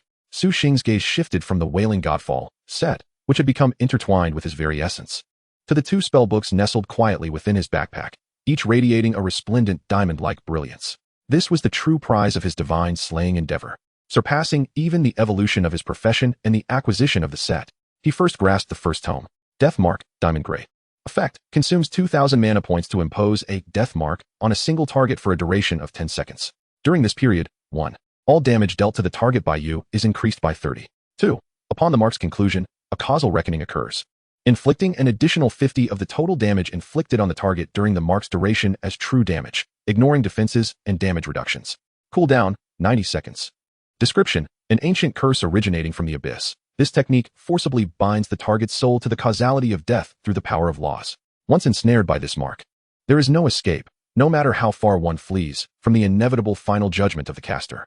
Note, only those with a mental fortitude capable of shaking the strings of causality, mental attribute above 5,000, may wield this forbidden power from the abyss. A sharp intake of breath escaped Su Xing's lips as his pupils constricted, a damage increase of 30, and after 10 seconds, an additional 50 of the total damage dealt as true damage. His mind, akin to a supercomputer, began to whirl with fervor. At present, my 10 arrows per second deal approximately 1.87 million damage. If I apply the death mark, my DPS could ascend to 1.84 million multiplied by 1.3, equating to 2.43 million. Over the span of 10 seconds, the total damage would reach 24.3 million, and after those 10 seconds, the causal reckoning would yield an additional 12.15 million in true damage. Thus, by activating this skill, I could unleash a staggering total of over 36.45 million in explosive damage within a mere 10 seconds against a single target. The mere thought of such a figure sent shivers down his spine. The Wailing Goddess' total health was merely 10 million, right? After accounting for its defenses. Does this not imply that I need not even exhaust the full 10 seconds against it? Perhaps merely 8 seconds, or even less, would suffice to obliterate it completely. A peculiar smile crept across Su Xing's lips. Poor wailing god. It would never fathom that its esteemed divine avatar had been utterly reduced to a mere unit of measurement for Su Xing's prowess. From initially requiring 2 minutes of painstaking effort to vanquish it, to 15 seconds after donning the diamond set, and now, a mere 8 seconds for a true man? No. If it were to stubbornly augment its avatar's health by 8 million, it would still meet its inevitable demise. Shaking his head, Su Xing turned his attention to the second spellbook. If Death Mark represented a single target burst skill, then this one was multi-shot, diamond grade. Effect: consumes 3,000 mana points to instantly unleash 7 soul arrows infused with the power of the wind in a fan-shaped area ahead. 1. Each soul arrow automatically tracks different foes within range, inflicting 100 points of physical attack damage. 2. Upon striking the primary target, each soul arrow has a 100 chance to ricochet to another enemy nearby, dealing 50 points of ricochet damage. Cooldown, 30 seconds. Description: an ancient and long-lost elven archery technique. It perfectly melds the archer's agility with the elemental force of wind, surpassing the limits of mortal understanding. When the bowstring resonates, the sky becomes filled with trajectories of death, rendering escape a distant luxury for those caught beneath the rain of arrows. Note: this technique demands exceptional neural reflexes from the user. Only those nimble enough to dance with the wind, agility attribute above 10,000, may comprehend its profound essence. An exhilarating thrill coursed through Su Xing's veins. 1 arrow, 7 shots. Each could ricochet once more. Does this not imply that with a single arrow, he could simultaneously strike 14 different targets? And with his rate of 10 arrows per second, in the face of a swarm of foes, he could deal devastating blows to a staggering 140 units in just 1 second. The efficiency of clearing hordes had increased by more than 20-fold. A dungeon that once required 20 minutes to complete could now likely be conquered in less than a minute. Terrifying. Though these two skills were merely of diamond grade, their power, amplified by his extraordinary attribute panel, was no less than that of any divine technique. The sole caveat lay in Su Xing's gaze as it fell upon the hefty mana cost of 3,000 points for multi-shot. With a mana pool just over 64,000. A grimace played on his lips. 64,000 mana, 3,000 per arrow. This means I can unleash a maximum of only 21 multi-shots. At my rate of 10 arrows per second, I would exhaust my mana in just 2 seconds? This hardly qualifies as a true man for even 3 seconds. A rather absurd image involuntarily surfaced in Su Xing's mind. If Yun Shang were present, witnessing this scene, she would likely tenderly pat his shoulder, offering words of encouragement, saying, "Ah Xing, it's all right. 2 seconds is already impressive." How utterly ridiculous that 2 seconds could be deemed impressive. Clearing his thoughts, Su Xing dismissed these errant notions. Skills are undeniably valuable. Without a moment's hesitation, he resolved to learn them. Boom. 2 torrents of vast, disparate knowledge surged into his mind, akin to a river breaching its banks. One stream concerned the arcane art of invoking causality, marking death, while the other encompassed the elven mastery of wind. Dividing arrows into 7 shadows, countless pieces of knowledge, innumerable techniques, and instincts of combat coalesced into his very being at that moment. He felt himself grow stronger once more. Chapter 69. The Ascension of the New King. The Beast Tide. The Beast Tide. Despair once again enveloped Nanjiang. After reflecting on this miraculous harvest, Su Xing felt an unprecedented explosive power coursing through him. Now, he merely needed to return to the sacred place of Kyoto, methodically complete the 4th transition task, and ascend to level 400. By that time, he lifted his gaze, seemingly piercing through endless space towards the distant, mist-laden Kyoto. The Yun family? Perhaps he had finally attained the qualifications to pay them a visit. A cough, laden with envy and resentment, abruptly interrupted Su Xing's reverie. Beside him, the haughty dragon knight, Long Tian, gazed enviously at Su Xing, who adorned a suit gleaming with the dazzling brilliance of diamonds, the wail of the fallen god armor. His mouth nearly watered as he approached with an audacious grin, rubbing his hands together. "Brother, are you willing to sell this armor? I'm open to negotiations. I could even trade you my diamond tier dragon silver lance." Scram. Before Su Xing could respond, Ingsha had already delivered a resounding slap to Long Tian's nape, chiding him with a playful scorn. "You still have the audacity to seek equipment? Let me ask you, who was it that couldn't even defeat a mere diamond tier boss and needed a newly transitioned 3rd tier novice to barely escape with their life? How shameful." "What?" Long Tian clutched his head, a look of indignation etched on his face. "Senior Ingsha, what nonsense are you spouting? How could he possibly be 3rd tier?" His words faltered midway as his golden dragon-like eyes widened in disbelief, fixated on Ingsha. "Did you just say he is only 3rd tier?" Ingsha nodded nonchalantly. "Indeed. He just reached maximum level in 3rd tier, newly promoted." Boom. Those 2 words struck Long Tian's proud SSS-grade soul like thunder from the heavens. "No, it's impossible," he shrieked, his voice bordering on madness, pointing at Su Xing in utter disbelief. "This cannot be true. 3rd tier. 3rd tier attributes can breach the wail of the fallen goddess defenses. Third-tier attack power can deal over 100,000 damage in a single arrow. I refuse to believe it. I'd rather think he is a 5th-tier powerhouse in disguise. Sha, uninterested in further explanation, dismissed him. He just transitioned a few days ago, still a D-grade class, believe it or not. Defeat. An unprecedented sense of defeat, potent enough to shatter his entire worldview, washed over him like a cold tide, drowning him instantly.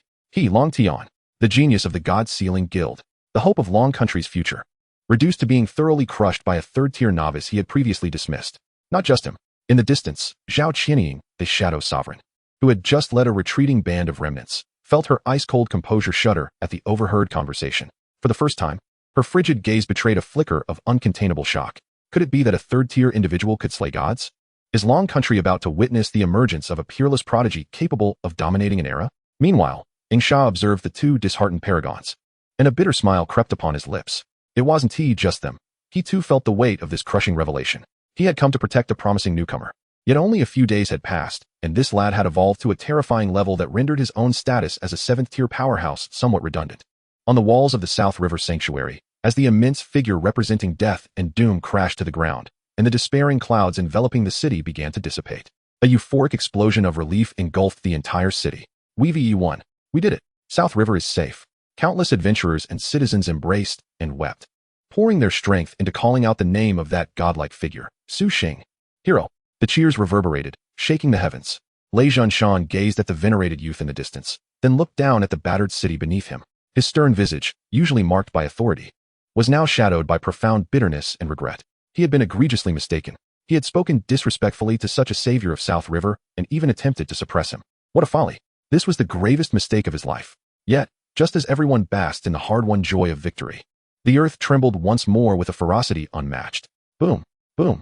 The thunderous cheers and the jubilant celebrations had not yet subsided when the ground began to quake violently, more intensely than ever before. What is happening? An earthquake? No. Look. A sharp-eyed adventurer standing atop the city walls, his voice trembling with fear and disbelief, pointed toward the distant horizon, shrieking in a panic.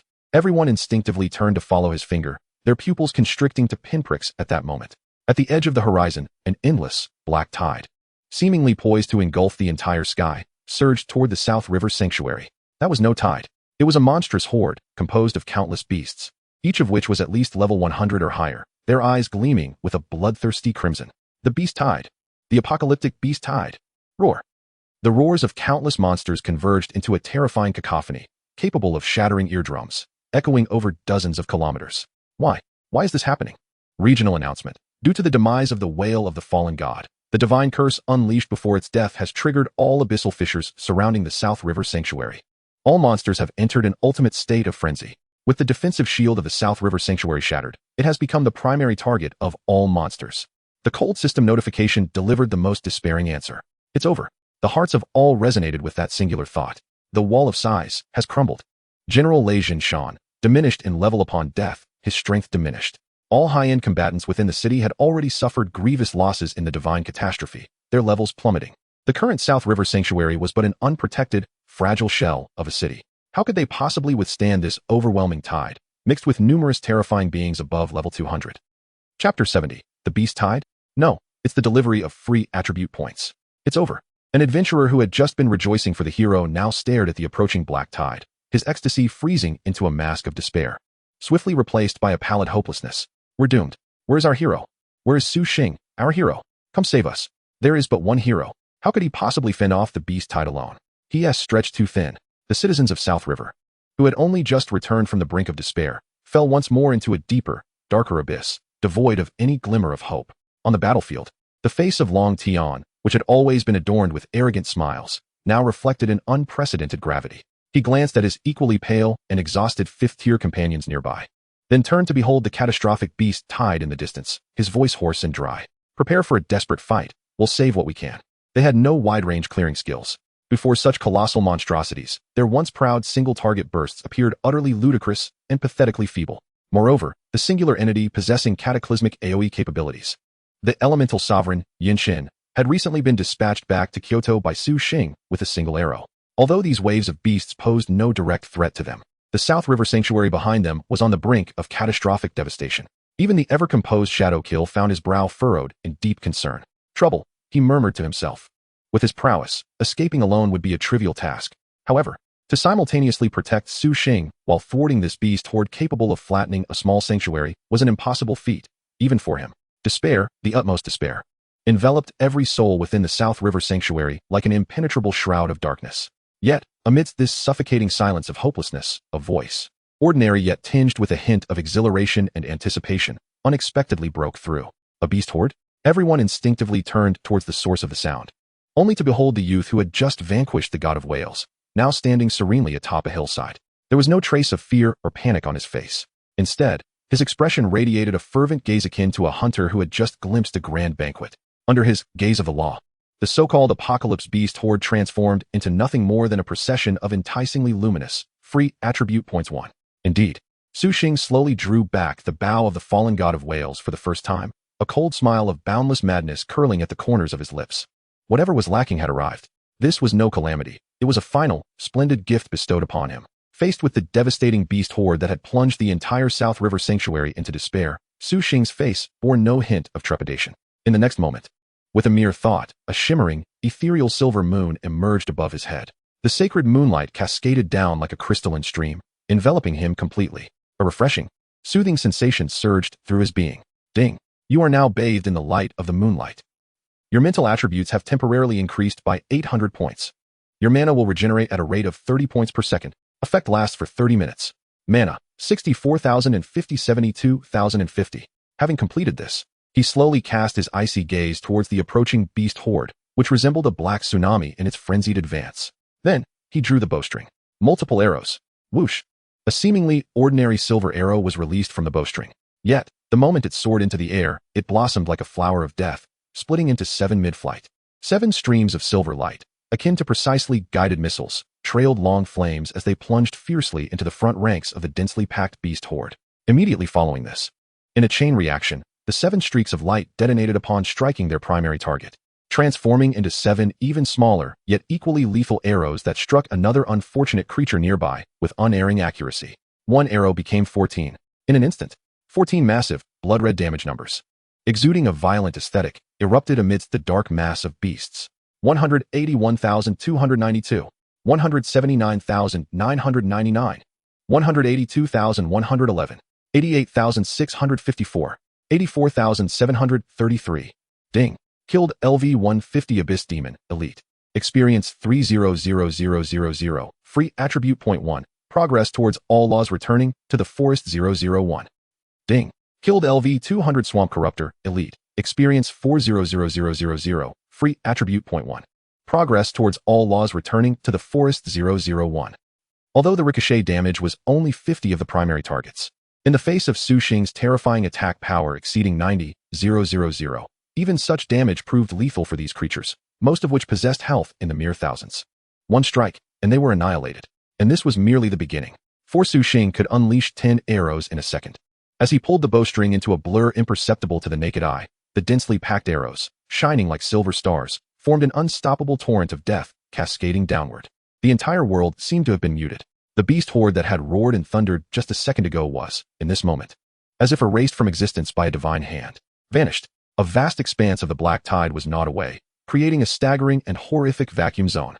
In just over 2 seconds, 24 multiple arrows, 336 lethal trajectories, 336 elite monsters, all of level 100 and above, were transformed into a shower of experience points and luminous orbs, without even touching the walls of the South River Sanctuary. This spectacle left all present utterly astounded. Even the beasts were bewildered. What had happened to their charge? Why had they suddenly fallen? What on earth was going on? Dragon Tion, whose face was usually adorned with a proud smile, now wore a mask of shock. He gazed at the vast area that had been instantaneously cleared, then at his own dragon lance, which could only pierce one target at a time, feeling as if his worldview had been irrevocably shattered. He questioned himself. With his strength, he could charge into the beast horde and emerge unscathed, slaying as he pleased. Yet, how could Su Xing, in merely 2 seconds, have mowed down hundreds of high-level elite monsters, as if they were mere wheat? What kind of monstrous area of effect capability was this? Meanwhile, Zhao Qianying, who had remained hidden in the shadows, also revealed her astonishment for the first time. She murmured to herself, her voice tinged with a bitterness she had not even realized she possessed. This efficiency in clearing the field. Surely, even the elemental sovereign, Yinshin, renowned for his world-destroying AoE abilities, would have to respectfully address him as Master Xing. Chapter 71, The God of 2 Seconds? the war engine of infinite firepower. The silver storm of death that engulfed the entire battlefield, lasting a mere 2 seconds, had arrived with an abruptness that was as shocking as its departure. When Su Xing's godlike, world-shattering rain of arrows suddenly came to a halt, the entire world seemed to plunge into a peculiar, suffocating silence. Huh, it stopped? Why did it suddenly cease? Why did it abruptly come to a halt? Upon the towering city walls, the citizens of Nanjing, who had just been engulfed in boundless shock and exhilaration, were suddenly struck dumb. They gazed at the youth, still unleashing arrows at a terrifying speed of 10 per second. Precisely eliminating monstrous foes, yet an inexplicable sense of loss surged within them. The efficiency had dramatically diminished. Although even this ordinary output remained fearfully rapid, it paled in comparison to the miraculous spectacle of effortlessly clearing the battlefield like harvesting wheat. This pace felt akin to a tortoise's crawl. Hurry, Xingyi. Keep going. Yes. Do not halt. Shoot fiercely like before. Vanquish this horde of beasts. The crowd urged anxiously, bewildered by the sudden change. Yet, a full minute elapsed without the cataclysmic rain of arrows returning. At that moment, a shrewd high-ranking mage, with an epiphany as if encountering a ghost, screamed, "I understand. It's the mana. He is out of mana. Look at his arrows. They must be diminishing due to the lack of magical support. My goodness, that apocalyptic arrow storm earlier must have been an incredibly mana-draining skill. Xingyi has run out of mana." At this revelation, the crowd erupted in astonishment, followed by a fervent outcry from the depths of their hearts. What are we waiting for? Quick, bring mana potions to Xingyi. I have intermediate mana recovery potions. Who can deliver them to the hero? Intermediate ones are useless. If we're sending potions, send the best. Before the citizens could organize themselves, Lei Zhanshan, a man who had just been harshly awakened by reality, displayed unprecedented decisiveness at that moment. He abruptly turned to his aide, roaring in an irrefutable tone, "Quick, immediately, use the highest military authority. Fetch all the high-grade mana recovery potions from our warehouse. 100 bottles. No, 200 bottles. Deliver them respectfully into the hands of hero Su Xing. No, I shall deliver them personally. Yes." In the face of the crisis threatening the sanctity of Nanjing, these potions, typically regarded as strategic resources of immense value, now seemed utterly trivial. Soon, a box filled with shimmering, azure-glowing potions was respectfully presented to Su Xing by Lei Zhanshan himself. Without even a glance at him, Su Xing waved his hand and stowed all the potions into his backpack. He then opened the backpack, retrieved one potion, and downed it in one gulp. Boom. A torrent of pure magical energy surged through his entire being. His previously depleted mana bar was instantaneously replenished like an inflated balloon. Then, under the gaze of countless eager and fervent onlookers, the silver storm of death, which had lasted merely 2 seconds, descended once more. Multi-arrow. Whoosh, whoosh, whoosh, whoosh, whoosh. 336 trajectories of death once again erased a significant portion of the dark horde of beasts, as if wielded by a divine eraser. Then, mana exhausted, Su Xing, expressionless, retrieved another high-grade mana recovery potion from his backpack and consumed it in one go. Mana restored, the apocalyptic rain of arrows once again poured forth. At that moment, the battlefield bore witness to the most extravagant and shocking spectacle in history. Drink potions. Shoot arrows. Drink potions. Shoot arrows. Su Xing, in a straightforward yet unstoppable manner, epitomized the essence of limitless firepower. The horde of beasts fell in waves. They could scarcely advance an inch. My goodness, is this truly a mage? Which mage consumes mana like this? Isn't he an archer? This mana consumption rate is even more terrifying than that of a forbidden spellcaster. A mobile heavy artillery. This is nothing less than a mobile heavy-duty magical cannon with an absurdly rapid firing rate and infinite ammunition. Long Tian was utterly dumbfounded. Zhao Qianying, whose face was perpetually as frigid as ancient ice, was now etched with an indescribable shock. In terms of single burst damage, they might still contend with Su Xing. However, regarding total damage over time and this unreasonable efficiency in clearing the battlefield, they had long been left in the dust by Su Xing. And those fortunate enough to survive among the 5th-tier elites, upon realizing that the man before them, performing miracles, was merely a newcomer of the 3rd tier, felt their last vestige of pride as strong individuals utterly shattered. There is no comparison. In this lifetime, there is no comparison at all. How can one compete with such a prodigy? In a mere 2 minutes, having consumed 30 high-grade mana recovery potions, Su Xing unleashed nearly 9,000 arrows. He eradicated over 9,000 elite monsters, each above level 100. The entire battlefield was strewn with the corpses of monsters and the loot they had dropped. Meanwhile, Ing Sha observed the figure resembling a war god. His face, usually adorned with a playful smile, now reflected pure, heartfelt satisfaction. Treasure. This time, deification has truly discovered a treasure. Chapter 72, 40,000 free attribute points. Lei Zhanshan's punishment. 6 minutes later. For a sanctum being devoured by an apocalyptic horde of beasts, this should have been an agonizing ordeal, akin to a century in length. However, Under the miraculous arrow rain of Su Xing, these 8 minutes transformed into a one-sided, bloody slaughter fest. As Su Xing unleashed the final volley of multi-arrow, erasing the last remnants of the resisting monster horde from view, the entire world seemed to fall silent. The once dense mass of beasts, seemingly boundless, had now become sparse and scattered. Those remaining monsters, having witnessed this calamity orchestrated by a single individual with a bow, found their last flicker of rationality overtaken by a more primal fear. A woe. It was an unknown high-level magic wolf that first emitted a howl filled with terror and dread, turning to flee. This action was akin to toppling the first domino. In an instant, chaos erupted. The monstrous army, which had been fearless mere moments ago, collapsed entirely. They scrambled, trampling one another in a frenzied rush to escape from the presence of that humanoid demon. Su Xing did not pursue. He merely stood quietly atop the hill, now completely carpeted with the corpses of monsters and their dropped equipment, and slowly opened his system panel. Total monsters slain in this beast tied, 37, for 128. Total free attribute points acquired, 40,003. 40,000. Approaching 40,000 free attribute points. As Su Xing beheld this terrifying number, which left even him parched, his heart raced uncontrollably. At present, the entire ensemble of the Diamond Grade, Wailing Godfall, set adorning him merely contributes a mere 30,000 points to his base attributes. Yet, astonishingly, within a mere span of 8 minutes, the freedom attribute points he has accumulated have vastly surpassed the total of all his divine equipment combined. Absurd. It is utterly outrageous. I am deeply grateful for the bounty bestowed by this beast tide. If all of this were to be allocated to strength, the image of Long Tian, perpetually wearing a proud smile, involuntarily surfaced in Su Xing's mind. Surely, even that rugged, resilient 6th transition Dragon Knight would be unable to withstand a single arrow from me. Should he stand before me now? He shook his head, dismissing this perilous thought, and directed his gaze downward. As he surveyed the battlefield, it had transformed into a shimmering ocean composed entirely of equipment and materials. Collecting them? He would be picking them up until the year of the monkey. Turning his head, he glanced at Lei Jinshan, who was not far off, gazing at him with a mixture of awe and servility, and muttered to himself in a voice neither loud nor soft, "Alas, that potion for mana recovery earlier had a pleasant taste, but it is rather difficult to consume in abundance." Upon hearing this, Lei Jinshan's body jolted. He instantly understood. The hero, Su Xing the hero. He scrambled over, his face adorned with the most humble of smiles, assuring, "Rest assured, our military's warehouse is stocked with plenty. I will fetch it all for you right away." Su Xing nodded in satisfaction. Well, this old fellow has finally grasped a bit of wisdom, he asked, quite perceptive. Then, pointing to the boundless treasure trove beneath his feet, he addressed the staff from the Nanjing Professional Association, who were already dumbfounded, saying, "You are responsible for tallying the dropped items here. When the time comes, convert their market value into cash and directly transfer it to my account. Since it cannot all be collected, let us exchange it all for money instead."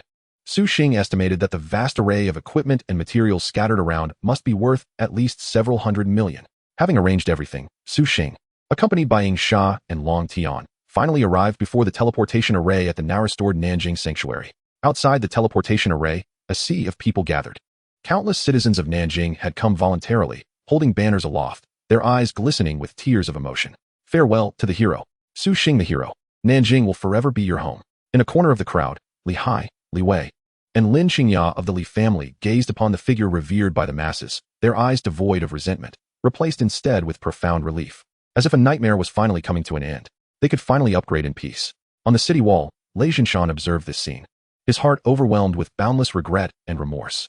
Such a prodigious talent, one who was destined to emerge from Nanjing and could have dominated an era, was thus forcefully pushed away by his own hand. He recognized that this small Nanjing could no longer accommodate such a deity. Just as Su Xing was about to step into the teleportation array, he made a final decision. With a thud, amidst the astonished gazes of the entire city, Lei Jinshan dropped to both knees. He bowed deeply towards Su Xing, solemnly offering a resounding apology. "Su Xing the hero, I, Lei Jinshan, hereby express my sincere apologies for all my previous foolishness and prejudices. I beseech you, forgive my ignorance. Whether you choose to forgive or not, you will forever be the one and only supreme hero of Nanjing."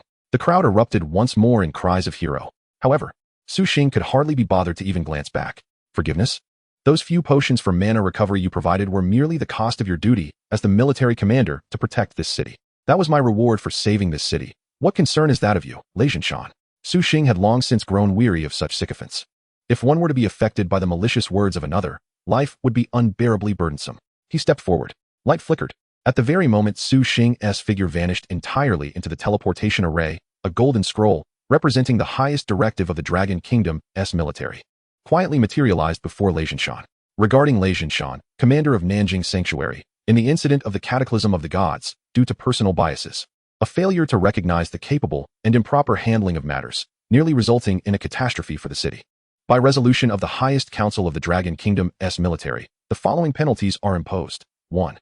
The revocation of his general rank and the position of commander of Nanjing Sanctuary. 2. The Dragon Kingdom's military shall never employ him again, nor promote him. Gazing at the icy judgment letter, Lei Jinshan's heart, which had briefly felt solace due to the hero, plummeted into an abyss of despair. He collapsed onto the ground, his eyes filled with endless regret. This was his punishment. The military had squandered such a crucial talent. It was a disgrace.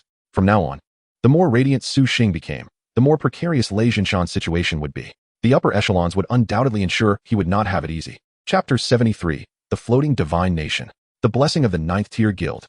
As the blinding white light of the teleportation array gradually dissipated before him, Su Xing experienced for the first time the true essence of impact. Vast. Incomprehensibly vast. If Nanjing Sanctuary was a bustling small town, then the Kyoto Sanctuary before him was a colossal super city of steel and magic, spanning the very heavens. Towering magical spires reached up into the clouds, seemingly endless. Above, gigantic airships drifted by like leisurely whales, casting expansive shadows. The streets were thronged with people, bustling and jostling. Every passerby radiated an aura of formidable strength. Goodness, that fellow riding the griffin, who looks like a high school student, is a fourth transition. And that uncle selling skewers by the roadside is actually a fourth transition? Even the guards at the entrance are at the pinnacle of the fourth transition. In that moment, Su Xing's worldview was irrevocably overturned. Third transition individuals were as common as dogs, and fourth transition warriors were everywhere. He could even occasionally sense the fleeting, terrifying pressure emanating from fifth and sixth transition powerhouses. Here, his strength, previously formidable in Nanjing, seemed rather ordinary. It appears I must remain discreet. Su Xing mused inwardly. Sha, let us tone down our presence, he said, glancing at his companion. How do we reach the Divine Sealing Guild? Ha ha, don't rush, replied Long Tian, wearing an enigmatic smile as he gestured toward the sky. Looking up instinctively, Su Xing raised his gaze. In that instant, his breath halted entirely. There, high above the clouds, floated an immense city. Constructed from an unknown white divine stone and gold, so grand that words could scarcely encapsulate its magnificence. 1,000-foot waterfall cascaded from the city's edge, transforming midair into a resplendent rainbow, intertwining with the swirling mists. Countless resplendent palaces and spires stand tall above the divine city, reflecting the sun's brilliance and exuding an aura of sanctity and majesty. This is not merely a city, it is a realm suspended high above the heavens. Is this truly the Fengshan Guild? A hint of dryness laced Su Xing's voice. Sha nodded in satisfaction. The group transformed into streaks of light, soaring skyward. Yet, just as Su Xing was about to set foot upon the sacred ground of that divine realm, a humming sound resonated. An invisible yet unyielding barrier of law materialized silently, firmly keeping him at bay. Sha was momentarily taken aback, then slapped his forehead, a wry smile dawning on his face. How could I have been so forgetful, lost in our haste, neglecting the most crucial matter? He turned to Su Xing and formally extended an invitation. Ding. Elder rank 8, Sha, invites you to join the 9th tier Guild Fengshan. Agree. Congratulations. You have successfully joined the Guild Fengshan. Your current member rank is Black Iron level. You have received the blessings of the 9th tier Guild Fengshan. Your constitution attribute has permanently increased by 9. You have received the blessings of the 9th tier Guild Fengshan. Your strength attribute has permanently increased by 9. You have received the blessings of the 9th tier Guild Fengshan. Your agility attribute has permanently increased by 9. You have received the blessings of the 9th tier Guild Fengshan. Your spirit attribute has permanently increased by 9. Your health recovery rate has permanently increased by 9. Your mana recovery rate has permanently increased by 9. Your experience gain has permanently increased by 9. Every week, you will receive an additional 9 hours of experience at 9 times the rate. A barrage of system notifications flooded Su Xing's mind like a tempest. He was utterly astounded. Merely joining the guild and attaining the lowest rank could bestow such terrifying, almost perverse, permanent enhancements. No wonder guild members always outshine solo players by a vast margin. If these enhancements are not formidable, then the very fabric of reality is at stake. What do you think, kid? Are you so overwhelmed by these enhancements that you're about to faint from joy? Long Tian observed Su Xing's astonished expression, a triumphant smile gracing his face. He clapped Su Xing on the shoulder, adopting the tone of a seasoned veteran, and continued, don't be too quick to rejoice. This is merely the basic Black Iron level enhancement. Once you elevate your member rank, the rewards will be even greater. As for me, I'm currently a Diamond level member, enjoying a comprehensive enhancement of 54. And Elder Sha here, being an esteemed rank 8 elder. benefits from a terrifying amplification of 72. As for the rank 9 titans above the elders and the legendary rank 10 guild master, oh, the enhancements they receive are beyond imagination. 9 is just the beginning. There's even more. Su Xing was thoroughly astonished. A diamond level member can amplify half their attributes. Rank 8 can boost by a staggering 70%. Su Xing's attributes are already formidable. If boosted by 72, wouldn't that be utterly extraordinary? An unprecedented and intense desire to level up surged wildly within his heart. What must he do to swiftly elevate his member rank? He inquired eagerly. Simply complete guild tasks. Long Tian explained, or submit high-level equipment, materials, or skill books to earn guild points. Once you accumulate enough points, you can level up. Upon hearing this, Su Xing immediately accessed the guild task panel. However, his face fell instantly. The vast task screen was utterly devoid of any entries. It was so clean that not even a hair remained. What on earth is this? Seeing this, Long Tian shrugged with an expression that implied Su Xing was still too naive. Black iron level tasks are few and far between, reliant solely on speed to seize them. What did you expect? With so many black iron newcomers in our guild, we all depend on these scant tasks for survival. Delay for even a second, and you'll miss out. Su Xing was rendered speechless. This felt no different than competing for delivery orders. Is there no such thing as a newbie protection period? There is, Long Tian replied matter-of-factly. At the black iron level, aren't we all newcomers? If everyone is protected, it's as if no one is. He chuckled at Su Xing's incredulous expression, offering some consolation. Well, don't be disheartened. In 3 days, we will have our guild's annual newcomer trial. At that time, not only will there be a plethora of guild points to earn, but the top performers will also receive rewards directly from the guild master. This is an opportunity not to be missed. With that, he hurriedly led his team toward the guild task hall. All right, I must go submit my tasks. This time in Nanjiang, I've merely played the role of a caretaker for you, and I'll likely only receive the minimum points. What a misfortune. Chapter 74, The Portal of the Fourth Turn, an exorbitant admission fee. After settling Su Xing in a tranquil courtyard replete with rich spiritual energy within the Fengshan Divine City, Yingsha finally exhaled a long sigh of relief. All right, kid, my escort mission is complete, he said, patting Su Xing's shoulder, a relieved smile illuminating his face. From here on out, it's all up to you to explore and navigate on your own. Remember, this is Fengshan, the pinnacle of genius arenas in Longhua, where no one will grant you even a glance due to your past. Everything relies on your strength. He regarded Su Xing's resolute gaze, nodding in satisfaction. I must go hand over my tasks, or my guild points will be depleted. If you need anything, contact me through the guild friend channel. With that, his figure vanished seamlessly into the shadows like a phantom. As Su Xing watched Yingsha depart, he understood. Even a formidable elder of the 7th turn must toil for guild points. Within the courtyard, the air was thick with spiritual energy. Su Xing sat quietly in his room, waiting for a full half-day. However, contrary to his expectations, no guild higher-ups came to meet him. No special resources were bestowed upon him. It was as if the prodigy who had just stirred a tempest at the Nanjiang Sanctuary, even single-handedly averting a national calamity, had been forgotten. Heh! Su Xing chuckled self-deprecatingly. He had come to realize that the Fengshan Guild was teeming with talents and prodigies. His remarkable performance at the Nanjiang Sanctuary might merely be considered commendable here. A newcomer with a D-rank talent, if he did not subsequently exhibit even more dazzling feats, would ultimately fade into the crowd. With this understanding, he relinquished any unrealistic fantasies. During this half-day, he had not been idle. He opened the guild task panel, employing his reaction speed akin to a supercomputer, desperately attempting to seize the fleeting tasks. However, ding, task has been claimed. Ding, task has been claimed. Excellent. The result was that he had not secured a single one. Su Xing was utterly speechless. This was even more challenging than competing for delivery orders. What absurdity!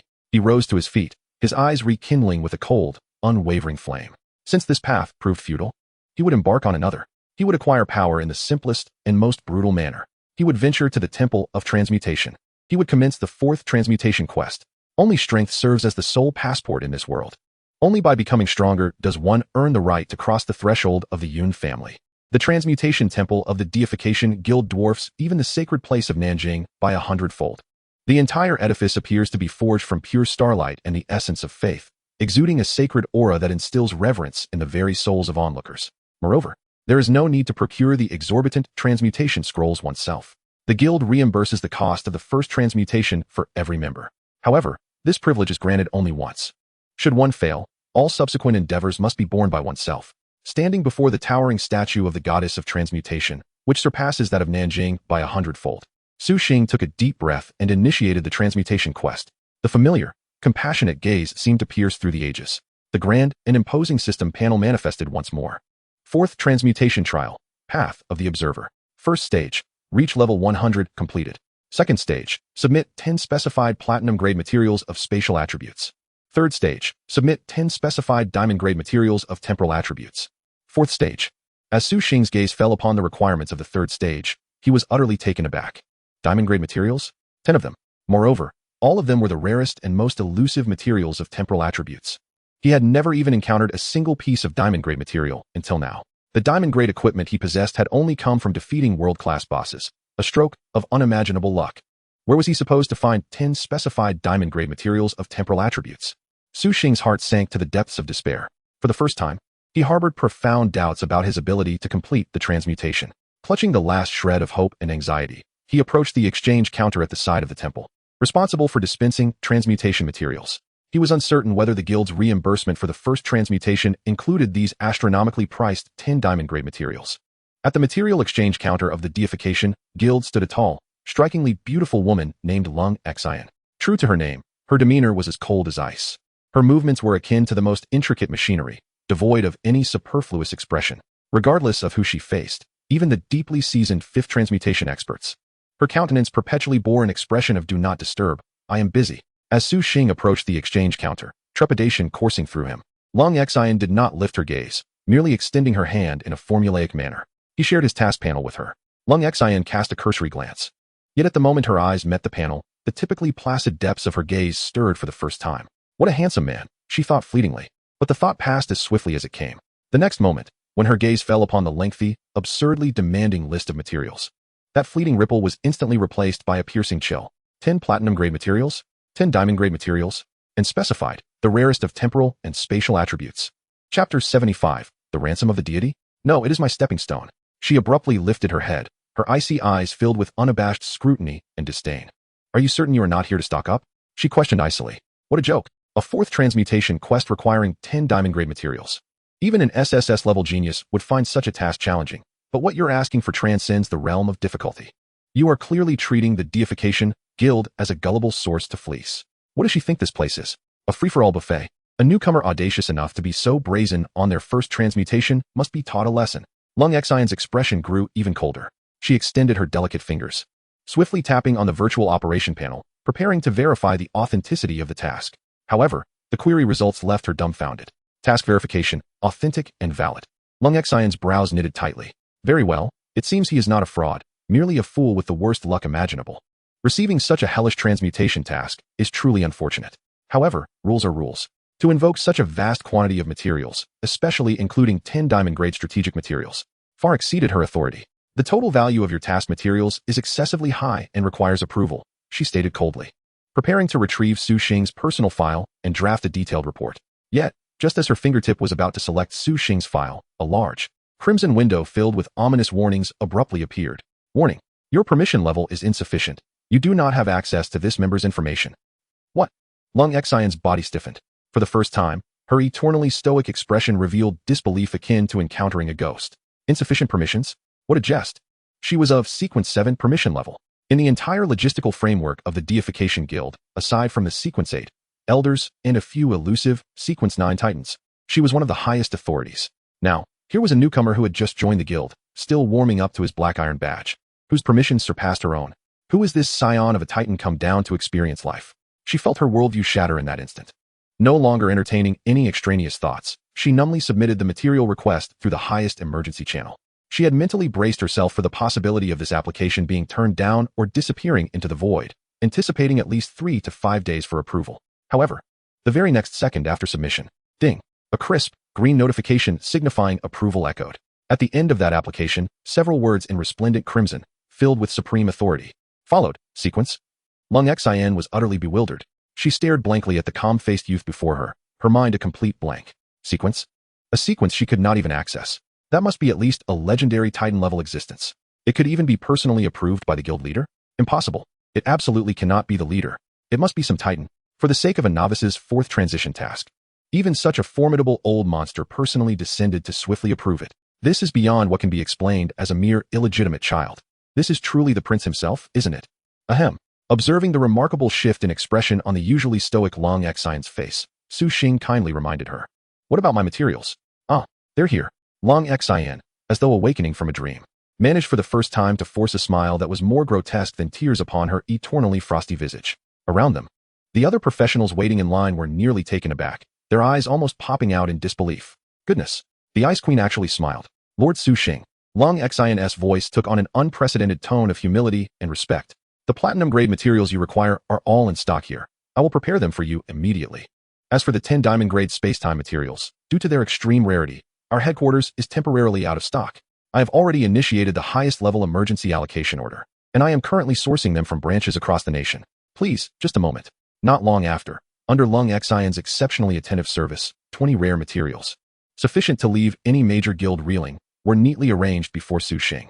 He expressed his gratitude and, amidst her almost sycophantic gaze, turned to leave. Oh, the grand guilds are truly remarkable, Su Xing mused internally. The attendant was not only stunningly beautiful, but her smile was also sweet. Most importantly, these materials were provided without hesitation. Such wealth is indeed impressive. Diamond-grade materials with rare space-time attributes. How admirable indeed, the 9th-tier Grand Guild. Upon returning to the statue of the goddess of job transitions, he submitted all 20 materials. Ding. The 2nd and 3rd ring tasks have been completed. The 4th ring trial has been activated. Task requirement. Please solo clear any epic-level dungeon. The phrase epic-level dungeon loomed over Su Xing like a colossal mountain, weighing heavily on his heart. He understood that this was the true and most arduous hurdle on his path to the 4th transition. He refrained from acting impulsively, instead immediately seeking the recently departed tool, Long Tian, in the guild's friend list. The communication connected. Hello, Brother Su Xing? What is up?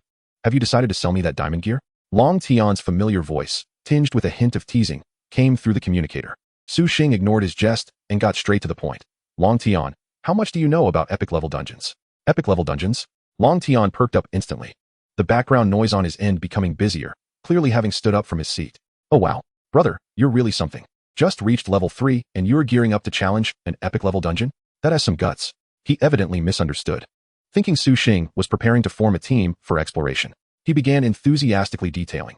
The difficulty of epic-level dungeons is no joke. Within our Function Guild, we have a permanent 60-level epic dungeon called the Lost Atlantis. The difficulty? Well, it's comparable to that god you previously defeated, perhaps even slightly tougher.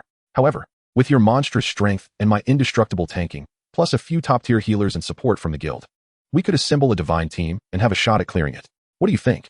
Let us team up and share the spoils fairly. I promise you won't suffer any losses. Listening to Long Tian's fervent invitation, Su Xing simply replied calmly, Thank you, but this is my 4th transition task. I must clear it solo. With that, he decisively hung up the communication. On the other end, Long Tian stood there, still wearing that exuberant smile. It took him a good 10 seconds to blink slowly, then again in disbelief. He rubbed his ears, turned to his teammates, and asked in a bewildered and incredulous tone, Did I just mishear something? What did he say? Solo? Chapter 76, Soloing an Epic-Level Dungeon? Long Tian's heart shattered. Boom. These 2 words struck like planets capable of annihilating stars, crashing into his already fragile heart, which had been weakened by Su Xing, the SSS-level genius. He was utterly bewildered. The expression that usually bore an arrogant smile was now replaced by a blank stare.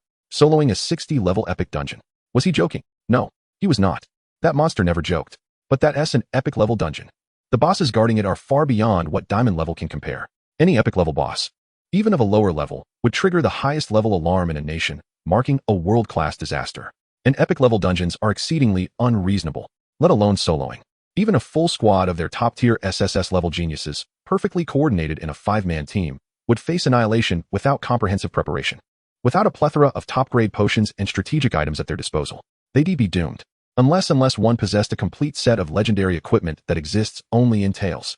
Only then might they barely clear it. Now, Su Xing, a novice at level 3, intends to solo. Moreover, this is merely his 4th transition task. What kind of absurd task is this? Is this even something a person can accomplish? Are 4th transition tasks now this outrageous? His own SSS-level talent for the 5th transition task was not this extreme. Long Tian's heart shattered completely at this moment. He felt as if he had wasted decades of his life. Su Xing, oblivious to the immense psychological trauma his casual remark inflicted on the proud Dragon Knight, had followed the map's guidance to the entrance of the legendary 60-level epic dungeon, the Lost Atlantis. There were no grand doors or menacing entrances, only a massive, slowly swirling, deep blue whirlpool of seawater, quietly suspended in midair. Surrounding the whirlpool lay countless ancient stone columns and remnants, infused with the essence of time. A sense of desolation, antiquity, and lethal danger emanated from the depths of that whirlpool, as if it connected to a long-forgotten, silent divine kingdom that had been lost to the world for millennia. Even within the Fengshen Guild, the epic-level dungeon was regarded as a forbidden zone, dreaded by the vast majority of its members. Apart from the other instances, a multitude of adventurers gathered, yet none dared to approach the direction of the epic dungeon, their faces adorned with a mixture of awe and longing. Su Xing's arrival elicited little attention. He was merely a newcomer, a Black Iron Tier member. However, as he boldly approached the swirling vortex, murmurs of curiosity began to circulate. "Hey, buddy, look at that newcomer. What's he thinking? Is he really planning to challenge Atlantis?" A heavily armored shield warrior nudged a companion wielding a massive sword. The swordsman cast a glance at Su Xing and scoffed. "No way. He's probably just a rookie who joined the guild recently, here to gawk at the spectacle." True enough, the shield warrior nodded, then spoke with a tone laden with envy and aspiration. "But our batch of newcomers is truly remarkable. Indeed. The newcomer trials in 3 days will be a real showdown of celestial beings. That SSS-level, forbidden spell mage, from the Yun family is said to be able to independently chant half-forbidden spells, like a walking nuclear bomb. And then there's the shadow-killing god, from the Zhao family, whose spatial assassination techniques are utterly lethal. No one within the same tier can survive a strike from him. Not to mention the Holy Dragon Knight, from the Long family. He is a genuine dragon knight, a one-man army with his dragon. I heard the 3 of them recently soloed a level 100 diamond tier dungeon. Wow, the creme de la creme of the SSS tier, truly beyond our reach. Only such prodigies deserve the resources of our guild." Fengshen. Listening to the conversations filled with reverence around him, Su Xing's expression remained impassive. The Yun family. The Zhao family. The Long family. Excellent. It seems that the newcomer trials in 3 days will be quite intriguing. He approached the vortex and exchanged 1 million copper coins for an entry ticket to the dungeon, shaped like a seashell and pulsating with faint spatial fluctuations. Then, amid the astonished gazes of onlookers, Su Xing stepped into the deep blue whirlpool. The observing adventurers were left speechless as they witnessed Su Xing enter the epic dungeon. They blinked in disbelief, and upon confirming that he had indeed entered, chaos ensued. "Whoa, that kid really went in. Where did this bold fellow come from? What bold fellow? He must be out of his mind. Entering alone. What is the difference between that and a death sentence? Oh my god, how desperate can one be to charge straight into an epic dungeon? I bet he'll be out in 30 seconds. Otherwise, I'll eat my hat live. Hey, are you back for another free meal?" Boom. An irresistible and immense force of attraction enveloped him in an instant. The world spun wildly. It felt as if the entire realm had been tossed into a washing machine, swirling and tearing apart. After an indeterminate duration, when the terrifying force abruptly vanished, a solid sensation greeted Su Xing's feet. He slowly opened his eyes, utterly awestruck by the sight before him. Before him lay an underwater realm, devoid of water. Above, a heavy, seemingly endless deep blue dome of water flowed slowly, radiating an eternal, ethereal glow, akin to an everlasting twilight. Beneath his feet stood an indescribably vast underwater metropolis, a grand temple, incomprehensibly colossal, carved from pure crystal and white jade. Having collapsed halfway, its shattered dome was adorned with countless bioluminescent marine flora. A statue of an ancient sea god, wielding a trident and standing thousands of meters tall, was broken at the waist, its upper half leaning into a distant coral thicket, its hollow eyes silently recounting the glory of this divine kingdom's past. Decay, grandeur, desolation, and lethality. The moment Su Xing set foot in this forsaken divine realm, an icy, intangible force, rife with malice and resentment, surged from all directions, attempting to invade his very soul. Ding. You have entered Lost Atlantis, and you are cursed by the sea god. Ding. Your all attributes are reduced by 20. Ding. Damage taken is doubled. Ding. Your casting time is doubled. Ding. The divine passive skill, Favor of Chaos, has activated, granting you immunity to all negative effects. Su Xing's body merely trembled slightly, and he felt no further discomfort. What a remarkable epic dungeon. Entering it immediately unleashes a plethora of debuffs. Fortunately, he possessed a divine passive. Otherwise, entering alone would render him nearly immobile. Chapter 77. A single arrow inflicts 1,000,000 damage. The only true god. Su Xing slowly raised his head. His icy gaze fixed upon the figures that emerged from the shadows of the crumbling ruins. Atlantis Soul Guardian LV60. Silver Tier Boss. Health, 748,000. Strength, 29,120. Defense, 14,960. Description. Once the valiant guardians of the divine kingdom, they were bound by the sea god's resentment when the kingdom fell. Transformed into souls condemned to eternal unrest. Deep Sea Naga Cavalry LV60. Gold Tier Boss. Health, 984,000. Strength, 38,560. Defense, 19,680. Description. Fallen from the ranks of Atlantis' elite Naga warriors and their deep-sea beasts, they serve as the most lethal patrollers of this desolate expanse. Tidal Giant Guardian LV60. Platinum Tier Boss. Health, 3, 276, 000, Strength, 86, 160, Defense, 43, 680, Description. Crafted by ancient artisans from immortal coral and magical metals, these war giants are the most loyal and formidable guardians of the temple.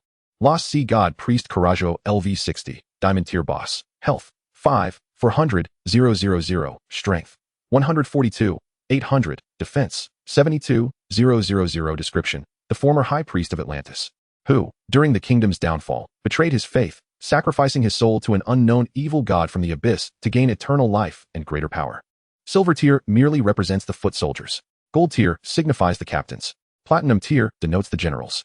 And diamond tier, merely the guardians of a specific region, such as the terror of the epic dungeon. Su Xing gazed upon the boss-level monsters meandering amidst the ruins, each exuding an aura of dread. For the first time, his heart, previously as calm as a still pond, surged with tumultuous waves. Showing off? In a place like this, such bravado is tantamount to seeking death. He cast aside all hesitation. System. 40,000 points of free attributes.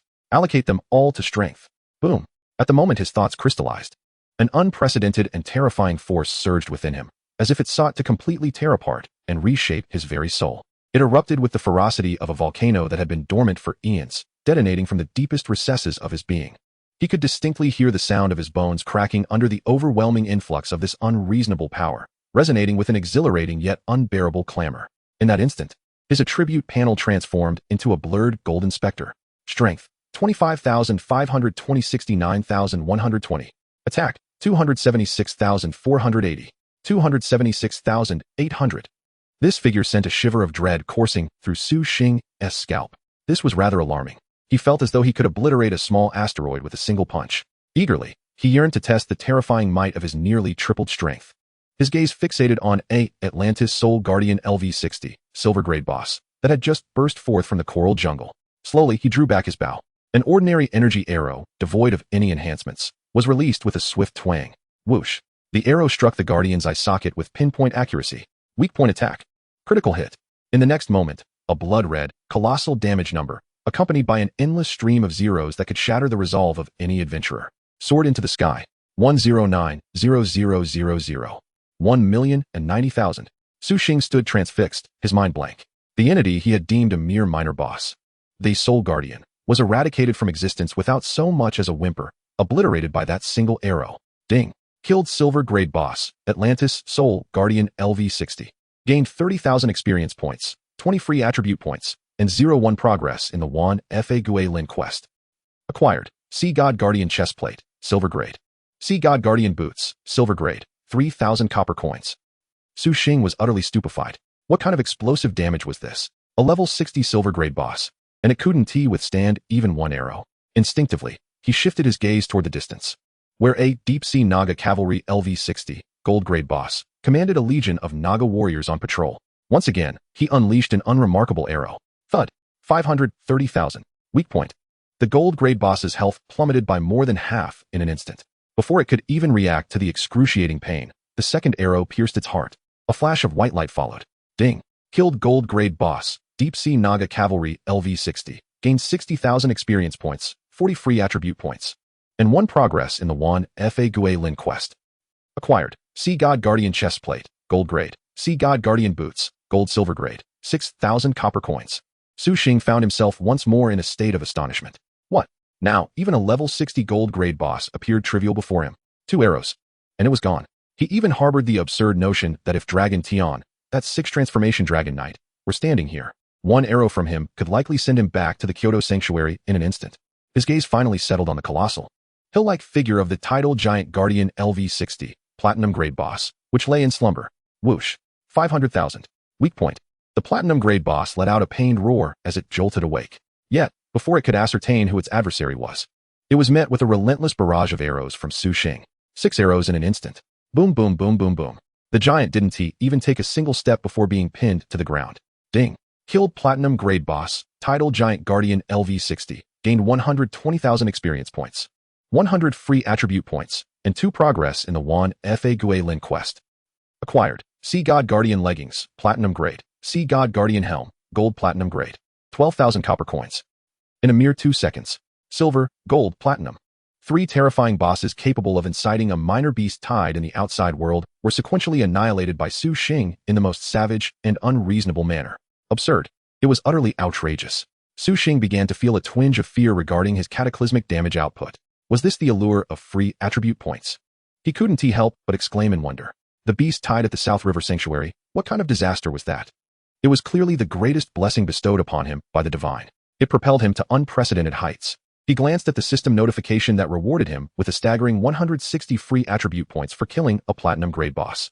His eyes ignited with a fervor more intense than that of a star.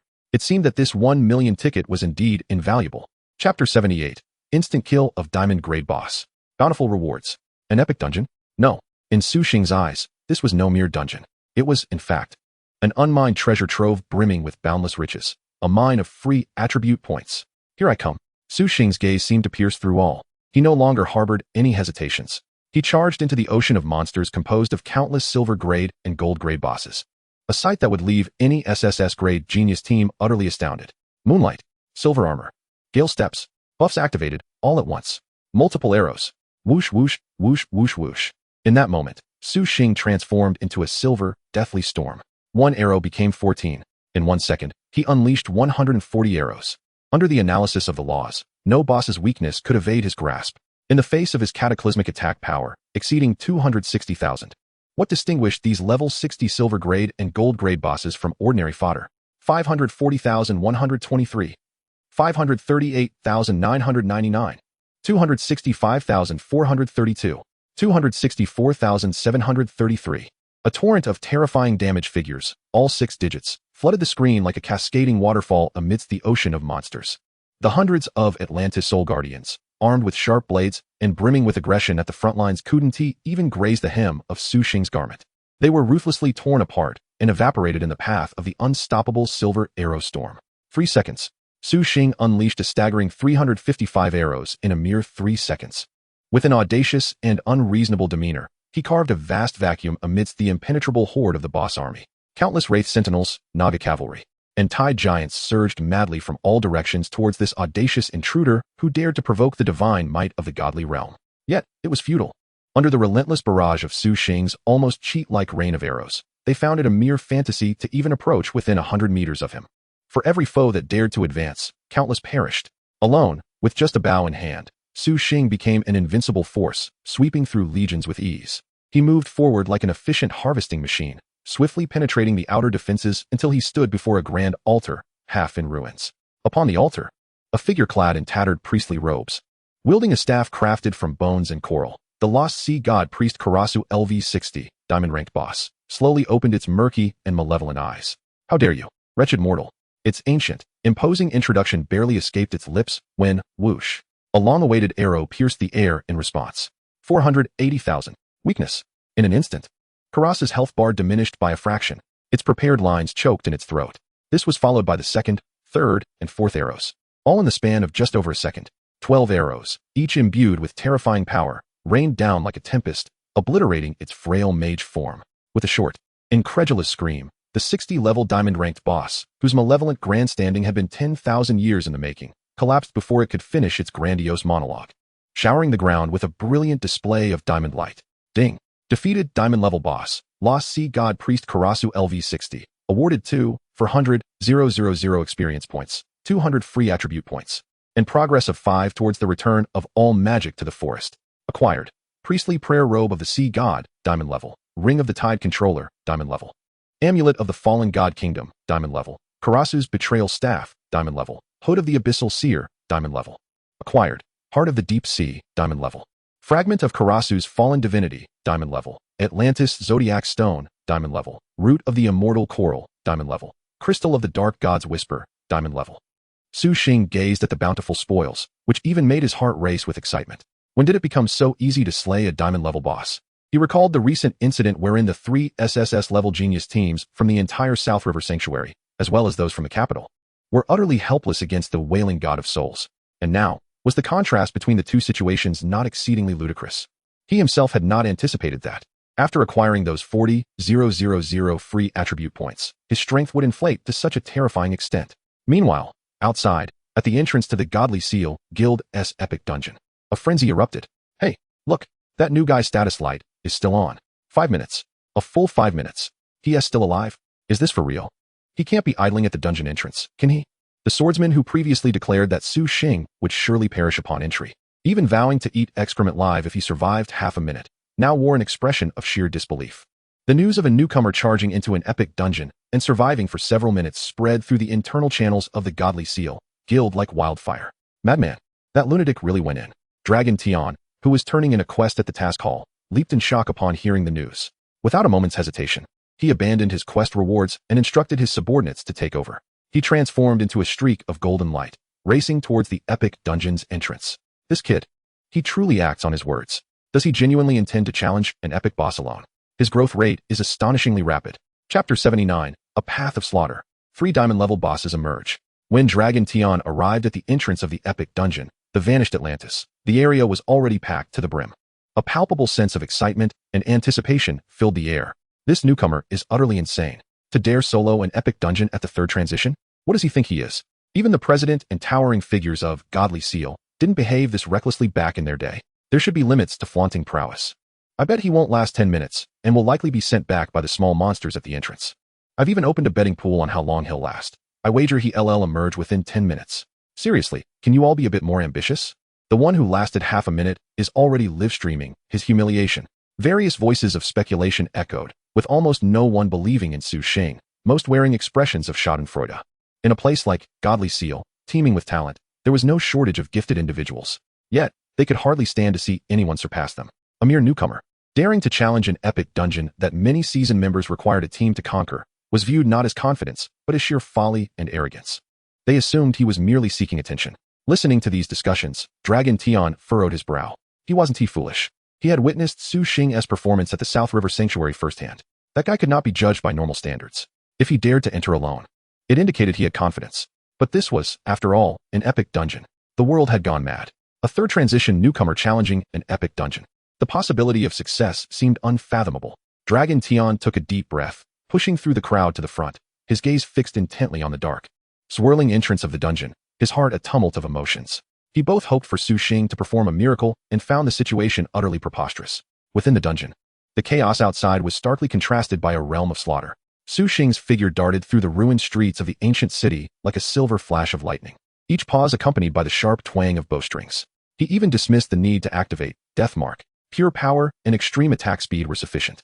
Whoosh. 2 arrows flew forth. 530,000. 500,000. A massive Atlantis Wraith Sentinel had no time to utter a cry before its enormous form burst apart, transforming into pure experience and a few gleaming copper coins. Defeated silver-level boss Atlantis Wraith Sentinel LV60, awarded 30,000 experience points, 20 free attribute points, and 1 progress towards the return of all magic to the forest. Su Xing's gaze remained as tranquil as an ancient well, as if he had not just vanquished a silver-grade boss that could pose a significant challenge to an ordinary squad, but merely dispatched a stray wild dog. His attention had already been captivated by the multitude of monsters surging from the distance. Each of them represented a veritable bounty of attribute points. He consumed a high-grade mana recovery potion, his magical energy swiftly replenishing. Drawing back his bow, his arm transformed into a blur. Multiple arrows. 10 arrows in a heartbeat. In an instant, 140 beams of death erupted like blossoms scattered by a celestial maiden. They accurately blanketed the entire horde of monsters charging forth. 530,000. 545,000. 270,000. Bounced. 268,000.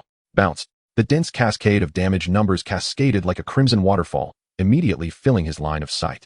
The golden grade bosses, deep sea Naga cavalry, along with their mounts, were shattered into fragments amidst the rain of arrows. Even further afield, the platinum grade, tidal giant guardian, had its health bar obliterated within mere seconds, its colossal form crashing to the ground, stirring up clouds of dust. The entire lost city seemed to ignite under the relentless firepower of Su Xing alone. All monsters were drawn to him in a frenzied tide of wrath, surging from every direction. Roar. Accompanied by 4 distinct roars of fury, 3 powerful auras simultaneously surged forth from the east, south, and west. 3 diamond-grade bosses.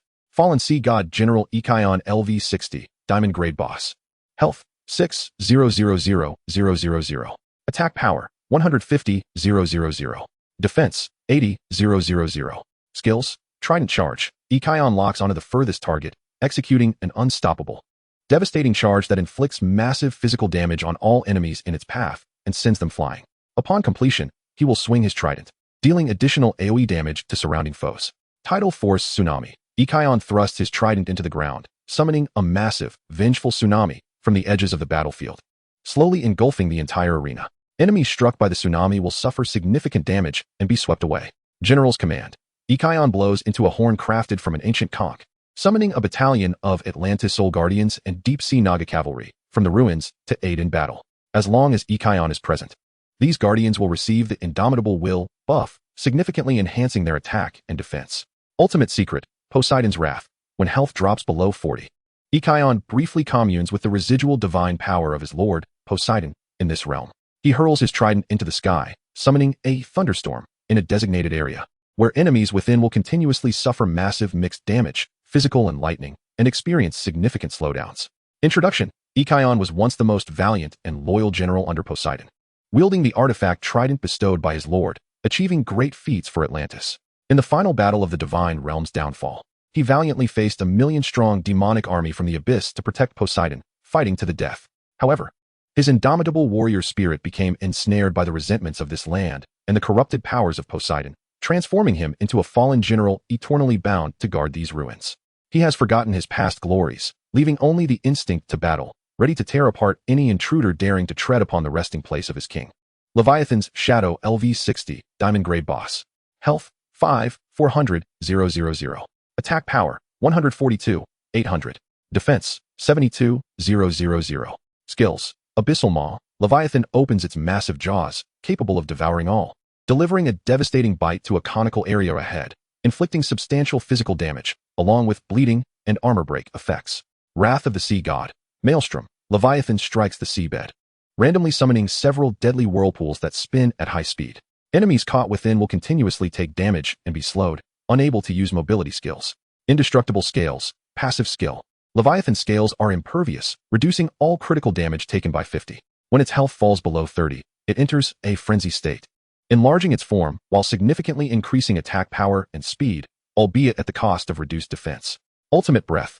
Tide of Annihilation. After a 5-second chant, Leviathan unleashes a devastating high-pressure water jet, inflicting true damage that ignores defenses on all targets in a straight line, obliterating any terrain in its path. Introduction. Once the most cherished beast of Poseidon, it was a deep-sea Leviathan capable of contending with ancient titans. During the downfall of the Divine Realm, it consumed vast amounts of abyssal energy to protect its master, ultimately merging with this desolate land, becoming Leviathan's Shadow, an entity known only for destruction and consumption. Each breath it takes can summon towering waves. Each roar can cause the bravest of souls to tremble. Chapter 80. The Terrifying Drops of Diamond Grade Bosses. An Epic Emergence. Soul Songstress Siren Queen LV60, Diamond Grade Boss. Health, 7, 000. Attack Power, 150, 000 magical damage. Defense, 60, 000. Skills, Enchanting Song. The Siren Queen sings an alluring melody, randomly applying the charm effect to multiple enemy targets, causing them to uncontrollably attack their allies for several seconds. Despairing Wail. The Siren Queen emits a heart-wrenching wail, dealing massive psychic damage to all enemies on the field, along with silence and healing reduction effects, rendering them unable to cast spells and significantly diminishing healing received for a duration. Phantom Doppelganger. The Siren Queen conjures two identical phantoms with lower health that mimic her abilities, with reduced damage. And only by defeating all phantoms can damage be inflicted upon the original. Ultimate Movement. Soul Requiem. When there are units under the charm effect on the field, the Siren Queen can channel a deathly requiem. During the channeling, the attack power of all charmed units significantly increases, and upon completion, a colossal AoE damage based on the total damage dealt by charmed units during the channeling will be inflicted upon all enemies present. Introduction. She was once the most beautiful songstress of Atlantis, her voice capable of soothing the wrath of the sea god and enchanting even the fiercest sea beasts. However, on the day of the Divine Realm's downfall, she witnessed the demise of all her people. The endless sorrow and despair turned her once melodious voice into the most malevolent curse. Thus, she transformed into the wandering soul songstress haunting these ruins, ensnaring all daring enough to intrude into this realm of eternal despair with her now haunting melodies. Any Diamond Grade boss is more than enough to put a top-tier 6 transformation squad on high alert. And now, they have all appeared simultaneously. What a splendid turn of events.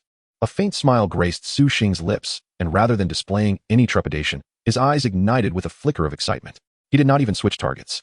maintaining his indiscriminate assault with multiple arrows. The rain of arrows poured down like a torrential deluge. The once formidable three-headed diamond tier boss, with its health bar visibly plummeting at a terrifying velocity, found itself at the mercy of a singular force. The Siren Queen attempted to chant her incantation, only to be interrupted by 3 arrows piercing her chest. The tendrils of the Leviathan's shadow, barely raised, were turned to mere sieve-like remnants. The charge of Aegon was thwarted before it even began. In a mere span of seconds, the three-headed diamond tier boss, along with countless guards surrounding it, was vanquished single-handedly by Su Xing. Ding! You have slain the diamond tier boss, fallen sea god General Aegon LV60, gaining 2,800,000 experience points, 200 free attribute points, and 5 progress in the quest. All laws return to the forest. You have obtained the following items: Aegon's General Plate Armor, Diamond Tier. Trident of the Sea God, Fragment, Diamond Tier. General's Commanding War Helm, Diamond Tier. Charge Ironhoof Boots, Diamond Tier. Crystal of Poseidon's Divine Power, Diamond Tier. Ding! You have slain the Diamond Tier boss, Leviathan's Shadow LV60, gaining 24,000,000 experience points, 200 free attribute points, and 5 progress in the quest. All laws return to the forest. You have obtained the following items: Leviathan's Indomitable Scale Armor, Diamond Tier. Trident of the Sea God, Fragment, Diamond Tier. Fong of the Abyssal Beast, Diamond Tier. Heart of the Vortex Amulet, Diamond Tier. Ring of Annihilating Dragon Breath, Diamond Tier. Leviathan's Frenzied Blood, Diamond Tier. Ding! You have slain the Diamond Tier boss, Soul Singer Siren Queen LV60, gaining 2,800,000 experience points, 200 free attribute points, and 5 progress in the quest. All laws return to the forest. You have obtained the following items: Trident of the Sea God, Fragment, Diamond Tier. Siren's Enchanting Gossamer Skirt, Diamond Tier. Soul Lullaby Staff, Diamond Tier. Tears of the Despairing Diva, Diamond Tier. Phantom Mirror, Diamond Tier. Siren Queen's Vocal Cords, Diamond Tier.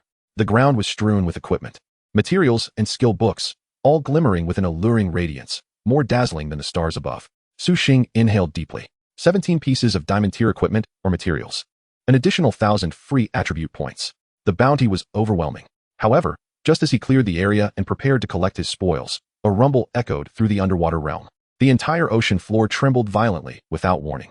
The earth beneath him began to crack, surrounding magnificent structures crumbled, and countless massive stones plummeted from the ceiling into the unfathomable abyss. An indescribable terror, seemingly emanating from the primordial chaos of ancient times, awakened from the heart of the city, the sealed royal palace. Who dares to slaughter my kin? An aged, majestic voice, imbued with boundless sorrow and fury, resonated deep within Su Xing's soul. It seemed to transcend the ages, infused with the salt of the sea and the authority of a ruler. Su Xing's pupils constricted as he abruptly lifted his gaze towards the grand palace, which was slowly rising amidst the tremors. He beheld the palace doors creaking open, an endless deep blue light seeping through the cracks, casting a chilling hue over the entire underwater world. A colossal figure sat upon a throne forged from solid deep-sea cold iron, towering at a height of over 100 meters. Its form appeared to meld seamlessly with the palace itself, ancient corals and barnacles encrusting its battered golden armor. Its eyes were 2 swirling voids ablaze with deep azure flames, and merely meeting its gaze felt as though one's soul might be drawn into the abyss. In its grasp, it wielded a trident, the tips entwined with visible, profound powers of the laws of nature. Embodiment of Poseidon's Rage LV60, Epic Tier Boss. Health, Attack, Defense. Skills. Description: this terrifying entity is the amalgamation of Poseidon's last vestige of wrath upon Atlantis sinking, fused with the royal soul of the city. It serves as both the king of this lost realm and the eternal warden of this underwater grave. The Epic Tier Boss had finally made its appearance. Chapter 81. Instant damage of 50,000. Epic Tier Boss, nothing less. The series of question marks on the Epic Tier Boss information panel struck Su Xing's heart like a silent hammer.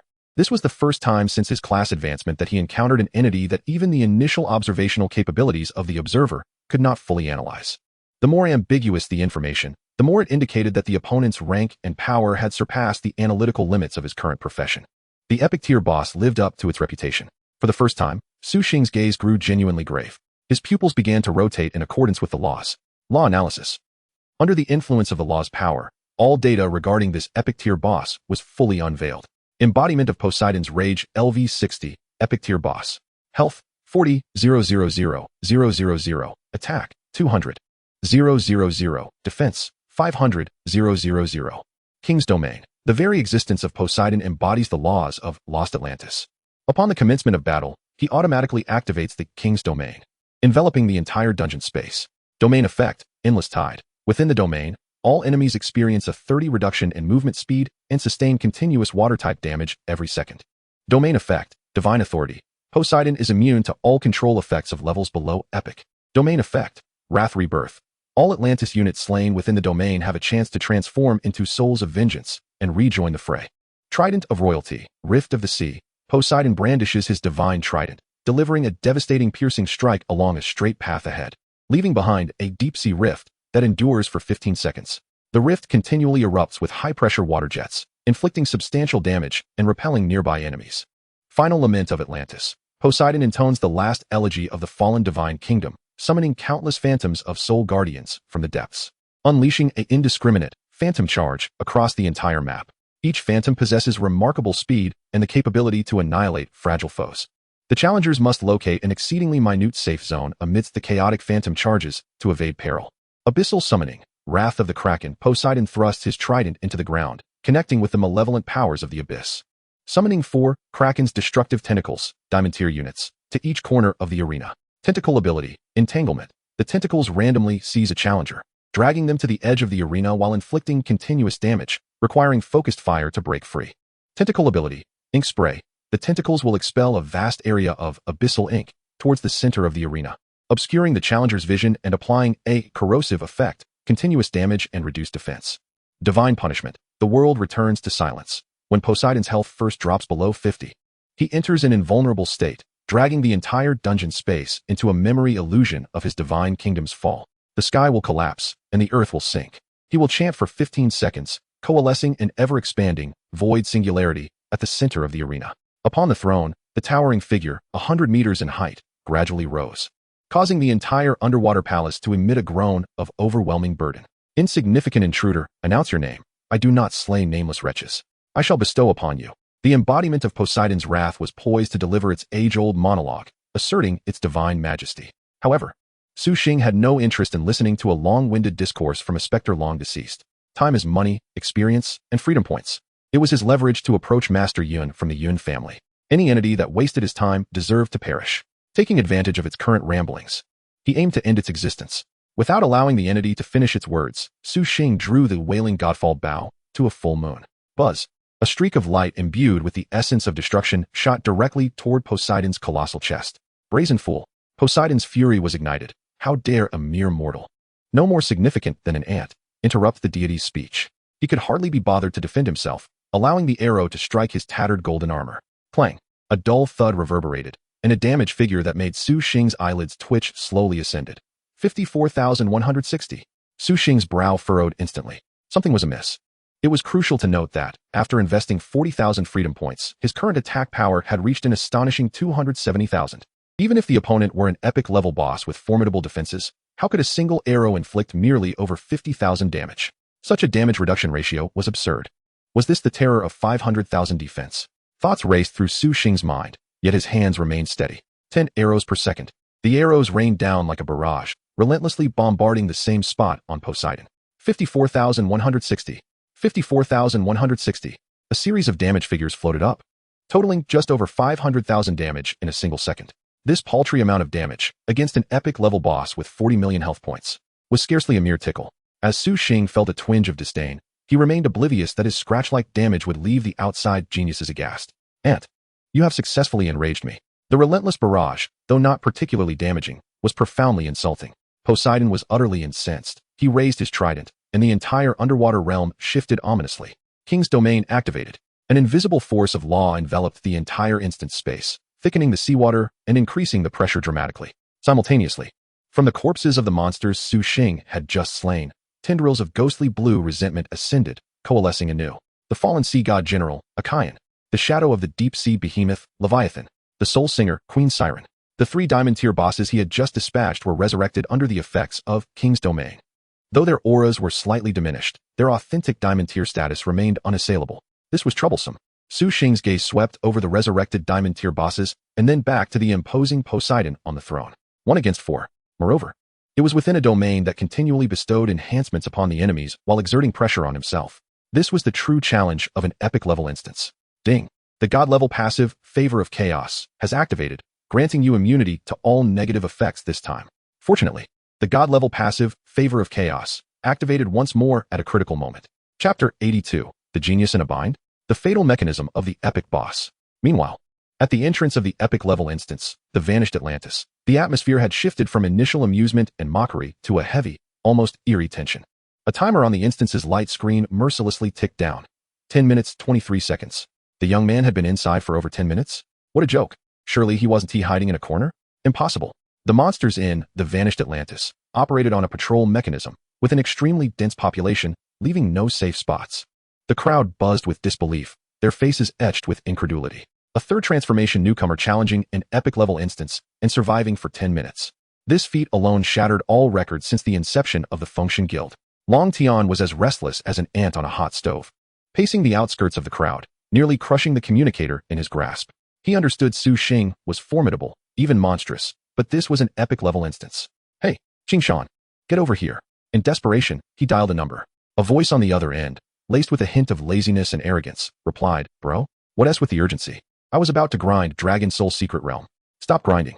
Hurry to the entrance of the epic-level instance, The Vanished Atlantis. Something big has happened. Long Tian shouted. The Vanished Atlantis? What could possibly be so significant? Wait, is it that newcomer you brought back from Nanjing? I heard he challenged the epic instance. Bro, you can't be serious. A third transformation soloing an epic boss. Have you lost your mind, or am I dreaming? The tone from the other end dripped with disdain and mockery. Long Qingshan, the most outstanding genius of the Long family, endowed with the talent, Holy Dragon Envoy, possessed a gift even greater than Long Tian's SSS-level talent, Dragon Knight. He was recognized as one of the pinnacle powers among the new recruits of the Function Guild. He had ample reason for his pride. Stop wasting time. Get over here. He has been inside for nearly 11 minutes. Long Tian nearly roared this declaration. What did you say? For the first time, Long Qingshan's voice wavered. Countless powerful geniuses, previously engaged in other tasks, upon hearing this news, hastily abandoned their endeavors, transforming into streaks of light as they raced toward the epic instance. They were eager to witness firsthand, to see which audacious fool was attempting to court attention. Not only these geniuses, but even some elders of rank 8, turned their focus to this event. Absurd, accompanied by a resounding dragon's roar, a golden dragon, several times larger than Long Tian's mount and exuding a divine aura, descended from the heavens. Atop the dragon's head sat a handsome young man with a slightly rebellious glint in his eyes, frowning down at Long Tian. He was none other than Long Qingshan, the strongest prodigy of the Long family. As gasps of astonishment echoed around him, he leaped down to the entrance of the instance. Scanning the timer on the light screen and then the tense expressions of the surrounding geniuses, his brow furrowed tightly. It was indeed true. Bro, what on earth is going on? He asked Long Tian in a hushed tone. Long Tian briefly recounted the events. Upon hearing this, Long Qingshan fell silent. Yet an internal tempest swelled within him. As the pride of the Long family, he had extensively researched the instance, The Vanished Atlantis. The minor adversaries and the formidable boss ahead filled him with confidence, believing he could single-handedly vanquish them. However, after confronting a singular Diamond-tier boss, he was faced with the simultaneous emergence of 3 Diamond-tier bosses. Once they appeared together, their synergy was formidable, one exerting powerful control, another delivering devastating attacks, and the last serving as a grotesque support. Even a team of elite prodigies like theirs would struggle immensely against such odds, not to mention the final epic boss. The embodiment of Poseidon's wrath, the king's domain, was nothing short of a nightmare for all challengers. Continuous health depletion, relentless deceleration, and immunity to control. It even possessed a repugnant resurrection mechanism. Forget about a solo challenge. Even assembling a full party of 6 transcended players clad in epic gear might not guarantee success. His original plan was to wait until he reached level 200 at 4 transmutations, then borrow several legendary pieces of equipment from his family, and gather the 2 monsters from the Yun and Zhao families to team up in hopes of a slim chance of overcoming the challenge. Yet now, a mere rookie at 3 transmutations had brazenly charged in alone, and had survived for so long. This was not just absurd, it was a complete upheaval of his worldview. Absurd, utterly preposterous. Just as Long Qingshan was engulfed in shock and confusion, the final battle within the dungeon commenced. Upon the throne, the immense figure towering 100 meters high stirred for the first time. Its eyes, ablaze with eerie blue flames, fixated intently on the minuscule yet audacious figure below. Resurrection? Excellent. Su Xing showed no signs of fear, his lips curling into a chilling smile. Very well, let me see where my limits lie now. As the words left his mouth, the godfall bow, in his hand, erupted with brilliant radiance. Multi-shot. Buzz. An arrow was released, instantly splitting into 7 shimmering streaks in midair, resembling a celestial maiden scattering flowers across a fan-shaped area ahead. Following swiftly were the second and third arrows. 10 arrows per second. Ricochet, ricochet, again ricochet. In an instant, the entire underwater palace was enveloped in an endless deluge of silver arrows. The three diamond tier bosses, recently revived and charging aggressively towards Su Xing, had no opportunity to unleash a single skill before being turned into a sieve by this merciless barrage. Their health bars plummeted at a terrifying pace. In the span of merely 3 seconds, these three bosses, capable of embroiling any top-tier team in a fierce struggle, along with a multitude of recently revived spectral guardians behind them, were reduced to mere dust once more amidst the rain of arrows. Ding! Killed the vengeful spirit, diamond tier. You have obtained Trident of the Sea God, fragment, diamond tier. Ding! Killed the vengeful spirit, diamond tier. You have obtained Trident of the Sea God, fragment, diamond tier. Ding! Killed the vengeful spirit, diamond tier. You have obtained Trident of the Sea God, fragment, diamond tier. Su Xing couldn't be bothered to glance at the system prompts. After clearing away all the lesser foes, he raised his head, his icy gaze locking onto the colossal figure upon the throne. Now, only you remain. The ignorant ant. The embodiment of Poseidon's wrath emitted a soul-shattering roar, finally realizing that this intruder was unlike any it had encountered before. It raised the royal trident high, the tip gathering a profound, abyss-like force of law. Royal trident, tear the sea. There were no extravagant effects, only a pure, deep blue beam that tore through space, striking Su Xing instantaneously, disregarding distance. The deep-sea rift left by the deep blue beam would continuously inflict damage on those who approached. Boom! A staggering damage number erupted above Su Xing's head. 210,000. In an instant, over half of Su Xing's health evaporated. He was sent hurtling hundreds of meters, crashing violently against a distant palace wall. Such terrifying damage. A chill ran down Su Xing's spine. This was with the full protection of his diamond tier gear. And he had nearly been one-shot. He dared not be careless. The moment he landed, he propelled himself off the ground, transforming into a blur, swiftly distancing himself from the boss. Simultaneously, green numbers began to emerge above his head. 18,000. 18,000. The effect of life drain was rapidly restoring his health. Escape? In my domain, there is no refuge for you. Poseidon evidently had no intention of granting him a moment's respite. Abyssal summon, Kraken's wrath. The ground beneath Su Xing suddenly trembled violently, and dozens of enormous tentacles, thick and covered with suckers, erupted from the abyssal rift. Like frenzied serpents, they lashed out wildly towards Su Xing's position. Each tentacle wielded enough force to easily crush a platinum-tier boss. Su Xing pushed his agility to its utmost limit, weaving through the dense thicket of tentacles like a specter, evading their grasp.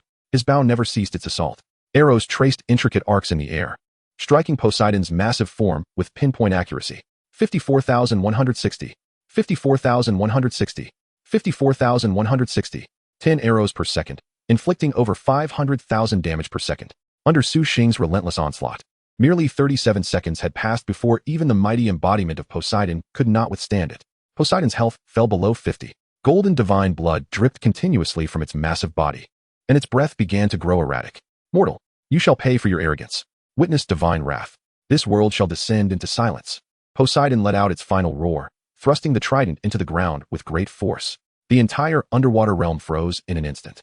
Following this, a black singularity, exuding an insatiable pull, slowly materialized at the palace's center. Singularity of the void. System prompt. Boss has triggered the ultimate skill, divine punishment. The world descends into silence. Countermeasure. You must inflict sufficient damage on the singularity of the void within 15 seconds to revert it to an unstable state. Failure penalty. If the damage threshold is not met within 15 seconds, the singularity of the void will fully detonate, dealing instant death damage, ignoring invincibility, health locking, and all survival skills across the entire map. Success reward. If successfully interrupted, Poseidon will suffer a severe injury, entering a weakened state for 10 seconds, during which all damage taken will increase by 100. 15 seconds. Instant death condition. Chapter 83. Ending the epic boss. Bountiful rewards. Breaking the clearing record. Su Xing's pupils constricted, yet his heart remained unfazed. Fortunately, he had held back a trump card. He gazed at the black singularity, unhesitatingly activating the ace skill he had been clutching tightly. Mark of death. A chain of causality, shrouded in nothingness, forcibly entwined Su Xing with the return to the abyss singularity through the power of the laws. Even if he fled to the ends of the earth, there would be no escape. Now, Su Xing took a deep breath, concentrating all his mental energy upon the bow in his hands. Gale Step. Moonlight. All enhancement skills activated simultaneously. The first arrow, a critical hit. 601,632. Weakness critical hit. Su Xing's gaze sharpened. This singularity was surprisingly sharing its defenses with an epic-level boss. Immediately following was a barrage of rapid-fire shots, akin to a tempest. 70,408. 70,408. Under the amplification effect of Death Mark at level 30, each of his arrows dealt damage surpassing 70,000. Excluding the first critical hit, the damage per second soared to 700,000. In merely 10 seconds, Su Xing unleashed over 7 million terrifying damage upon that singularity. And at the very moment the 10th second concluded, the final effect of Death Mark was triggered. Causal reckoning. Boom. An incomprehensibly vast number of true damage erupted violently from the black singularity. 3520800. True damage. Only 5 seconds remained. Su Xing showed no signs of easing up. The speed of his bowstring drew back even faster. Another 2,500,000 damage surged forth. Within 15 seconds, the total explosive damage exceeded 13 million. If the geniuses from deification outside were to witness this, their hearts would surely shatter. Many had fallen to the boss in an instant, unable even to breach its defenses. Suddenly, they beheld a lone figure lifting the boss and unleashing a relentless barrage. Who could remain unscathed in spirit? The previous generation's prodigies were now nearing their 6th reincarnation. To be dominated by a 3rd reincarnation novice was utterly mortifying. Crack. At the moment Su Xing's final arrow struck true, the return to the abyss singularity, radiating an aura of annihilation, finally succumbed to its burdens and shattered. System notification, skill interruption successful. Boss, Wrath of the Deep Sea, Avatar of Poseidon's Grievance, has entered, weakened state, lasting 10 seconds, receiving all damage increased by 100. The opportunity had arrived. A murderous intent gleamed in Su Xing's eyes. In its weakened state, Poseidon's defenses plummeted, compounded by the 100 vulnerability effect. Each of Su Xing's arrows now inflicted over 600,000 in terrifying damage. 608,320. 608,320. Damage per second broke 6 million. Each arrow was akin to a critical hit on a weakness. It was utterly exhilarating. In just 2 seconds, the boss's health was forcibly diminished by over 12 million. Impossible. Poseidon emitted a cry of disbelief, his form beginning to disintegrate as divine power surged uncontrollably. The final lament of Atlantis. In the final moments of his life, he launched a last-ditch counterattack, unleashing countless beams imbued with divine energy, cascading like a torrential downpour upon the entire palace. Su Xing was compelled to devote most of his focus to evasion, resulting in a significant decrease in output efficiency. Yet, this mattered little. In the face of absolute damage, all struggles were in vain. 2 seconds later, amidst a wail filled with unwillingness and resentment, the once sea god, now an embodiment of grievance, saw his colossal form finally dissolve into countless motes of light, vanishing into the darkened waters. As the massive form of Wrath of the Deep Sea, Avatar of Poseidon's Grievance, akin to a mountain, burst apart under Su Xing's cataclysmic rain of arrows, suffused with endless bitterness and sorrow, the entire underwater realm, long plagued by grievances and tides for millennia, seemed to be thoroughly purified at that moment. Above, the heavy, endless expanse of the sea began to dissipate. A single ray of warm sunlight from the realm of reality pierced through the depths of 10,000 meters, illuminating this long-lost divine kingdom, silent for eons. Following this, as if to celebrate the end of ancient grievances, an unprecedented deluge of light erupted from the collapsed throne. Ding! Congratulations! You have successfully slain the epic-level boss, Wrath of the Deep Sea, Avatar of Poseidon's Grievance LV60. Gained 400 free attribute points. Your hidden profession. All laws return to the forest. Progress at 8. You have obtained Trident of the Sea God, Fragment, Epic. Crown of Poseidon's Downfall, Epic. Armor of the Sea God, Epic. Final Relic of Atlantis, Epic Special Accessory. You have obtained Heart of the Sea God, Epic Material. Fragment of the Core of the World, Epic Material. Immortal Divine Iron, Epic Material. Sand of Time and Space, Epic Material. You have obtained 600,000 copper coins. A series of system notifications flooded Su Xing's mind. The scene before him was nothing short of spectacular. Among the light rain formed from the boss's remains, at least several pieces of equipment and materials shimmered, each radiating a unique, profound, and majestic dark golden glow characteristic of epic-level treasures. The entire seabed was illuminated as if transformed into a divine realm by this ocean of equipment. Overwhelmed, even Su Xing could not help but take a deep breath. His heart racing, he swiftly advanced, collecting every piece of loot that had erupted upon the battlefield without leaving a single item behind. Epic-level equipment. His heart brimmed with an unprecedented sense of fulfillment. How long had it been since he arrived at the sacred capital? He had already acquired several pieces of top-tier equipment that would make even 7th reincarnation powerhouses envious. If this were in the past, it would have been unthinkable.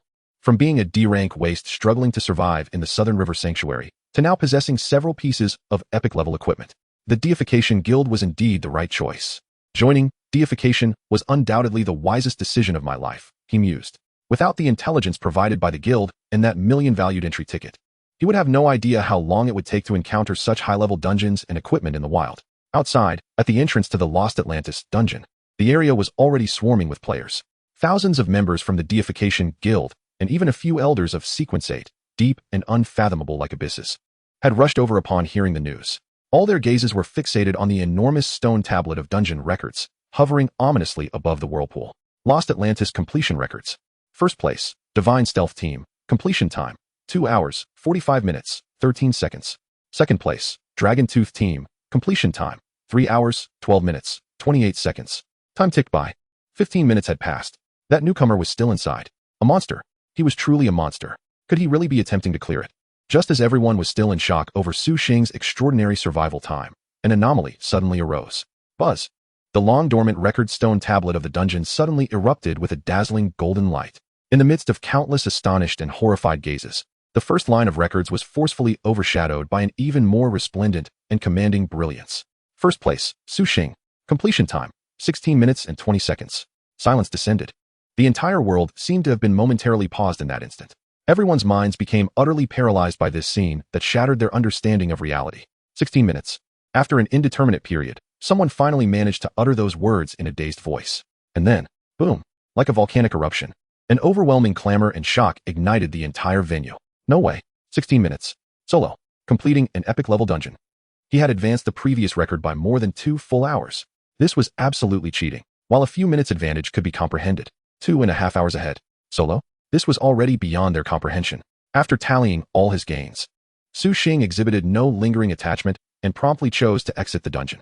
However, the moment he was enveloped by the teleportation light, the sight before him left him utterly dumbfounded. The entrance to the dungeon was no longer the desolate scene it once was.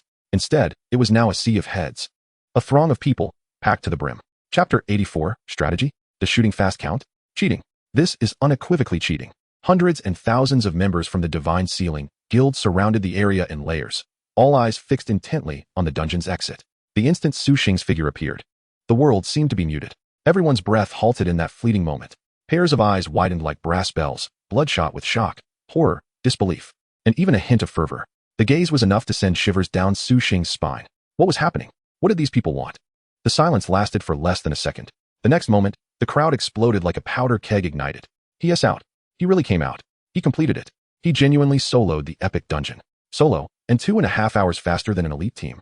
Is this even humanly possible? This is definitely cheating. I don't believe it. I'll try it too. There must be some bug in the solo mode that we don't know about. A hot-headed berserker roared and activated his dungeon ticket, charging in recklessly. The crowd instantly fell silent, all holding their breath and focusing on him.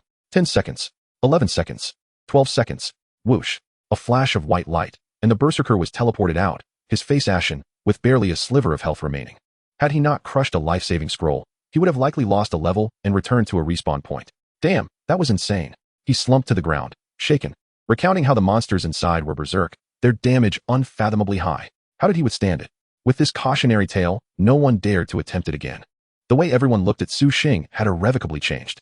No longer were they gazing at a newcomer, but rather at a monster. Long Tian was the first to push through the crowd, like an excited husky, rushing to stand before Su Xing. A smile of eager flattery plastered across his face. Star bro, Star God, my dear brother, how on earth did you accomplish this? Please, share your experience with us. What secrets did that epic boss hold? Su Xing, observing his demeanor, pondered seriously for a moment before replying. Strategy? There's really no strategy. Just keep shooting. As long as you shoot fast enough, it's fine. Uffed. Those around him nearly spat out their blood upon hearing this. Just shoot fast enough? Seriously, does that even make sense? No matter how fast we shoot, we can't break through the defenses. Just then, Holy Dragon Envoy Long Qingshan pushed through the crowd and stepped forward. His handsome face was now etched with seriousness and confusion. He stared intently at Su Xing and asked in a deep voice, shoot fast? Fine, let us say your attack power is sufficient. But let me ask you this. Poseidon's ultimate skill, Divine Punishment, World Falls Silent, requires dealing tens of millions in damage to the singularity within 15 seconds. Or it results in instant death. This output threshold, even our guild's top-tier team might not consistently achieve. How did you manage it alone? This question echoed the thoughts of everyone present who understood the dungeon. It was a rigid DPS test that even elite teams found daunting, an insurmountable barrier for an individual. Yet, upon hearing this, Su Xing displayed a look of sudden realization. Oh, so I just needed to exceed 10 million? I was worried because there was no prompt. Fearing my damage wouldn't be sufficient, so I didn't dare to stop and ended up dealing over 13 million. I thought I barely met the standard. The moment Su Xing finished speaking, the entire world fell into a deathly silence once more. Everyone stood frozen, as if petrified, their minds blank. 13 million? In 15 seconds? Uffed.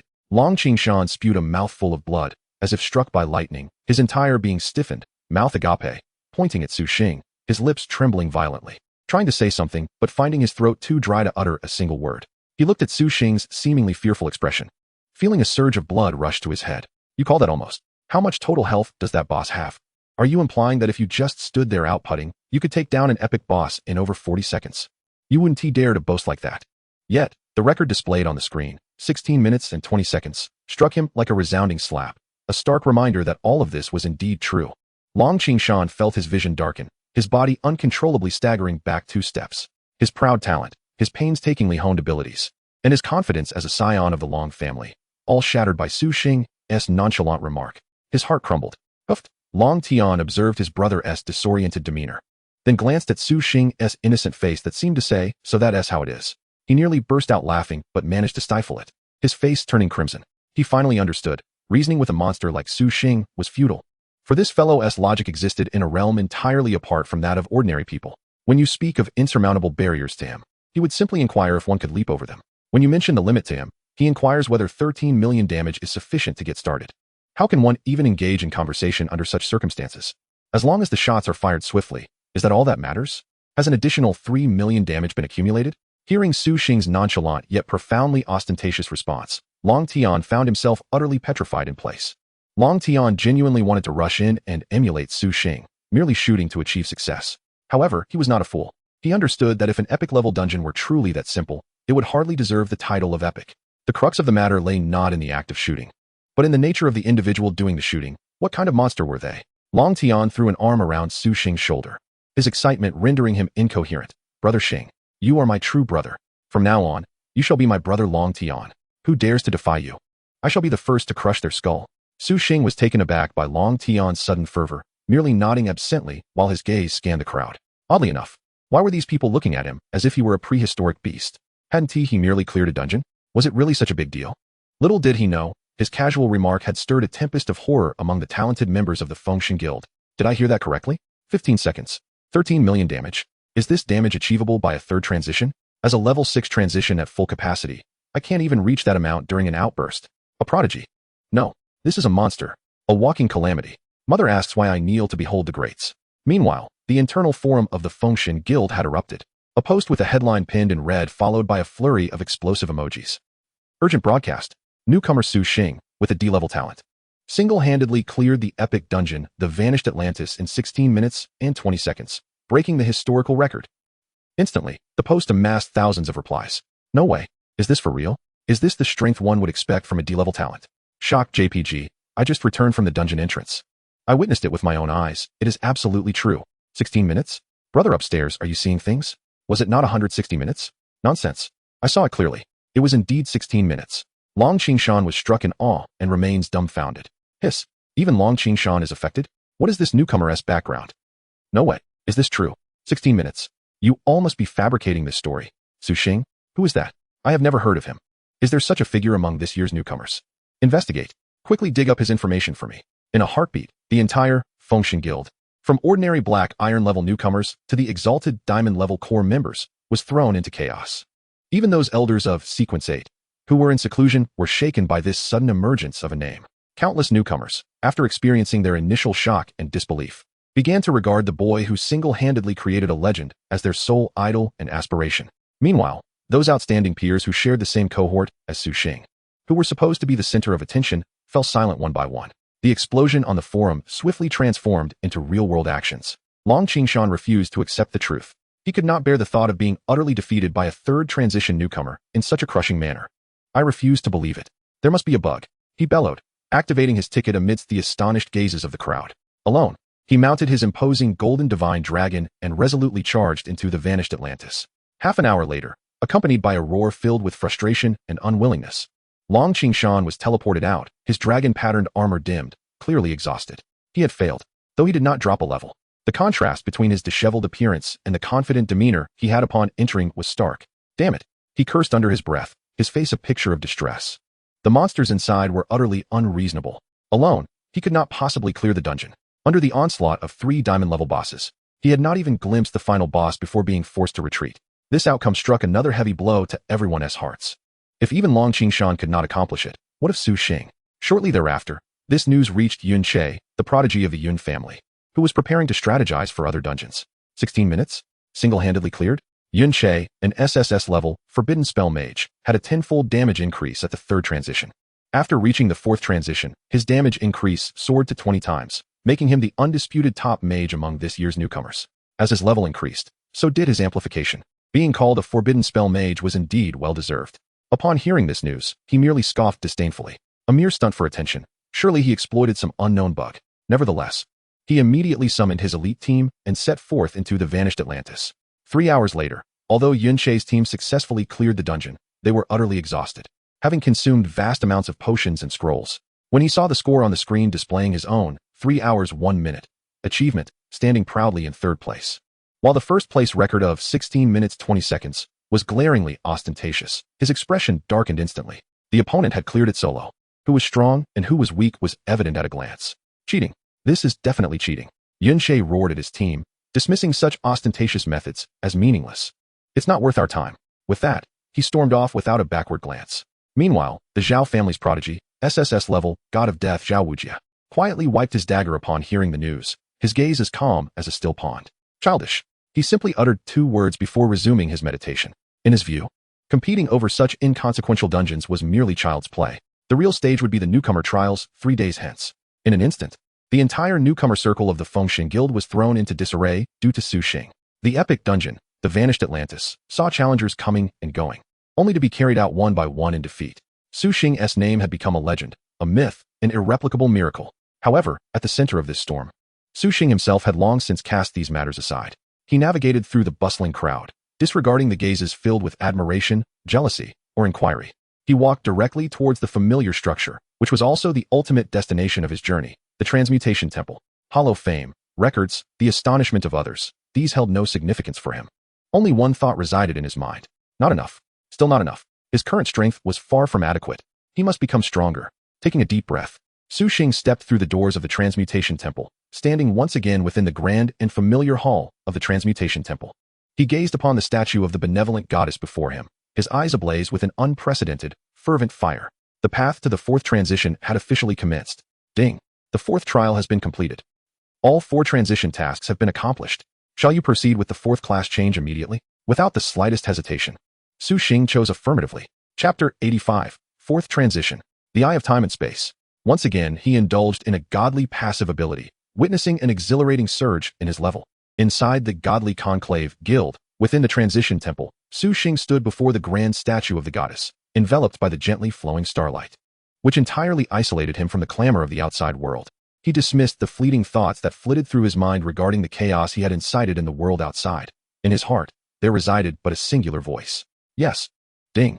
Choice confirmed. The 4th class change begins. Boom. A torrent of starlight, more magnificent than ever before, surged forth like the Milky Way cascading from the heavens, instantly engulfing Su Xing's figure. An inexhaustible energy washed over his limbs and bones. It felt as though his soul had been extricated and was undergoing the most profound refinement and reconstitution amidst the flow of the laws. This time, the most dramatic transformation was in his eyes. A sensation of indescribable coolness radiated from the depths of his eye sockets. Su Xing sensed his perception of the world undergoing a monumental shift. The previously distinct world began to layer upon itself, revealing countless indistinct, phantasmal parallel images that flickered at the periphery of his vision. He felt as if he could perceive the flow of time and touch the very fabric of space. Warning: the observer's profession is undergoing a 3rd-tier leap. Evolution direction confirmed. Time and dimension. Congratulations. Your profession has successfully evolved into the Eye of Time and Space, A grade. Mental enhancement, 2300. New active skill. Time rewind. Allows you to replay all events occurring in a specified area within the past hour, akin to a video playback. New active skill. Time anchor. Enables you to forcibly stabilize a time-space domain with a diameter of 5 meters, causing everything within to enter a state of absolute stillness. Evolution characteristic. Your irises now exhibit a magnificent swirling nebula pattern, allowing you to occasionally glimpse the fleeting shadows of parallel universes. Symbolic significance. Your pupils reflect the river of time and space, signifying your initial grasp over the higher dimensional forces of time and space. As the system notification faded, Su Xing slowly opened his eyes. In that instant, two beams of profound light, seemingly containing the entirety of the starry sky, flashed through his pupils. Success! A surge of joy welled within Su Xing, yet he did not relent. Mastery comes with practice. Since each class change was a rare opportunity to engage closely with the laws, he would not forsake the old traditions. Without hesitation, he activated the power he had just acquired, Eye of Time and Space. Instinctively, he cast his gaze once more upon the statue of the goddess. His sight transcended the barriers of dimensions, penetrating into that enigmatic divine realm. However, this time, the scene that unfolded startled even Su Xing. No longer did he see the previous, elusive silhouette. Instead, a mist-laden, ethereal hot spring emerged, suffused with celestial light. Within the spring, a figure of unparalleled beauty reclined languidly against a white jade stone, indulging in the divine water's cleansing embrace. Holy moly! The goddess was taking a bath. Almost instantaneously upon catching sight of her, the goddess of fortune sensed his audacious gaze. Immediately, she exclaimed, "Ah! You despicable, shameless, vile mortal! You shall die!" Thunderous. A scream, potent enough to shatter souls, reverberated across endless dimensions, detonating deep within Su Xing's spirit. A bolt of pitch-black annihilation thunder, imbued with the essence of obliteration, rent the very fabric of space.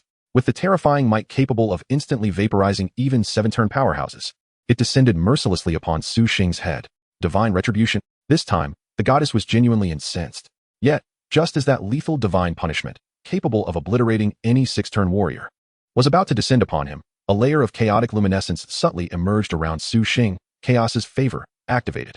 The terrifying golden divine thunder, upon contact with the chaotic glow, melted away like snow in the blazing sun, transforming into the purest, most primordial essence of law, surging back into Su Xing's body. Ding! You have been subjected to the goddess of fortune's divine punishment. Chaos's favor has rendered you immune to all negative effects. Ding! The immense power of divine punishment is unable to be released and is being converted into rewards. Ding! Converting divine punishment energy. Congratulations! You have acquired a brand new, unique God-level passive skill, Absolute Evasion. Absolute Evasion, God-level passive. You possess an extremely low probability, affected by luck, of evading any form of attack, including but not limited to physical attacks, law-based attacks, instant death judgments, and causal skills. As Su Xing reveled in the newfound, formidable power coursing through him, recollections of the breathtaking vision he had glimpsed and the goddess's flustered demeanor compelled him to murmur inwardly. This goddess truly is a haughty benefactor. Each time, she becomes infuriated, yet the benefits she bestows are always so exceptional. I shall return for more. With the completion of the class change, Su Xing's level cap officially ascended to 200. Without hesitation, he opened his attribute panel and expended all the vast experience he had amassed from the beast tide outside the South River Sanctuary, as well as the overflowing bounty from this epic dungeon. Ding! Your level has risen to LV 101. Ding! Your level has risen to LV 102. Ding! Your level has risen to LV 110.